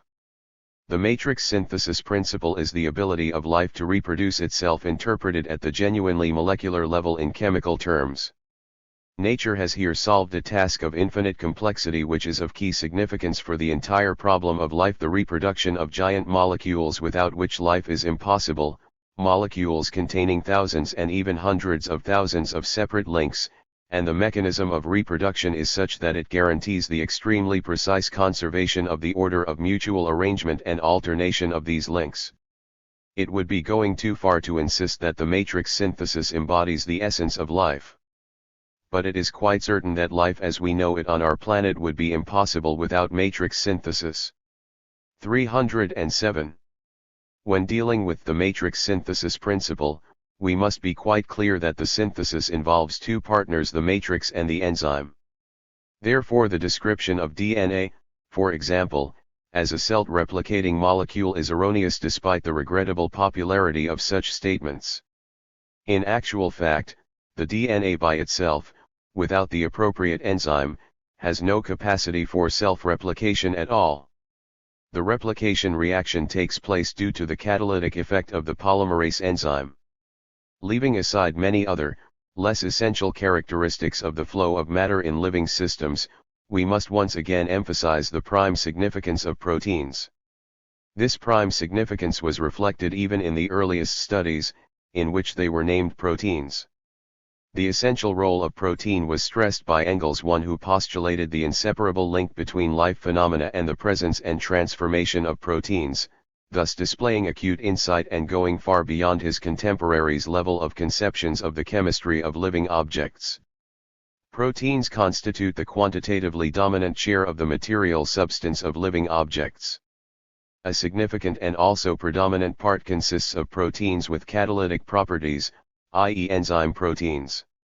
And it is the action of enzyme proteins that sets in motion the whole host of chemical transformations making up what is known as metabolism, which underlies all biological functions. Thus, proteins are both a material basis and motive force for the whole of the flow of matter. Owing to the multiformity of their chemical and physical properties and, in particular, thanks to their macromolecular nature and ability to form three-dimensional combinations, proteins play a decisive role in the structural organization of living systems. Finally, they play a most important part in affecting the flow of information and in accomplishing the vital integrative regulatory tasks determining the integral character of any living object. The flow of energy. As far as the flow of matter is concerned, present-day research has revealed some fundamental features that had been unknown and even unsuspected until recently. This is less true of the flow of energy. The foundation of bioenergetics is the energy of chemical transformations. Radiant energy is involved in two cases only, in photosynthesis and in light perception, but it is restricted to the initial stage, where photon energy is transformed into chemical energy as a result of changes in the electronic structure of the appropriate light-sensitive substances chlorophyll and visual purple. This is followed by a chain of chemical reactions, as in all other life processes. One of the characteristic features of life energetics is the multiformity of energy transformations in the carrying out of various biological functions. The other peculiarity consists in combining this multiformity with the unification of some basic links of the flow of energy. This unification results from the fact that the immediate source of energy for the most diverse manifestations of life are compounds containing bonds rich in energy. These are primarily compounds of phosphoric acid, the most important of which is adenosine triphosphoric acid. The energy of macroergic compounds acts as a sort of energetic small change which is used to cover energy expenditures required in the realization of many chemical processes of metabolism, in particular of almost all synthesis reactions and practically all biological functions. It is no exaggeration to say that the entire flow of energy entering the living system from the outside world in the form of the chemical energy of nutritive substances and released in the exothermal metabolic reactions, such as cellular breathing, i.e. oxidation of organic compounds, or in anaerobic decay, i.e. fermentation, goes through the stage of macroergic ATP bonds in the cycle of life transformations. This is also the form into which radiant energy is transformed in photosynthesis. The unification of energy exchange, the passage of the entire energy flow at a particular location. 309. Through the narrow channel of a single type of molecular bond makes this aspect of the existence of living systems a specific one. In some measure, it deserves to be included among the attributes of life. Apart from the feature of unification, the energetics of living systems is also characterized, as was noted earlier, by a multiformity of energy transformations. Illustrations of this feature are well known, and we can restrict ourselves to a mere listing of some of them. They include the conversion of chemical energy into mechanical work occurring in all types of motion, or, in particularly large quantities, in the work of a muscle. The transfer of water and changes in the concentration of dissolved substances, as well as all types of active transport of substances through membranes accompanied by overcoming concentration gradients, require the performance of osmotic work. The functioning of elements of the nervous system in the transfer of nervous impulses involves electric phenomena which may reach very high values, e.g. in the discharge of the electric organ in some fish.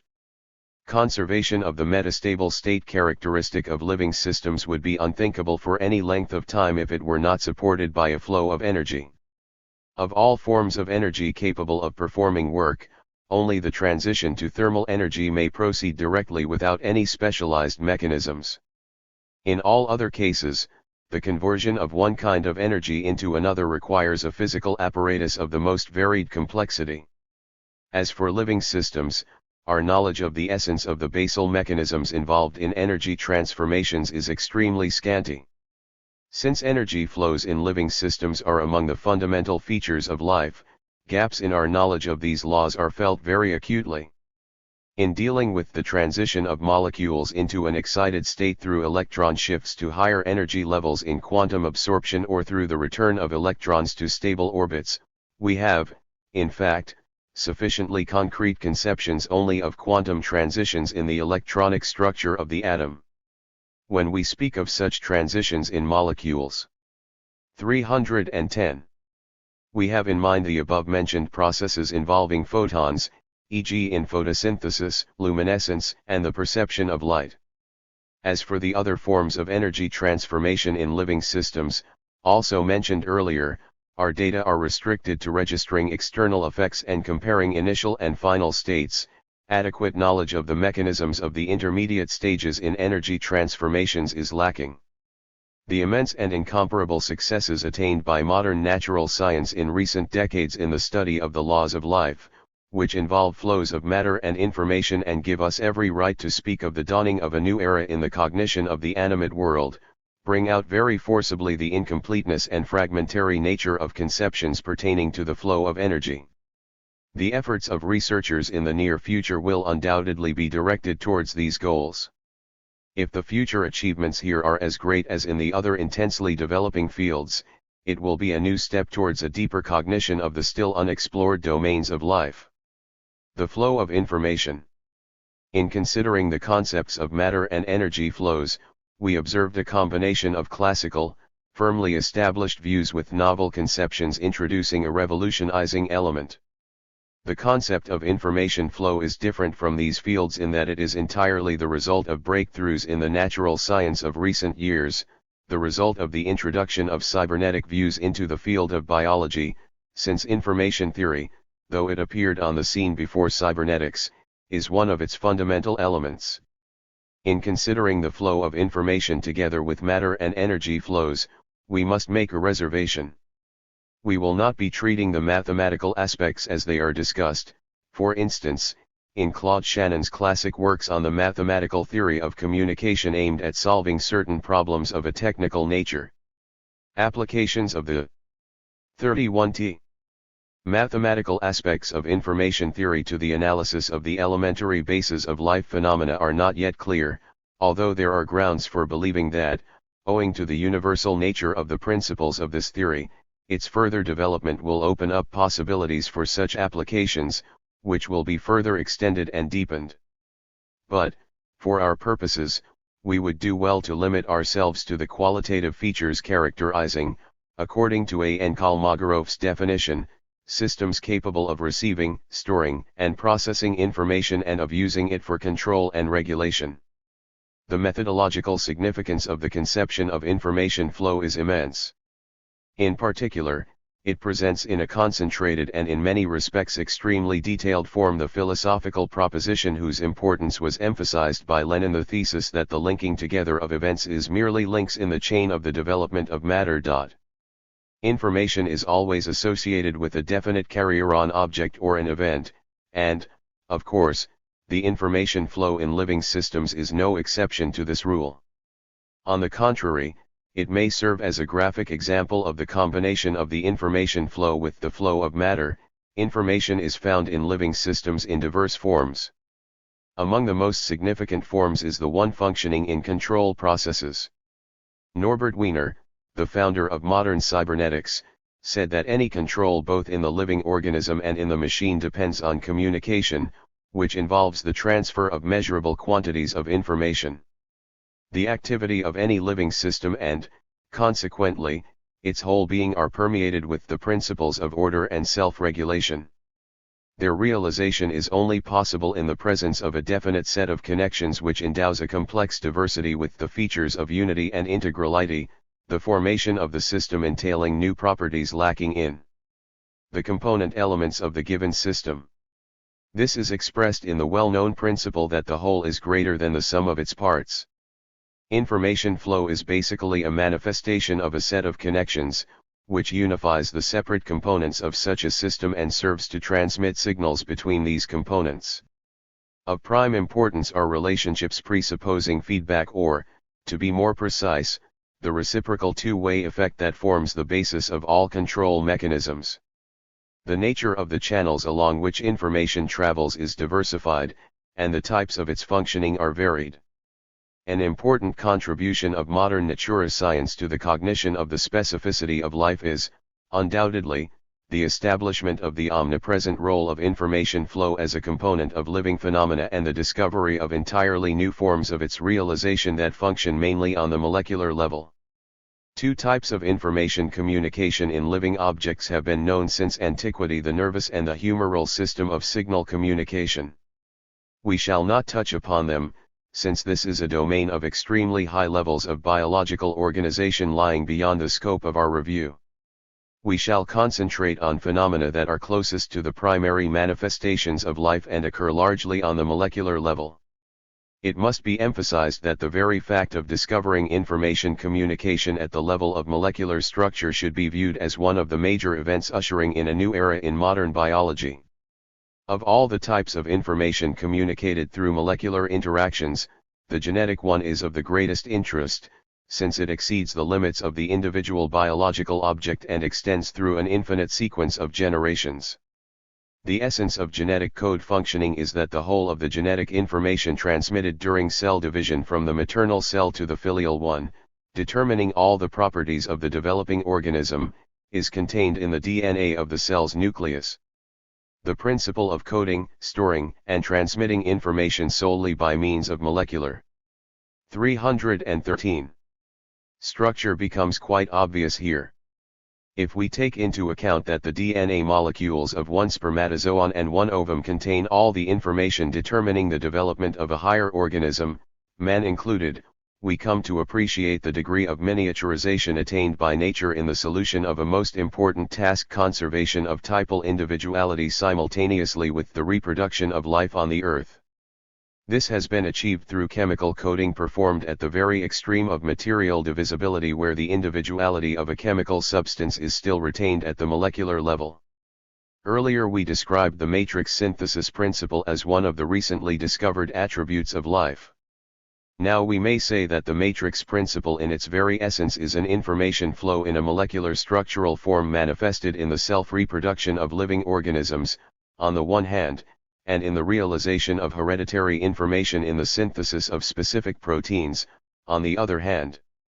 Matrix synthesis reveals the main biological purpose of nucleic acids. They are, to the exclusion of all else, the material, molecular structural foundation of one of the basic channels of information flow. We are dealing here with a distinct example of molecular functional specialization that is widespread in animate nature.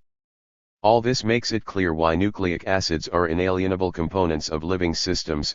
Life is impossible without the flow of information, and the motion of this flow is impossible without nucleic acids at a key site. However, the biological role of nucleic acids, in its fundamental features at any rate, is restricted to servicing a particular site in the information flow, and however important that site may be, it does not cover the flow of information as a whole. On the contrary, its mechanisms are not restricted to matrix synthesis. Conservation of the property of ordering life processes is ensured by the intricate regulation of the functioning of all enzymes involved in the flow of matter, which is manifested in the ability to react to various changes both in external conditions and inner requirements determined. 314. By the varied functions of the living organism. Regulation and control of all sections of the material dynamics of a living system are based on information mechanisms signaling communication channels receiving and processing information. At present, the principles behind the performance of this regulation and control have been understood only in a few cases, and detailed data on their separate links are even just available. We expect that further research will reveal new laws pertaining to the regulation of the flow of matter and the energy flow inseparably connected with it. Quite recently, a new major step was made in the cognition of regulation mechanisms. An event of prime importance was the discovery of an entirely new category of phenomena constituting one of the key sites in the flow of biological information. We are referring to the regulatory mechanisms based on the principle of allosteric interactions. They were discovered in the study of information flows occurring in some enzyme processes and basically possessing typical features of negative feedback systems. Molecular mechanisms. Regulating biological processes. The study of a great number of various enzyme reactions where each successive stage is stimulated by a special enzyme revealed a peculiar phenomenon which does not occur in non-biological chemical reactions initiated by certain catalysts. It turned out that very often the product of a particular stage, frequently quite remote from the first link in the chain, produces a strong and strictly specific inhibiting effect upon the enzyme at the beginning of the reaction chain. This may be represented diagrammatically as follows. Enzymes FP, Fe5-FAFPA. Substances at BCD los M. T. 315. Product B in this scheme, formed from the initial substance A by the action of the first enzyme F, serves as the substratum of the effect of the next enzyme F, etc. The process might go on indefinitely if one of the intermediate products did not inhibit the initial ferment F. If a product does not undergo further transformations fast enough, it inhibits the process, i.e. exerts a regulatory effect of the feedback type. Cases of specific inhibition of enzymes by low molecular chemical combinations, mostly kindred in their structure to the normal substrata on which the given enzyme acts, were not entirely new to science. The inhibitive effect of the so-called antimetabolites is based on the affinity between their chemical structure and that of the substratum and, consequently, on their affinity with the catalytic enzyme group which they bind, thereby obstructing the interaction of the enzyme with the substratum. This phenomenon, called competitive inhibition, is typical not only of catalytic enzyme processes, but may be displayed in ordinary reactions. As for the type of inhibition described above, which is radically different from the competitive inhibition phenomenon, the chemical nature of the inhibitor differs completely from the substratum of the enzyme subjected to the inhibition, that is why its effect is not directed at the catalytic grouping of this enzyme. By joining the macromolecule of a protein enzyme, the inhibitor causes a change in the spatial configuration of the enzyme molecule and thereby strongly interferes with its catalytic function. This effect has been called allosteric regulation, i.e. regulation conditioned by the molecule changing its configuration. We must emphasize the extremely great heuristic significance of the concept of allosteric effect. Just as with the principle of matrix synthesis, we are dealing in the case of allosteric effect with aspects of life completely unknown hitherto. The allosteric effect specifies the nature of relations between the macromolecular compounds, particularly proteins, which make up the long-term basis of living systems. 316. And the low molecular components of the swift flow of matter formed during multiform metabolic processes. Allosteric interaction opens up ways for the numerous bonds between the low molecular intermediate products of metabolism, without which direct chemical interaction between them is impossible. It may prove to be especially important that allosteric concepts make it possible to interpret the mechanism of the effect of the most important factors of humoral information, namely, hormones, the products of internal secretion.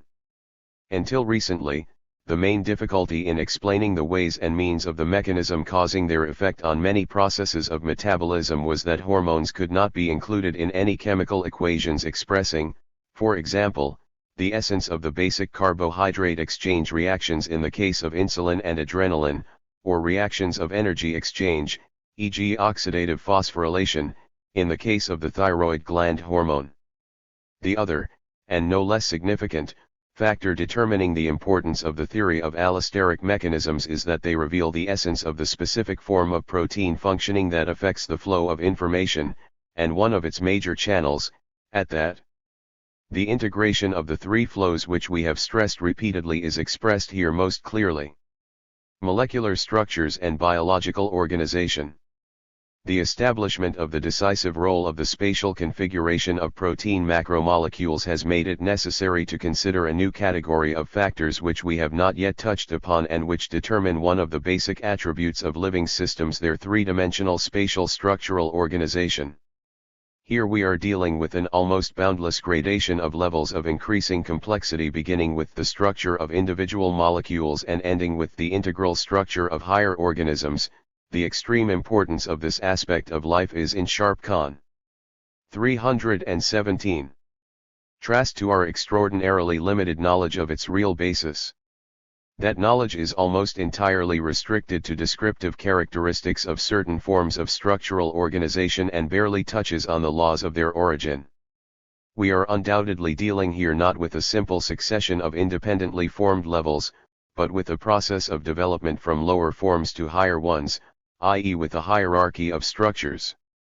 Among the fundamental factors stimulating the origin of levels in the organization of life, some authors include a hypothetical biological field. This concept was born of an external analogy with the physical conceptions of electric and magnetic fields, the gravitational field, etc.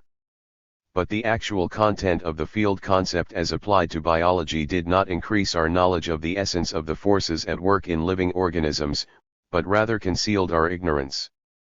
These views were in the nature of arbitrary postulates and remained sterile, since they did not stimulate experiment or theoretical justification. Their metaphysical coloring was revealed in the fact, among others, that they were compatible with such concepts as enteleche. Recognizing the material continuity of the gradations of biological structures, we must emphasize that the above-mentioned hierarchy has a peculiar order, actually opposite to the one that usually occurs in a hierarchical series. It is not the higher form that issues orders to the lower one, but, on the contrary, lower-order structures contain elements determining the features of a higher organization. So far, this has been clearly revealed only at the very elementary stages corresponding to the molecular level or the ones immediately adjoining it, but laws discovered here are indubitably a partial reflection of a universal principle. The starting point for the gradation of structures of increasing complexity is the so-called primary chemical structure of molecules of the two main classes of biopolymers, proteins and nucleic acids. The term denotes the order of arrangement of primary structural elements, amino acids, or nucleotides in the polymer chain of the appropriate macromolecules. The formula of the chemical structure.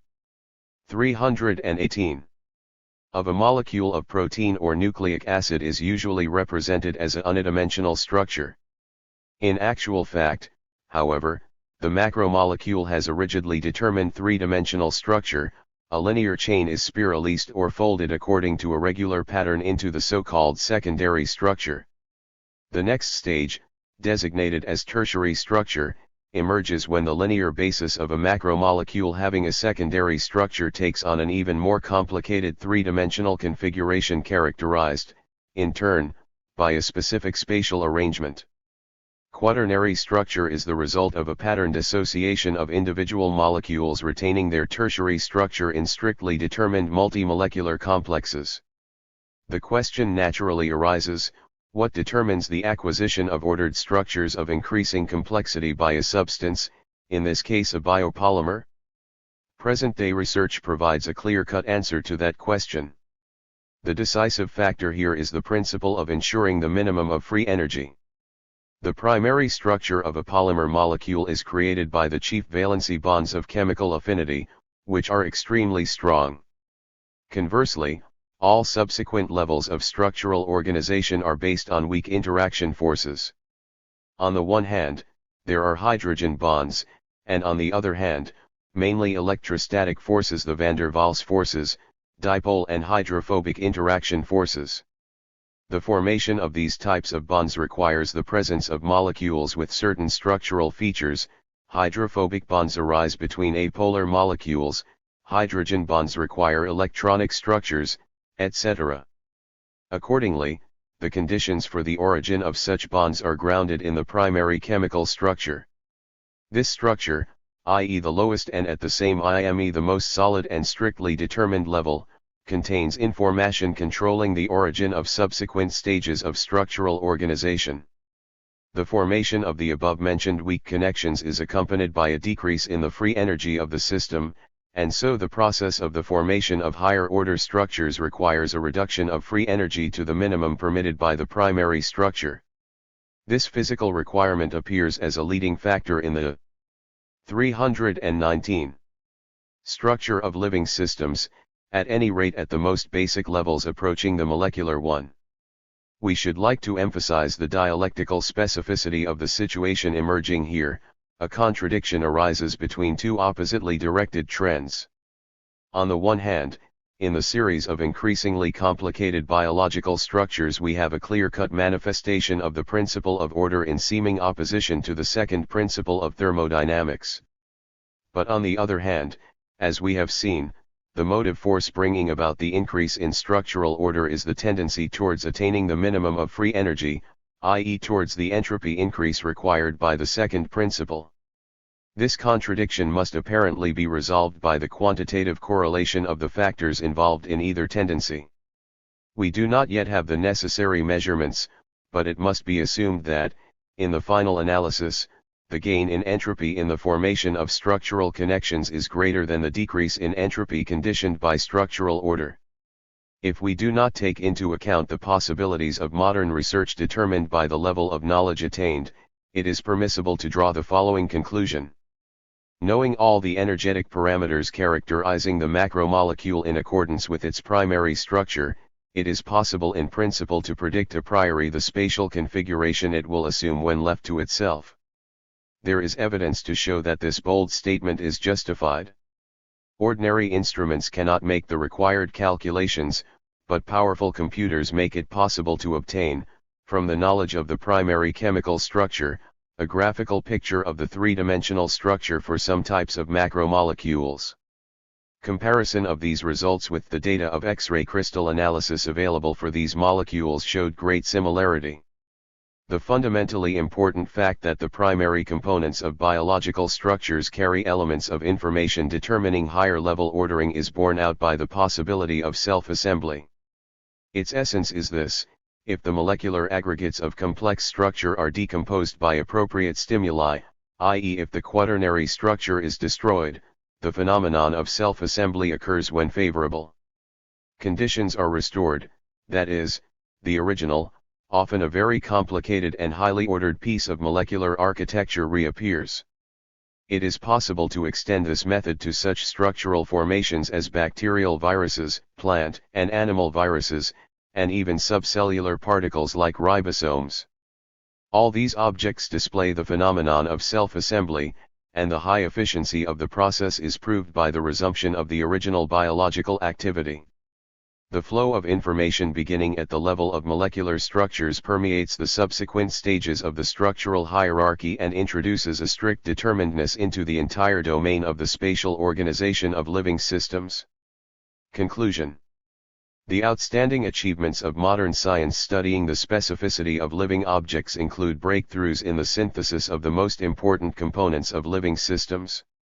Modern chemical experimentation has opened up possibilities which until quite recently seemed almost impracticable.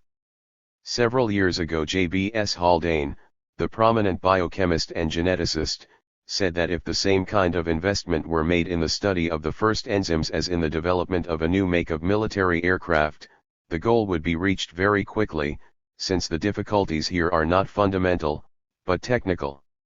Great advances have been made in the chemical synthesis of nucleic acids, and it may be assumed that chemists will soon produce a synthetic matrix which will serve as the basis for obtaining a protein, unknown in nature, with a stipulated primary structure by using the biological assembly mechanisms of the ribosome. Something of this kind has already been done. Nucleic acids forming a bacterial virus have been synthesized in the test tube with an appropriate enzyme and without the use of a living cell. The preparations obtained possessed the most important property of the natural virus: they were infectious. Penetrating the bacterial cell, they form their second constituent, the specific protein, and, by combining with it, they form a full-fledged virus. These experiments, to a certain extent, provide the answer to the question as to the possibility of artificially producing a living organism, albeit primitive, in a chemical and physical experiment. In other words, it is the answer to the question, is the synthesis of life possible? Quite recently even the posing of this question seemed completely fanciful. The situation is radically different now. At the very beginning of this paper we pointed to the paradoxical nature of the situation now existing in the search for the answer to the question, what is life? No comprehensive answer even to the question of the difference between life and non-life exists at the moment. Now we face a paradox of quite a different kind. We can obtain something living without knowing in detail, perhaps, what life is. But this need not disarm us in our quest.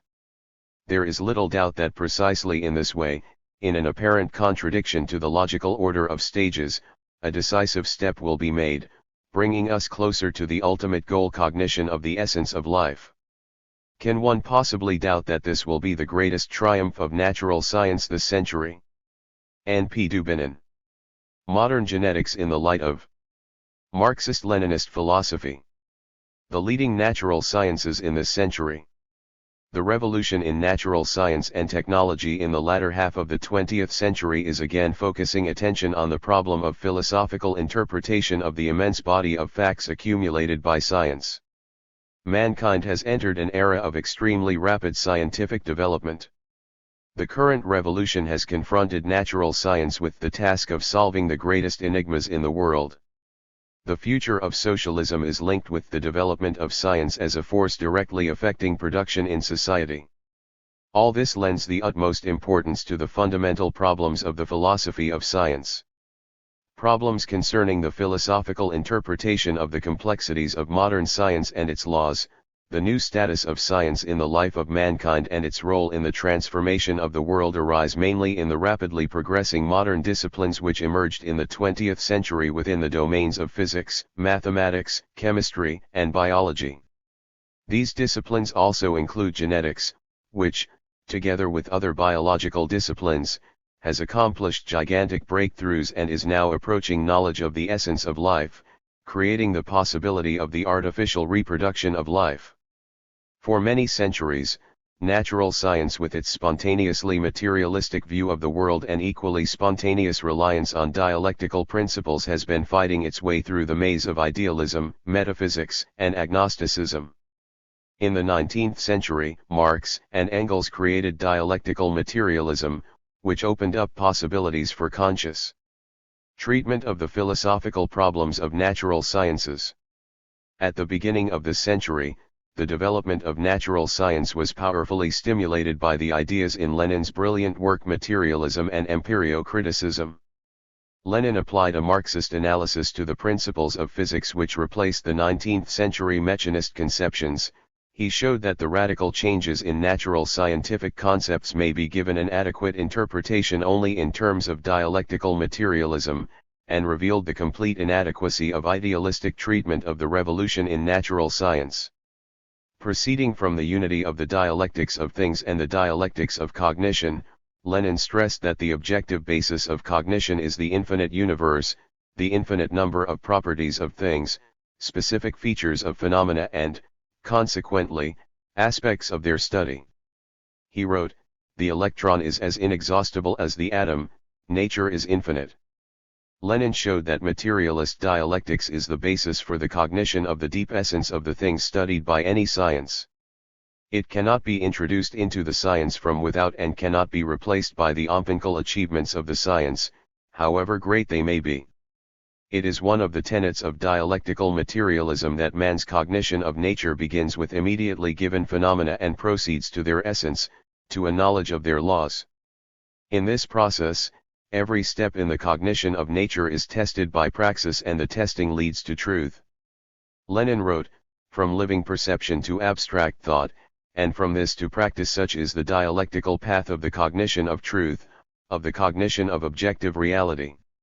The science of faith is one of the sciences that have undergone a radical transformation in their ideas. Genetics holds the key positions in modern biology. The development of genetics has reached a point where it has become virtually possible to study the deep essence of genetic laws and, as a result, to find new ways of controlling heredity, affecting the formation of organisms, solving many problems of combating disease, and drastically increasing the nutritive resources of mankind. Elucidation of the essence of faith in the light of modern genetics will exert a profound influence on the life of humanity. Consequently, biology is joining mathematics and physics, as a frontier science, and is becoming a leader among the natural sciences. The material foundation of heredity. The concept of the gene. Life as a special form of the existence of open material systems. Modern genetics is founded on the theory of genes. This theory was developed on the basis of the new principles of 20th century biology. The elaboration of these principles has been of the greatest significance for the materialistic cognition of nature. They have been tested by experiment and production practice. They have revolutionized the old biology and led to dialectical materialism in the study of the essence of life. The establishment of such an essential property of life as the phenomenon of heredity was of the greatest significance in creating the new biology. To determine the nature of any life phenomena, we must reveal their physico-chemical foundations. This was pointed out by the founders of Marxism. Thus, Engels wrote in the Dialectics of Nature, "Only after these different branches of the knowledge of the forms of motion governing non-living nature had attained a high degree of development could the explanation of the processes of motion representing the life process be successfully tackled." This advanced in proportion with the progress of mechanics, physics, and chemistry. Consequently, while mechanics has for a fairly long time already been able adequately to refer the effects in the animal body of the bony levers set into motion by muscular 325 contraction, the physico-chemical substantiation of the other phenomena of life is still pretty much at the beginning of its course. Lenin remarked that life does not contain anything over and above the very same atoms which constitute the basis of non-life. It is only a matter of their special organization, a specific form of motion. In his book Materialism and Empirio-Criticism he wrote, "In its well-defined form sensation ig associated only with the higher forms of matter, there still remains to be investigated and re-investigated how matter, apparently entirely devoid of sensation, is related to matter which, though composed of the same atoms, is yet endowed with a well-defined faculty of sensation." Materialism clearly formulates the as yet unsolved problem and thereby stimulates the attempt to solve it, to undertake further experimental investigation. Marxism, which is a species of muddled idealism, befogs the issue and sidetracks it. The development of the theory of the material foundations of heredity, i.e. the essence of the reproduction of life forms in successive generations, has resulted in the construction of the chromosome theory of heredity. The prime unit of life is the cell, which has a nucleus and cytoplasm. The nucleus contains thread-like structures in the form of polymers made up of proteins and nucleic acids, These structures are called chromosomes. TE is primarily the chromosome substances that contain the material structures involved in the phenomenon of heredity in organisms. Chromosomes proved to be deeply differentiated into qualitatively different structures that were named genes. Genes lie in the chromosome in linear order, and each of them has a molecular structure of its own. The theory of genes quickly became the center of theoretical biology. Papers appeared in great numbers devoted to the study of the arrangement of genes inside chromosomes, their structure, the genes' interaction with each other in the development of the individual, etc. Genes displayed an ability for multiform changes, and the study of these changes resulted in the theory of mutations. The new data of genetics changed the methods of plant and animal selection. Materialist dialectics is the general theory of the development of both matter itself and the reflection of this development in man's consciousness. For 2,000 years, the history of biology has been the scene of controversy between idealism and materialism. Idealism latched onto the phenomenon of heredity, presenting it as a non-material property of life. From the philosophical viewpoint, the history of genetics has been full of contradictions. After the discovery of the laws of heredity, substantiation of the gene theory, the theory of mutations and the chromosome theory of heredity, metaphysics and idealism were very much in evidence for a long time, dressed up as theories such as Marxism, neo-vitalism, etc., which were alien to materialism, but fashionable at the time. The achievements of molecular genetics in the last 15 or 20 years have been of great significance in substantiating the principles of dialectical materialism in biology. These achievements revealed the chemical nature of the gene. The gene proved to be part of a molecule of desoxyribonucleotide. A DNA chain consists of nucleotides, which are a combination of the residuum of sugar, phosphoric acid and nitrogen-containing base. The first two components are the same in all DNA molecules. The specific properties of genes are determined by the different combinations of four nitrogen-containing bases adenine, thymine, cytosine, and guanine, which form parts of individual genes in several hundred nucleotides. The order of the nitrogen-containing bases within the gene is its code, i.e. the language of the control system through which the gene, passing on its information to the cell, determines a certain aspect of the development and life of the cell and the organism as a whole. 327. The gene concept acquired physiological and biochemical characteristics. It was demonstrated that the gene code, i.e., its molecular structure, programs protein synthesis in the cell. This programming has a complex character. First, the gene molecule serves as the matrix on which a molecule of a specific informational ribonucleic acid is synthesized.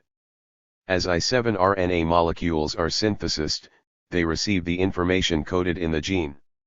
Later they enter the cytoplasmic structures called ribosomes and ensure the specific arrangement, in accordance with the gene code, of amino acids in the synthesis of a protein molecule. The genes themselves in each generation of cells undergo self-replication. Proteins in the shape of special enzymes play an important role in the process. Through this auto-reproduction, genes are formed once again for each new cell out of the nitrogen-containing bases and other substances synthesized in the cytoplasm. Thus genes are drawn into metabolism and affected by environmental factors. As a result, these chunks of genetic information, the genes, undergo infinite mutations through transformations of their molecular structure. The discovery of the chemical nature of genetic material caused radical changes in the classical conceptions of the gene as an indivisible corpuscle and the unit of functioning, mutations, and recombinations. In actual fact, the gene proved to be a structurally and biochemically complex system. These latest studies have discovered in the cell, within the gene and in the complex of genes a new microcosm of immense complexity, in which the features of integrality and infinite divisibility form a unity. On the whole, the genotype is a kind of programming device containing information which determines the life of a cell, the development of the individual and its life activity. The hereditary information is the sum total of the historical development of the given species of organism and the material basis for subsequent evolution. The theory of the genetic code has opened up great opportunities for the introduction of the methods of cybernetics and modeling into biology. I. Gray. 328. The main methodological weaknesses of the old theory of the gene were mechanism and autogenesis. Mechanism tried to establish itself by exploiting the idea of gene indivisibility, the conception of the genotype as a mosaic of genes and the conception of the organism as a mosaic of features. Metaphysics and autogenesis in the old theory of genes were expressed most clearly in the fact that genes were divorced from metabolic processes in the organism and from the effect of environmental factors, which paved the way for autogenesis and for ignoring the dialectical relations between the internal and the external. According to the old conceptions, each gene is an element eternally identical to itself and unchangeable. These mistakes of the past have been rectified. Now we are facing the problems of the unity of the external and the internal, determinism in gene mutation, and the elaboration of general dialectical materialist principles of the theory of development aimed at cognizing hereditary phenomena. The history of the gene theory gives a mirror-like reflection of the role of philosophy in the development of science. At the beginning of the century, genetics was dominated, thanks to idealistic philosophy, by autogenesis, according to which genes do not undergo any development and do not change under the effect of external factors. This caused both theory and practice to deviate from the correct path. From the dialectical materialist viewpoint, this position has always been regarded as erroneous. G. A. Nadson, G. S. Filipov and H. J. Muller established experimentally that radiation causes enormous mutability in genes. I. A. Rappaport and C. H. Auerbach demonstrated the existence of chemical mutagens. As a result, the modern theory of mutations is based on the possibility of infinite change and unlimited development in any gene. This theory blazed new trails for practical work. A. Sapjin and L. and alone were the first to obtain radiomutants in wheat. Today mutagenic plant selection is increasingly becoming part and parcel of practical work contributing to the solution of such important problems as the creation of immune strains of wheat, fall-resistant kinds of plants. 329. Etc. Modern genetics played a particularly great role in the development of the industrial production of antibiotics, vitamins, amino acids, and other substances. Quite clearly, microorganism selection, which forms the basis of the microbiological industry, has been fathered by molecular genetics and gene theory. The biological problems of distant space flights will also be solved through the use of modern advances in genetics. The same is true of the problems of protecting the heredity of future human generations from the increase in background radiation on the Earth and from the harmful effects of chemical and other mutagenic factors. Overcoming idealistic and metaphysical errors, genetics has found a new path in the gene theory, a path illuminated by dialectical materialism. On this basis, its profound ties with practical work have come to light. An important feature of the new studies of the gene is the discovery of the universal material basis of heredity. Revealing unity in the qualitative multiformity of nature is one of the major tasks of science. Lenin wrote in the philosophical notebooks, "The universal principle of development must be combined, linked, made to correspond with the universal principle of the unity of the world, nature, motion, matter, etc." The discovery that the material nature of the gene is represented by a section of the DNA molecule is yet another confirmation of the unity of the organic world. DNA molecules prove to be the material substratum in which the genetic information of almost all living beings on the Earth once coded. One can hardly imagine a more convincing proof of the unity of life, the common source of its origin and the mutual conditionality of its history. The historical method is of immense epistemological significance. Lenin wrote, "The most important thing if one is to approach this question scientifically is not to forget the underlying historical connection, to examine every question from the standpoint of how the given phenomenon arose in history and what were the principal stages in its development, and, from the standpoint of its development, to examine what it has become today. The evolution of life forms is founded on cellular systems, and their specific features change the specificity of the communication channels between generations. Most important for the higher forms is the complex phenomenon of individual development, without which the phenomenon of heredity cannot be realized either. The problem arises of the principles and forms of programming, through genetic information, the development of the individual. The difficulty here is to understand the manner in which integrality in individual development is programmed. The gene problem is far from being solved. The most important question of the role of genes in protein synthesis has been studied deeply, but many of the innermost aspects of their structures and function are not yet clear. We have a long way yet to go to reach the discrete foundations of life. At the same time, it is already obvious that only the interpretation of life as a system will ensure the greatest success in cognizing the essence of life and the basis of individual development. Methodological analysis of the problem of life holds out great promise. It should develop and extend the changes in the philosophical view of life that were ushered in by the breakthroughs in molecular genetics. Proceeding from facts, we may say that life on the Earth is the integral existence of DNA, RNA, and proteins in the form of open systems which have the property of reproducing the historically developed forms of genetic information. The time has come to study the most important methodological principles of the unity of discreteness and integrality in the system's structural foundations of life as the highest form of the development of matter. The discovery of the system's nature of life will show the way to the cognition of the essence of life and to mastering this phenomenon in all its historical complexity. But the gap between life and non-life must first be bridged by experimental reproduction and, later, by the creation of live molecules of DNA and RNA. In 1967 and 1968, two tasks of fundamental significance for the gene problem were accomplished. A. Coran's group developed methods for synthesizing DNA molecules with a given order of nucleotides at the gene level. In this way, the gene of the alanine yeast transport RNA was synthesized consisting of 71 nucleotides. A. Kornberg's group created artificial conditions in which a virus matrix was auto-replicated. Thus, approaches to the construction of live molecules have now been found. Artificial construction of a living cell, the only self-organizing system that we know, is a task of the future.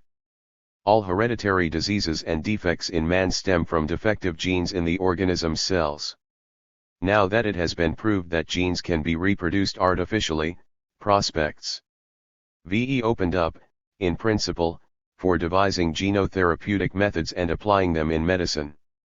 They may eliminate ailments that have plagued humanity throughout its history, such as cardiovascular diseases, cancer, mental disorders, dwarfishness, hemophilia, and many others, as well as bacterial and virus diseases.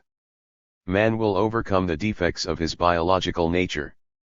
Future researchers will have to tackle many fundamentally new tasks, relying on the application of the gene theory to the genetics of man. The problem of purpose. The factors of the historical development of organisms. Control over the evolution of species. Purpose in the organic world is the most important property determining the organization, functions, and behavior of living organisms. Everything is permeated with purpose, from the structure of genes in viruses to man's higher nervous activity. Purpose is NCT primordial, but a history Li. 332. Acquired property of every species which comes into being as its adaptive reaction to environmental stimuli. Like all evolutionary properties, purpose is programmed in the genetic material. It runs through genetically programmed purpose at all levels of life, from molecule to organism, that objectives are attained in the development of each individual. Without this, life is impossible. Man's individual development begins with a single fertilized ovum containing the program of the development of the individual as a whole. Under certain conditions, the cell goes through giant stages of historically conditioned development in short periods of time, realizing the goal set by the genetic program. For thousands of years, the quality of purpose in organisms was used by teleology to consolidate religious dogmas. Purpose was also given a false interpretation in an idealistic biological conception named vitalism. The vitalist idea of the presence of primordial non-material factors in organisms is sent unsold, having originated in Plato's conception of the soul and Aristotle's doctrine of entelecheia. At the turn of the century, vitalism was spread through the work of J. von Uexküll, H. Driesch, A. Winslow and others. Charles Darwin's work was primarily important because proceeding from materialistic positions, he discovered the factors that gave rise to purpose in organic forms. Darwin showed that purpose emerges as the effect of natural selection, heredity, and mutability. He revealed the unity of randomness and necessity in the formation of purpose. In modern genetics, these views of Darwin's culminated in a great triumph for dialectical materialism, which in actual fact formed the philosophical basis for the solution of the fundamental problem of the evolutionary doctrine, the establishment of the role of mutation in evolution and selection. The classics of Marxism acclaimed Darwin's theory. Engels believed that the solution of the problem of the relationship between objective randomness and necessity was the core of Darwin's theory. He wrote in the Dialectics of Nature. Darwin, in his epoch-making work, set out from the widest existing basis of chance. Precisely the infinite, accidental differences between individuals within a single species, differ. 333. Instances which become accentuated until they break through the character of the species, and whose one mediate causes even can be demonstrated only in extremely few cases, compelled him to question the previous basis of all regularity in biology, viz., the concept of species in its previous metaphysical rigidity and unchangeability. The goal of science is the search for the intrinsically necessary conditions that are concealed behind the various random events. But randomness is a form of manifestation of necessity. It is clear in the light of this thesis that the analysis of random events may be, and in fact very often is, a way towards revealing necessity. The research that laid the foundation of genetics, G. Mendel's discovery of the basic laws of heredity, proved to be a triumph for the scientific significance of the categories of randomness and necessity. Analyzing the consequences of the random combination of gametes with different alleles, Mendel discovered the laws of splitting, thereby revealing the deepest biological processes of heredity. At the end of the 1920s, Mendel's discovery became the basis for genetic interpretations of evolutionary problems. As for the geneticists of the early 20th century, they misinterpreted the relationship between Mendelism and Darwinism and deviated from Darwin's dialectical and materialist positions. Some geneticists of that period held vulgar mechanist views, actively preached agnosticism, and spread idealistic views on the nature of the gene and mutations. De Vries attempted to substantiate the doctrine of the catastrophic appearance of species by postulating leaps which, in his view, were caused entirely by internal factors. He believed that hereditary mutability causes adaptation instantaneously, without a previous historical evolution. W. Bateson put forward the presence-absence hypothesis, in which the appearance of hereditary changes and all evolutionary processes were presented as different stages in the internally conditioned degradation of heredity, the decay of some original genotype which contained the potential possibility of the entire evolution of organisms.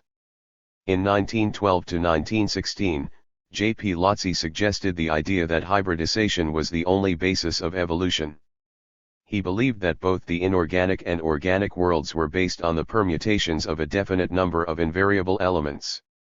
In the first case, chemical elements function as bricks of matter; in the second, life appears to consist of a definite number of immutable genes.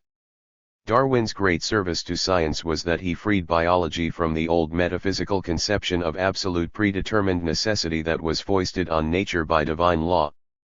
According to Darwin's theory, the factors of historical development are natural selection, objectively random, indeterminate mutability, and heredity. This discovery of Darwin's showed that evolution is not the attainment of any predetermined objectives and is not determined by any purposive stimuli in the organisms themselves. Purposiveness is a historical acquisition of organisms which is necessarily conditioned by the environment, but is created through selection from objectively random deviations.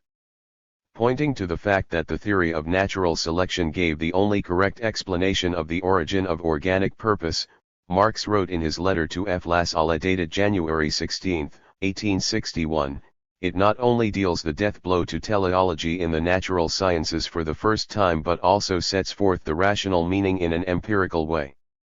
4. The significance of purpose was given a new and fundamental interpretation by the appearance of a profound synthesis of Darwinism and genetics. Modern population genetics, whose origins can be traced back to a paper by S.S. Chetverikov, published in 1926, showed that the emergence of new species is based on the law of the unity and struggle of opposites. The appearance of mutations under natural conditions, the emergence of complexes of mutations, the behavior of populations as indivisible hereditary systems, and the effect of selection, all these factors of evolution in their integral unity were investigated in a large number of experimental and theoretical studies. It was demonstrated that mutations are causally conditioned, but, since they are not purposive, they are objectively random as far as the adaptive properties of species are concerned. Some of them prove to be useful and are spread in populations through selection. They cause polymorphism within the species, then become the property of all individuals of the population, of the subspecies and, finally, transform the properties of the whole species. Negative mutations are not simply discarded, they may, in large numbers, infect the species genotype, causing the appearance of genetic burden in populations. All these evolutionary processes in populations involve increasing quantitative changes, which culminate in qualitative leaps when species appear. The study of these quantitative changes resulted in the wide use of mathematics in population genetics. Experimental and theoretical analysis of genetic processes in evolution has consolidated the positions of Darwinism in genetics and has shown the significance of the historical method and the theory of development for the understanding of the essence of mutability and heredity itself. The evolutionary ideas in genetics fought their way through along different routes. Their unification has now resulted in a synthetic many-sided genetic morphological approach to the problems of evolution and selection. Population genetics has now acquired great significance in medical genetics. Some problems involved in the origin, spread, and treatment of man's hereditary diseases are being solved through the wide application of data from population genetics. Population genetics is one of the most rapidly developing fields of general genetics. The knowledge accumulated in this new domain is growing yearly. Population genetics data are badly needed by the evolutionist, the plant and animal breeder, the taxonomist, the ecologist, the general biologist and the philosopher. In the past, analysis of evolutionary laws was based entirely on the analysis of changes in the form of organisms. Population genetics went to the heart of the evolutionary process and discovered the real mechanism of heredity, mutations, and selection. 336. The outstanding Soviet scientist N.I. Vavilov defines selection as evolution controlled by man's volition. At present, the evolution of many forms of natural life is beginning to be affected by man's activities. The rapid growth of science and technology makes the problem of relations between man and nature particularly urgent. Accelerating world industrialization, the use of chemicals in agriculture and industry, the increased level of radioactivity and many other factors of industrial development are affecting the biosphere and making a substantial impact on the natural evolution of living organisms. The problem of rational control of the evolution of life is now being pushed into the foreground. Conservation of nature and increasing its riches are inseparable from the transformation of nature. The sources of disease and other harmful factors must be eliminated. The genetic theory of evolution faces immense tasks. It is necessary to reveal the activity of selection, heredity, and mutability in populations in concrete detail, and to determine the essence of transformations of genetic systems based on integrated genotype complexes, the laws of historical development in different groups of organisms, the role of genotype determination of macroevolution, etc. Moreover, in order to control the evolution of species, it will be necessary in the future to transform in many respects the objectively random basis of natural mutation and create a method for eliciting flows of controlled mutability of organic forms. This negation of the laws of natural mutagenesis contains great possibilities for the goal-directed selection and control of the evolution of life on Earth. The problem of mutations. 8. The essence and the phenomenon in the origin of the hereditary mutability of organisms. The phenomenon of mutations is the basis of evolution, selection, and hereditary mutability in the entire organic world. It is the unavoidable motion of organic matter in the AE 337 genetic material which conditions the eternal process of the emergence of new phenomena. The theory of mutations is closely linked with the gene theory, the theory of chromosomes, and the philosophical category of causality. The history of the problem is a particularly apt illustration of the role of methodology in cognition. A long struggle had to be waged against mechanist and idealistic conceptions before geneticists came to realize that mutations occur according to the laws of dialectical materialist determinism. In further treatment of the problem, researchers face the task of developing the philosophical foundations of the scientific cognition of nature. Lenin wrote, "Natural science is progressing so fast and is undergoing such a profound revolutionary upheaval in all spheres that it cannot possibly dispense with philosophical deductions. The facts about mutation are now known in great detail. The deep dialectical nature of events taking place here has been revealed. It has become clear that there are no mutations without causes. The factors affecting mutations lie in the dialectical connections between the external and the internal, which are implemented, in their activity, through the specificity of genes and living systems as a whole. The problem of causality is one of the main lines of division in the struggle between idealism and materialism. Materialism considers causal connections to be inherent in things existing outside consciousness and independently of it. Causality is objective and universal. Proceeding from the achievements of science and practice, dialectical materialism asserts the existence of universal interaction between the objects and phenomena of the world, their universal law-governed connection in which causal relation is only one aspect. As Lenin pointed out, causality is only part of the world connection, cause and effect are only links in the chain of the development of matter. Lenin said that in solving a problem one must find the particular, main link in the chain of events. By pulling on this link, one may pull out the whole chain. When considering an individual act of mutation, we observe a clear picture of determined events, distinctly brought out in artificial mutagenesis. Thus, by subjecting cells to the effect of alkylating compounds, we mainly produce alkylation of guanine through nitrogen in the 7th position.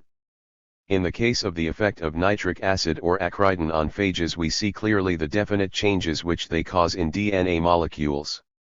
There are mutagens which, by affecting definite types of genes, produce a picture of specific mutation. All this warrants the conclusion that the quality of mutations is determined by the quality of the active factor. Does this mean, then, that the study of natural mutations and the analysis of the totality of experiments in artificial mutagenesis yields a complete knowledge of cause? This is regrettably not the case. The forms of connections between the genetic material and the factors of the internal and the external medium are exceedingly complex.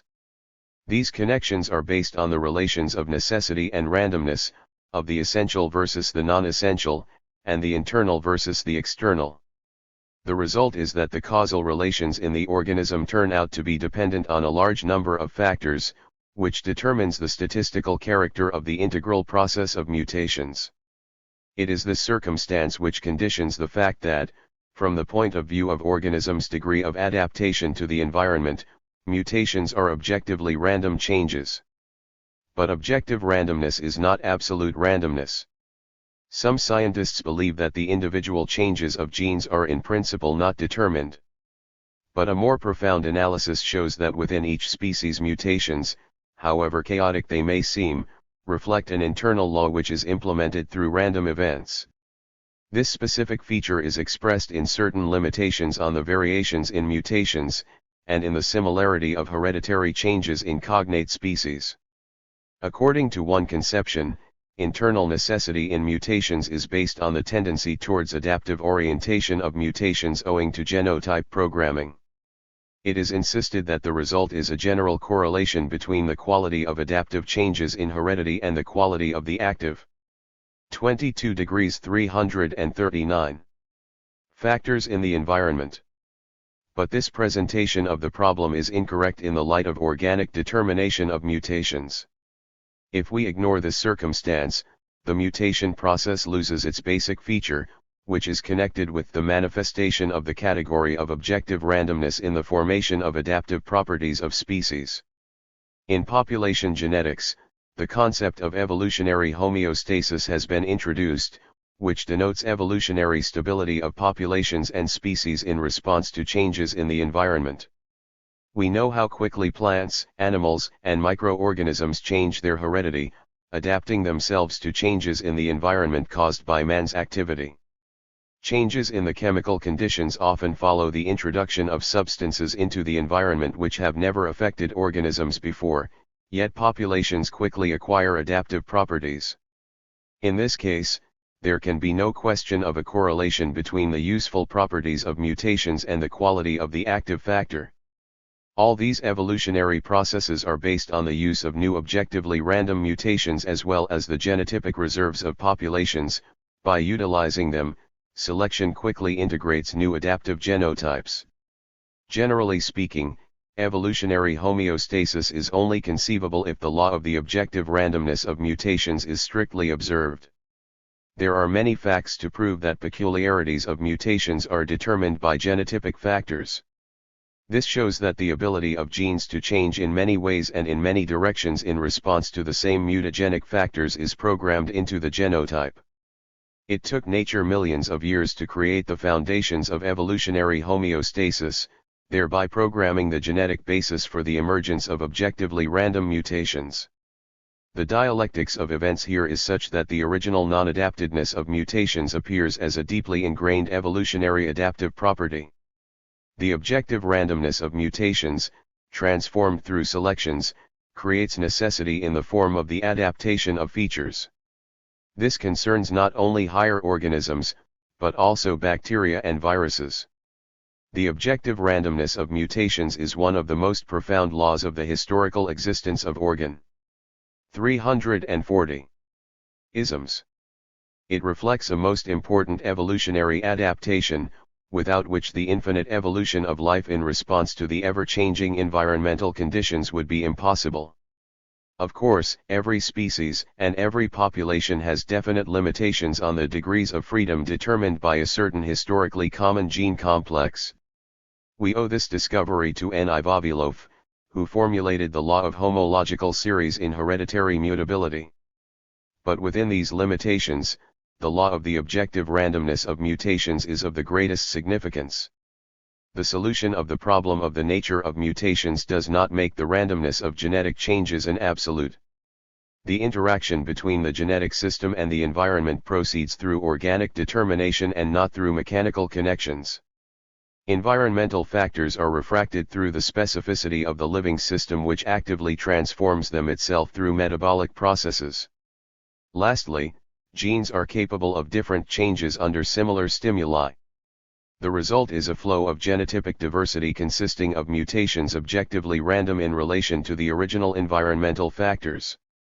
As for the determined nature of the mutation phenomenon itself, it is apparent from the fact that we are now able to produce diverse mutation forms in great numbers by means of radiation, various chemical factors and other effects.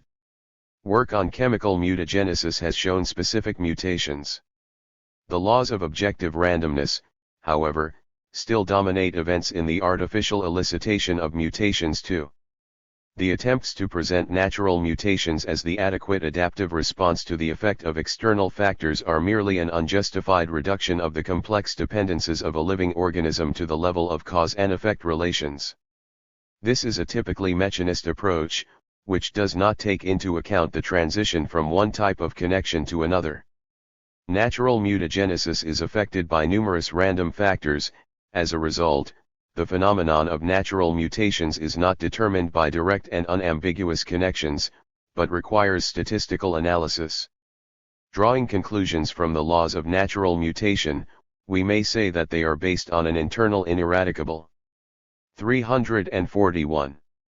Motion within the genetic material, since genes are involved, through the unity of the internal and the external, in the metabolic processes within the cell, without which life is impossible. The forms of this motion are determined, on the one hand, by the historical peculiarities of genotypes, as is registered in the Vavilov law, and on the other hand, by the program for the solution of a purposive task, requiring a manifestation of the objective randomness of mutations. The former is evidence for historical connections between species, i.e. for the past in evolution. The latter is the seat of all the infinite possibilities of the current and future evolutionary changes in response to any variations in the environmental conditions through the realization of the unity of randomness and necessity. In the light of the fact that natural mutation is controlled by a system of organic determination, the negative attitude towards the possibility of inheriting the so-called acquired features is quite understandable. Dialectical relations of the external and the internal in integral living systems preclude cause and effect relations between changes in the properties of an integral organism and the adequate changes of the molecular gene structures. A change in the organism may alter the course of the mutation process, but it will not violate its objectively random nature. The mechanist idea of the adequate inheritance of acquired properties, stemming from failure to distinguish between essence and phenomenon, has shown an amazing tenacity during the thousands of years that the history of biology spans. Organisms acquire new properties in two ways. Firstly, they may do so through changes in heredity. These properties are acquired by organisms through mutations produced by the internal and external medium factors. These features are genotypic, they are strictly inherited in the form of dominant, superdominant, codominant, semidominant, and recessive alleles or chromosome changes. Secondly, organisms may change as integral morphophysiological systems in the process of individual development, which does not entail adequate changes in their molecular hereditary structures. In these cases, variations appear on the basis of retained genome. 342. Typic systems within the norms of reactions that are characteristic of them. All these individual acquired properties are phenotypic and are not inherited. The phenotype is a phenomenon, and genotype is the essence that is immanent to an organism. Their variations are not indifferent to each other. Changes in the essence, transformed in the process of integral development, lead to certain variations of the phenomenon, the phenotype. Changes of the phenotype, transformed by the system of organic determination, are a factor of mutations. For a long time these truths, quite obvious now in the light of modern genetics, were not fully realized by researchers. Only precisely established facts and strict theoretical analysis showed that the interaction of phenomenon and essence in the problem of heredity goes far beyond the usual conceptions of cause and effect relations between the external and the internal. Science has known many obvious truths that were later refuted. Thus, it seemed self-evident at one time that the sun rotates around the earth. It took a long time for astronomy to arrive at a generally accepted conception in which the sun and the earth occupied their proper positions. The correlation of the genotype and the phenotype in the evolution of organisms appears as an interaction between form and content.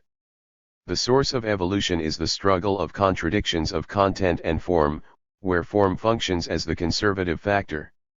The passing of quantity into quality eliminates the negative aspects of the old in such a way that the new content ensures an adequate new form. Form in the process of evolution is not passive. By regulating the directions of selection, it radically affects the processes determining content. Evolution goes through certain critical periods, when changes in the environment produce radical transformations in the properties of species. These periods may be compared with epochs of social revolution which come after long periods of so-called peaceful development. In these periods the species mobilizes immense reserves of hereditary mutability, deviations of phenotypes develop in response to environ. 343. Mental stimuli, and changes in the hereditary content of the species and the forms of its struggle for life become impulsively swift and varied. Here we encounter the wonder of critical moments in the formation of species. This applies particularly to the biological basis of the emergence of man. Discussing similar processes in the domain of social events, Lenin wrote, "There are no miracles in nature or history, but every abrupt turn in history, and this applies to every revolution, presents such a wealth of content, unfolds such unexpected and specific combinations of forms of struggle and alignment of forces of the contestants, that to the lay mind there is much that must appear miraculous." 1. Turning to the most important problem of the entire theory of life, namely, the problem of the direction of mutations, we should see clearly that, according to the dialectical materialist view of nature, causal relations are multiform. The specific causes of mutations have been discovered, but, in order to solve the problem of directed mutations, we have to know the whole cause, i.e. the circumstances which necessarily imply a consequence. It is difficult to say how this immense task of the natural sciences will be accomplished. It is clear, anyway, that the current approaches are inadequate to the task. The modern molecular theory of mutations is of great consequence, as it brings to light the nature of the interaction between chemical and physical mutagens and the DNA molecular structure. It has been shown that these reactions may be quite specific. This specificity, however, is displayed at the level of individual nucleotides and small groups of them, irrespective of their connection with any gene. The objective is purposive variations of certain genes, each of which serves as the focus of specific biochemical processes in the cell. To attain this, we must reveal those properties of genes which characterize them as integral systems. So far, we have not discovered these properties. At the same time, the concrete variations of genes have to be implemented in certain molecular changes. In Or. 1 v. I. Lenin, Letters from Afar, Collected Works, Volume 23, p. 297. 344. To deliberately change a particular nucleotide in a gene, we have to bring about its specific chemical interaction with the mutagen and, what is more, to ensure the recognition of the given individual nucleotide by the mutagen in the gene system. Taking into account the uniqueness of the system of each gene, this will guarantee the selectivity of the attack and its repetition for each of the genes. If these effects operate comprehensively, this may serve as the basis for changes of any degree of complexity in genes. Judging from the advances made in artificial gene synthesis, it will be possible in the future to synthesize mutant genes of any structure and introduce them into the genotype system of the cell. Lastly, it should be pointed out that we do not yet know all aspects of mutation. It has become clear that the gen-mutagen interaction produces only primary chemical changes in the chromosome. From this point onwards, a long time may elapse before the true mutation appears. All this time parcels of metastable affected chromosomes exist as potential changes which have a whole number of properties. It is as yet impossible to understand their essence from the viewpoint of the modern molecular theory of mutations. At the same time, potential changes throughout their life are affected by various modifying influences. A new period in the study of mutation was ushered in when it was discovered that the cell possesses special enzyme systems which protect the DNA molecules carrying genetic information. These enzymes cut out the initial injuries inflicted on DNA strands by mutagens. The complex processes developing here control the appearance of mutations. The elaboration of problems of mutation formation requires control of all the conditions within cells in which the formation of gene and chromosome mutations proceeds. The problem is to direct mutation processes. It has been shown that, by controlling mutations, one may produce identical disorders in both DNA strands, which results in complete mutations, or preserve disorders in one strand, thereby creating conditions for obtaining mosaic mutations. 345. To master directed gene mutation, a radical change will be required in the processes within the cell which determine the statistical laws of mutation formation. It is well known that man, according to his needs, turns possibilities into reality through his activity. Some of the possibilities, very rarely realized in nature, may become the basis of new branches of science and technology through artificially created favorable conditions. Control of heredity. The unity of theory and practice in genetics. The influence of biology on practice is determined by the fact that it constitutes the theoretical foundation of the agricultural and medical sciences. Practice is not only the objective of science, it is also an instrument of cognition. Modern science plays an extremely important part in the life of a society. Science originally grew out of man's productive activity. The unity of production and science is obvious, but one must bear in mind that, apart from the practice of production, there exists the logic of cognition and experimental practice. Whole new domains of experimental and theoretical disciplines have appeared which at times merge with production and at other times go far ahead, blazing the trail into the future. We see that in some cases what seems to be a totally abstract study of nature may lead to discoveries which, HKE flashes of lightning, illumine the future development of civilization. The 25th Congress of the Communist Party of the Soviet Union had good reason to point out the need to raise the efficiency of social production on the basis of scientific and technological progress. The party program says, application of science in production becomes a decisive factor of rapid growth of the productive forces of society. The principle of the unity of theory and praxis ensures the high status of fundamental studies of nature. Lenin wrote, "Truth is a process. From the subjective idea, man advances towards objective truth through practice. One fundamental studies open up new possibilities for the transition from potentiality to reality. Through fundamental studies prepared by the development of science and practice, in the course of which theories are constructed reflecting the basic laws of nature, science achieves breakthroughs of major practical significance. This is the way of all the revolutionary transformations which science introduces into practice, developing, in its turn, on the basis of social productive forces. Before our very eyes, theoretical and experimental sciences generated by the development of productive forces, having passed through the stage of contemplation and later abstract thinking, i.e. after major theoretical generalizations have been attained, become the material force of the transformation of production. The theory of nuclear physics and new experimental methods have resulted in the use of atomic energy, the development of mathematics in the appearance of cybernetics, the science of controlled systems, the development of chemistry in the appearance of synthetic polymer production, the development of theoretical and experimental genetics in such methods of heredity transformation as polyploidy, heterosis, radiational, and chemical mutagenesis.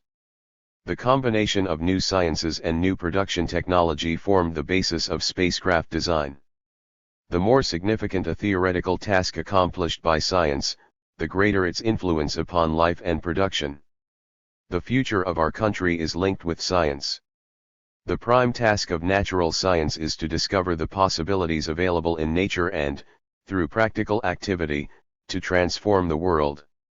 The formulation of theoretical possibilities is the basis for devising a science development program. It widens its horizon. The time is approaching for an all-out offensive on the greatest mysteries of nature. Science today is attempting to solve the problems of the origin, existence, and development of the universe, and to reveal the mysteries of the microcosm and the laws of the development of nature at all stages in the evolution of matter.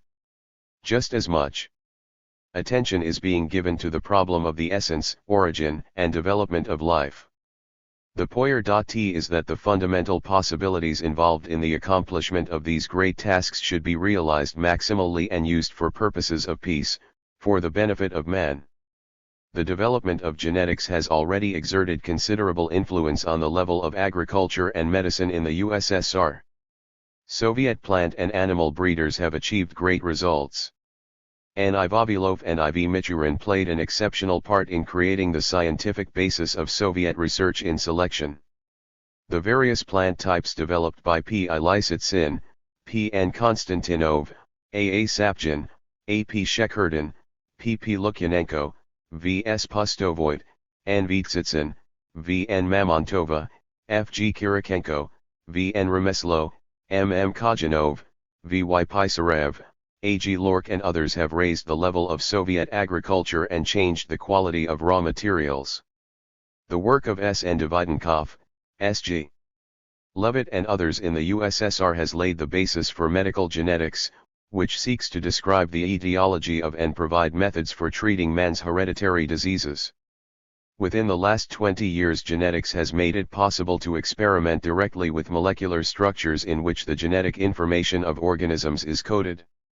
This was brought about by the development of physics, mathematics, and chemistry, which have introduced into experimental genetics the use of gigantic technical facilities and new procedures. The extraordinary achievements of the physical and chemical study of molecular structures and processes in the living cell are not directed towards a mechanistic reduction of higher forms of the motion of matter to lower ones. All these methods reveal the deep phenomena lying at the base of the biological form of the motion of matter. They deal a final blow to all kinds of idealistic approaches to life phenomena as a mystical essence. The development of the new genetics was marked by continuity. It proceeded on the basis of the connection between the old and the new in the development of methods and ideas. Its spiral-like nature is a characteristic feature of dialectical. 348. Development occurring through a negation of the negation. Pointing out this important feature of dialectics, Lenin wrote, "A development that repeats, as it were, stages that have already been passed, but repeats them in a different way, on a higher basis, a development, so to speak, that proceeds in spirals, not in a straight line, t." The modern effective methods of the study of genetic material have been developed on the principles of the chromosome theory of heredity, the gene theory, and the theory of mutation. Nowadays, dialectical materialist philosophy serves as the basis for synthesizing the methods of genetics, physics, chemistry, and mathematics, and for investigating the main aspects of life, its origin, and the possibility of creating methods for controlling life. The focus of these events is the new theory of the gene, involving contemporary methods of research. The problem of interaction between the cell, the cytoplasm, and the environment conceals the main mystery of the system's structural basic properties of life as an organic integral open system. The future of genetics will depend on the development of fundamental research, on the methodology of this research, and on the connection between genetics and practice.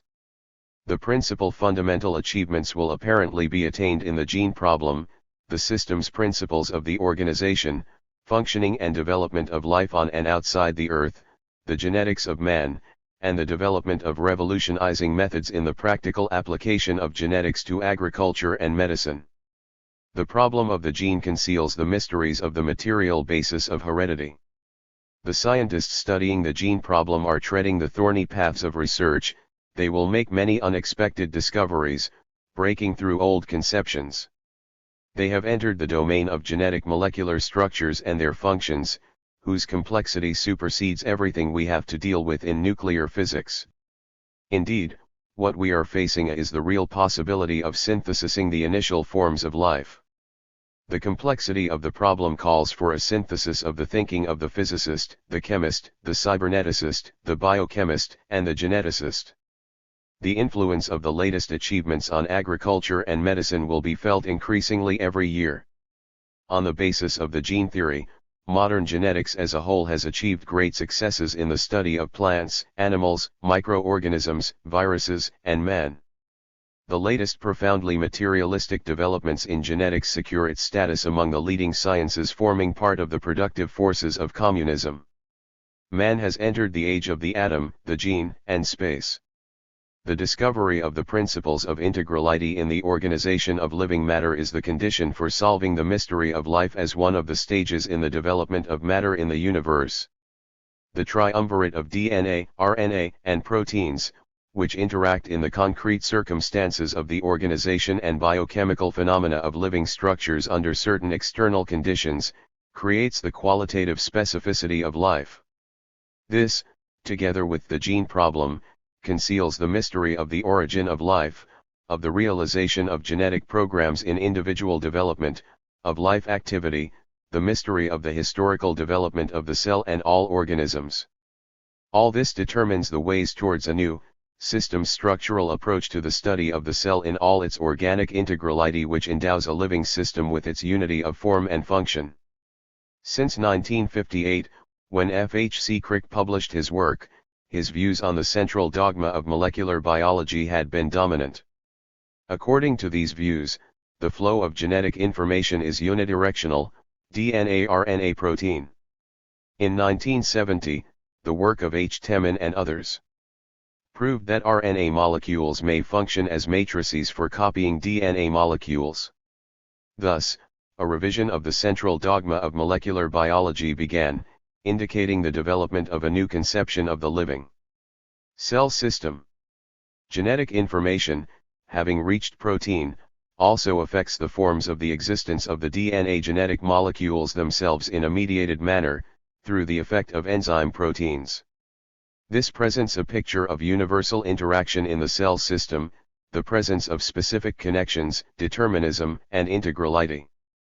While the formulation of the central dogma of molecular biology resulted from one-sided enthusiasm for the informational cybernetic approach, the new concept of the interaction of DNA, RNA, and proteins in phenomena clearly displays a profound dialectical materialist approach to the understanding of the essence of life. Human genetics calls for close attention, since its problems are of enormous significance for general biology, anthropology, and medicine. The significance of human genetics in the future will steadily increase. Understanding of the foundations of the biology of man, his biological future, the fight against hereditary defects, man's travel in the boundless depths of space will all be affected by the development of human genetics.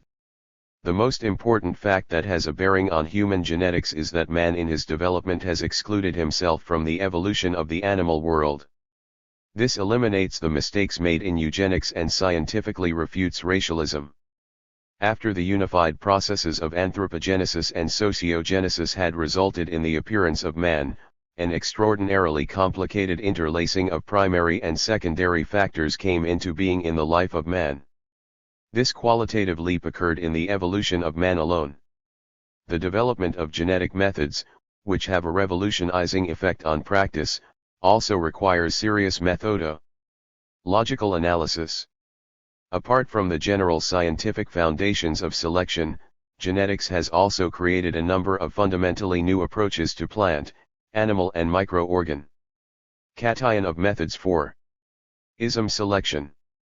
These include the aplegenetic control of heterosis, experimental polyploidy, radiational and chemical selection, etc. The role of these new methods in the light of the task of decisively increasing the world's food resources, and their correlation with the old. 351. Classical methods of selection both require deep methodological analysis. The same is true of the new trends in medical genetics, such as the cytogenetics of man, the genetics of human populations, the treatment of hereditary diseases, the struggle against their spreading in populations, the assessment of the influence of radiation and chemical mutagens on man's heredity, the problem of malignant tumors, and the immunogenetic incompatibility of tissues. The more distant fundamental problems include those of producing controlled mutations and revealing the nature of genetic programming in individual development. The problem of life, which is, in the final analysis, man's main interest, is becoming the focal point of natural science. The genetic reconstruction of the cell arises as a practical task. Its solution will permit the control of molecular genetics processes that are the basis of life phenomena. The practical impact of new branches of biology on the world's food resources and raw materials and on the struggle of medicine for man's health and life is already being felt. This impact will increase enormously in the near future. The control of life based on cognition of its essence is the central problem of modern biology. The main goal of biology is the accomplishment of the practical tasks of agriculture and medicine, and the control of world evolution as a whole. Conditions must be created for a sharp increase in the productivity of plants, animals, and microorganisms. New methods in the struggle for man's health, youth, and longevity must be mastered. Methods must be worked out for controlling the genetic processes on which the evolution of species is based. A guarantee of this new stage is the fact that the achievements of the last 20-odd years have won the central position for genetics in biology and placed it among the leading sciences of today. Carrying with it the whole of biology, genetics has become the main sphere of application of physics, chemistry, and mathematics in the study of the problem of the essence of life and in working out qualitatively new ways of controlling the heredity of organisms. 352. The time has come for a firm union between genetics and selection, genetics and medicine, genetics and the science of education, genetics and the biological problems arising in the study of space, and, finally, genetics and the biological problems involved in the widespread use of atomic energy. Genetics as the pivotal science of life is becoming not only a vital theoretical discipline, but also a practical science which has deep practical ramifications and makes a great impact on the level of the present-day development of the social productive forces connected with agriculture and medicine. The future of genetics holds out the prospect of countless benefits for humanity. Genetics will be fully used in the struggle for the health and wealth of the Soviet people. The achievements of genetics in revealing the material essence of heredity, the chemical nature of the gene, the biological essence of integrality in life and in the development of the cell, as well as the development of powerful methods for controlling life which facilitate new approaches to overcoming various problems in agriculture and medicine, are an important stage in the present-day development of the dialectical materialist foundations of natural science and an instrument in the active transformation of nature. Part 4. The philosophical problems of the earth sciences. Y.K. Fyodorov. Development tendencies and social significance of the earth sciences. On several occasions Lenin criticized the views of Malthus' followers, revealing their anti-scientific nature. For example, in his long article The Agrarian Question and the Critics of Marx, he analyzed the current attempts of the Malthusians of the time to blame the misfortunes and shortages caused by purely social factors on supposedly universal natural laws, and commented, thus, the law of diminishing returns does not at all apply to cases in which technology is progressing and methods of production are changing, it has only an extremely relative and restricted application to conditions in which technology remains unchanged.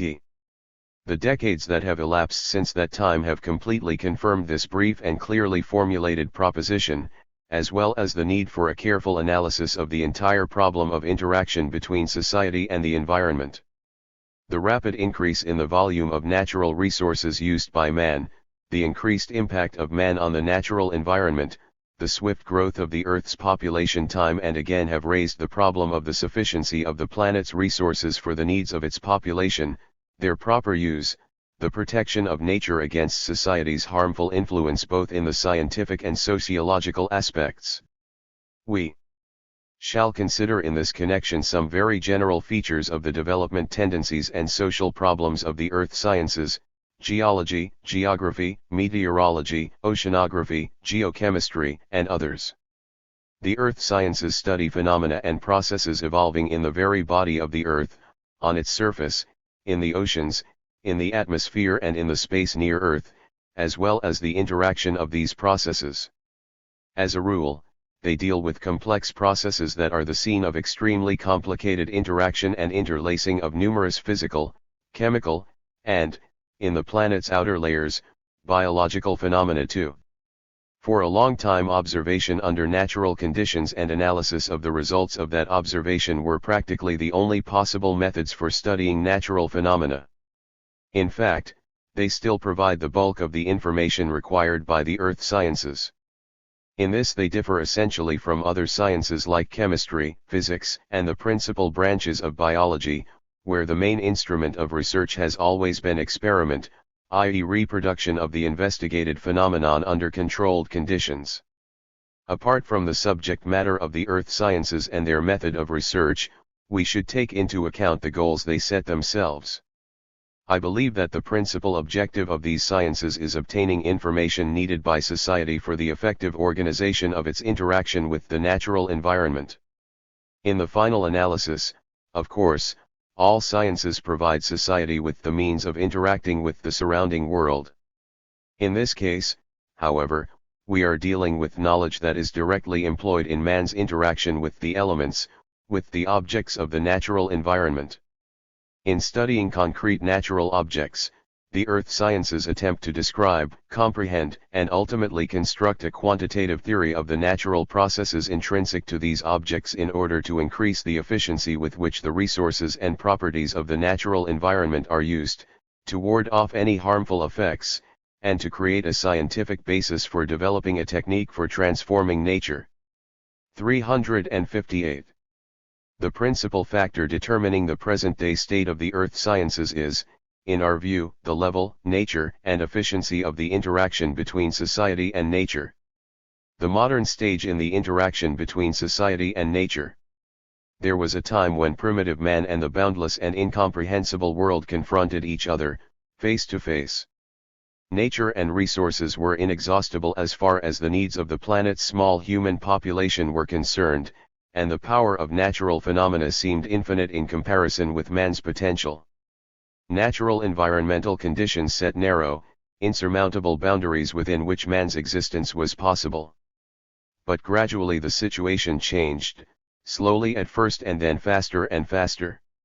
Let us draw a brief outline of the current stage reached in mastering the earth, the degree to which its resources are used and the measure of our potential. For many hundreds of millennia, human tribes inhabited very limited areas and each of them had some idea only of a very small part of the earth's surface. Only the last few thousands of years have witnessed the development of commodity exchange, military campaigns in distant countries and other forms of human contact, largely within one continent. In fact, it was only in the 16th and 17th centuries that the first more or less correct conceptions were formed of the surface of the globe as a whole, its oceans and continents, and of the peoples inhabiting it. Within the last 50 years the study and description of the Earth's surface has been largely completed. The elimination of the few blank spots left on the map of the world, mainly in the broad expanses of the oceans, will certainly be of considerable scientific interest, but will hardly affect the development of society to any considerable degree. Even 300 or 400 years ago, the Earth's surface appeared as a vast space with a few separate and weakly interconnected centers of human activity. The development of 359. Production and the rapid growth of population have increased the size of these centers and are now merging them with each other. The isolated and largely independent development of human societies and separate civilizations in the various regions of the globe has come to an end.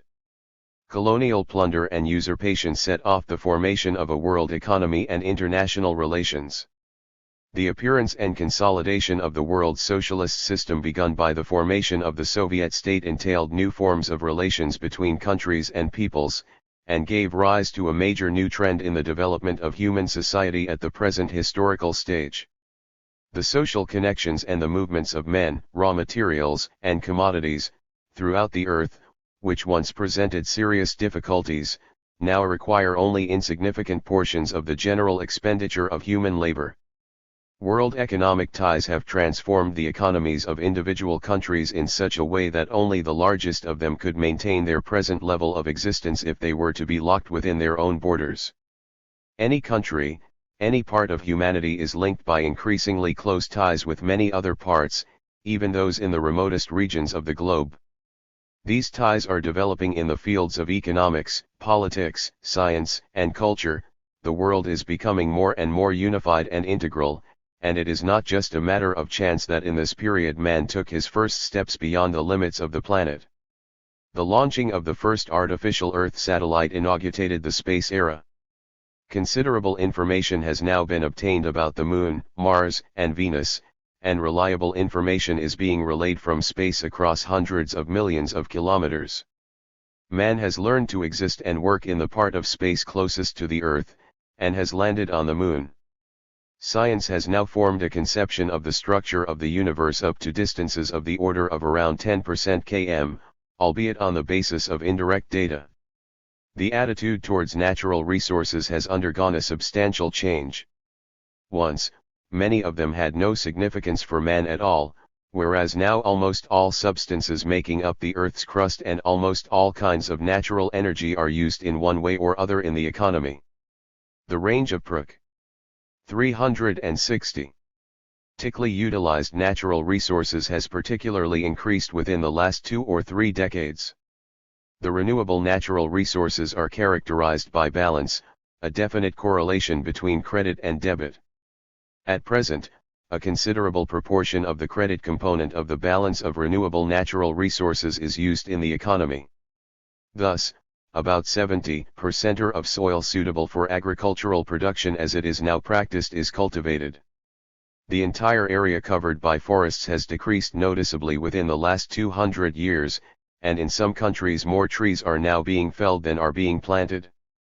However, in the world as a whole some 40% of the yearly net increase in the number of trees is being utilized. 10 to 15% of fresh water is being used, 10% of which evaporates or again is chemically bound to industrial products, and the rest is returned to the rivers more or less polluted. The number of wild animals that were once hunted and formed the main source of man's nutrition is now insignificant on the land, and they do not play a sizable role in the balance of biological raw materials. The biological resources of the ocean considered as a whole are used to a quite insignificant degree, although some species of marine animals have been destroyed and others are close to annihilation. About 5% of the river's energy resources is being used, i.e. about half of their entire potential. The energy of direct solar radiation, the wind, the sea tides and the heat of the earth is used to an insignificant extent. It should be borne in mind that in many countries virtually full use is being made of some of the renewable resources: soil, forest, hydropower, or fresh water. Of the renewable natural resources on the earth as a whole, there appears to be a shortage of fresh water, some species of fish, and whales. An indication of the non-renewable natural resources ones given by their known, prospected deposits. Numerous computations by many economists within the last few decades sup. 361. Port the conclusion that the deposits of the most important resources will last for periods of time from 1 or 200 years to several thousand years, taking into account present mining methods and the established rate of consumption growth. Of the fuel deposits, oil is, perhaps, in the shortest supply. It should be pointed out, however, that throughout history the increase in world deposits of resources resulting from the discovery of new deposits, increased efficiency in treating ores, etc. has always significantly exceeded their consumption both in absolute terms and in terms of the proportion consumed by each inhabitant of the planet, the growth of population notwithstanding. Thus, within the last 30-odd years the prospected world deposits of coal and oil have increased by several times, and the resources of other raw materials have also increased considerably. Let us now consider the effect of the environment on society and vice versa. Primitive man could only exist within a very narrow range of natural conditions. Since means of protection against the harmful effects of the environment have been created, there are now no places on the Earth's surface, in the ocean and even in the zone of space closest to the Earth where man cannot exist and function. As the population grows and production develops, man himself is beginning to make an ever greater impact on the environment.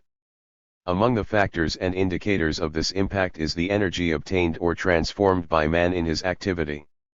At the primitive stage, each of the tribes, which could not have counted more than a few hundred people, was able to develop a power of a few kilowatts by working in common, whereas now power of the order of around 109 kilowatts is available to mankind from permanent sources of energy. 10 degrees kW is still a negligible quantity as compared with the energy radiated by the sun or the energy of the Earth's motion and rotation. But it is already becoming noticeable in comparison with the energy of the processes evolving on the surface of our planet, in the atmosphere and in 362. The ocean. These processes, which determine the diversity of climate and weather on Earth, are set in motion by the flow of solar energy falling on the lighted part of the Earth. Its power is some 10 kW. Assuming that the growth rate of energy production is the same as it has been these last 50 years, in 100 or 200 years' time 10 kW will be available to mankind from permanent sources. Although man's energy resources now are much less than a thousandth fraction of this quantity, we must not take this ratio to be the measure of our present ability to affect the elements. In actual fact it is much greater. The fact is that the natural environment does not have a rigid structure. The permanent natural processes in the atmosphere and the oceans, the motions of masses of air and water, the natural water cycle, etc., are closely linked with each other. Changes arising in some process are passed on to a second, a third one, and so on, and sometimes reach the original point through the feedback circle. Not infrequently spontaneous reactions and unstable conditions emerge here. In such cases, a small impulse is sufficient to switch a large-scale natural process into a different channel. Precisely these specific features of atmospheric processes form the basis of recently discovered methods of active interference in some meteorological phenomena. The interdependence and occasional instability of natural phenomena have another very important consequence: the great sensitiveness of the natural environment to any interference with its natural regime. The spontaneous reaction which we are trying to produce in developing our methods of affecting the weather may in some cases proceed independently of our intention. Thus, the felling of trees significantly affects conditions in rivers, spring floods increase, and the underground water supply in low water periods decreases. Plowing the steppe without taking appropriate measures considerably increases soil erosion. The heat produced in various production processes, as well as the emission of combustion products into the atmosphere, making it less permeable to thermal rays, entail higher equilibrium temperature. 363. Of the Earth's surface, and so on. The extent of man's interference in the course of natural processes and the resultant changes in the natural environment are the cause of justified anxiety throughout the world. While becoming more and more independent of the state of the environment in our practical activity, we do, nevertheless, need increasingly varied, precise and quick information about natural processes. Although modern ships and aircraft can travel in almost any weather, they need much more detailed and varied information about the state of the atmosphere and the sea than their predecessors a few decades ago. This information is needed not so much for deciding whether or not to sail or take off, as for computing the most expedient and economically optimal route, choosing the itinerary of the voyage or flight conditions, the amount of load, etc. 50 years ago, the structure of the upper layers of the atmosphere or of the ocean depths was of purely cognitive interest for the few scholars engaged in these problems. Nowadays, systematic information about the state of these media is of great practical significance for the uninterrupted functioning of long-distance radio communication and for computing the movements of space apparatus and the activities of submarines. Increased need for information about the state of the environment, the atmosphere, the ocean, near space, the Earth's crust calls into being the organization and rapid development of the necessary global services: meteorological, ionospheric, seismic, etc. Thus, at present we know the whole surface of the globe, and we make practical use of all of it. The conquest of space has begun. We have extended the possibility of our existence by learning to protect ourselves effectively from harmful conditions at any point on the surface of the Earth, in near space and in the ocean. Man uses practically all the known renewable and non-renewable resources near the surface of the globe, some of them in large measure or almost completely, others only to an insignificant degree. Our activities are already introducing noticeable changes. 364. In the natural course of phenomena on the Earth's surface, and we are beginning to master methods for controlling some of them. Our need for information about the state of the natural environment is growing. The state and development tendencies of the earth sciences. The state of the earth sciences and the tendencies of their development are determined by the present stage in the interaction between nature and society, as described above. These sciences are, on the one hand, the product of human experience, generalized in the process of interaction with nature, and, on the other hand, they are our weapon in further extending the sphere of interaction and increasing the efficiency with which we use natural resources. What specific features of the present state of the earth sciences should be pointed out? One feature, in our view, is the development of studies pertaining to global problems as well as to subjects outside our planet in space. The earth sciences have always dealt with phenomena and processes developing on the whole of the planet or large parts of it. But, depending on practical needs and their course of development. Each of these sciences may concentrate on certain concrete problems that may be global, regional or local. Cognitive interests mainly called for the solution of global problems, by analyzing phenomena occurring on the whole of the Earth, in the whole of the atmosphere, in the ocean or in the solid body of the Earth. It is possible to understand the nature of certain processes. As for practical interests, they have posed until recently only regional or local tasks. Thus, the development of weather forecasting methods, describing the climate, geological prospecting or assessing seismic danger are primarily necessary for work in individual countries. Recently, not only cognitive, but practical interests as well have more and more frequently directed the attention of researchers in this field towards global phenomena. This is apparently explained by the increase of the share of global elements in practical activity. Air communications are becoming 365.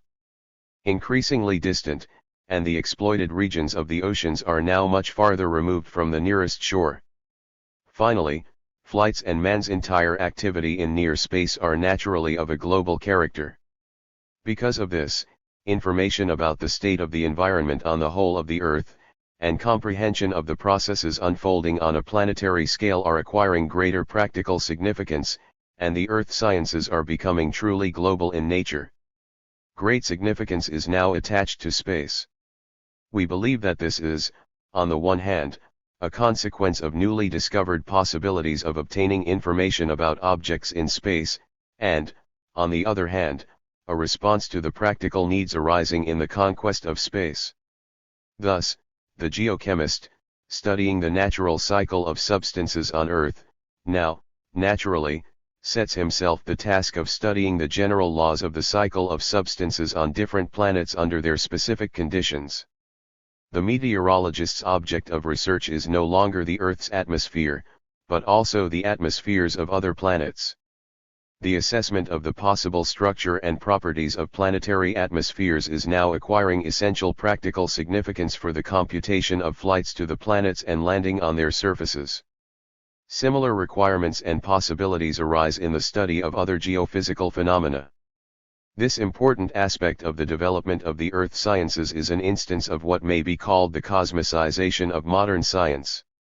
The increased role of global and space problems in the earth sciences is generating a considerable growth in international cooperation, which is, apparently, of the greatest significance in just these problems. Over the last 2 decades, a large number of new international scientific organizations have appeared in addition to those already functioning with success. There has been a noticeable increase in the number of international scientific conferences, symposia, and congresses. We pointed out above that until recently the only research method used by the earth sciences was the method of observation. This made a specific imprint on their development. In the past, each of the sciences began with the accumulation of 366 factual material, obtaining information, the development of various methods and instruments for observation and conducting observations in different regions of the earth required immense labor and attention. This work is far from accomplished, but it is now seen as the means rather than the end. All earth sciences are now passing, in one way or another, from description and the simplest, mostly qualitative analysis of observation data to the development of quantitative theories built on a physico-mathematical basis. This is brought about, in our view, not only by the general logic of the development of any field of knowledge, but also by a sharp increase in the practical requirement for a greater volume and, more importantly, greater precision of data about the state of the natural environment. Precise knowledge of meteorological or hydrological conditions, deposits of natural resources, the probability of earthquakes of varying force, etc. is necessary in designing various structures or planning economic measures. It is easy to see that erroneous or imprecise assessments of environmental parameters in construction always result either in the destruction of what is built or in superfluous durability and unjustified expenditure. As the scale of construction grows, this waste caused by ignorance becomes colossal. Only physico-mathematical analysis provides objective methods for the computation of future states of the environment, first and foremost for the numerically expressed weather forecasts. The transition to the physico-mathematical basis proceeds in different ways in the various earth sciences. Moreover, it is not being effected without argument and controversy. Some scholars believe that the earth sciences are descriptive in their very essence. We believe this viewpoint to be quite erroneous. Description characterizes only the initial stage in the development of the sciences in question. Their further development inevitably leads to the construction of physico-mathematical quantitative theories, which is the most characteristic feature of the present-day state in each of the earth sciences. This transition is proceeding, perhaps, under the most favorable conditions in meteorology, nowadays. 367. Meteorology is almost indistinguishable from atmospheric physics. However, in such sciences as geography and geology, the transition is accompanied by much greater difficulties.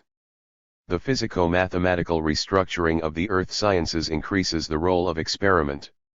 Nowadays, artificial reproduction under laboratory conditions of the various elementary processes is widely practiced, such as the behavior of substances under the extreme pressures characteristic of the deep layers of the Earth's crust, and the specific features of phase transitions of water in clouds.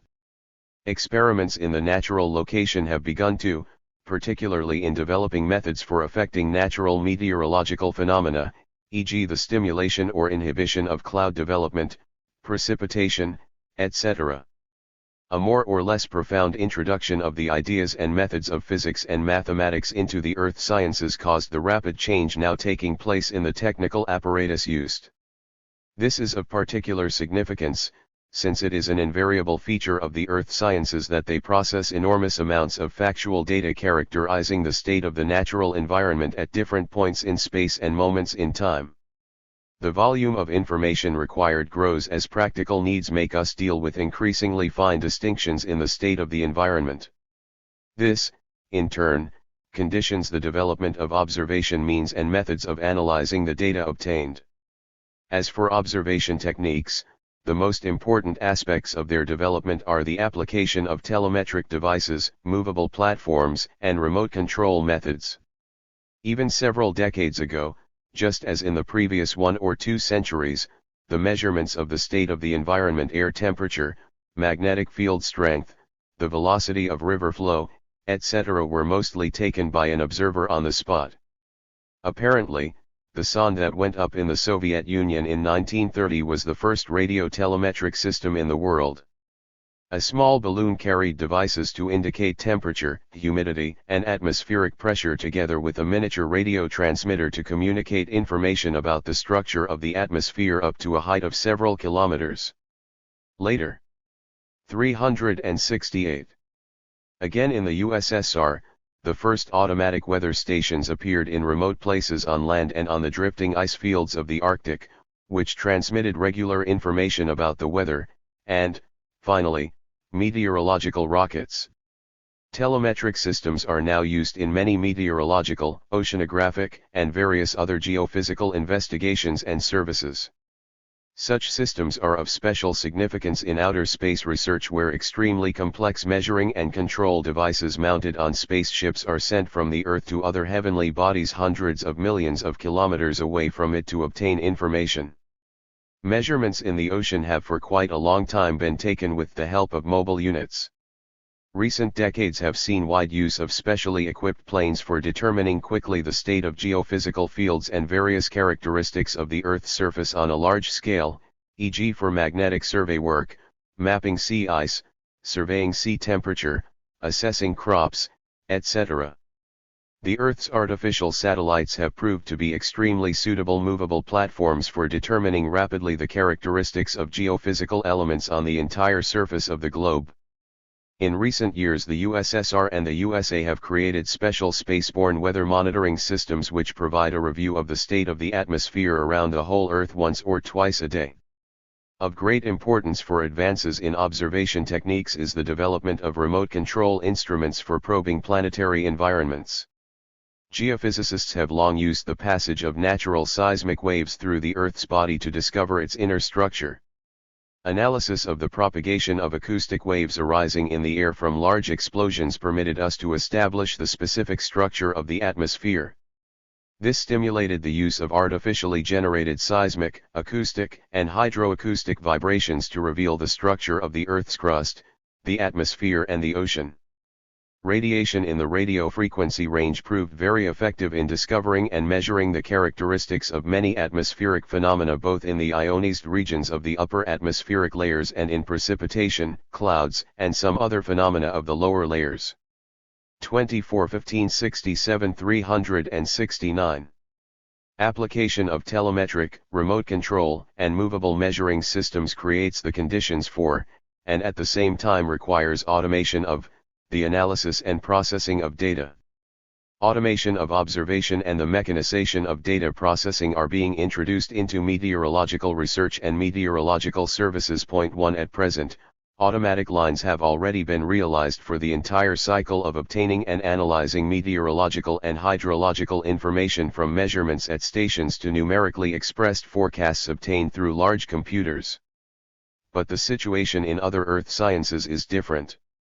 Automation is as yet insufficient in the time-consuming processing and analysis of geophysical measurements used in prospecting for natural deposits and in the study of the structure of the globe.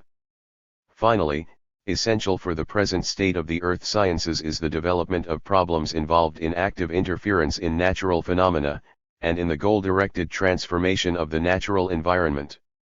Some of these sciences have dealt with problems of transformation of the natural medium they study throughout their history. Thus, hydrology of landborne water, pedology, and silviculture have grown and developed together with hydrotechnology, agronomy, forestry, etc., but the range of the transformation, the proportion of natural resources transformed through practical activity, and the effect on the natural processes have until now been insignificant. In recent decades the range of the transformation of the natural environment and interference with the natural conditions have grown sharply. Power generating, meliorative and transport hydroengineering installations change the structure of rivers within short periods of time in greater measure than natural processes in the riverbeds over thousands of years. River systems that have been reconstructed now constitute a considerable share of the entire river network of the globe. Even more considerable are changes introduced in the state of the soil, the forest, and other elements of the biosphere. However, our understanding of the various processes in the natural environment after man's interference, and particularly of spontaneous reactions and control chains, does not correspond to the technical possibilities available. It is not difficult to calculate the time needed to fill a new water reservoir or its capacity, but it is much more difficult to assess its future biochemical conditions and, accordingly, the possibilities of fishing, the dynamics of the littoral or the effect of rising groundwaters over large areas. It is easy to chemically exterminate the pests over a considerable area, but it is difficult to guess what sort of new ecological equilibrium will be established in this area and when, and what its ultimate effect on the protected culture will be. Research lasting many years was required to understand the complicated processes of the transfer and precipitation onto the Earth's surface of the radioactive particles formed in nuclear explosions, although the basic laws of atmospheric motion were known. There is much that is not yet clear in the perturbations that a high-altitude nuclear explosion produces in the extremely sensitive upper layers of the atmosphere. True, the great sensitivity of this medium is fraught with the danger of unpredictable and frequently undesirable secondary effects of our interference in the environment, but at the same time it opens up the possibility of controlling some natural processes. For instance, meteorology makes wide use of the spontaneous reaction of the transition of a supercooled water cloud into crystalline state. To bring about this reaction, it is sufficient to introduce a few dozen grams of iodic silver or other substance suitable for the formation of crystallization nuclei for each cubic kilometer of the cloud, by firing a shell or rocket into it, or by scattering the substance from a plane. Under certain conditions the further course of this reaction may result in dispersion of the cloud or fog, small precipitation, or the inhibited development of a powerful hail cloud. It should be noted that a few dozen grams of the right reagent introduced into a cloud essentially affect processes involving tens of millions of kilowatts. Dispersion. W371. Of low clouds and fogs at airports in winter and protection of crops against hail are actually practiced in the USSR. The achievements in the control of certain local meteorological phenomena are, naturally, an incentive towards considering interference in large-scale processes including the task of changing the climate. The main point in this problem is, we believe, the stability and uniqueness of the climate. Since it is the result of a relative and variable equilibrium of a complex conglomeration of processes developing in the atmosphere and in the ocean, the climate depends on the quantity and composition of the solar energy falling on the Earth, the direction of the axis, the rotational and orbital velocity of the Earth, and the size and distribution on the planetary surface of continents, oceans, and mountain ranges. There is reason to believe that, assuming identical basic features of the structure and peculiarities of rotation of our planet, not one, but several, different equilibrium states of all the climate-forming processes are possible, and that at times this equilibrium may be unstable. If correct, this assumption opens up the fundamental possibility of changing the climate by applying energy that is much smaller than that needed to maintain it. Naturally, in this case too we are thinking not of any climate whatsoever, but of one of the possible climates which may be more favorable in some regions, but will almost certainly be less in others. The task of transforming the climate can hardly be regarded as an urgent one at present. However, the increased range of man's interference in the natural environment and the need for the precise evaluation of its consequences, the budding possibilities of controlling some natural processes and the realized danger of undesirable spontaneous reactions in the environment have all considerably heightened interest in active interference with natural processes. Some social problems. Let us consider a problem which is, we believe, the principal problem of a social nature that faces the earth sciences, that of the rational use of the earth's natural deposits. The question of the sufficiency of natural resources for meeting the needs of the rapidly growing human society has, of course, since Malthus' time, become a social problem. Malthus attempted to explain and justify the inevitability of poverty in contemporary society by the imbalance between the increasing population and decreasing soil fertility, whereas his modern followers take a broader view of the question. Pointing to the finite nature of all the world's natural resources, they contend that this sets a limit for the development of society. They explain the difficult economic situation in many developing countries by the accelerating growth of their populations versus their still low rates of economic development. They believe a decrease in the population growth to be the only way out of the situation. It should be noted that forecasting the Earth's population on the basis of its present rate of growth seems an extremely dubious procedure. The organized community of the future will certainly be able to put definite limitations on its growth, if it finds this necessary.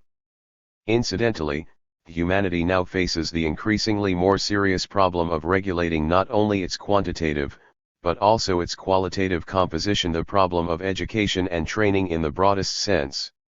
Of particular significance are the following aspects of the problem: harmonious combination of the personal interests of every individual and of the collective social interests, timely and effective transfer of the most valuable possessions of the vast and rapidly growing treasury of world culture to each new generation, and suitable professional training based on the present and future needs of society and the abilities and inclinations of every individual.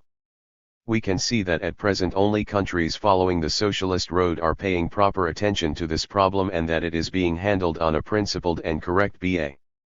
373. Cis. A society which does not have a definite goal and a long-range perspective of its development is unable to solve this problem.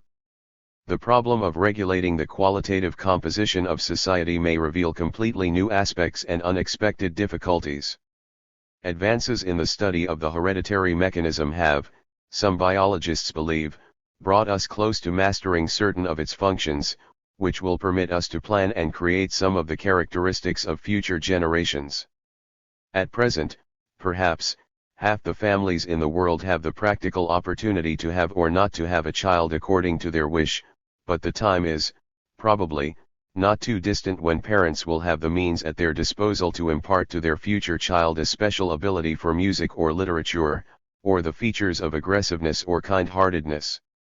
Will not the social and moral problems be more complicated than the problem of regulating the size of the population? We cannot go into these interesting questions here. What we want to find out is this: does the finite nature of natural resources create now or in the foreseeable future a fundamental threat to the well-being of a growing population? Does it set a limit to the development of human society? The Earth and all its resources certainly have finite limits. But the efficiency of their exploitation in the widest sense of the term, particularly in relation to the progress of technology and transformation of the means of production, of which Lenin wrote, is increasing so fast that the potential for satisfying the basic needs of society throughout history has been growing faster than the needs themselves. Let us cite a few examples. If we assess the quantity of energy that might be obtained by using all the resources and means known in the mid-19th century, the net result would be about 10,000 kilowatt-hour per head. The present-day evaluation is about 200,000 kilowatt-hour per head. It is easy to see that this growth in potential energy resources is explained by the progress attained within the last 100 years in obtaining energy. New natural deposits have been found, new sources of energy discovered, the efficiency of energy transformers has been increased, and so on. And we have not yet taken into account such sources, now known in principle and undoubtedly available in the future, as the direct transformation of solar energy, the Earth's heat, tides and wind, not to mention the energy of nuclear synthesis. We can also expect the discovery of fundamentally new ways of obtaining energy. There is definitely no energy shortage threatening humanity. There is no threat of a food shortage either. An indicator of the continual growth of the productivity of agriculture is the constant reduction of the proportion of the population engaged in it. The mere spread of the efficiency already attained in the advanced countries to the entire farming world would yield a huge increase in production. And this in spite of the extremely low efficiency of the photosynthesis reaction through which, in the final analysis, the whole of agricultural produce is obtained.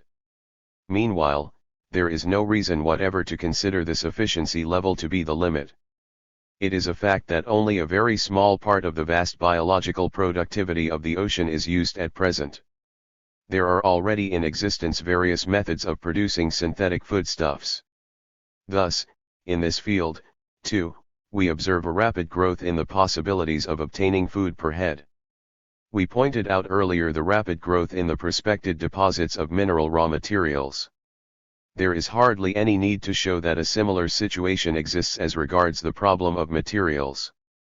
We are witnessing the swift development of entire industries producing materials for satisfying man's extremely varied needs out of easily accessible and cheap kinds of natural raw materials.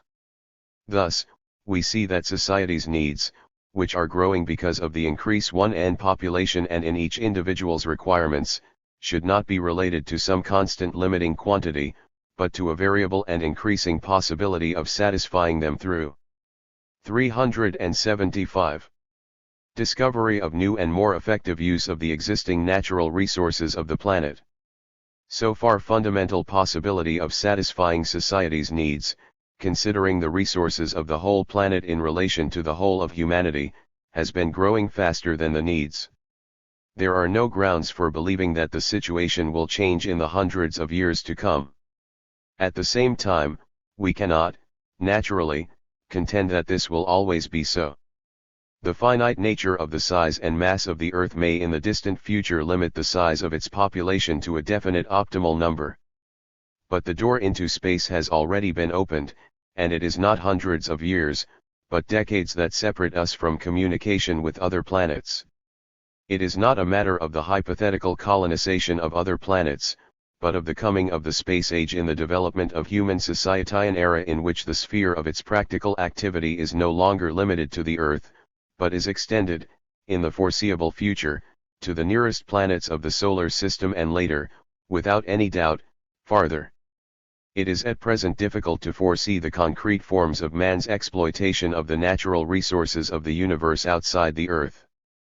But the very fact that the possibility of breaking out into space and of flights to other heavenly bodies has been attained much earlier, hundreds of years earlier than mankind may approach the limit of exploiting the riches of the planet is, in our view, the most general and convincing indication of the fact that the growth of man's possibilities keeps ahead of his needs. It follows that neither the resources of nature nor its laws at any time in the past, present, or future have set or could set limits on the growth and development of mankind. From time to time, there happen in the biosphere peculiar catastrophes that are due to a rapid growth of the number of organisms in some region where the volume of resources used is invariable, or in cases where the population is invariable, but the resources are reduced or disappear. Here the destroyed equilibrium can only be restored by a reduction in population through starvation or mass migration to other 376. Juns, since the efficiency of the interaction between plants or animals and the environment is increased through slow changes in their biological nature, and through the formation of new species. But none of this can be applied to human society. Malthusian impasses could have appeared at every stage in the development of mankind, at different levels of population, if technology had not advanced and the means of production had not been transformed. It is clear that not only the present, but even a much smaller world population could not live by hunting or by primitive forms of cattle breeding, as our distant forefathers did. The natural resources would be insufficient for that. But one can only talk about a surplus world population in the future if one proceeds from the present possibilities of exploiting the resources of our planet, and assumes that technical progress will come to an end. The development of human society in its interaction with the environment may, apparently, be regarded as a kind of chain reaction in which each stage creates all the necessary conditions for the considerable growth and expansion of the next. Human society constitutes a natural and supreme stage in the development of life in the universe, a development that is unlimited in time and space. In this respect we support the profoundly optimistic and interesting conception put forward by G. F. Kilme. 1. It should be emphasized that in referring to the possibilities of human society we mean fundamental possibilities, determined by the appropriate level of scientific and technological progress. The practical possibilities in any given country differ substantially from the theoretical ones. But the reasons for that belong to the domain of social phenomena.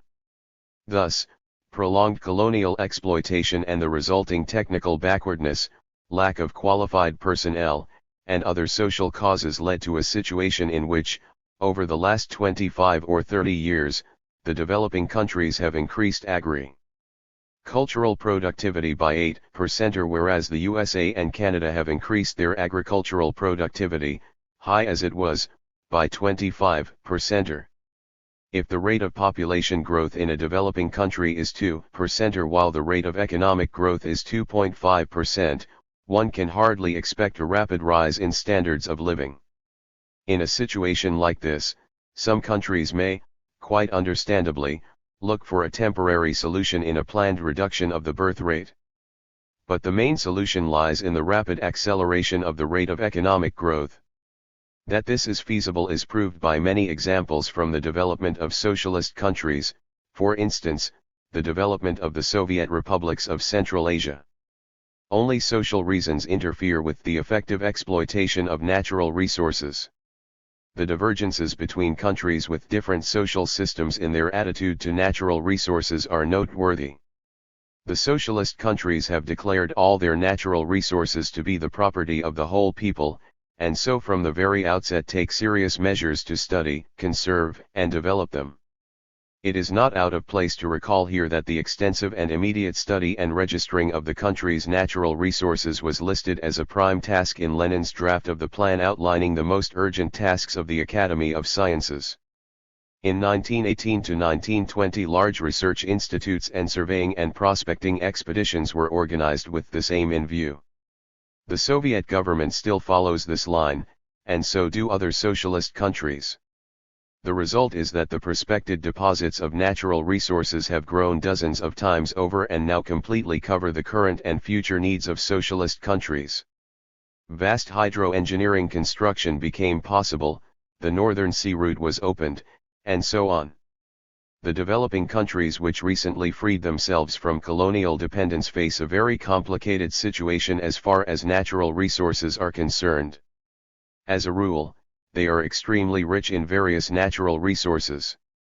But the struggle for possession of their own mineral deposits, forests, arable land and waters proves in many cases to be more difficult and complicated than the struggle to gain formal political independence. It should also be noted that at the time of colonial domination the metropolitan countries had no interest in the comprehensive study and development of the natural resources of their colonies.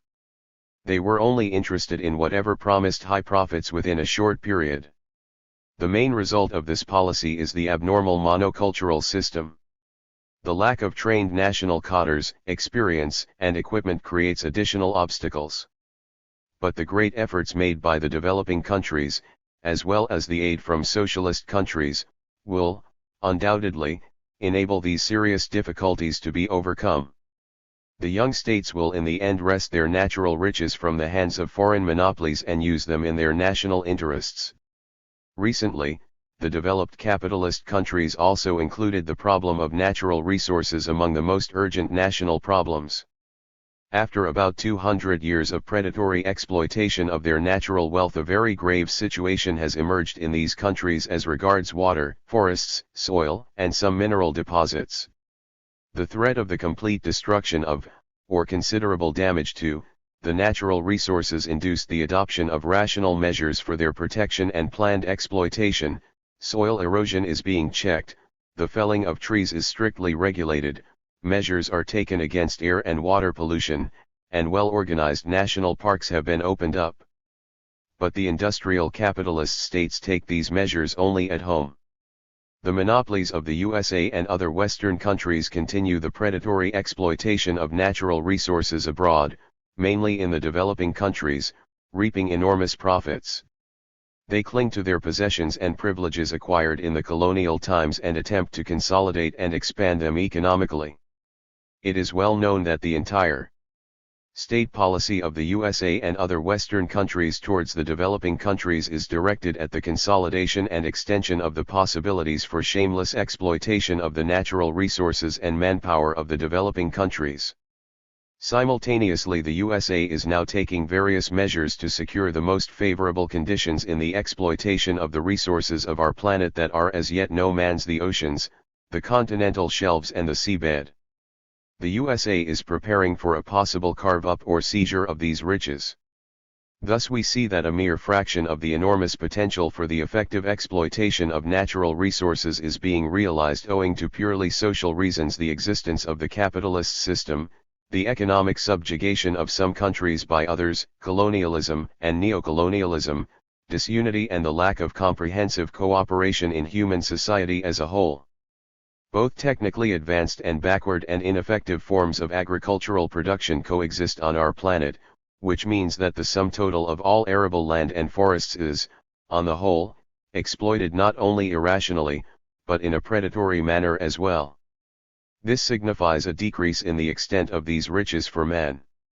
The ocean's riches are, on the whole, also exploited rapaciously. The existing international agreements on fishing, including whaling, solve only a very small part of the problem of effective control. Meanwhile, it is quite possible even now to pass over from fishing of the ordinary type to pisciculture or, on broader lines, to cultivating the assorted biological products of the ocean on a global scale. The present level of knowledge and technology already permits not only of the planned and effective exploitation of all the renewable natural resources on the earth, it also makes it possible to begin work on changing the balance and total resources of the most important renewable resources both in the various regions of the globe and on the earth as a whole. But this will be impossible until a human society, unified in its organization and functioning, appears on the earth. 380. Thus, it is not insufficient resources, but their uncontrolled and disorganized exploitation on a global scale that creates difficulties for the development of society now and threatens us with grave consequences. This is particularly true of the renewable natural resources at the not so remote time when the degree of their economic exploitation will increase and approach the upper limit. The other danger lies in the rapid increase of man's effect upon the natural environment. We mentioned earlier that nature is quite a sensitive system in a kind of dynamic equilibrium. The fast growth in heat emission near the Earth's surface due to the operation of industrial enterprises, the melioration of arable land, the felling of trees, the construction of hydroengineering installations, the introduction of new substances into the natural chain of reactions from the industrial waste emitted into the atmosphere and water, as well as the widely used chemical fertilizers, herbicides, and insecticides, all this is already producing a direct effect, quite noticeable against the background of the natural processes, small though it is. If the present rate of growth of productive forces is maintained, it is to be expected that within the next few decades this effect will in some cases be comparable in scale with that of natural processes. Taking into account the instability of the natural environment and the possibility of spontaneous reactions, one should reckon with the possibility of spontaneous violations of the environmental balance and the transition to other, perhaps undesirable, states. On the other hand, the instability of natural processes, as was pointed out earlier, opens up the possibility of deliberately influencing them by weak stimuli. However, realization of this possibility at a time when reactionary forces are dominant in the capitalist countries would be more likely to cause a meteorological war, of which some politicians and military men in the USA dreamed in the 1950s, than major planetary measures to rationally transform the climate.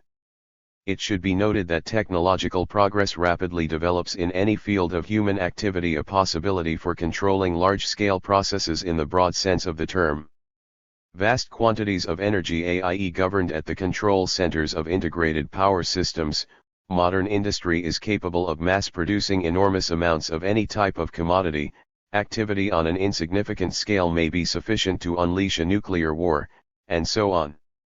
Naturally, increased ability for control must be accompanied by a growth in its reliability and a guarantee of its purposiveness, since the scale of the possible losses and disasters for humanity resulting from errors in control is growing just as fast. An increase in the reliability of control is actually taking place within individual enterprises and larger production units and, in a planned socialist economy, within whole countries, but this is, obviously, not the case as far as humanity as a whole is concerned. There is a definite gap between the already existing and rapidly developing ability to produce effects of a global nature and the absence of a suitable social mechanism not only for controlling such effects, but also for assessing their expediency from the viewpoint of all mankind. When all or nearly all of the renewable natural resources are included in the practical activity of mankind, major long-term measures on a global scale to rationally transform the planet's natural environment will become an absolute necessity. It will be necessary to manage the integral nature's economy, including the cultivation of natural resources on a global scale, just as efficiently and rationally as is now required in agricultural production on a farm, plantation, collective, or state farm in socialist countries. Because of this, the problem of deliberate transformation of the natural environment, and the tasks of cultivating the most important natural resources on a global scale will become the principal ones in the totality of the earth sciences, including those studying the biosphere.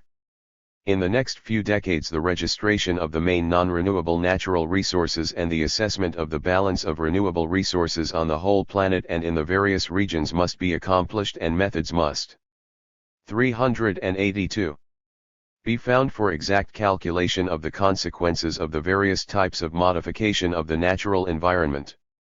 Special significance attaches to the study of spontaneously developing reactions and to the search for methods of control.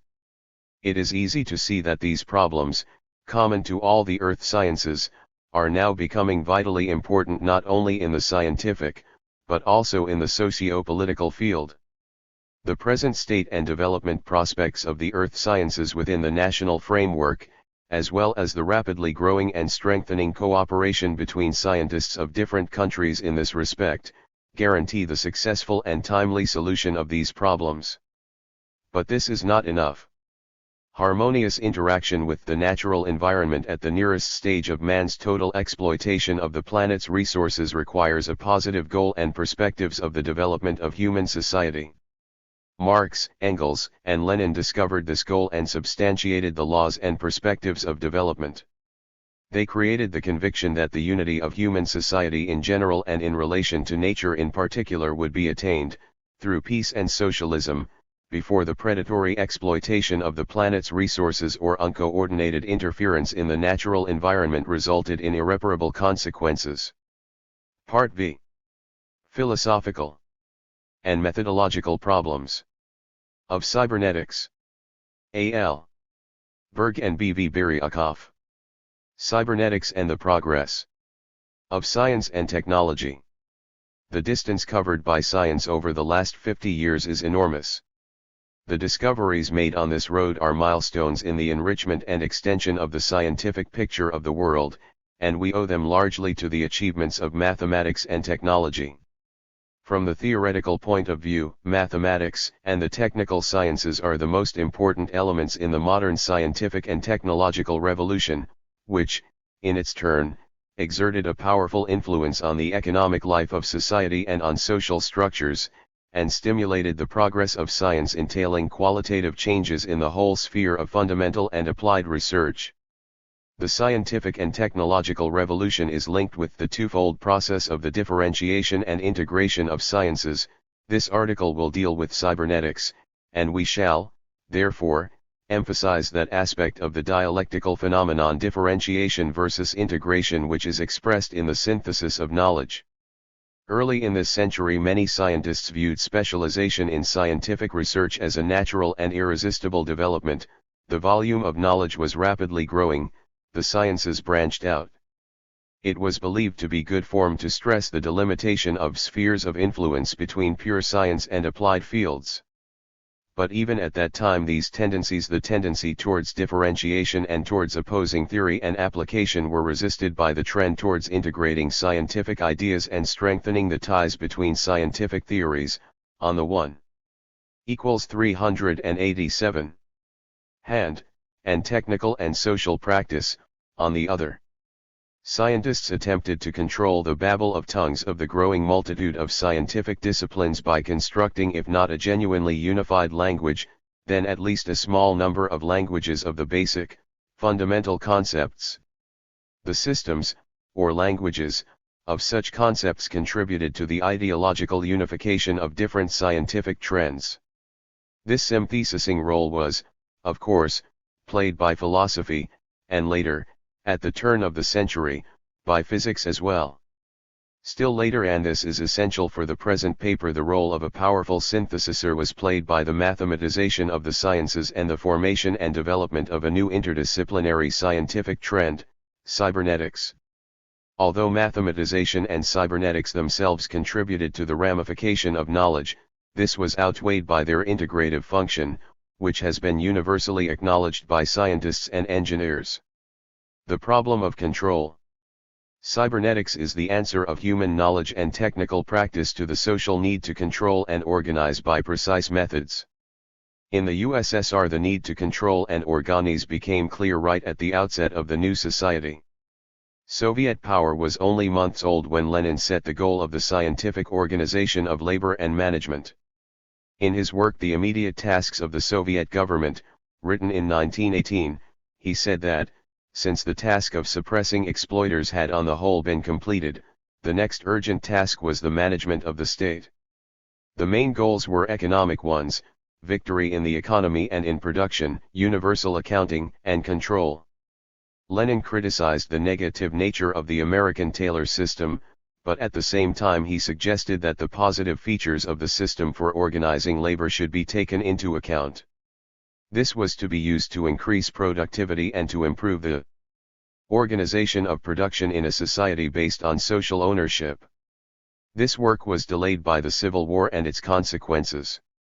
But after 5 years Lenin again turned to problems of organization in his article Better Fewer, but Better and other works. He insisted on energetic measures to perfect the state mechanism of the Soviet Republic. A public movement for increasing the efficiency of labor and management gradually developed. The first centers appeared whose goal was to elaborate theoretical problems and to implement the scientific organization of labor. Decades have elapsed since that time. The country's economy has grown hundreds of times. Vast experience has been gained in the field of management and organization, and great successes have been achieved in the planning and management of the economy, and in regulating social relations. Progress in the economy and in the methods of economic planning called insistently for better management. But the problem of management is closely linked with another important problem, that of information. To achieve good management, one must master information processes, theoretically and practically. The situation as regards information in all the developed countries, including the USSR, has become quite complicated. The normal functioning of developed countries is now possible without processing enormous amounts of information in quite specific, and usually very short, periods of time. It should be recalled, for example, that tens of thousands of different types of intricately connected indices are used in the management of a modern enterprise, let alone larger economic, production or administrative units. The mastering of information and management processes is not necessary for its own sake, but for increasing labor productivity and for the further continuous growth of the efficiency of man's work in the spheres of material production, intellectual effort, and education. 389. Indeed, with the growth of productive forces, the range of production widens and its content becomes more complicated. With the growth in the scale of production, the complexity of economic management is growing even more rapidly, the flows of economic information are increasing and the methods of processing it are changing. The increased intensity of technological processes is making new demands on the speed and precision with which they are managed. With the growth of the national economy as a whole, management under optimal conditions comes to be of great economic significance. The complexity of the managerial apparatus of a giant state makes higher demands on the speed and reliability of collecting, processing, producing, and using information at all levels. The development of science also implies an increase in the volume of information processed. The lone scholar type is becoming a thing of the past in fields involving the applied sciences, at any rate. The solution of major scientific problems is now usually achieved by large bodies of scientists. These bodies have powerful equipment available and great advantages as regards obtaining and processing scientific information. Descriptive sciences are being transformed into exact sciences using not only informal and qualitative, but also mathematical and logico-mathematical methods of research. The development of theoretical methods and the creation of technical means for processing information aimed at achieving effective solutions is an urgent necessity in modern society. Thus, cybernetics, like the scientific organization of labor in the USSR in the 1920s and early 1930s, arose from, and is developing in accordance with, the objective demands for a better organization of labor, and for increasing its productivity and efficiency. But, as distinct from the scientific organization of labor in the period A movement founded on very modest scientific and technical means, cybernetics is based on a new powerful branch of science and technical practice on electronics and, in particular, radio electronics. Cybernetics was formed as an extremely comprehensive trend.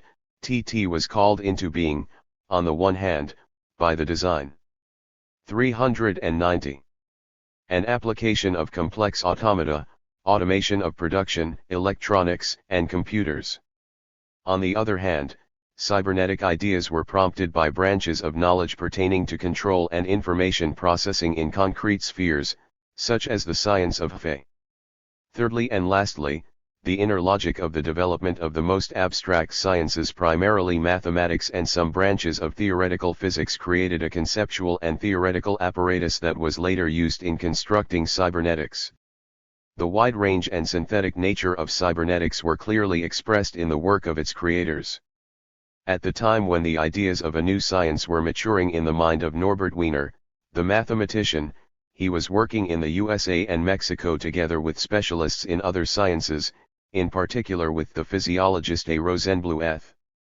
C. Shannon laid the foundation of the mathematical theory of information, taking communication technology as his starting point. The interests of J. von Neumann, one of the men whose ideas fathered modern computers, ranged from logic and the foundations of mathematics to the theory of games and mathematical economics. The British mathematician A. Turing, who gave the first description of an abstract automaton, the prototype of the later computers, was the first modern scholar to pose the question, can machines think? The Soviet scientist A. N. Kolmogorov, who made a great contribution, like Wiener, to the mathematical foundations of the new field of knowledge, extended his cybernetic interests, after the recognition of cybernetics, to include the problem automata and life and mathematical versification. Specialists in automatic control, in particular, scientists in the USSR, have placed their research on a cybernetic basis. I.P. Pavlov's theory of higher nervous activity, reflexology, and the psychology of behavior, on the one hand, paved the way for cybernetics, and, on the other hand, formed a close union with it when it took shape. Suffice it here to point out the writings of P.K. Anokhin, and of N.A. Bernstein, who laid the foundation of the psychology of activity and applied mathematical methods in his work. Cybernetics, more than any other science, deserves to be 391. Called a crucible of ideas, it is a crucible smelting ideas, old and new, into a fusion of new, fundamentally important scientific results. It is generally known that the path of new ideas is not always strewn with roses. This is also true of science. In science, as in other fields, one meets with all sorts of people. Some are progressively minded and are unafraid of difficulties and risky problems, others are careful men with a penchant for a quiet life. But there are also conservatives fearing the new, usually trying to defend their positions by reference to authorities. In the past they used to accuse their opponents of sinning against dialectical materialism. In the early 1950s, these worthies made a stand against the false science of cybernetics, masquerading as orthodox defenders of dialectical materialist philosophy. We all know the harm done to Soviet science by these views. The translation of Norbert Wiener's book Cybernetics was held up for 10 years. And even after the publication of Wiener's book and after cybernetics was widely recognized, anti-cybernetic views can from time to time be traced in books and papers, sometimes in veiled form.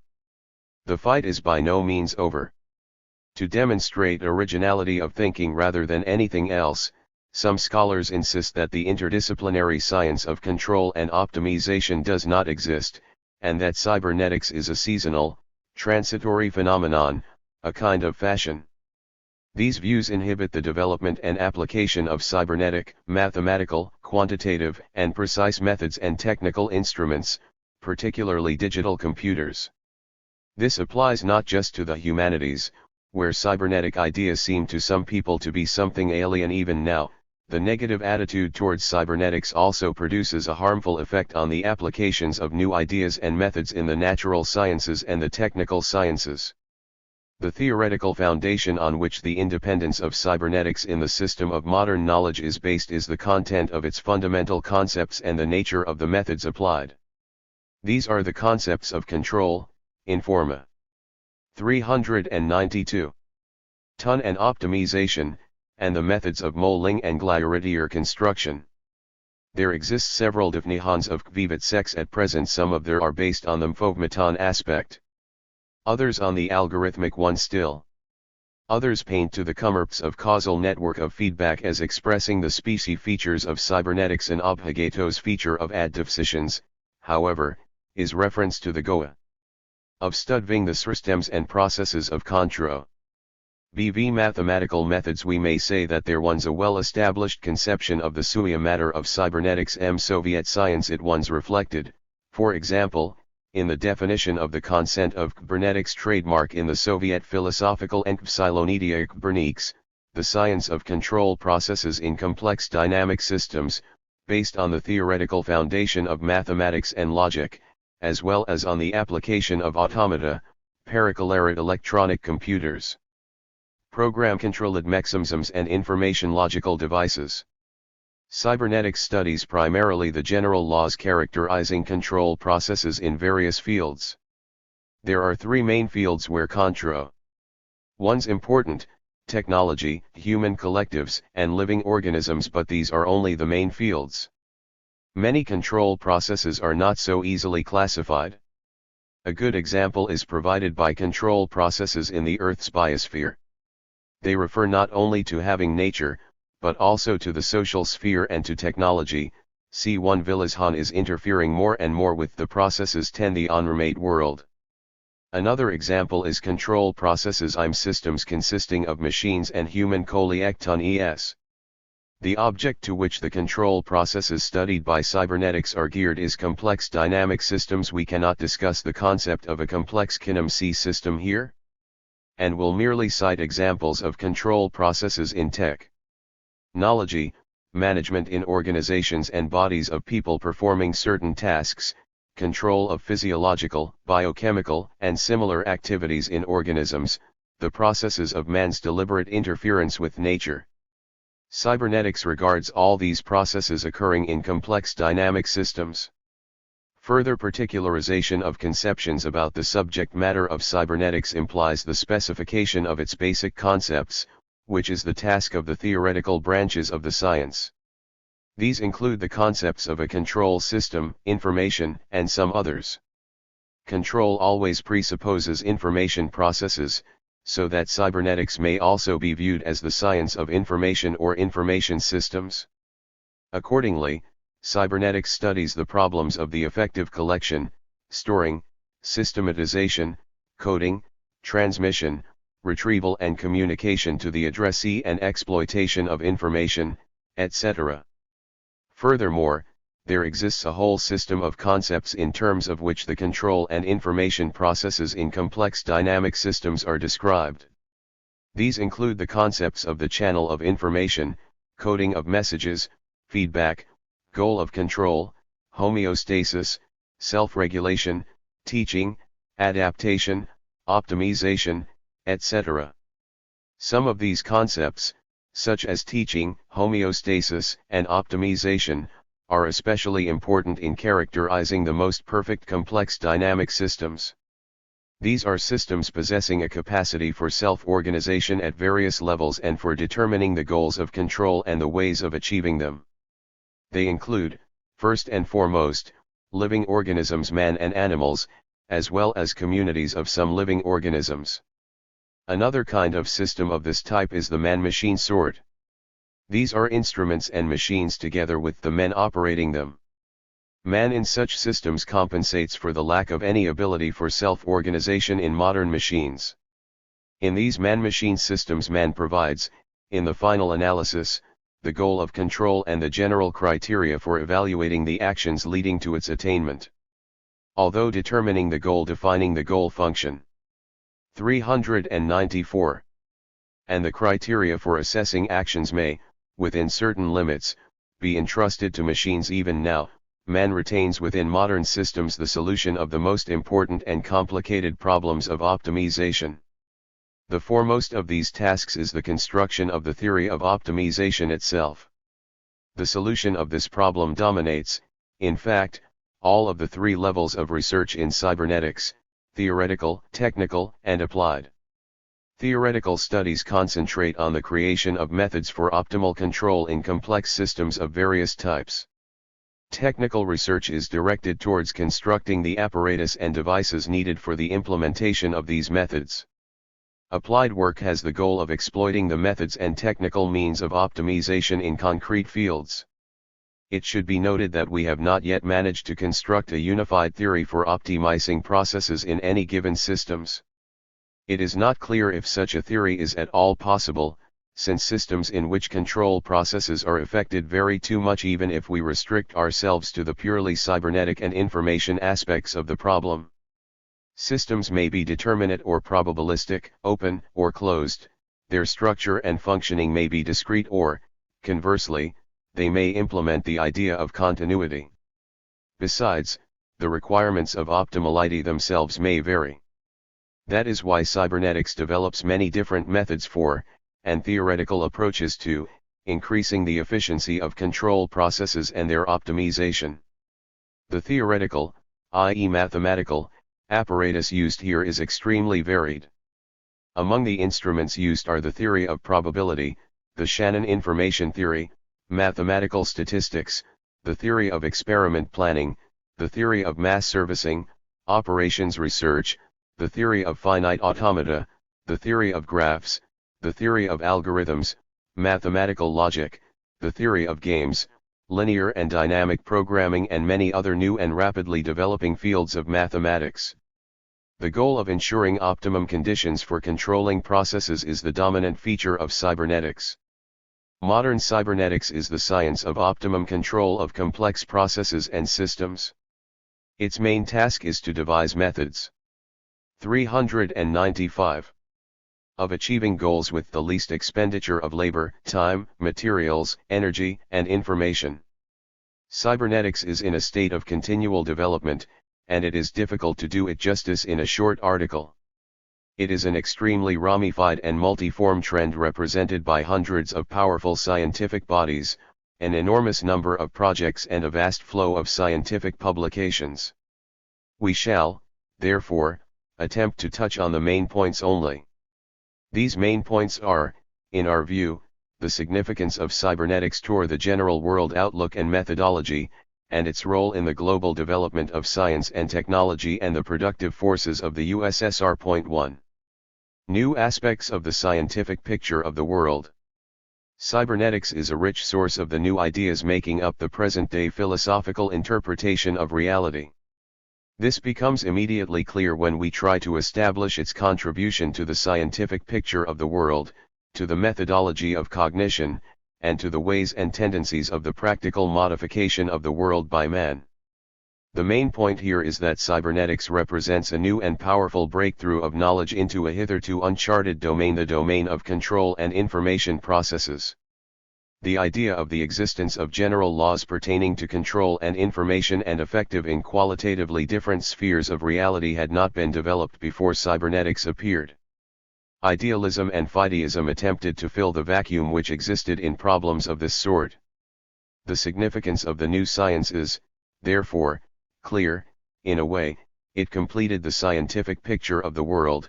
For the first time in the history of cognition, the way was open to an objective natural scientific and mathematically precise study of everything that is involved in the processes of control and information processing in nature, technology, and society. Following this path, cybernetics has made an essential contribution to the solution of such cardinal problems of science as the origin and essence of life and consciousness. One of the ideas of cybernetics of lasting philosophical significance is the establishment of the fundamental incompleteness of the picture of objective reality which 19th-century science built on the basis of four fundamental concepts: matter, motion, space, and time.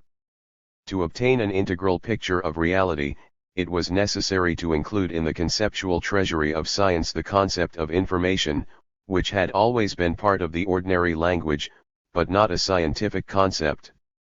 Material processes are processes of transfer and transformation of matter and energy taking place in space and time. This was common knowledge even before cybernetics.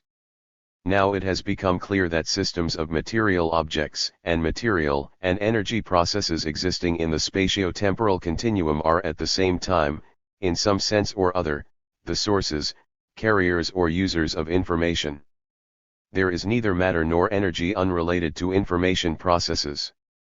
This is implied by the interpretation of information current in cybernetics, as the measure of the diversity of real objects.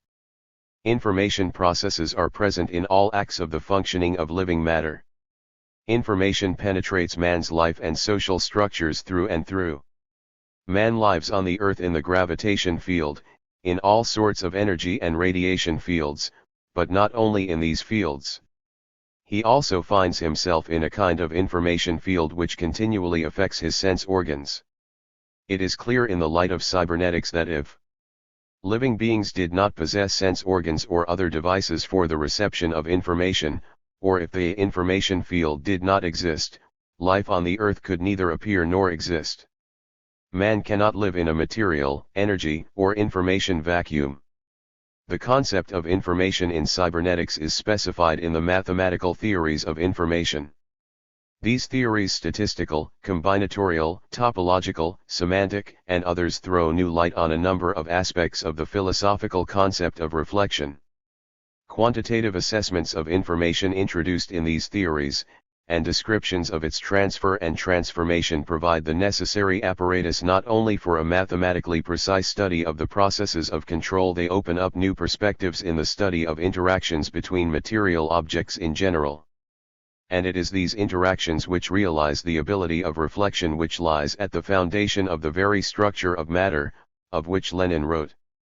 The fundamental interpretation of the concept of information based on the idea of reflection as the common attribute of all matter has become firmly established in Soviet philosophical literature. Another basic concept of cybernetics, the system of contractol, is also of fundamental significance for the general world outlook. The introduction of this concept has drawn into the sphere of scientific study material entities which had not been included in the picture of reality before. Of particular importance is the concept of systems of control possessing the properties of adaptation and self-organization. Systems of this type are open systems. Their study presupposes taking into account their interaction with the environment. A characteristic feature of these systems is their ability to retain steady states. If external influences force them outside the space of such states, they tend to revert to them. The stability of such homeostatic systems is ensured by internal restructuring of the system, changes in the structure, shifts in the functioning of its parts, etc. Usually such control systems consist of a hierarchy of subsystems, some of them dominating others. The subsystems interact through the transmission of commands and feedback information concerning the behavior of parts of the system. The picture that we have drawn here, naturally, simplifies the real complexity of the most perfect objects of cybernetic analysis. There are various gradations of stability, adaptation, organization, and self-organization. We shall point out here only one aspect of the problem. A characteristic feature of control systems of the homeostatic type considered in technical cybernetics is that they solve the problem of finding and retaining their state by reacting to the states of the environment already realized or being realized at a given moment. Research shows that this adaptive behavior is no simple matter. The stability, ultrastability, or adaptivity of such systems is usually attained by a method other than the elementary trial and error one. Sophisticated methods of search have to be applied, based on theoretical and technical cybernetic studies. But nature knows an even higher level of adaptation and self-organization, that of bioevolution, life itself. Living systems are capable of active restructuring. Activity is primarily an ability to anticipate and foresee.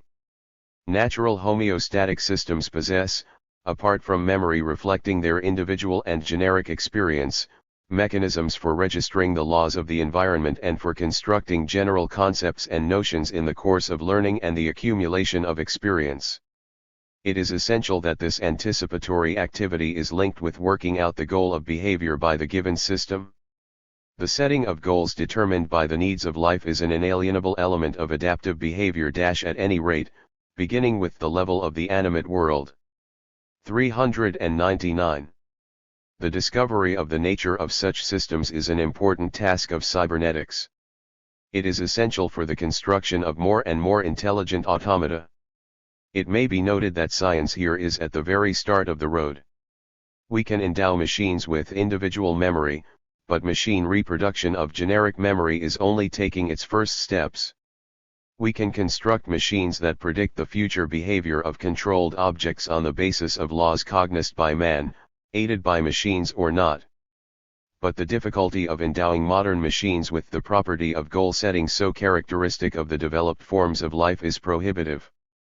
We are convinced that these difficulties will be overcome. Living cybernetic systems are just as knowable as dead ones. An essential role in this will, apparently, be played by the functional approach to the essence of life and thinking. The justifiability of this approach was decisively emphasized by A. N. Kolmogorov. His proposal is to free the definition of life and thinking from conceptions of the concrete nature of the physical processes underlying them. In Kolmogorov's view, the definition of life may be purely functional. A description of the phenomena of life from cybernetic positions, in the opinion of the Soviet mathematician, is impossible unless completely new systems. First, a few words about the significance of the problem itself. The achievements of the USSR in training specialists are well known. At present, about 80 million people in the USSR are studying. These are people of all ages, from the youngest school children to adults. They are being educated by 3 million teachers in higher educational institutions, technical schools, vocational schools, secondary and elementary schools. A third of the country's population is receiving schooling of some kind, for the time has come when one has to study all one's life. This is required by the rapidity of scientific and technological progress. This is not a simple task, since education may be regarded as one of the most conservative fields. In the second half of the 20th century, in our electronic and space age, millions of children and adults are taught by essentially the same methods as only a small fraction of that number of people was taught in the past. It is now essential to correlate the present methods and means of education and modern scientific and technical possibilities. Throughout the world, out-of-date methods have been reassessed in recent decades. It is important for the purposes of this article that this reassessment is proceeding, to a large extent, through the cyberneticization of education. There is now a gradual transition towards cybernetic methods of education so far, of course, mainly on an experimental basis. These methods yield much better results, and in shorter periods of training at that. Special note should be made of the intensive studies of possibilities for applying fast computers in education, studies that are now being conducted both in the USSR and in a number of other countries. Methods have been developed for teaching hundreds of students simultaneously with the help of one such machine. The application of cybernetic technique ensures the highest standards of education, since it takes into account the individual characteristics of the students, their abilities, the speed at which each of them works, etc. This is the origin of cybernetic pedagogy, the field with which the now widely popular programmed learning merges. Intensive work in the field of cybernetic pedagogy is going on throughout the world, and its range is increasing continually. But this is only the beginning of the revolution in pedagogy. We are entering the era of the wide use of computers for instruction, working according to teaching programs compiled by experienced educationalists. These machines can be used in group or individual instruction of the extramural or the more conventional type. There can be little doubt that electronic instructors capable of adapting themselves to the actual abilities and needs of students will change the whole situation in education within the next few decades. It is perhaps as well to point out here that cybernetic teachers do not represent a threat to human teachers. There is no question of machines replacing or forcing out human instructors. The introduction of methods and instruments of cybernetics into pedagogy does not make the teacher, the educationalist, the specialist in methods of teaching, redundant. On the contrary, it greatly increases their importance, radically extending their possibilities. The task is not to eliminate the teacher, but to lighten his work by introducing modern scientific and technological means into the process of teaching. Lenin once wrote, "The whole point is not to rest content with the skill we have acquired by previous experience, but under all circumstances to go on, under all circumstances to strive for something bigger, under all circumstances to proceed from simpler to more difficult tasks. Otherwise, no progress whatever is possible, and in particular no progress is possible in socialist construction." Nowadays, important trends in this progress are associated with cybernetics. The science of optimal control of complex systems and processes is contributing to the solution of fundamental problems in labor and education. It may be of interest to cite here some evaluations of the cybernetic aspects of Soviet progress by Americans.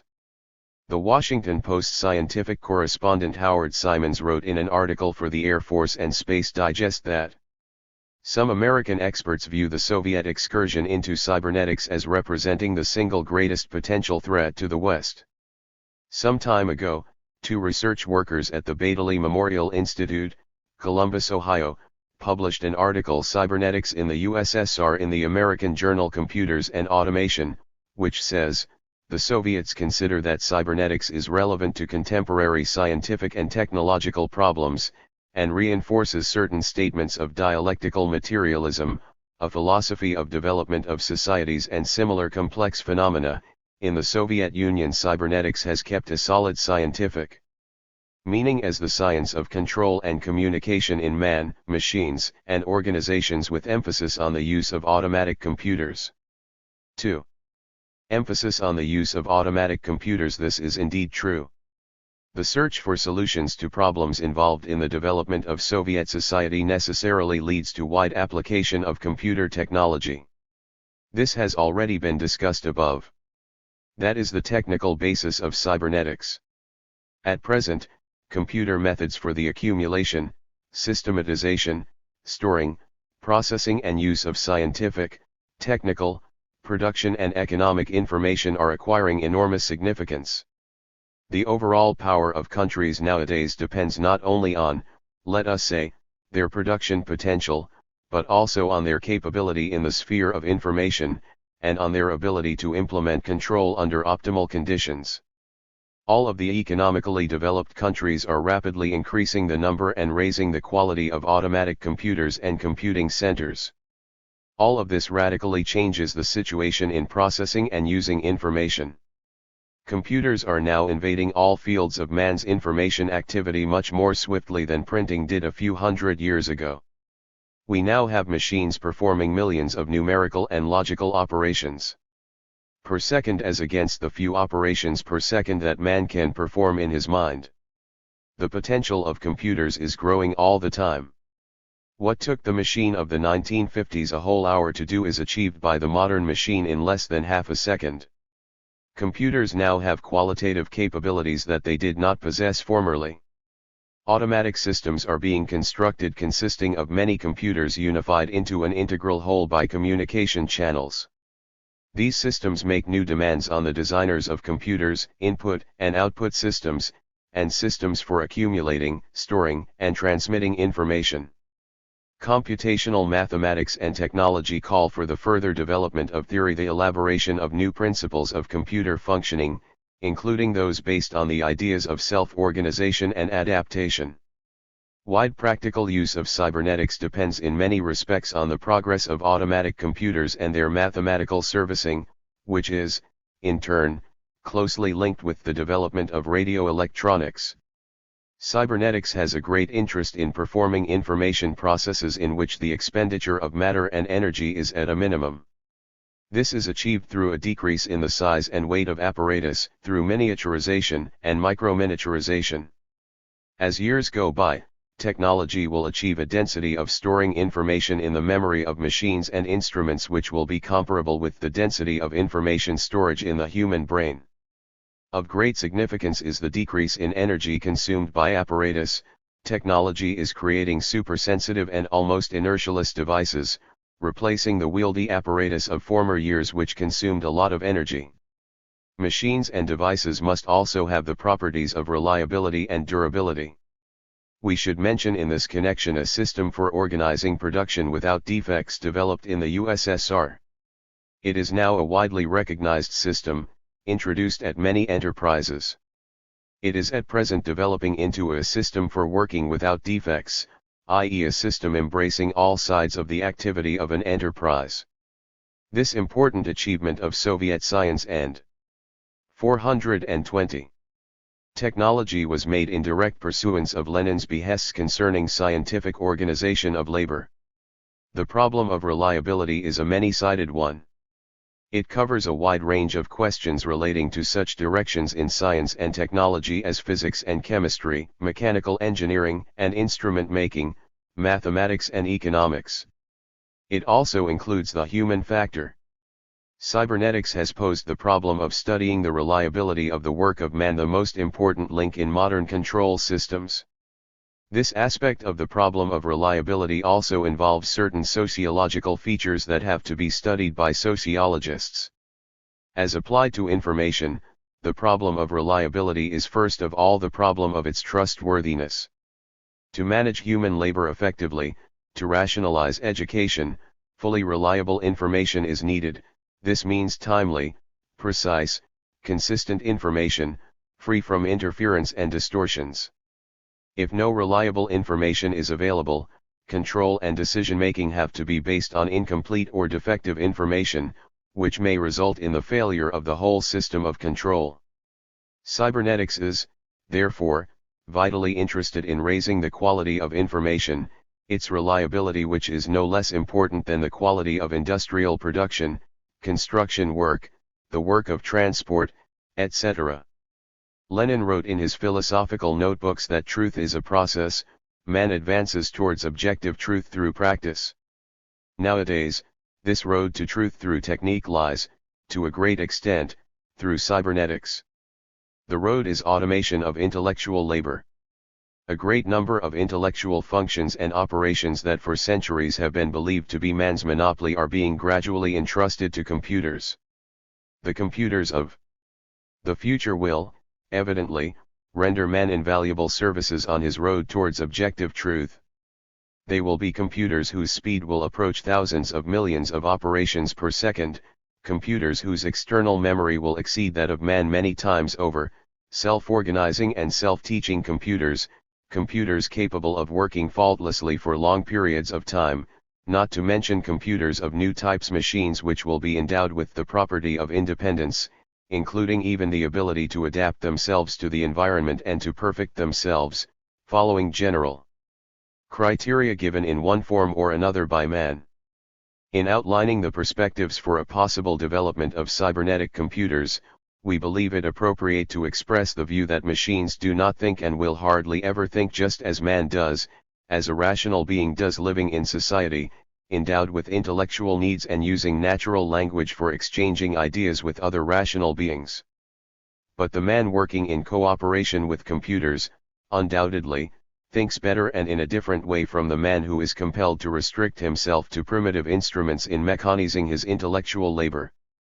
Progress Publishers would be glad to have your opinion of this book, its translation and design, and any suggestions you may have for future publications. Please send all your comments to 21 Zubovsky Boulevard, Moscow, USSR.